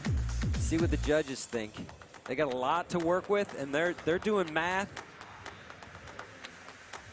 5.89, not a great score, but still good enough to move Aurelian into third place, bumping Vincent Malou down into fourth. So he's still sitting in a good spot. And right. Manny Santiago on deck, coming off of 5.62. He wants to stay on. And this is a tough part. You know, Manny is, he's such a vibe skater. I know that may sound silly, but when the mood's right, when he's feeling good, he's got the good music, he really excels. And that first run might have put him in a position where mentally it could have taxed him a bit. Nollie flip crook getting away from him. 15 seconds left for Manny. This means that it's going to all come down to the best trick for Manny Santiago. And hey, that might not be a problem at all. Manny can put down nines all day long. And one of his favorite things to skate, obviously, is a rail or a hubba. We've seen him on Clipper recently. And he's got the unique tricks that are going to get him the scores, but he has to put it down. So surprisingly, the #1 qualifier out of semis, finishing in 8th. And we're going to send it down to the transplant to Des Moines, Mike V, standing by with Chris Pastras. Yeah, so Mike, I've been skating with you for decades now.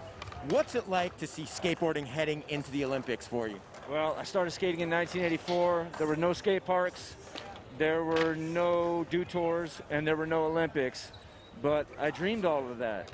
And it's like a dream come true, man. And in some way, I feel like a proud father, you know? Amazing, and we've seen you skate a few Dew Tours. What's it like to be a spectator this time around and watch the level? Well, I'm still stressed as if I was competing, you know? I love it, man. I just love to see where skateboarding's gone, and I'm just always going to be a cheerleader. Yes, and let's see, I guess, what would you like to skate the most if you were out here joining the skaters and skating this course? Oh, I'd be smashing up that Toyota, man. You know me, come on, bro. All right, well, Mike, we're honored you're hanging with us. Don't go anywhere. Thank you. Back to you guys.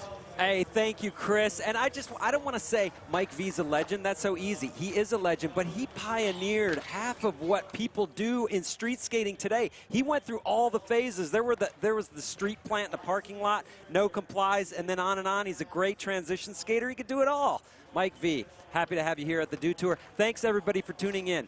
Zitzer alongside Andrew Cannon. We just brought in Ryan Scheckler. What's up, guys? Thanks for joining us in the booth, Ryan. Man, happy to be here. Happy to be involved. Yeah. How does the game change here now, coming into best trick with these great skaters as things stand right now with Yuto up on top? Yeah, man, I think best trick is another opportunity for these guys to kind of take a little bit of pressure off themselves, especially if they had 2 good runs. They know that they can throw out 2 scores, so they can actually really go for their hardest tricks right now. And best trick for me was always fun because that's when you can actually go for it. Right, and with Yuto Horigome up on top and Nyjah in second, those are your top 2 skaters. They're going to be putting down big tricks. Do you have any idea what to expect trick-wise? Trick-wise, I don't, man. I literally don't know what these guys have been practicing, but I do know that they're going to go back and forth, head-to-head the whole way through. And, you know, I look forward to, like, seeing Jamie Foy pull something out. And Manny Santiago, especially after his performance yesterday, like, I want to see these guys all go for it, and best trick is suited for that. Yeah, and we've got the best seat in the house for it. You got any early predictions? Early predictions, man. I mean, it's always kind of safe to go with Nyjah, but it would be rad to watch Jamie Foy or Manny take it today.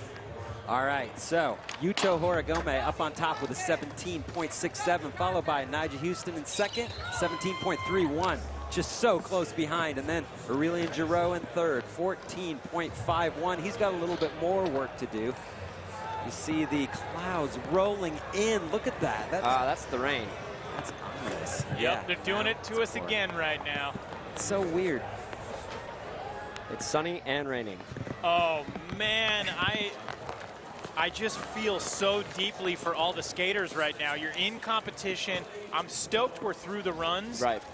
But this is such a tough spot Talk, right now. and so Ryan Scheckler, you've skated in a million contests. Yep. How hard is it to go from being in the mindset of ready to take your run, then have to not be in the mindset and prepare to do it again? It's super hard, man, especially when you get the adrenaline ready and you're feeling good and you're ready to start putting down one of those 5, best tricks, and then all of a sudden there's a halt in the game, and you want to make sure that you stay warm, but you don't want to overexert yourself and try to stay calm, but like not too calm. It's a real fine line of like staying in the moment and staying present. So hopefully these guys, these guys are the top pros in the world, so they know what they're doing, and hopefully they pull it out. Now, hopefully this rain stops.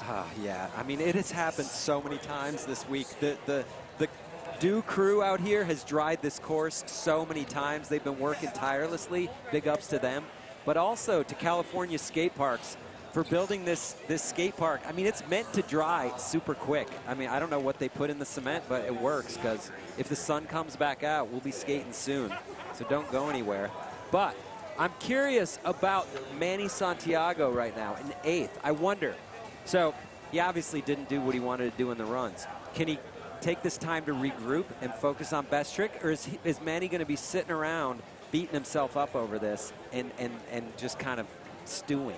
I think you bring up a really good point. We've talked with Manny throughout the weekend, and he mentioned it last night during his interview. He said, hey, I took the last year to really focus on my skating, but also focus on myself, kind of get my mind right, stay present in the moment.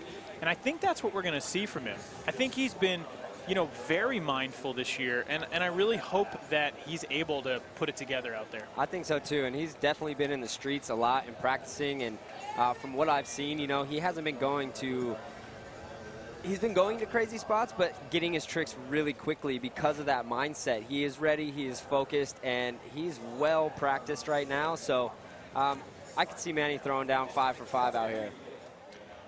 Yeah, absolutely. Super stoked to see him in the finals, yeah, in the way that he is, in such a big way.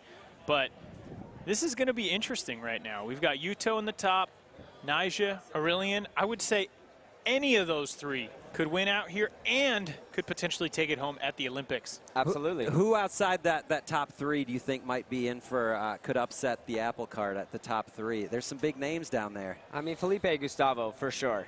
Shane O'Neill, you can never count Shane O'Neill out. If he gets on point and puts down 5 of his best tricks, he will win the contest. But like I said, man, this whole stack of 8 people, these are the best dudes in the world, and they're going to show it. It's going to be a great best trick contest coming up. 5 tries at it. If this rain goes away, there's the #1 ranked American, Nyjah Houston, putting it down, feeling good out here. He's in 2nd. So thanks, everybody, tuning in to the Dew Tour. We'll be back with Best Trick.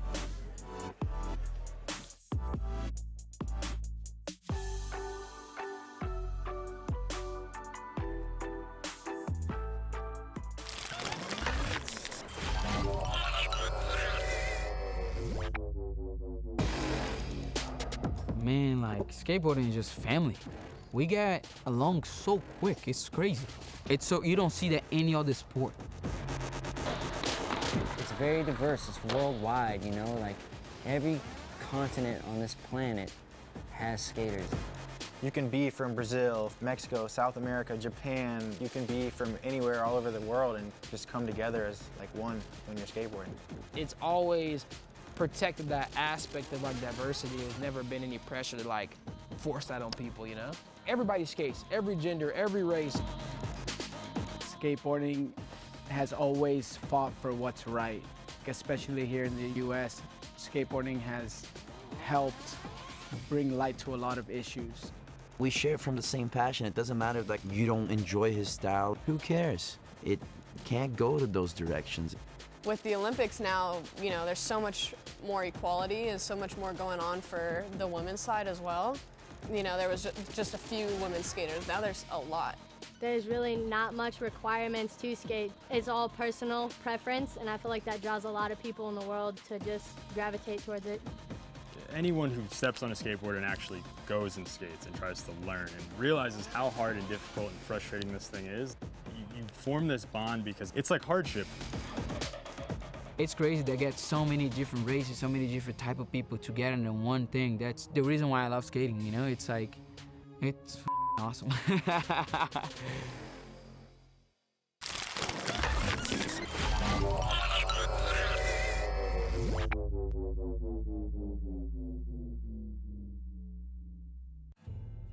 So the question is that, we saw how snowboarding had some challenges, going from snowboarding to the Olympics. What are your thoughts around skateboarding going into the Olympics? I feel like we won't really have that problem as far as staying unique, because I mean, we have a group of amazing people who like really try really hard to keep that unique factor, and they put a lot of time and an effort to like keep that. So I feel like as far as going into it and after, it will still be solid, and that will be the unique thing that people will take away, is that it is very different. You're looking at like a group of amazing people who really try hard to keep those factors into play, and I mean, they're doing a great job. So. You look at the history of snowboarding and what happened, it's going to blow up both sides. Both sides of skateboarding are going to benefit off this. And, the sides who are competitive that want to compete for Team USA, it's been a goal, it's been hung on their wall. They've written down on paper when they were 7 years old and put it on their wall. Those type of athletes are finally get to do something they've always dreamed of. And I know most pro snowboarders now, and I know that they love competing, and I also know they love street snowboarding, going out and filming projects. And at the same time, you look how accessible skateboarding is. Like, you look how accessible is what we do. You can go out anywhere. You can skateboard in your kitchen. You can go to a skate park. You can cruise down the street. You can do it anywhere. And I feel like that's why skateboarding is just going to be put on such a pedestal going into this. Yeah, I mean, I would agree with both of them for sure. Like, we definitely have a team that's making sure, like, the cultural side of skateboarding is going to stay the same. But I also just think it's like skateboarding is such an individual thing that it's really up to the skater as to where they want to take it. Like, if they want to go for the Olympics, then they can absolutely do that. If they just want to go and cruise and just have fun, then they can absolutely do that. I feel like the core of skateboarding is always going to be there, and like it's kind of just like a tree. Like, the root is always going to be there, and you could branch out to as far as you want to go to. And I feel like that's the beautiful thing about skateboarding. Yeah, skateboarding is definitely one of those special things where it can mean different things to different people, and no one can take that away from you. So that's a great question. All right, one more question down here.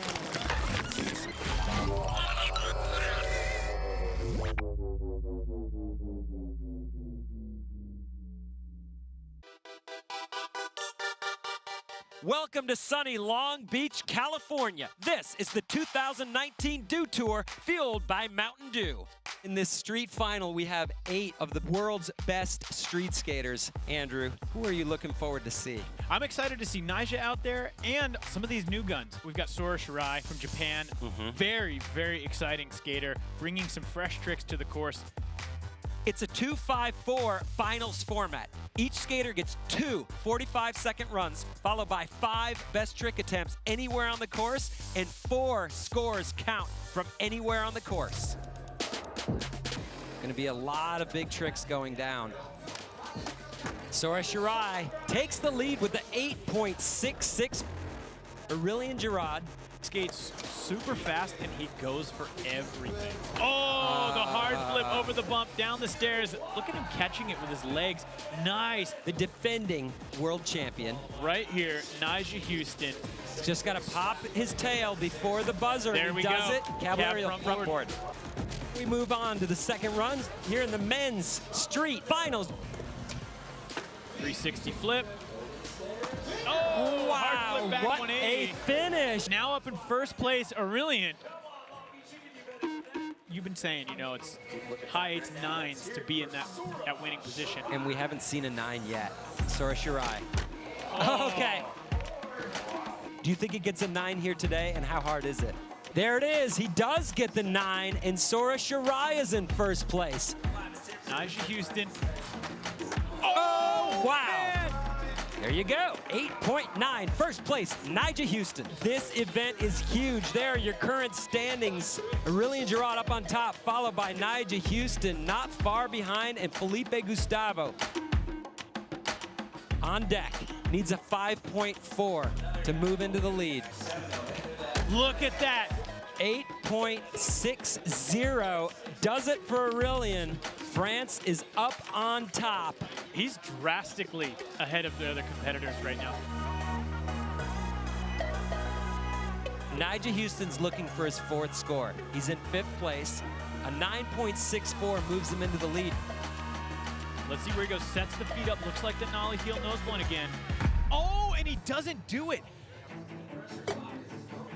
He has 3 tries left. He's in first place, and he's just building. Hard flip back 180, going the distance. Aurelian Girard leading the charge, 8.7. Matt Berger, he's in second. Oh, he does it! Kickflip back tail, big spin. Berger, 9.23. Matt Berger in second place. Sora Shirai needs a 9.38. It's gonna have to be unlike anything we've seen. Oh man, here we go. Could that be it? Paul, and at 9, it is not going to be enough. There is only one skater left in this final who could take that top spot away from Aurelian. And is the one skater you don't want to see nipping at your heels, Nyjah Houston. Setting up for, what is it gonna be? The nollie heel back tail attempt, unable to make it, and that right there is going to seal the fate. Here we go, coming in switch at the bump to Can Hubba. There we go. A 9.04 puts him on the podium. 9.04, that moves Felipe Gustavo up into third place. Matt Berger now bumped down into fourth. And then this. Aurelian Girard, the 2019 Men's Street Dew Tour champion, bringing it home for France. Super stoked to be here, and it's a dream came true, you know, it's like, I'm so stoked, you know.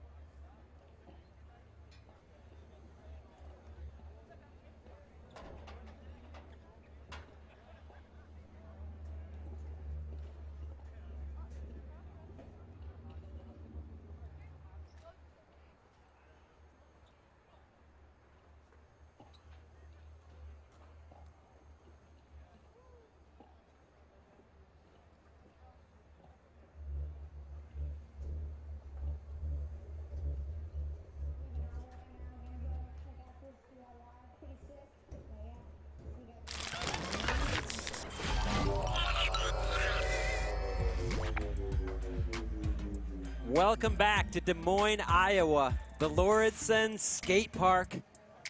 by California Skate Parks. This thing is incredible. You're taking a look at the park course where earlier today we saw one of the craziest contests go down of all time. Ryan, I saw you down on the sideline when Zion Wright was taking that run. Dude, baffling. It was absolutely insane, you know, and it came down to his 4th run, and he pulled out that 540 with 2 different grabs to start it off, and right from that moment, we kind of knew it was on. Hit it with another 540, and then he was just on. You could just feel it in his energy. You could see how hard he was skating. Everything was way over the coping. And he put it down, and he won. It's so crazy, and he's one of the best street skaters out, and you don't even think of him necessarily as a transition skater, but look at him, he's today the best in the world. The best in the world, bro.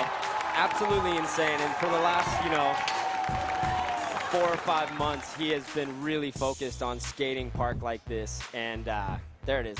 I love that double grab. It looks so sick. That's his signature, man. And he only landed that once in practice, and I thought he was just goofing around. And then he pulls it out when it absolutely counts, absolutely matters, and put down the best run that he's probably ever put down in the bowl. And, yeah, man, first place. And with that first place, he earned 60,000 Olympic qualifying points, and it's just enough to send him to Tokyo. He's going to be representing Team USA at the Olympics. Zion Wright, congratulations. I was seriously getting emotional watching. Yeah, bro, I was getting the chills the whole time because I knew it was that serious. I knew that it was like pretty much win and go. And from him to come out in the open qualifier, come all the way to the finals, and then put it down, he had to skate twice as much as the dudes that were preceded, and he had the biggest upset for sure. And so going into that final, it seemed to be a battle for that spot between Tom Shar and Jagger Eaton. Zion was going to have to win to get that Olympic spot, and you know, of course he can win, but do we expect that? Not necessarily until you saw that run. It's like, that was the best moment of the weekend. The place went crazy. He blew the roof off. Oh, by far, bro. And we're outdoor. By far. Well, and when the conversation started, when we got here, it was like, does Zion have a shot? And it was like, well, he has to win. Yeah. Like, legitimately, everyone's like, it's possible, but it's kind of a long shot. Party in the deep end. Yeah, you can never count him out. And Gavin, man. Little Gavin was ripping. Absolutely ripping. Held on to the pressure, and it's crazy because I was watching him, man, and he's 14 years old, bro. And in between his runs, he's in the back bowl. There's another bowl behind this one, and he was taking runs the whole time while everyone else was he skated the whole time, and it was crazy, man. Style. You know what that reminds me energy of? A young Ryan Sheckler. I was trying to put myself back when I was 14, and I was like, man, did I skate that much? But we did, you know, we did, and it's really cool to see Gavin and how cool he is and how much love he gets from everybody on the course, and he's got a bright future. It's going to be crazy when he really sprouts because he's still pretty small. So when he like sprouts, because he skates like a man right now. He's got power. So to see that kind of materialize as he gets older, as he gets bigger, it's going to be phenomenal. Yeah, but it's still one of those things where it's really hard for a little kid to get speed. No matter what, you have short legs. He can do it, but if you lose your speed, well, then you're kind of rink-dinking around. When he's big and has actual power, it's going to be over. Oh, yeah. Oh, yeah. There's a look at the street course, once again, built by California Skate Parks, and just a huge shout-out to Des Moines for making this happen. This is the coolest spot. Look at the view. It's on the Des Moines River. I want to shout out Subsect Skate Shop. They were hugely instrumental in working to get this park built along with the city. And I mean, it took years and money to make this happen, and here it is. Congratulations to Des Moines for supporting skateboarding at a great time. So let's talk about where we are right now in the men's street final. Some highlights of what happened in the run section. This was Aurelian run number 1. He had that nose blunt down the hubba, hard flip front lip, put down a solid run, got him a score of an 8.62. Nyjah Houston.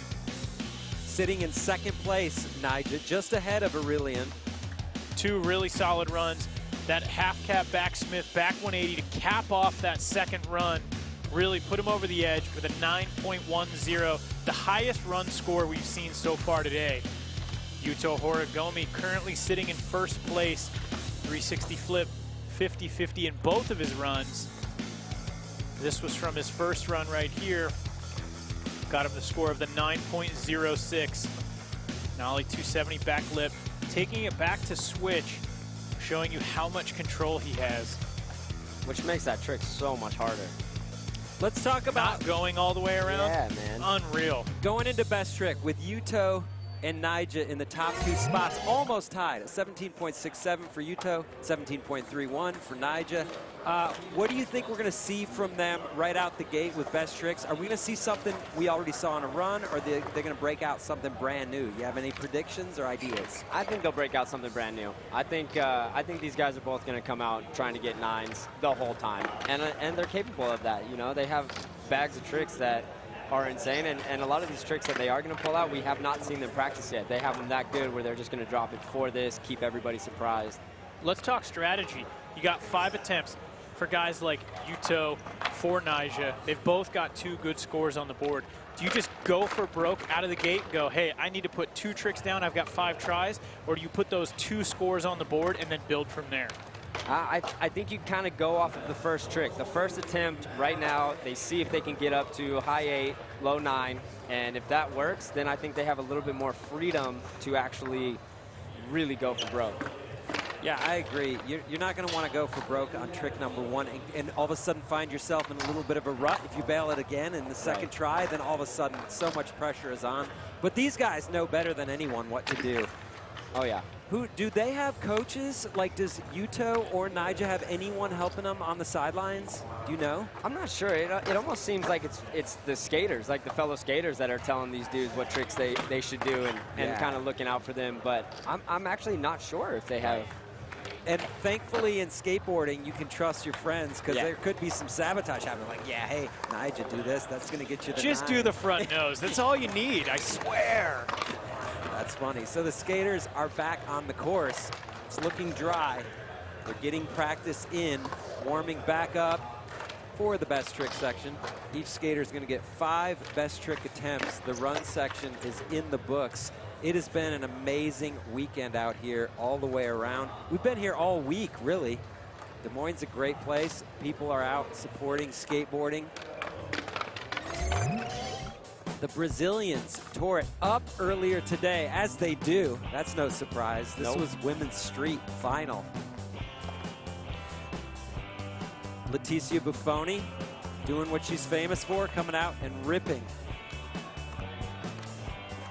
I would expect nothing less from her. She did end up off the podium in 4th place on the bubble, but great skating. She killed it. Pamela Hossa, world champion. Amazing. She really brought it out there today. We've seen it this weekend. She showed everyone, hey, I've got some new tricks. I've been working on it. Get ready. Yeah, she didn't mess around, and she was on point. Yeah, she seems to be on another level these days, man. It's going to be hard to beat her. She's getting a lot of pressure from Haisa, but as we talked about, Haisa doesn't have that experience yet. And there's Rose Zwetsloot from the Netherlands. Such a good skater. That nose grind down the hubba, so difficult. We talk about it. That thing is so steep. So rad to see the progression in the female skateboarding. Yeah, Haisa right here pushing that level. We saw that kickflip front board. Look at the way she hung on to that. So rad. It was amazing. Pamela, nice big gap to crook. Putting it down.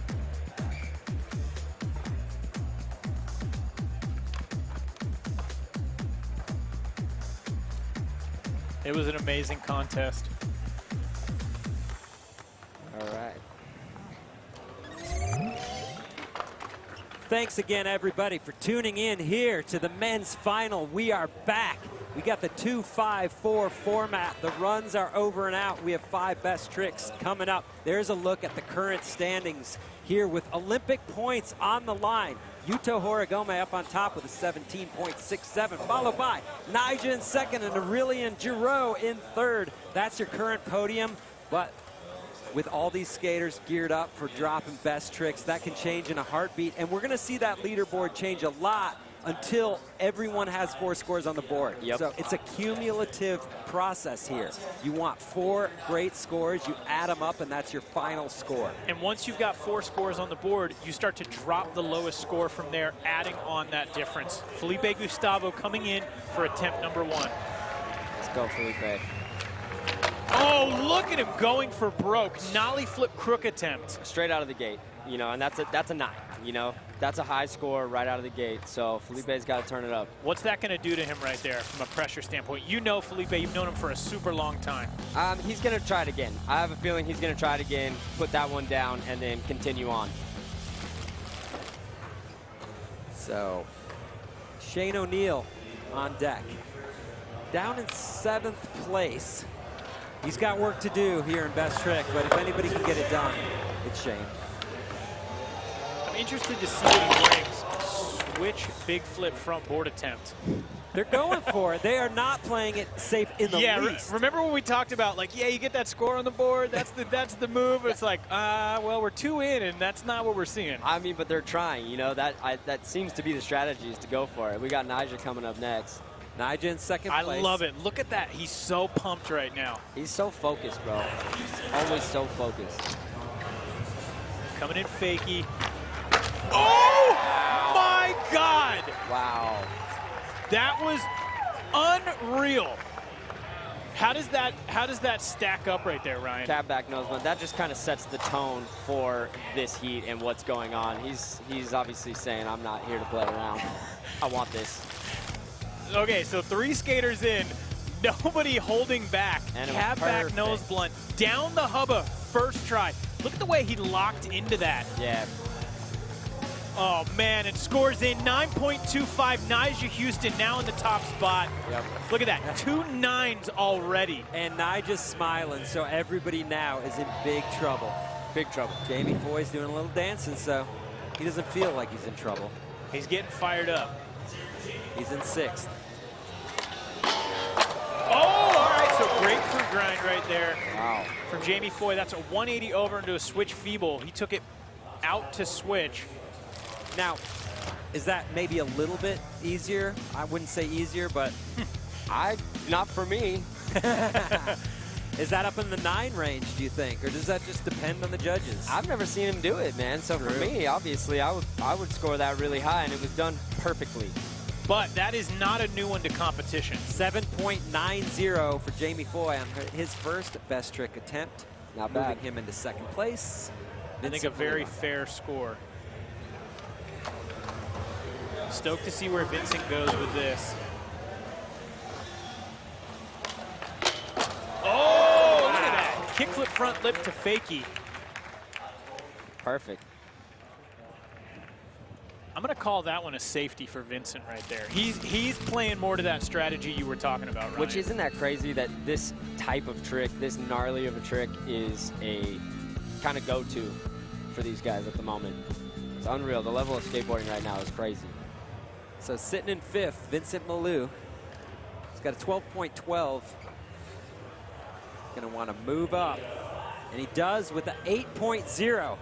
Great score. Setting himself up for these next tries. Yuto Horigome on deck. I think this attempt right here is really going to set the tone for what's going to happen here in the finals. If he can put this down, it's going to be super important. Oh, and he does! Wow. Ryan. Wow. Nollie cab switchback tail. Yeah, that was crazy. That was crazy. Him and Nyjah aren't playing, bro. They're not playing. They're going to go back and forth this whole time, man. Hey, I hate to say this now, but I'm taking back Nollie cab. It's a Nollie frontside 270. Yep, no into Nollie that switchback cab. tail. Okay. And taking it out to switch. We talked about it earlier on the Nollie 270 back lip. That right there is just a true showing of how much control. Keeping the shoulders. I literally don't know how he stops his shoulders and winds it right back. And then getting onto a round rail switch like that. Yeah, perfectly. 8.96. Yep. So Wow. not a 9 for that trick. It's okay. Aurelien Giroux on deck. He had a great first run score. He's got a little makeup to do from his second run, but he is good for it. Oh, that's what he likes to do, the hard flip. So I'm really excited to see what happens right here because we haven't seen anything like that. We've seen the rails, we've seen him skate the hubbas, but we haven't seen a score on just going huge. Nobody's really sent it yet, and that was a sin. That's a big sin. Hard flip over the rail, off the bump. Signature Aurelien, that is one of his key moves. Take another look at that. Catching it with the front foot so well. Oh, that backhand did touch the ground, so scores in 7.71. Now, he might have gotten docked a little bit for putting that hand on the ground, but also the judges might be like, We've seen that trick before. We don't, it's great. But it's not a 9 trick. The fatty to flatty may not get the points. All right, Manny Santiago, tons of work to do. Let's get it done here, Manny. He's got to put something down to start things off. There we go. That'll do it. Oh, man, varial heel flip back 5-0. Now, what's interesting about that is we saw him do that at the end of both of his runs last night. Yep. So I'm excited to see where the score comes in. But just because he's doing insanely difficult tricks in his run doesn't take anything away from that trick here, right? I mean, this is best trick. He did an incredible trick here. Yeah, Who can do that? I don't think it does. And nobody's really doing that, man. That's a Manny special right there, and he did it perfectly. He should feel really good about that one. Just the way that he landed in it with that balance on the back truck, Yeah, like man. hardly even tapping. And the judges respond 9.01, good enough for 6th. So that's just the beginning of Manny's job. I mean, great start. There you go, Manny. He has the potential to do it. He's got more up his sleeve, and I'm excited to see what he pulls out. Especially knowing what that scored. There's a look at the current standings. Men's street final here at the 2021 Dew Tour. Yuto Horigome up on top. Still, Nigel Houston in second. Felipe Gustavo back on course. This is best trick number 2. You said it, Ryan. Nollie flip crook. What is he going to do?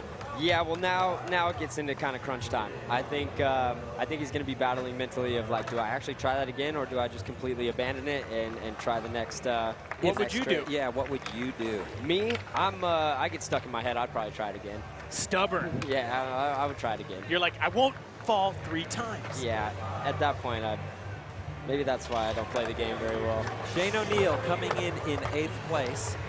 Every single trick now is essential for him if he wants to win. So he's stuck in the same rut with Felipe Gustavo. That is such a tough spot to be. And some people deal with it better than others. Like you said, you could turn into a head case, Ryan. Yeah. Yeah. What's difficult about that right there, Felipe's got a 7.3 as his highest score, but Shane has a 5.57. That's a lot of ground to make up. He's going to need 3 unbelievable tricks. Nigel Houston on course for attempt number 2. Currently in 2nd place. Oh! Switch heel front tail down the hubba. And he kind of caught it primo and just... He put it down anyway. Wow. He is all business. Yeah, Nigel's good, man. Really good. Yeah. Maybe even great. Yeah, I'll give him great. So Nigel Houston's on a roll right now. Ryan, you've been in that same situation. You've been on a roll in your career. What's that like? What's that feel like? That feels incredible. That's euphoria right there, for sure. Because he knows how big it is, and he knows how important it is to keep putting these 9s down. That's definitely a 9. It's got to be. He does it, 9.14. Score is in. He's back at the top of the leaderboard, 35.7. Yuto's got some work to do. So Jamie Foy on deck. He's in 5th place. Overall score of an 18.88. It's all about tricks right now. Coming in fakie. Going for the fakie front crook. Wind is picking up here in the tower, and you know it gets windy down on the course. How does that affect tricks? I mean, if you're flipping your board, it absolutely affects it, for sure. And if it's really gusty, it might make you change your mind on your tricks, and maybe that's what happened with Foy right there. All right, Vincent Malou coming off that coming off an 8 in his first try. Sitting in 4th place. Within striking distance of 3rd, and his fellow Frenchman, Aurélien Giraud. 22.22 is the 3rd place score. Oh! That trick looked good until the landing. What happened? I think he just it almost looked like it over-rotated and caught him by surprise, but that trick is super hard. Top shove it back 5-0. Just a really like unorthodox trick. You wouldn't really go for that. So it's really cool seeing him do that, and hopefully he gets that one. Yuto in. I'm nervous trying to take the lead here, right? Coming in switch. Whoa! Switch front 180 over the hubbit, back 50-50 down. Nobody's doing that. His tricks are crazy, man. That was insane.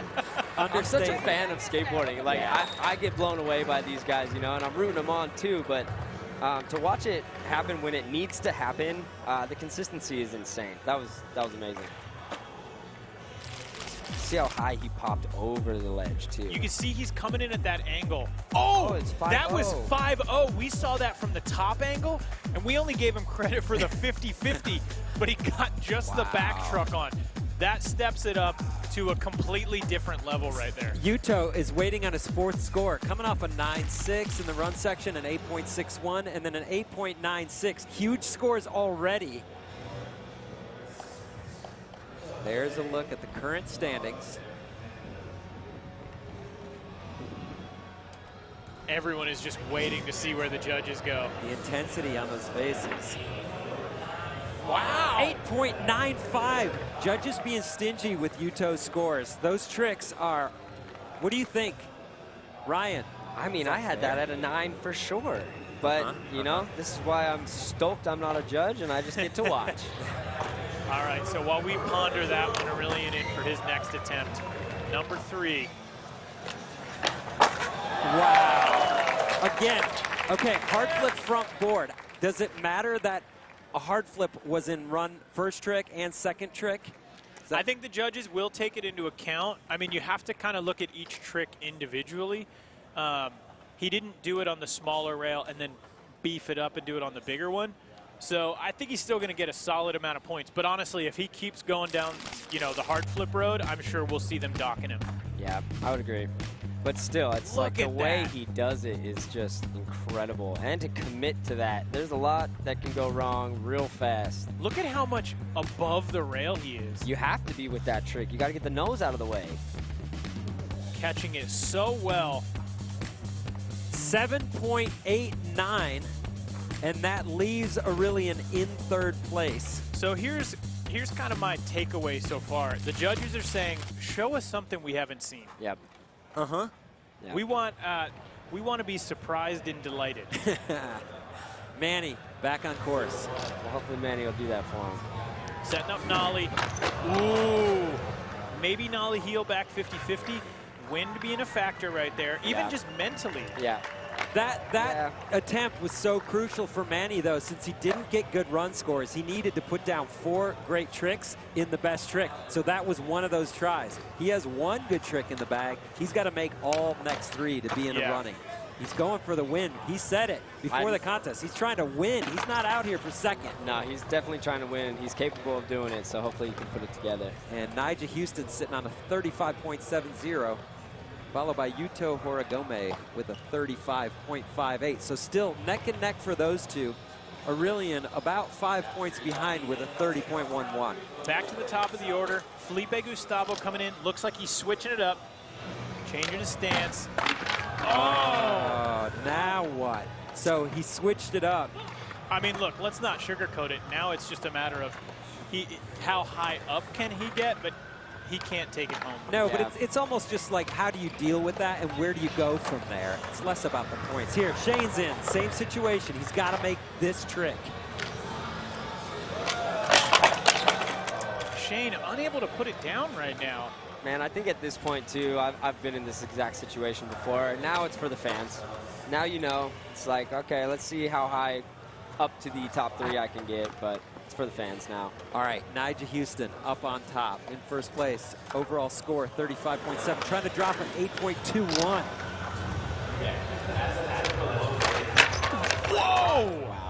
switch heel front 5? On the hubba, man. Hey, you can hear him too fast.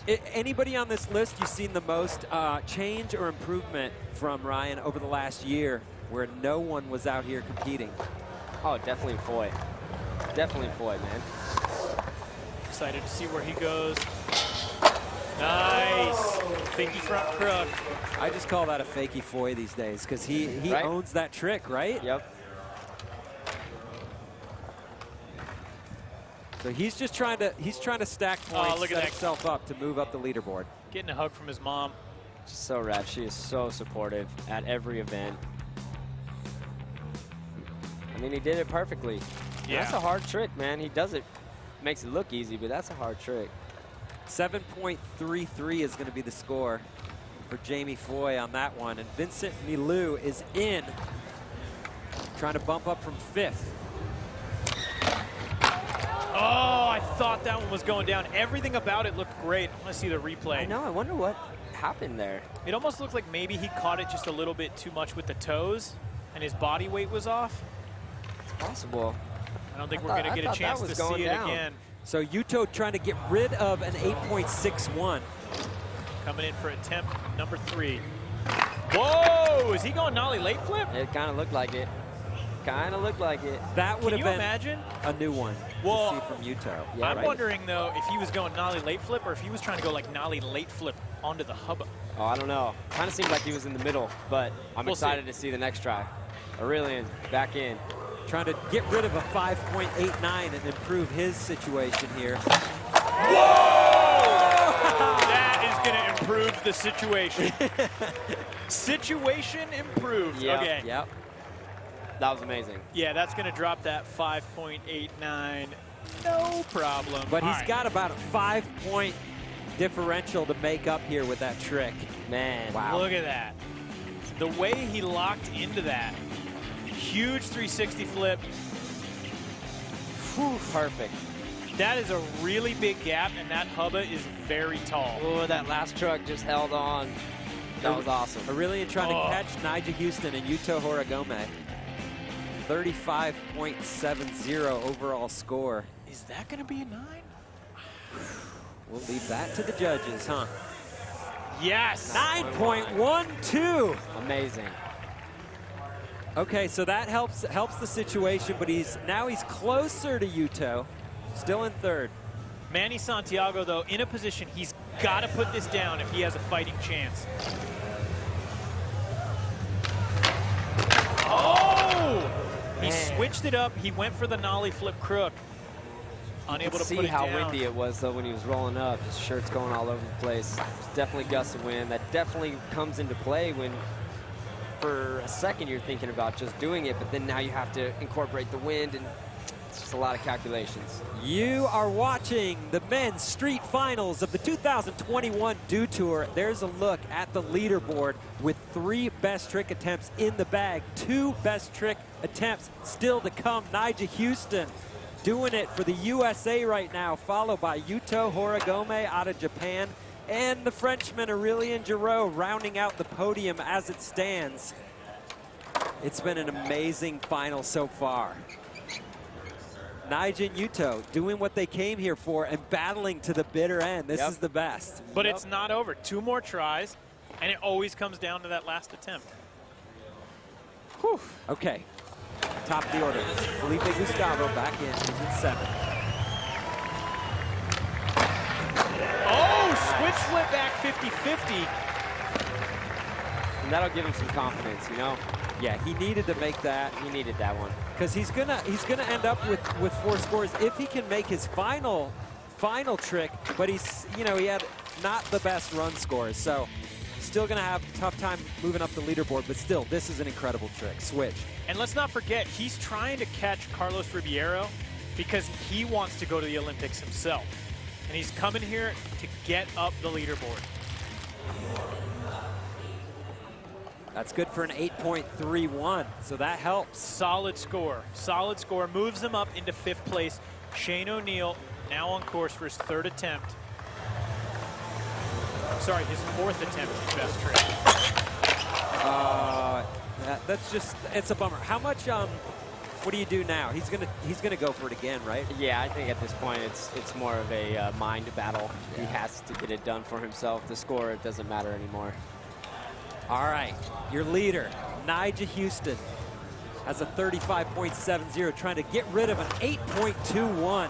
We have quite a gust of wind right now. Look at him. He says, hey, smart competing, because if he pops his trick, it counts. If he doesn't pop his trick, they'll let him ride back up. But that's a veteran move right there. I was just gonna say, man, that is hard to stop too.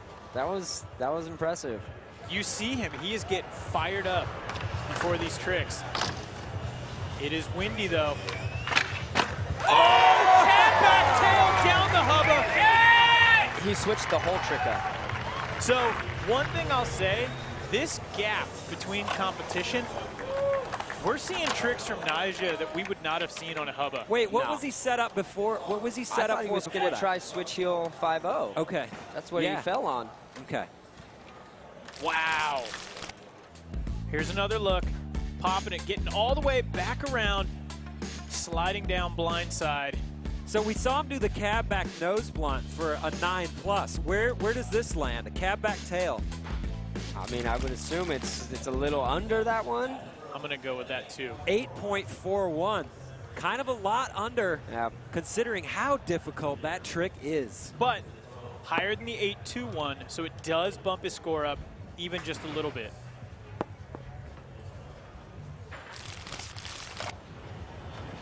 Take another look at that right there. Wow. Listen to the crowd feeling that.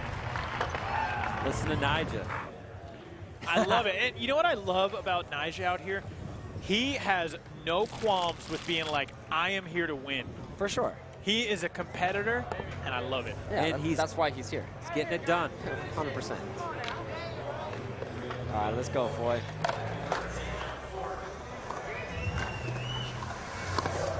Setting up fakie again. Oh, what? Have we ever seen that in a skate final? No, that was amazing. I think he's shocked too. Fakie putting it down. 50-50 down the rail. Everything about that's so difficult. Timing to pop fakie for the fakie flip. Look at this. Locking in. He's going off the energy from Zion from earlier, man.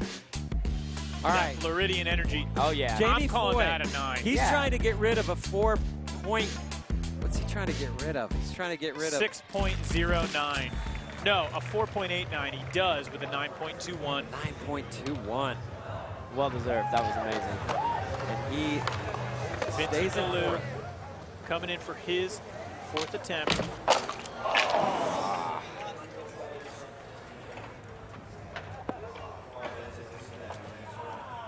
So Jamie Foy stayed in 4th place, but put himself in striking distance of Aurelien Giroux in 3rd place. Yuto back in. He's in 2nd. Trying to drop the 8.61. Oh, 360 flip 5-0 attempt. Yeah, that's what it's looking like. So I wonder if the wind made him abandon the trick he was going to try before. Yeah, tricks downstairs with wind. That's Aurelien is in 3rd. Trying to drop a 7.71. He could do it right here. What? 360 flip nose grind. Unbelievable. He stepped that up big time.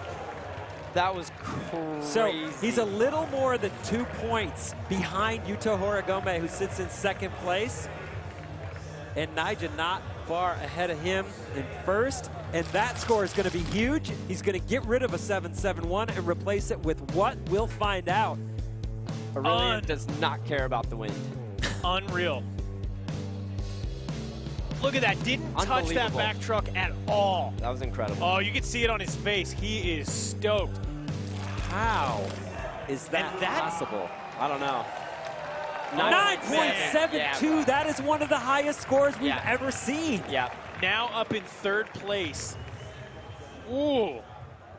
What that did is it put him 2/10, a little more than 2/10 of a point behind Yuto. They're all virtually tied. Here comes Manny Santiago, but it is going to be a crazy 5th try. Yeah, these last tries coming up are going to be super fun. Okay. 5th and final tries coming up here in Men's Street at the 2021 Dew Tour. The skaters came out, they're giving us what we wanted to see. Nyjah Huston up on top with that 35.90. Yuto right behind with a 35.58. And there, Aurelien Giroux still 35.35. Look at that. Tenths of points. Tenths of points. Unreal, man. Man, this is no joke. Take another look at that 360 flip nose grind, caught perfectly with that front foot, put it down. Precision. 9.72. All right. Yeah, let's see it again. That was insane. Just keep it replaying. Yeah, that was amazing.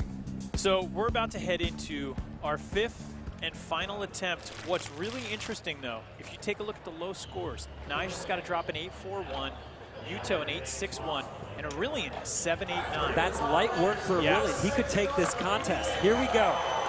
Felipe Gustavo back in. There we go. What a way to something down finish. for the gang. Yep. Trying to build that score up. Here's another look. Coming in switch at the little gap to Hubba. He can't catch Jamie Foy, but he can improve his score, and leaving on that note, that's the way to do it. That's skateboarding. That was perfect. 7.43 for the switch flip front tail. That's going to be good enough for 5th place. Felipe Gustavo. Here comes Shane O'Neill. Let's get this, Shane. Let's do it. Coming in at the rail, setting it up. Unable to put it down. That's going to do it for Shane O'Neill out here today. So Nyjah Huston going for the win here. Jamie Foy is sitting down in 4th place. He's trying to get Olympic points. He's trying to go to Tokyo. Yep. Nyjah in 1st, but not safe. Listen to this. Jamie Foy has moved in front of Mario McCoy and Jake Ghilardi in Olympic points. No way, man. Wow. Congrats, Foy. Imagine that. Here we go. Yuto on deck. Nyjah coming in. Switch heel front 5, that 8.41, take a hike. Okay, Nyjah's trying to drop that 8.41, increase his lead over Yuto and Aurelien. But as we said, Aurelien's in striking distance. Will he still be once this score comes in? Oh, that was a big score. He thrives off the pressure of the last try, man. Here we go. Take a look at the way he set up. That back foot is just barely on the tail. Beautiful, though, man. Switch heeling in, so perfectly executed. Like you said, man, all the pressure, and he just feeds on it. He loves it. 9.56 for Nyjah Huston. Wow. The score is set, 37.05. That's a lot of pressure on the rest of the field. Really did increase that lead. 9.56. Jamie Foy coming in. Olympian. Oh, and a kickflip front 50-50. Flipping onto round rails is so difficult, and he's doing it with ease. Hey, I should note, we still have the Rome World Championships coming up, so this could all change again for Jamie Foy, Jake Ghilardi, Mario McCoy. Thank you, Jamie Foy. Yeah, Jamie, thank you, bud. Take another look at this off the bump kickflip, landing in that. How scary is it to flip into a round rail? Into a circle? Yeah, no, it's crazy. And he's so comfortable with it. He locked in perfectly on the inside of his trucks. Just no problem. That's 6.84. That's his comfort zone, which is crazy. Yeah, that is a crazy comfort zone. Vincent Malou is in 6th. He's trying to get a 4th score. It is really windy right now. Wow. Bolts pushing through the wind. I'm excited to see where the judges go. Aurelien's gotten good scores on that obstacle today. Yeah. And it feels good to finish your last trick with the roll away and something you're proud of. And he's chasing Felipe Gustavo, who's in 5th place. 7 point some points behind. He could make that up. Yeah, but because now, this is just his 4th score. You know what? It's all about Yuto Horigome on deck. Sitting on a 35.58. Nyjah up on top with a 37.05. Jamie Foy has moved up into 4th place with that 6.84. Vincent in 5th, getting an 8.87 on the kickflip tailslide. Yuto on course for his 5th and final attempt. Unable to do it. That means he is not going to be able to outdo Nyjah Houston. And it's going to come down to this right here. Aurelien Giraud is on a 35.35, trying to get rid of a 7.89. It's going to require a massive score, but we've seen him do it. Can he do it again? Let's see. And it does not happen. He goes for broke, unable to get the kickflip back nose blunt. And that means Nyjah Houston has done it again. He is your 2021 Dew Tour champion. Congratulations, Nyjah Houston. Congrats, big dog. Well deserved. Well deserved. Amazing. Wow. What a contest. Manny Santiago, tongues out. He's having a good time doing this one for Puerto Rico. And that is going to do it for the men's final. Wow, what a final right there. Let's go down to Pastris, who's with Nyjah. Wow, so Nyjah, you're 5-time world champion. Describe what this win means to you here at Dew Tour. Every win means a lot, especially this one coming back after COVID and everything, and just not skating contest for a while. It's a special one. And you seem to change up your last best trick, your 4th best trick, excuse me. What was the strategy there, and what were the adjustments you made? Just give myself some room with the points, you know, try to hold that #1 spot, keep a little less pressure on myself so I can make that last trick happen. I hadn't landed the switch hill 5.0 in practice at all. I've never done it on anything close to that big before, so I was just sending it. And it seems like everyone's so happy and glad to be back together. It's a huge celebration of skateboarding. So any words to the crowds and fans and viewers out there rooting you on? Oh, of course. Thank you, Iowa. You guys are awesome. Thank you for coming out. We're stoked to be back. Hopefully we have some more contests here soon. You guys got an awesome park here. Hell yeah. Yes, and next stop, the Olympics coming up. What are you thinking with that? Oh, man. Well, we got one more before the Olympics, and then, man, I'm looking forward to it. It's going to be crazy, you know? It's a sick time for skateboarding. It's exciting. And, man, I can't wait to go out there and compete. Enjoy being draped in that flag, my brother. Congrats. Nyjah Houston, your 2021 Dew Tour World Champion for Street. He gave us what we wanted to see. Never done it down something that big. Didn't land it in practice. Sometimes during the contest, man, it's like you forget that you've never done it down something that big, and it just feels right, and you just go for it, man. And that's what Nyjah did today, and what he's been doing in contests for years, and it paid off. It pays off, bro, every time. The guy's incredible.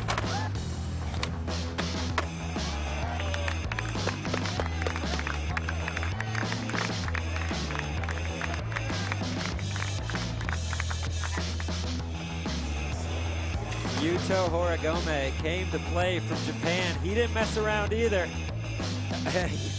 Coming up a little bit short here in the final, but look at what he put down. Just trick after trick, and that's all Yuto. Nollie 270, switch, back tail. Switch tricks, nollie tricks, spinning every which way. And Jamie Foy came out and got the points he needed. Currently the 3rd ranked American in Olympic qualifying points.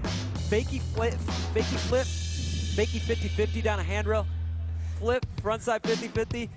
It's too much, I can't even say it. Jamie skated great today, and I'm so excited to see what comes as we head into Rome and then hopefully the Olympics. And the man of the day here at Men's Street, here at the Dew Tour, Nigel Houston. You've been watching the 2021 Dew Tour from Des Moines, Iowa, and what a weekend it has been.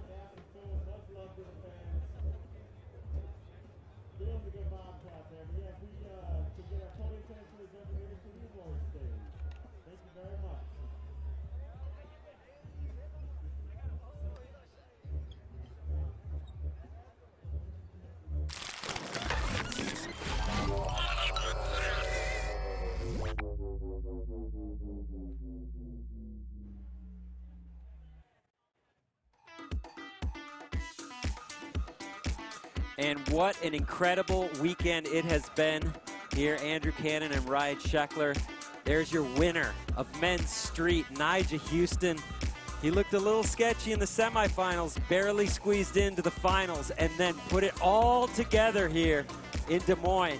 Congratulations goes out to him and our Women's Street champion, Pamela Rosa from Brazil. It's been a wild ride as we head towards Tokyo Olympics this summer.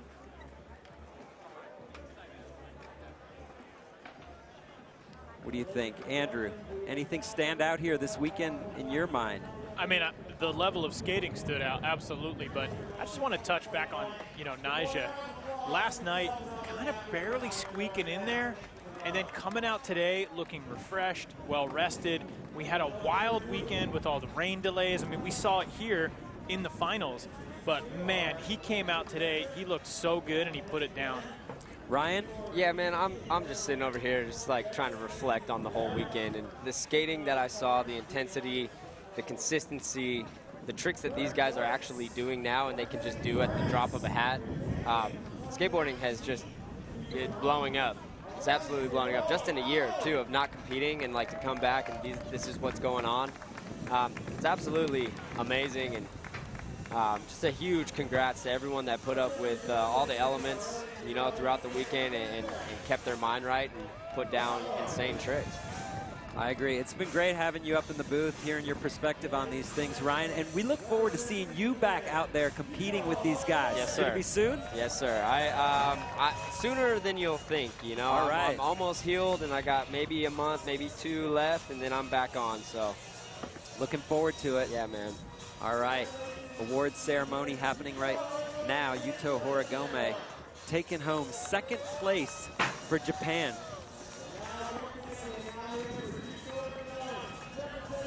And of course, once again, Nigel Houston dropping the biggest scores of the weekend. His low score was a 9.1, guys. It's crazy. That's what he was trying to get rid of. That's crazy. I love the trophies made by the gang over at Blunt Steel. Super cool. What a moment as we lead towards Tokyo this summer. Pressure.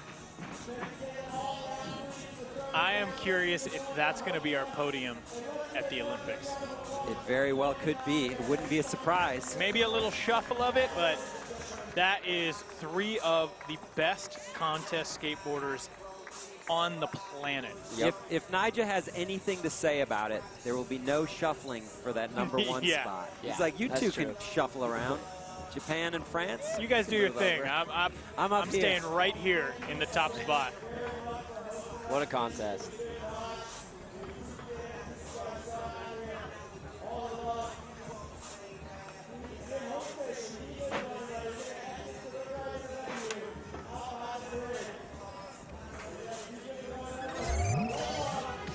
All right, taking another look at some of what went down here in Des Moines. What a crazy weekend it has been. Aurélien Giraud putting it down for France, walking away with 3rd place. Just putting it down, man. Great skateboarding. Put it down when it mattered. And really just showing everyone, hey, I'm a force. Absolute force. And Yuto showing people he's a force. Consistent with hard tricks. And I do think that the wind had the potential to maybe throw him off a little bit today, but we've still got Rome ahead and then the Olympics. Yep. An amazing performance from Yuto Horigome, bringing in some new tricks. And then Nigel just doing what Nigel does. Oh, all day, putting up scores. 8.21, 9.1, 9.25, 9.14. It's crazy, man. Nines. That's crazy. So that is going to do it for us here in Des Moines, Iowa. It has been an absolutely amazing weekend of skateboarding. I want to thank Andrew Cannon and Ryan Scheckler for joining me here in the booth, and Chris Pastras holding it down on sideline. And congratulations to our winners. Men's street champion right there, Nigel Houston. Women's street winner, Pamela Rosa. Thanks for watching us from all over the world at the Dew Tour.